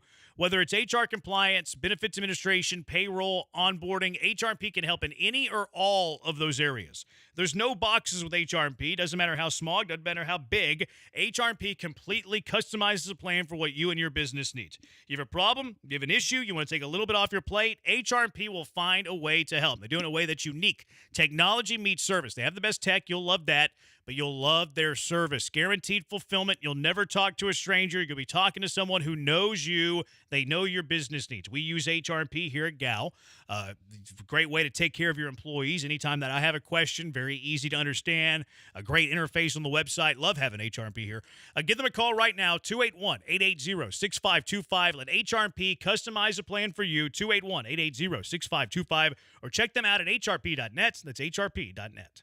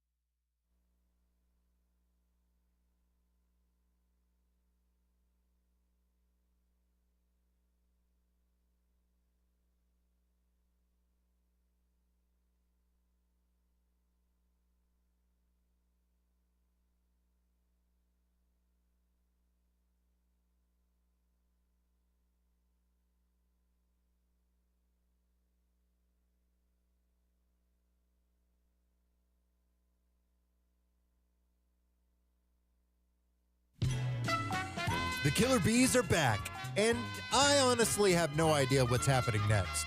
Could it be the next great big food debate? The biggest Joel rant of all time? Jeremy trolling someone to the point of crying? Or just some actual bees making some honey? Well, let's find out. It's time for the Wheel of Bits. Oh my goodness, would you look at this? What an enormous spin. What an enormous Let's play, spin. would you rather? My bad, Charlotte. My name's Charlotte. Yeah, it's Charlotte. It's Charlotte. Would you Step it rather? all over, man. I forgot she was coming up. Some people say I have a lack of respect for women. I disagree. I mean, you're not disproving it right now. People have said that. I disagree. What did she say? Let's play Would You Rather. Okay. Would you rather? Take it away. Yeah, all right, first one. Would you rather only be able to eat steak from a bowl or ice cream on a plate? Wow. That's a good question. So there's obviously limitations on both. You know, trying to cut up a steak in a bowl, depending on the size and everything. You run into the edge. That could be a little tough. And then obviously the problem with ice cream on a plate is obvious. This is an easy one for me. Okay, go ahead. Steak, for a variety of reasons. One, I don't need to cut the steak. Like, I'm going to look like a pig, but I can just stab it with a fork and bite it. Wow. Yeah. Going all Flintstones on us. I mean, what you're playing with the ice cream on a plate? Eat fast. Okay. Yeah, that's what I was thinking. Plus, you have the protein factor here. Steak's healthier for you than ice cream is. So there's that aspect of it. Yeah, easily. Plus, the steak's going to be more hearty, so it's going to stick with you longer. You're going to be full longer. Easily steak from a bowl than ice cream from a plate. I love ice cream. I'm going ice cream, and you got a variety of flavors. Even if it's on the plate, you can put some cake around it or something to keep it from. That's from getting reinventing the wheel here. Not really. It's just being creative and making sure. Yeah. Regardless, I'm going ice cream, and I can make sure I eat it fast enough. I would go ice cream as well. Jeremy took the question in a completely different direction than I was anticipating. Why's that? By adding in the healthiness of the. Yeah, I was much just healthier. talking about the or asking about the difficultness of the situation. You went into a whole protein lifestyle thing there. But yeah, I'll take the ice cream and just eat fast. I can't eat steak in a bowl. Well, you can't just stab it and chew it? No, I'm not a caveman. You kind of look like one. I don't think that would be a problem, though, to eat steak that way. Hey, well, it depends on the size of the steak, I'll though. eat steak with my hands sometimes. Now, first of all, even if it's in a But you're bowl, picking it is up a possible steak to and still cut it up. Sometimes. Yeah. You'll pick up a steak with your hands and just. It's usually. What cut of meat are we talking about? Well, usually the only time I'll do that. Now, I'm not opposed to doing it. If I need to do that, I'm not going to be like, oh no, I'm not going to do that. Yeah, I'll eat a steak with my hand.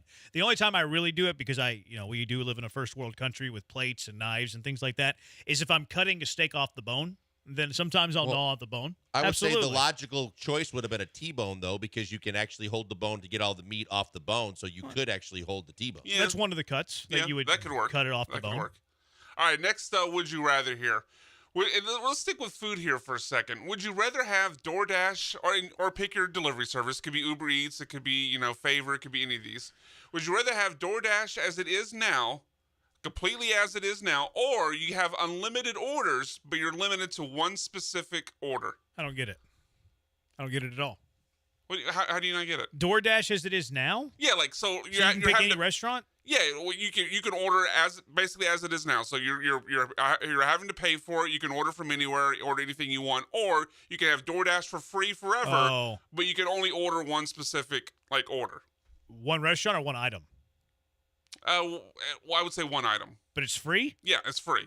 Oh, I'm doing the same item for life, but that's the only thing you can order, or you have DoorDash as it is now. Well, if it's free, give me 53. Yeah, I'm going to unlimited orders. I would eat for free for the rest of my life. No doubt. And I know that the majority of the order for me would be the same anyway, so I would be absolutely fine. What would be your order? The Chinese food place to do the chicken and broccoli. Jeremy? I would get a steak and I'd have it delivered in a bowl. Vic and Anthony's in a bowl. I thought you were going to tell me you were just have the delivery driver hand you the steak and then you would just eat it from your hands. No, I gotta have the bowl. That way I spitefully eat this steak. All right.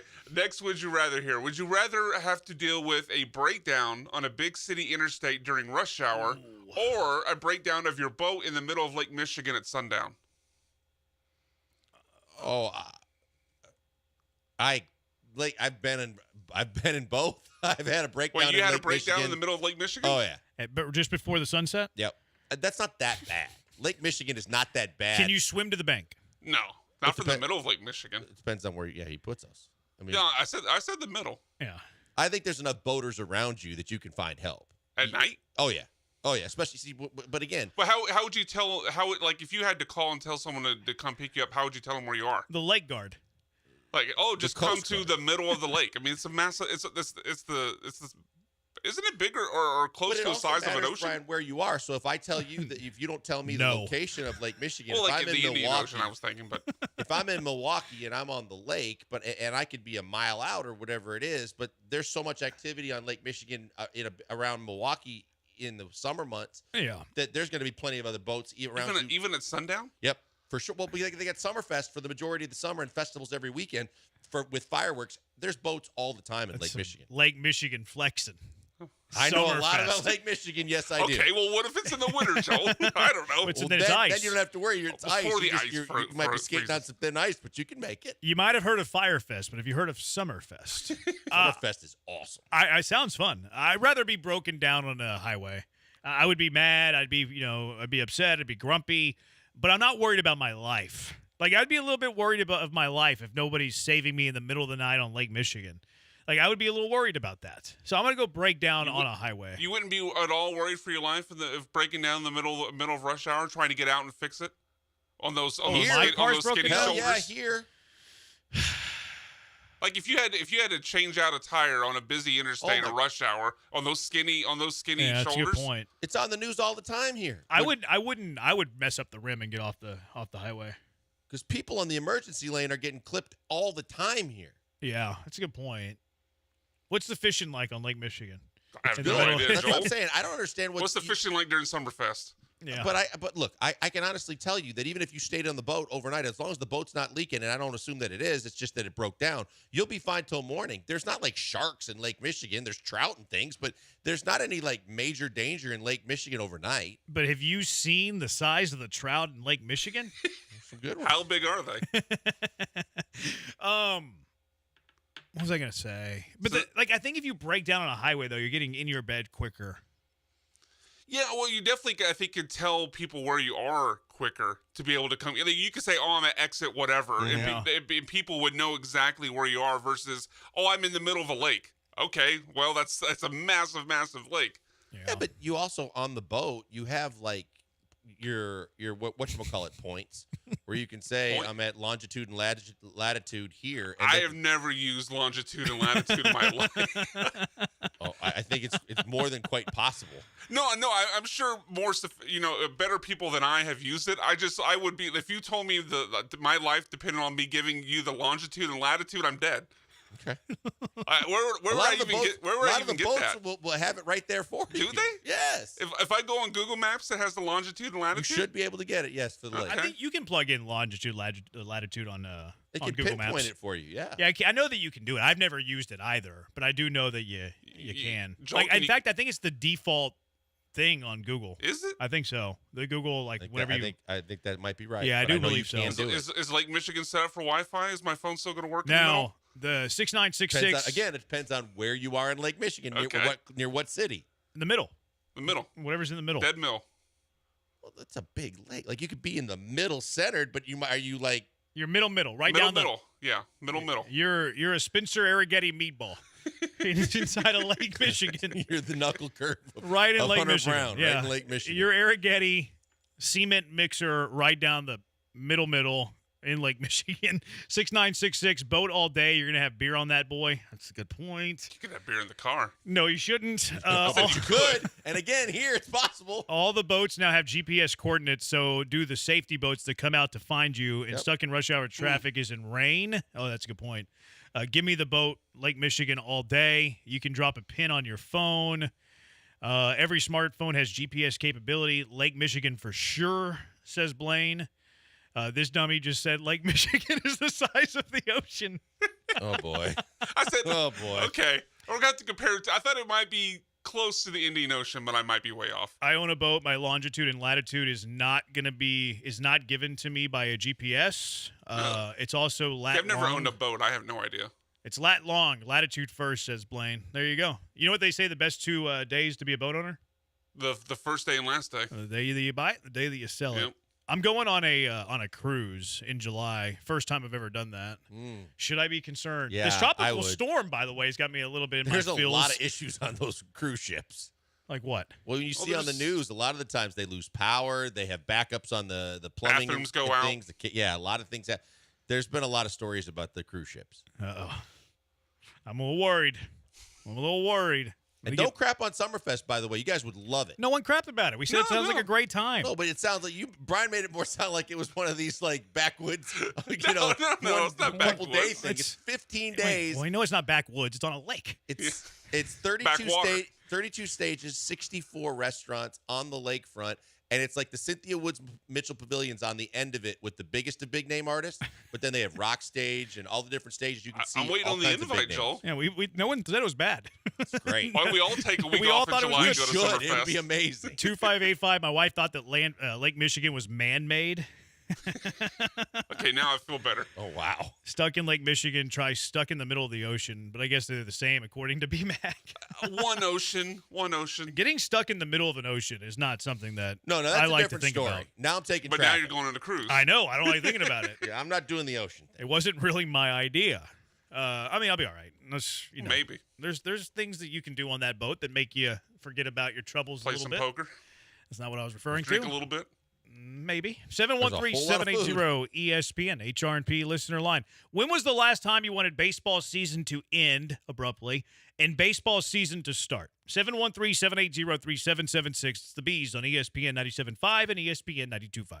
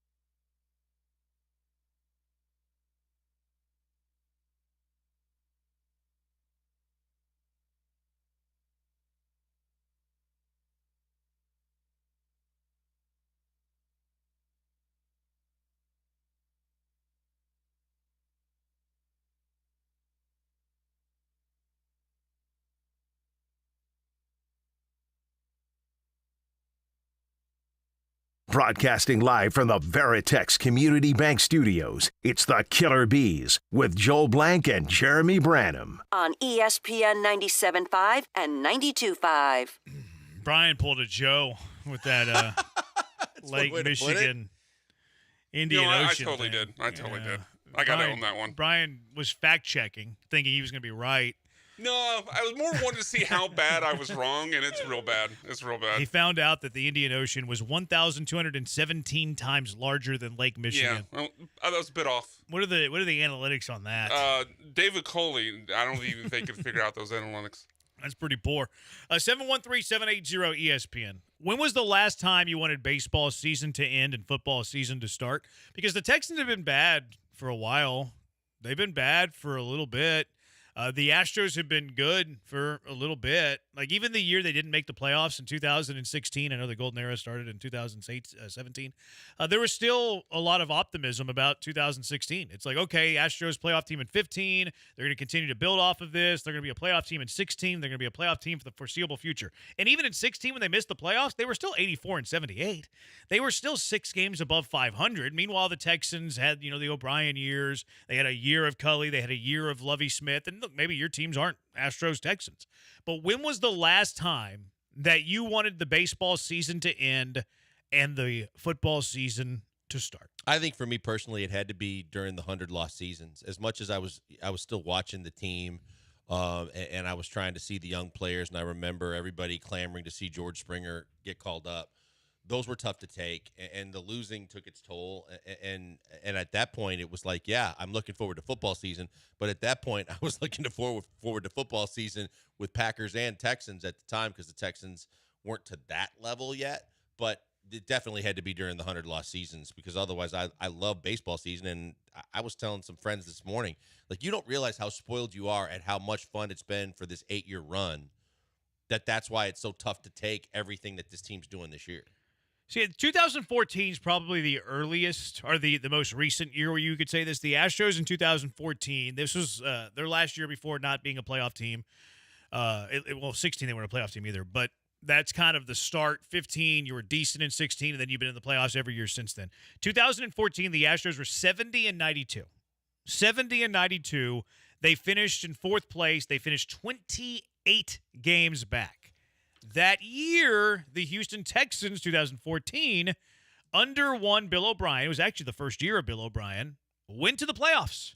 Went to the playoffs at 9-7. But entering that year, I was about to say, the problem is, season. Yeah, it might be 2013. That's what it is, because the Texans at the 2012 season's their best ever individual season record at 12-4. Obviously, didn't end well in the playoffs, playing the Patriots in the divisional round, but that was a team you thought was going to keep it going and continue to be a playoff team, whereas the Astros were losing 100 games. So I think it's the 2013 season for the Astros coming off that 12-4 year by the Texans. Yeah. Now, I wonder if this is a sign of concern, because this is the first time that we were like, okay, baseball season, hurry up and end. Let's get ready for the most anticipated season in Houston Texans history. The last time you had a baseball season that you were trying to dreadfully get through and you really wanted football season to start, 2013. So you're coming off the 12-win season, like you said, best season in franchise history, and then it was a dud, 2-14. So should we be tempering our expectations? Should we be patient in this whole deal? Let's stop clamoring for baseball season to end and football season to start, because the last time we wanted that, the Texans went 2-14, getting ready for the most anticipated season in Houston Texans history prior to this year. Yeah, I mean, but at the same time, I don't think that we've ever been this excited about a Texans season coming up.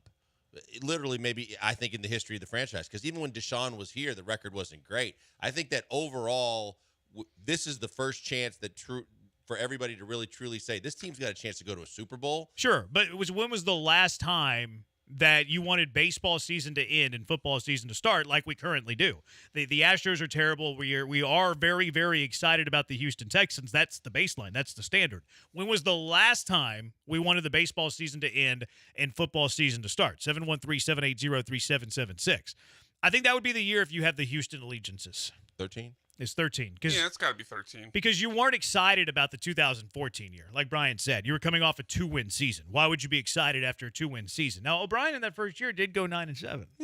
Yeah. But you didn't see it coming. Like, you didn't see it coming. You didn't think they would have a 9-win year. So you weren't really excited for it. You weren't like, let's hurry up baseball season and get to football season. Yeah, especially because their quarterback that year, and I love Ryan Fitzpatrick, but their quarterback was Ryan Fitzpatrick. You weren't going into that season with a lot of, hope and optimism and excitement that the Texans were going to suddenly turn it around when you're coming off a 2-win season and Ryan Fitzpatrick is your quarterback.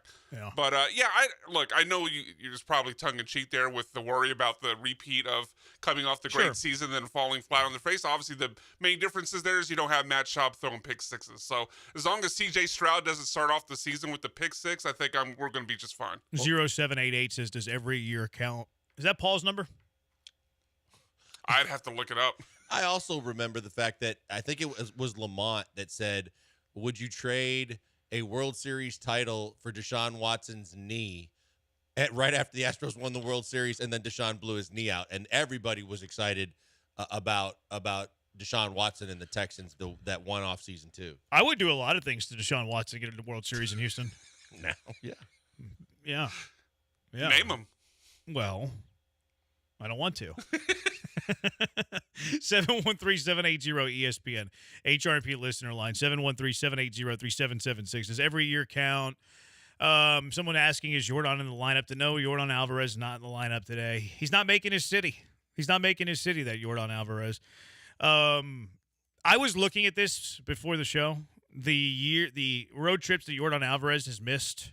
Last year, late April 2024, missed the trip to Tampa. Actually came home from the trip in Tampa. Early April 2023, he was out at Arizona and Seattle. And then mid-April 2022, he was out at Seattle. So there has been, and I'm not talking about like 40 games where he doesn't play. I'm not talking like he missed 40 games. Like last year, he missed 40 games. I'm not talking about that. I'm talking about these random one-off, like 2, 3, 4 game absences. Almost every time they've been on the road. Yeah, we had talked about. I thought there was at least one in Seattle, but yeah, I think you nailed it yesterday. There's a legit chance he doesn't go to Chicago. You don't know why. You don't know what's going on, but he didn't want to face Cannon. I mean, I think that's the honest truth. It wasn't truth. Crochet. It was Jonathan Cannon. Yeah, exactly. He doesn't want to face Cannon. And Crochet's the tougher matchup. Brian, you're being very insensitive to the personal things that are going on with Jordan Alvarez. We don't know what's going on. I'm with Joel. Yeah, I hope his family's sick. You're gonna feel terrible when it comes out that there's something more I love how serious it gets than to that. level. Yep. I'm glad it's just not an injury. It's just a question of what illness Joel's hoping for, but we all hope that Jordan's family's sick. Let's go out to the HRP listener line, 713-780-ESPN. Javier from the Baytown Batty. You're in the Hive, Javier. What's up, Javier? Hey guys, thanks for taking my call. So just wanted to chime in on what you guys are talking about. So I definitely agree with y'all. That getting excited preemptively is not probably not the best idea. However, when was the last time the Houston Texans had the defensive rookie of the year, the offensive rookie of the year, and the guy who should have been coach of the year? I don't care what the poll says. D'Amico should have been coach of the year. We should have had the trifecta, the hat trick, and we definitely had a better GM than we've had for a long time. And given that what CJ did last year as a rookie, David Carr, no. Deshaun, no. CJ, he's something special. So, I'm just going to leave it up to y'all to take it from here, but we got something going, guys. Thanks. Thanks for the call, Javier. Look, there's no denying that, but let's not forget how excited this town was for Deshaun Watson when he first got here and the first couple of years. There was hope sprang eternal in terms of how long this guy was going to be your franchise quarterback, be a superstar, and all these high aspirations that obviously fell by the wayside and crumbled pretty quickly after that. Yeah, I'm bullish on the Texans. Like, we're having fun at the Astros' expense here. We're not trying to diminish the excitement for the Houston Texans. I'm bullish on D'Amico Ryans. I'm with you on the coach of the year last year. To me, he's one of the best coaches in the NFL. I think he's already the best coach the Texans have had. Yes, it's only been 1 year. And I've questioned his game management. I didn't think his game management was perfect last year, but it's more about culture, getting the players to play for him. I think that's more important. And he's got a really good defensive mind, draws up good defensive schemes, and the talent. Like, the roster is good. We just went through that top 100 list. The Houston Texans have 6 players on a top 100 list. The Texans we were talking about coming off a 12-win year might not have had 6 players in the top 100. Maybe Watt, Cushing, D'Amico, Andre, maybe Schaub at his very, very peak. but you could argue this is the most talented Houston Texans roster on top of those other things. Yeah. Young roster, extremely talented, very well coached, and a general manager who at least isn't scared. He maybe doesn't make every move great, and he doesn't celebrate. He doesn't believe in celebration, and he has 0 windows in his house. But he's not scared to make bold moves. I was critical of the Will Anderson trade up to number 3. I said it was the most. It was a day that's going to live in infamy for the other teams in the NFL. A bold, aggressive move. The trade for Stephon Diggs, bold, aggressive. The restructure through a year, that's bold. Danielle Hunter, signing him, that's bold. So, I rather have a bold general manager than a Tim Purpura general manager that sits on his hands and does nothing. So, while I don't agree with every move, I much rather err on the side of aggression than err on the side of Purpura. Yeah, no, and I hear you. I think that when you start by saying just the fact that you have the most important position in sports, when you have C.J. Stroud, when you have a guy that brings so much extra excitement, because even when they were really good, I don't know that anybody thought that Matt Schaub was the guy that was going to be a longtime franchise quarterback that would be like a top 5 type quarterback.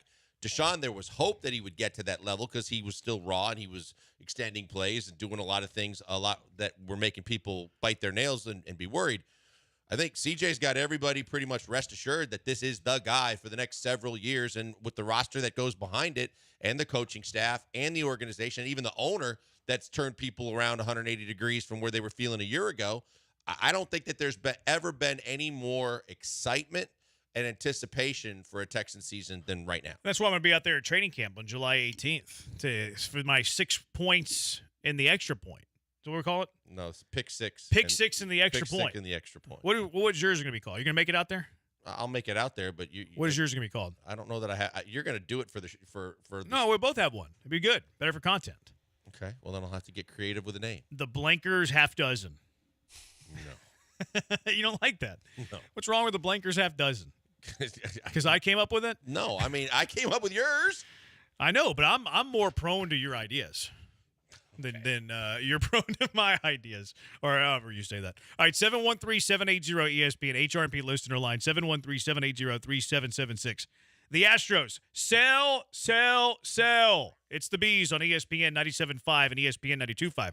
Third Rock Renewables, buy, buy, buy. Look, if you're tired of repairing potholes, if you need a parking lot, a ranch road, a lay-down yard, truck parking, wherever you might use asphalt, quite frankly, well, you need to be using mechanical concrete from Third Rock Renewables. Those potholes are annoying, but not having a great parking lot's just as annoying. That ranch road that you have out in the ranch, it's got holes all over it. It's not level. It's annoying. Well, get mechanical concrete from Third Rock Renewables. Maybe it's just to level your concrete on your driveway or your sidewalk. Third Rock Renewables can help there too. They have a patented technology called mechanical concrete. It's the only low-cost, industrial-strength, sustainable base that turns end-of-life tires into a virtually indestructible building product. It's a better building product, and it comes at a lower cost. You can cut your maintenance costs. You can cut your carbon emissions. Why wouldn't you want to do this? Call Third Rock Renewables 713-305-0507 to find out how mechanical concrete will cut your maintenance costs by 75% or more while lowering your carbon emissions. And it's going to be a better product. And if you mention ESPN 97.5, 20% off your purchase. 713-305-0507. Stop wasting your money and your time on asphalt. Get mechanical concrete. Learn more at thirdrockrenewables.com. That's thirdrockrenewables.com.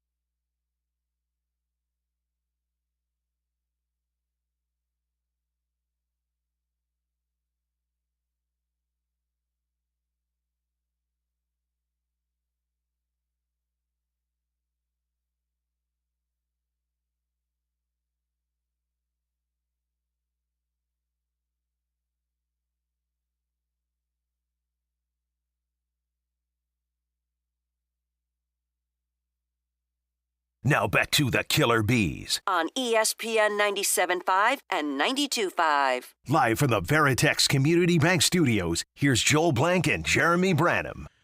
Blank and Branham, ESPN 97.5, ESPN 92.5.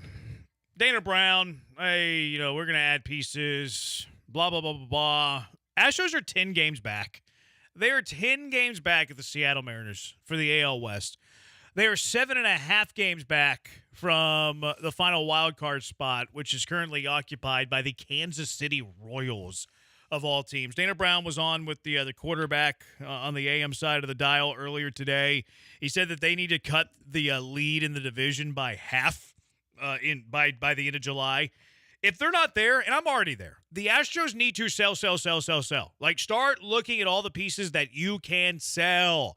I'm ready to blow this thing up for the Houston Astros. And I still like the foundation going forward. Guys that are here for more than a year.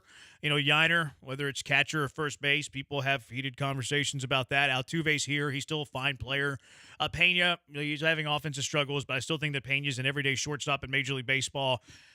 Yordan Alvarez is here. Jake Myers under club control. Whatever you think about him. Chaz, under club control. Whatever you think about him. And there's a couple minor leaguers that look fun. Like Loperfido, everybody wants him to come up. Melton's highly ranked. Bryce Matthews is doing some things. Jake Bloss is doing some things. Luis Garcia, Hunter Brown, Spencer Arrighetti under contract. Javier under contract. Somehow Lance McCullers still under contract. Hader under contract. Brian Abreu under club control. So the foundation's not bad. Like, I still like where this foundation is at. That said, I don't feel good about the Astros in 2024, and I also don't feel good about signing some of those other players that are going to be up in a year and a half. Kyle Tucker, Framber Valdez. I'm ready to sell anybody who is up in a year or a year and a half. So I'm listening to offers on a bunch of players. The catcher position, somebody has interest in Victor Caratini. Oh, okay. Like, he's under contract for 2 years. I can find veteran catchers elsewhere. I would listen to offers for Victor Caratini. First base, you don't have anybody of value. Sorry, John Singleton. Just don't. You're not trading out Tuve. Pena's not here for a while. Alex Bregman done for the year. See you later, Alex Bregman. You're going to the highest bidder. Left fielder right now, I don't think Chaz has any trade value, but if somebody wanted to give you something for Chaz McCormick, I am listening. Jake Myers is intriguing. If I get blown away for a Jake Myers offer, I am sending Jake Myers out in a trade. Now, I have to get blown away. I'm not trading him away for peanuts. Kyle Tucker. Sorry, Kyle. I love you. I love Kyle Tucker. I have zero faith that he's going to re-sign with the Houston Astros. I am trading him for a Juan Soto type of return. That way I can get return on that investment and help out that other foundation that we talked about earlier. Pitching side of things. Framber Valdez, see ya. If Justin Verlander would come back healthy, see ya. Bullpen, Ryan Presley, see ya. If somebody wants to give me a stupid offer for Brian Abreu, not that I want to trade him, but if somebody wants to blow me away with a stupid offer for Brian Abreu because they're desperate for relief help, see ya. Josh Hader has a no trade, so I don't think he's going anywhere, but I'm willing to trade all of those players. Sell, sell, sell is my mantra for the Astros if they stay out of the race in a month, in mid-July. See, there's some that I would. I was curious if you were going to throw Tucker on that list because, to me, he probably has the ability to give you the biggest return, but then you factor in the fact that Crane and his cronies, I don't believe that they're going to be out of it for next year. They're dumb. Yeah, they are.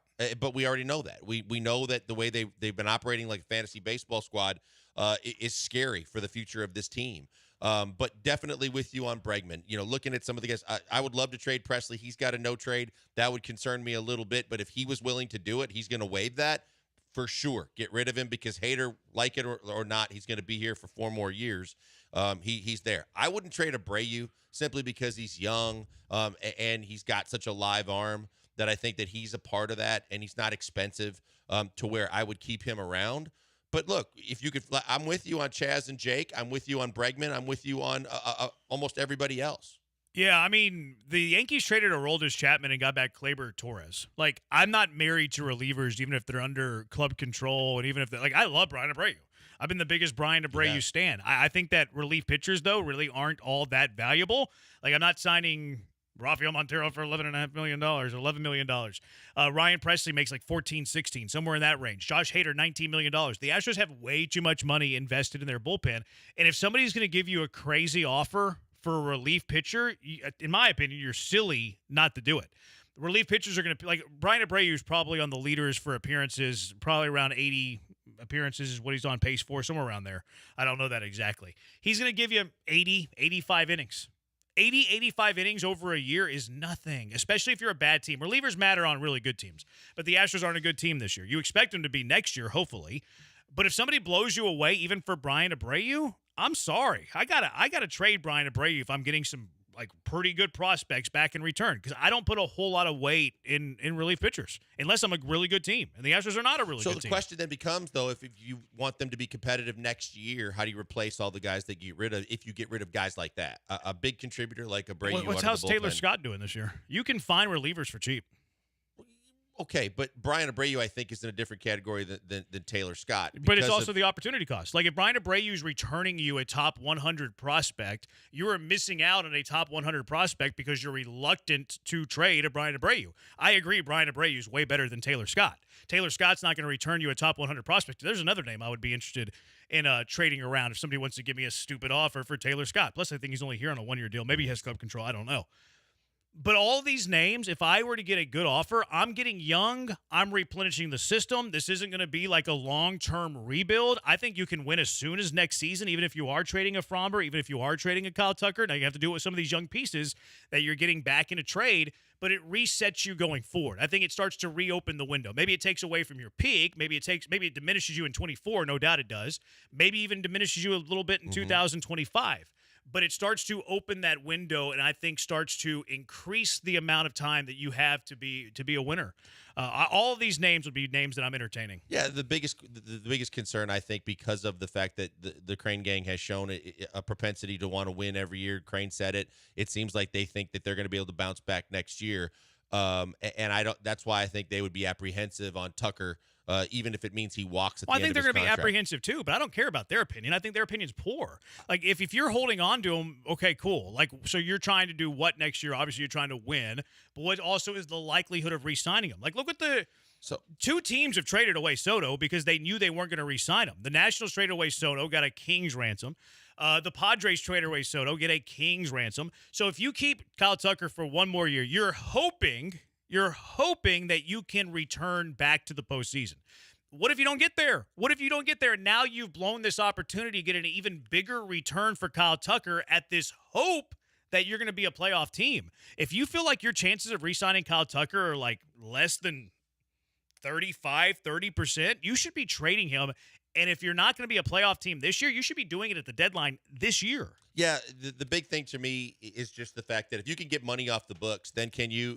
I just firmly believe that Crane and company are going to try and win again next year, and they're going to want to replace some of these pieces, whether it be Bregman, whether it be if you would make a move for a Tucker. I would be fine if you traded Fromber with what I've seen, but I think that they still want to win next season, and I think that in order to do that, then you'd have to go out there and unfortunately probably have to overspend to get similar pieces. I'm fine trading like the bigger contracts or the biggest returns if it means Tucker, Fromber, guys like that. If Bregman is a guy, plus you're also eliminating a ton of salary. But Abreu's not making enough for me to want to move on him. You're right. If you get a top 100 prospect, maybe it's a different conversation. Who do you think's the Astros' best prospect? Like, who would you consider? Is Loperfido? He's probably not considered their best, but like closest most people would Major say League ready, Melton, Bryce. Yeah, he's closest to big league ready because I mean should be here. Right. If you got Joey Loperfido, but a slightly better than Joey Loperfido for Brian Abreu, you're not doing that trade?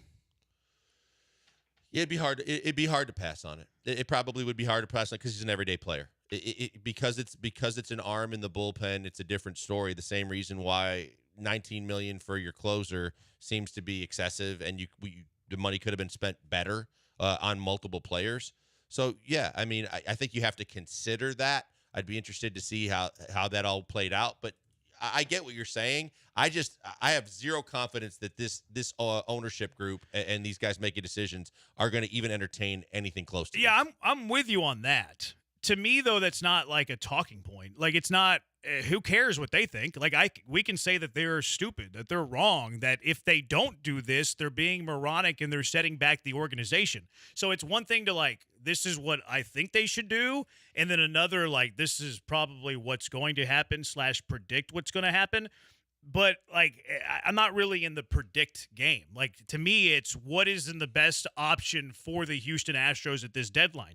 And watching them play through 73 games and knowing where they're at with this organization, with key pieces about to come up, whether it's this year with Bregman, whether it's next year with Framber Valdez and Kyle Tucker, like, those guys are pillars. Like, say what you want about Bregman being bad this year at the start of the season, has come on lately. He is a pillar for the Astros organization. Say what you want to say about Framber Valdez. He's been a pillar for the Astros organization. Kyle Tucker, obviously a pillar for the Astros organization. Bregman's done this year. Tucker and Framber are done next year. And the Astros have a long history of not re-signing guys to huge contracts. So if you're not going to re-sign guys for huge contracts, why would you keep them?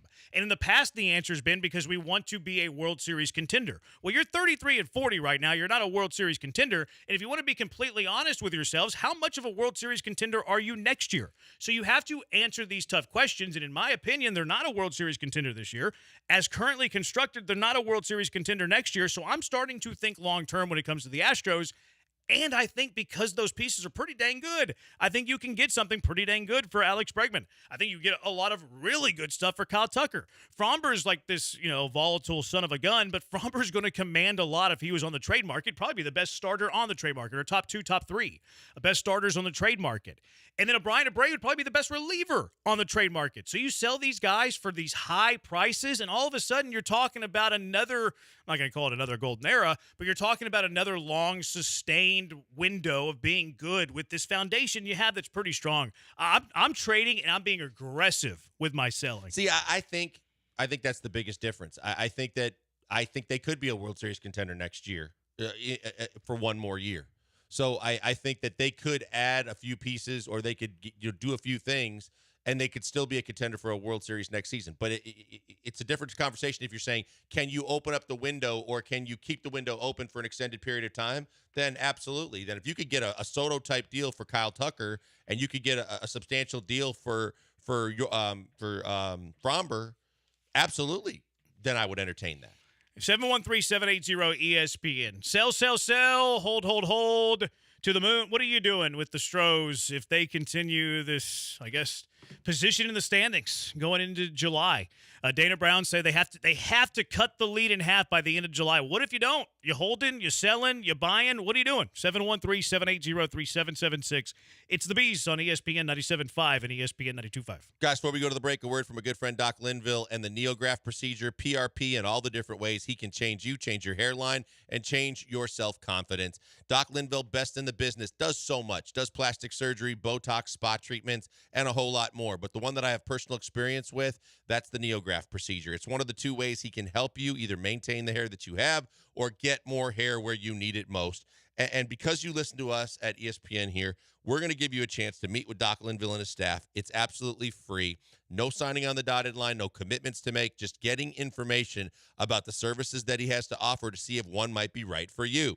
All you got to do is go to 975hair.com. It can explain to you some of the ways that they can help, some of the procedures that they do, but then set up that appointment because it costs you nothing. People off the street pay $150. You go in, you get the procedures explained to you, you ask questions, get answers, see if it might be right for you too. The whole process started for me because Doc Linville said, I want to give you this consultation. I want to talk to you. I sat down, I talked to him. He told me and explained to me, hey, look, this is how it works. You look like you've lost some hair on your hairline, and quite frankly, my forehead had become an 8-head. My hair was creeping up every day.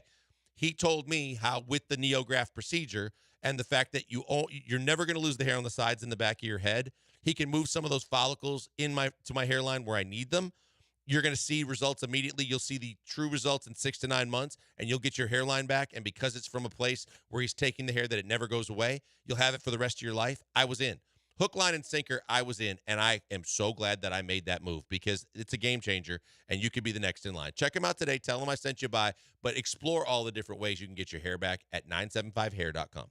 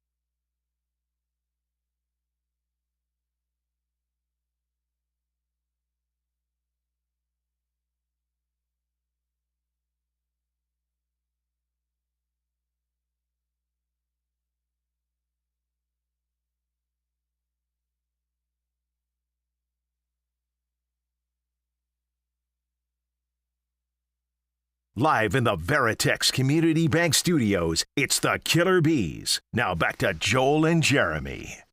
You selling, you buying, you holding? 713-780-3776. Let's go out to the HRP listener line. Matthew, you're in the hive with the Bees. What's up, Matthew? Hello, Matthew. Hey, guys. How's it going? Good. It's going great. I think y'all make some great points. Dana Brown, I know he wants a record for us to be at by a certain point.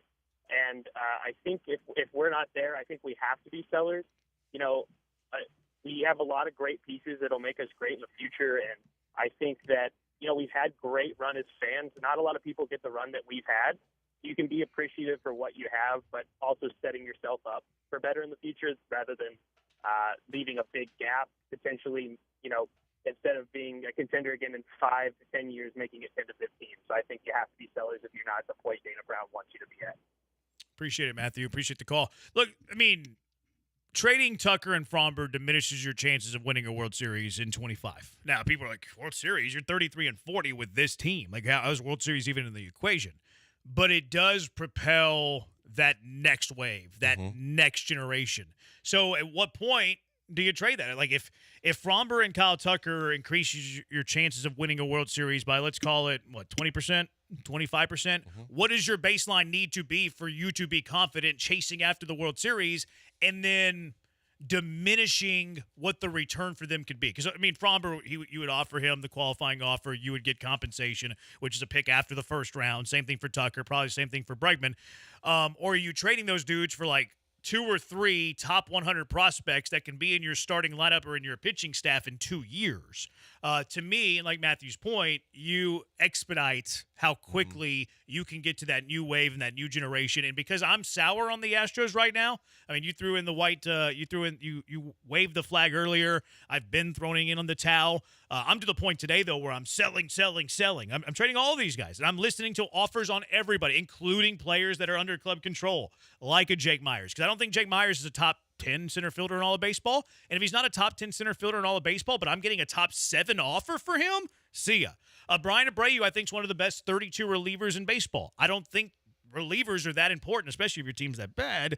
And if I can get an offer where I'm getting a position player starter for the next 7 years for a Brian Abreu, I love Brian Abreu. I've defended Brian Abreu with my life, and I'm trading Brian Abreu. I'm absolutely ready to sell basically everybody except for, Yordan and Altuve, and pretty much everyone else is available because I strongly believe that there's only 2 places to be in sports, first or last. The middle is death. The middle, I don't want to be and Joel, you'll appreciate this, but I don't want to be in the spot where before the Rockets got James Harden, they were trying to tread water at 41 and 41 every year with Kevin Martin and Luis Scola as your best players. I don't want to be in that point, and I think that's where the Astros are headed if they stick with this plan of trying to hold on to the last gasp of this playoff run with the guys currently there, because you're going to have guys aging out, you're going to have guys leaving, and they're headed towards the fat, middle of mediocrity if they don't either make a big move one way or the other. And the other reason I like selling is, to me, if you're selling and you're trading for prospects, you're putting the fate in the hands of Dana Brown making those moves. Whereas if you're relying maybe on adding big name free agents, that then relies on GM Jeff Bagwell and the people we don't trust making the decisions. Because Bagwell, Reggie Jackson's, those guys aren't scouting prospects to trade for. Dana Brown is. I trust him rebuilding it and having his hands on it versus going through free agency where Bagwell and Reggie Jackson are handling it. It's a good point. I would just hope that Dana Brown would be allowed to do that. The thing to me was, would you guys trade one more World Series appearance with this team for the chances to try and make a World Series quicker down the road? Because I think that from the Crane Gang's perspective, they don't feel that they feel like they got one more World Series run in them with this team, with Tucker. And the fact that with the starting pitching sorting itself out through injury and whatever, we'll see what happens with Garcia and McCullers. Do they factor into what could be a pretty damn good rotation next year with the bullpen full next year of the back 3 again? And with all the guys that we mentioned under team control, like Pena and Yiner and guys like that they could make a move here or there, and that could be a team good enough to win the American League. I just don't know the numbers there. Like, My answer would be no. Like I would be doing this if I'm a World Series contender, quite frankly. I would have traded George Springer before letting him go for free because I think the Astros were good enough to sustain it.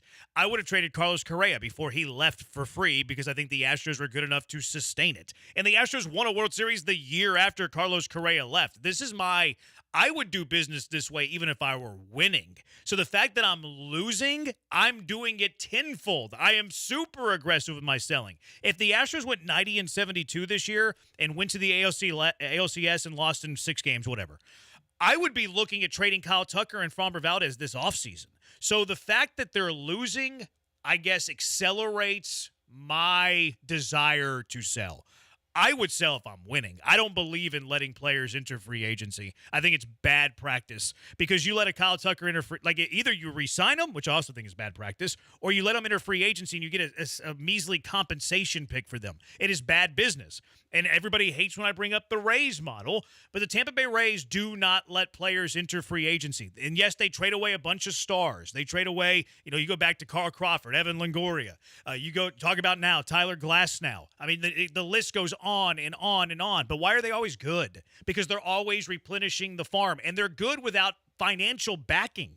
So you could be doing this with actual financial backing. So instead of waiting for a prospect that you don't know if it's ready or not, you could go out and sign a Michael Brantley. You could go out and sign a Brian McCann or Josh Reddick. So I believe this in general. So the fact that they're losing makes me want to do it at a much higher rate, quicker, desire, et cetera, et cetera. Absolutely, because, and specifically to Joel's question, would you, trade one more year with this team getting to the World Series versus maybe speeding up the process to the next World Series? I would speed up the process to the next World Series because in the question you had there, we're talking about max one more World Series appearance from this team. But if you speed up this process of rebuilding and adding in the top 100 guys that you would get back in the trade, you could then start potentially that next dynasty that isn't just one World Series appearance. And on top of that, multiple year run. What are the odds of making the World Series if you bring everybody back? Well, I think that it's pretty good because I think. Well, give me a number. I guess to be fair, 35%. Okay, so 35%. I was just thinking of a number while I asked that. And I was going to say 40. So let me give you the extra 5%. 40, which I think 40 might be high. Okay, I'm talking on both sides of my mouth here. 40% chance. 40% chance to go to the World Series. So you're more likely to miss it than to make it at 40%. And then you're increasing the following years by how many percent with a longer window to do it where you're not all in on one single season. Being all in on one single season is a bad place to be because what if Tucker hits a foul ball off his shin and he's out a month? What if Yordan Alvarez has a bad hand and he's out 40 days? So being all in on one season is a place I don't like to be because injury can absolutely derail you. Look at Golden Era of Astros. Golden Era of Astros, winners since 2015 all the way up to this point. Why? Because they had a really good roster, and they were able to sustain losing guys. I wish instead of just losing those guys for nothing, that they were traded in these guys a year earlier to really rebuild this farm and really rebuild the system, because now you would have a bunch of Joey Loperfitos. You would have a bunch of Bryce Matthews or Shea Whitcombs. So that's just my general philosophy, and the fact that they're losing just makes me want to do it faster. See, the one thing that I would say to the point you brought up earlier is the fact that if they were winning this year, then I don't think there's any question that I would still be in go for it mode to where if I'm winning and I have a chance to win the World Series this year and at least until Tucker and Framber decisions are made and other guys, I'm still going forward with that because now not only are you talking about World Series and the potential to win a championship, but you're talking about solidifying even further how great of a dynasty this franchise could go down in history as. Yeah, I think most people would agree with you on that. Brandon T., if they aren't where they need to be by the end of July, I'm selling and speeding up the process of rebuild. It's time to liquidate like you owe bankers. Sell, set up the future of the Astros. Look what the Nats did with Harper, thinking Harper would appreciate that. He gone, and they ended up with nothing. You know who the team that traded for him was? Harper, when the owner said, nope, you're not trading him, Astros. Jeff Luhnow had a trade for Bryce Harper, and the Washington National owner said no. They didn't do anything that year, and then he left them in free agency. Who's playing third if we trade Bregman, or could we trade with Cleveland for Jose Ramirez? Always liked him. Ramirez is a pipe dream. Look, if you're trading Bregman this year, you're giving up on 2024. You're not trading Bregman if you still want to win. Right. Now, if you're 10 games back on July 28th and Dana Brown says, look, we're not going to make the playoffs. We need to be realistic. We need to trade Alex Bregman for more than what we would get if he were to leave us in free agency, compensation pick after the first round. You're trading for prospects. You're not trading for another veteran. So if you were to trade Bregman, I think Shea Whitcomb would be the internal option. But at that point, you're looking to play young players anyways. You're giving up on the season. You're trying to see if these young players can help you going forward. Yeah, and I think that the one thing that you can keep in the back of your mind, but it's not going to happen, but the fact is you could trade him, and if you got a great offer for him, if you still wanted to be in the running for him in free agency, you could be. I just don't see that's going to happen, and I don't think they're going to try and re-sign him.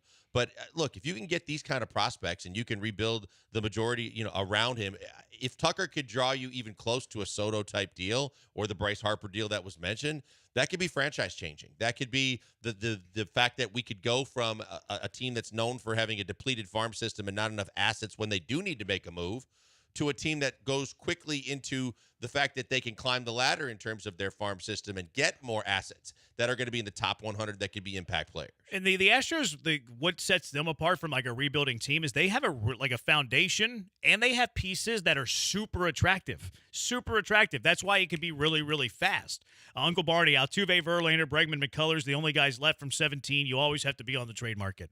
That's what Luna was great at. Luna was great at the trade market. He was splashy. Click was good on the trade market, not as splashy. You haven't really seen that a whole lot with the Houston Astros since Click left. 713-780-ESPN. What is your car wreck of the day? What are you nominating for the car wreck of the day? It's the Bees on ESPN 97.5 and ESPN 92.5. Hey, before we go to the break, a word for the good people at Vanderford Air. Look, we know that the dog days of summer are right around the corner, and for a lot of us, it's gotten already pretty darn hot this early as we continue to roll through what are going to be the toughest months. And you're going to need an air conditioning company that can be there for you at the blink of an eye whenever you need them. And the fact of the matter is, at Vanderford Air, that's exactly who they are, and that's exactly what they'll do for you. The guarantees are unbelievable, whether it's plumbing, heating, air conditioning, you want to replace your HVAC units and or your AC, or you just need repairs. They are the company to do the work because everything's guaranteed. But let's start with the fact that if we get to 100-degree temperatures or we're getting hot and your air conditioning system goes on the fritz, you want someone that's going to be there as soon as possible. You're not going to want to deal with companies in your area or that say, hey, yeah, we'd love to help you, but we've got a backlog of people that we got to get to. It might be next week. It might be several days, and you've got to deal with the consequences. You don't want that. Well, that's what you don't deal with Vanderford Air. The minute you call them, within 24 hours of that call to them, they're going to be there to see you. That's their guarantee. That's the way they do business. They'll find a way to get there so that they can help you as soon as they possibly can. And you got to love that because you're not worried about everybody else. Selfishly, you want to make sure you got the AC when you need it and when it's fixed as soon as it could possibly be.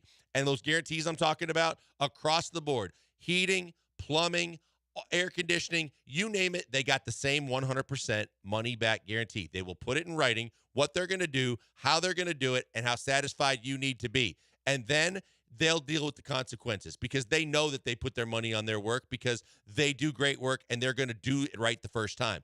In case they don't or you're not satisfied, there's a 100% satisfaction guarantee or your money back. How do you beat that? You want every company that you do business with to have those kind of guarantees because that's what it's all about. Making sure that either it's a piece and a part that they repaired that works properly or a whole new system, making sure their people do the work right the first time, or making sure that everything that they do lives up to your standards for the temperature and the way that it takes care of what needs to be fixed. It's a 100% satisfaction guarantee to your money back. That's why I can't recommend them enough. Check them out online, vanderfordair.com. More importantly, write this number down, put it in your phone, keep it when you need it, and maybe call them now to make sure your system's ready before it gets too hot. 281-557-COOL, 281-557-COOL, vanderfordair.com.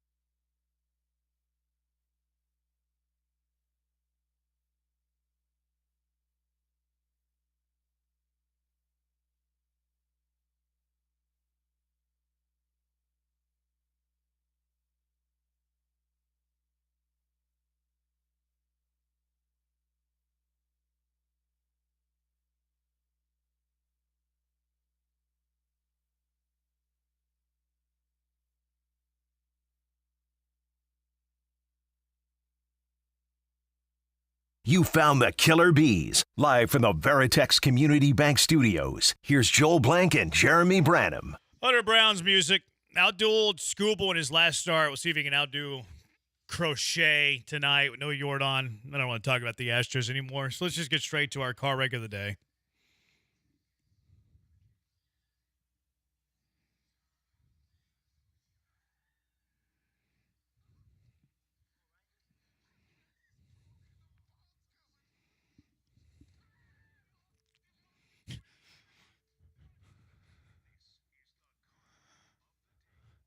All right, Blankers, what are you nominating for car wreck of the day? Well, you don't want to talk about Astros anymore. So I'll start with the easy one. The Detroit Pistons are a car wreck. The Detroit Pistons firing Monty Williams after one season, still owing him $65 million. At the time they signed him to be the highest paid coach in the NBA, and now they've sent him packing with free money. $65 million to go away. I admire that. Pay him that money after a 14-win season. I don't mind that. I think it's a car wreck. If you think that he's a bad coach, pay him off. Hire a better coach. See, I don't think he's a bad coach. I think it was a bad roster, and it was assembled the wrong way. Yeah, I mean, you GM all that stuff. But at least they're not willing to at least they're not cheap. I'll give them that. I'm going to nominate the PGA. They're giving Tiger Woods lifetime entry into these premium events. Why even have rules? Why even have standards? Why even have qualifications? You're just going to give a guy what, even better than Nicklaus? You're just going to give a guy a lifetime exemption without actually qualifying for these events? Car wreck. PGA's dying. The Masters did it all the time. The Masters, you get automatic exemption if you've won the Masters. Yeah. You won the Masters. Right. Well, they're giving Tiger Woods that because they rewrote the rules. They rewrote the rules. You're telling me rules don't matter. They're telling you money does. Disgusting by the PGA. What do you nominate, I'll talk Brian? Astros quickly. The Astros offense is my car wreck of the day nominee. Yeah. You can't get. I'm not even going to mention the guy's name again. I don't even care. They got to do better tonight. You got to be that. It's a loaded cannon, Brian. They got to be. I'm not going to say Jonathan Cannon. He's my second favorite John Cannon. All right, we missed one other car wreck of the day. I thought it was BMAC with the Lake Michigan thing. Oh yeah, I should have nominated my Lake Michigan versus the Indian Ocean. I feel like I have to scream over this music. It's Blanker's birthday. 24 years young today. Joel Blank. Happy birthday, Joel. The weather, beautiful for you on your birthday. Yeah, great. Happy birthday, Blanker. Thank you. What are you going to do today? Hopefully table it till the weekend, but the kids are hell-bent on birthdays mean desserts. They love it, so they're picking out something, and I'll figure it out when we leave here. What's your daughter going to pick, McDonald's again? No. I think it's between cupcakes or a cake as opposed to cake for the weekend. All right. Yeah. Happy birthday. Thank you. Looking good. Looking good for your birthday. Did you wake up a little differently today? Oh, it was your birthday? No. No? You woke up the same? No, yeah. And, just a lot of things that have kind of taken the day the wrong way, but Did you put a little extra sugar in your coffee this morning because it was your birthday? Nope. You didn't do anything differently today because it was your birthday? I didn't, and I don't like it, and so I don't like people to know about it, so that's why I tried to keep it under wraps. Well, Jet was here talking about it was your birthday. Who? Jet. On the Twitch. Okay, well, that's because people on Facebook and Twitter or whatever find things out. That's true. Happy birthday, Blankers. Thank you. Wish Blankers a happy birthday at Pac-Man Joel. He's 24 years old today. 24. Looking great. Looking young. All right, it's going to do it for us. Thanks to Brian for doing all the hard work. He's birthday boy Blankers. I'm Branham. Talk to you tomorrow, Houston. Hopefully I'm in a better mood. Astros kind of control that. Good night, y'all.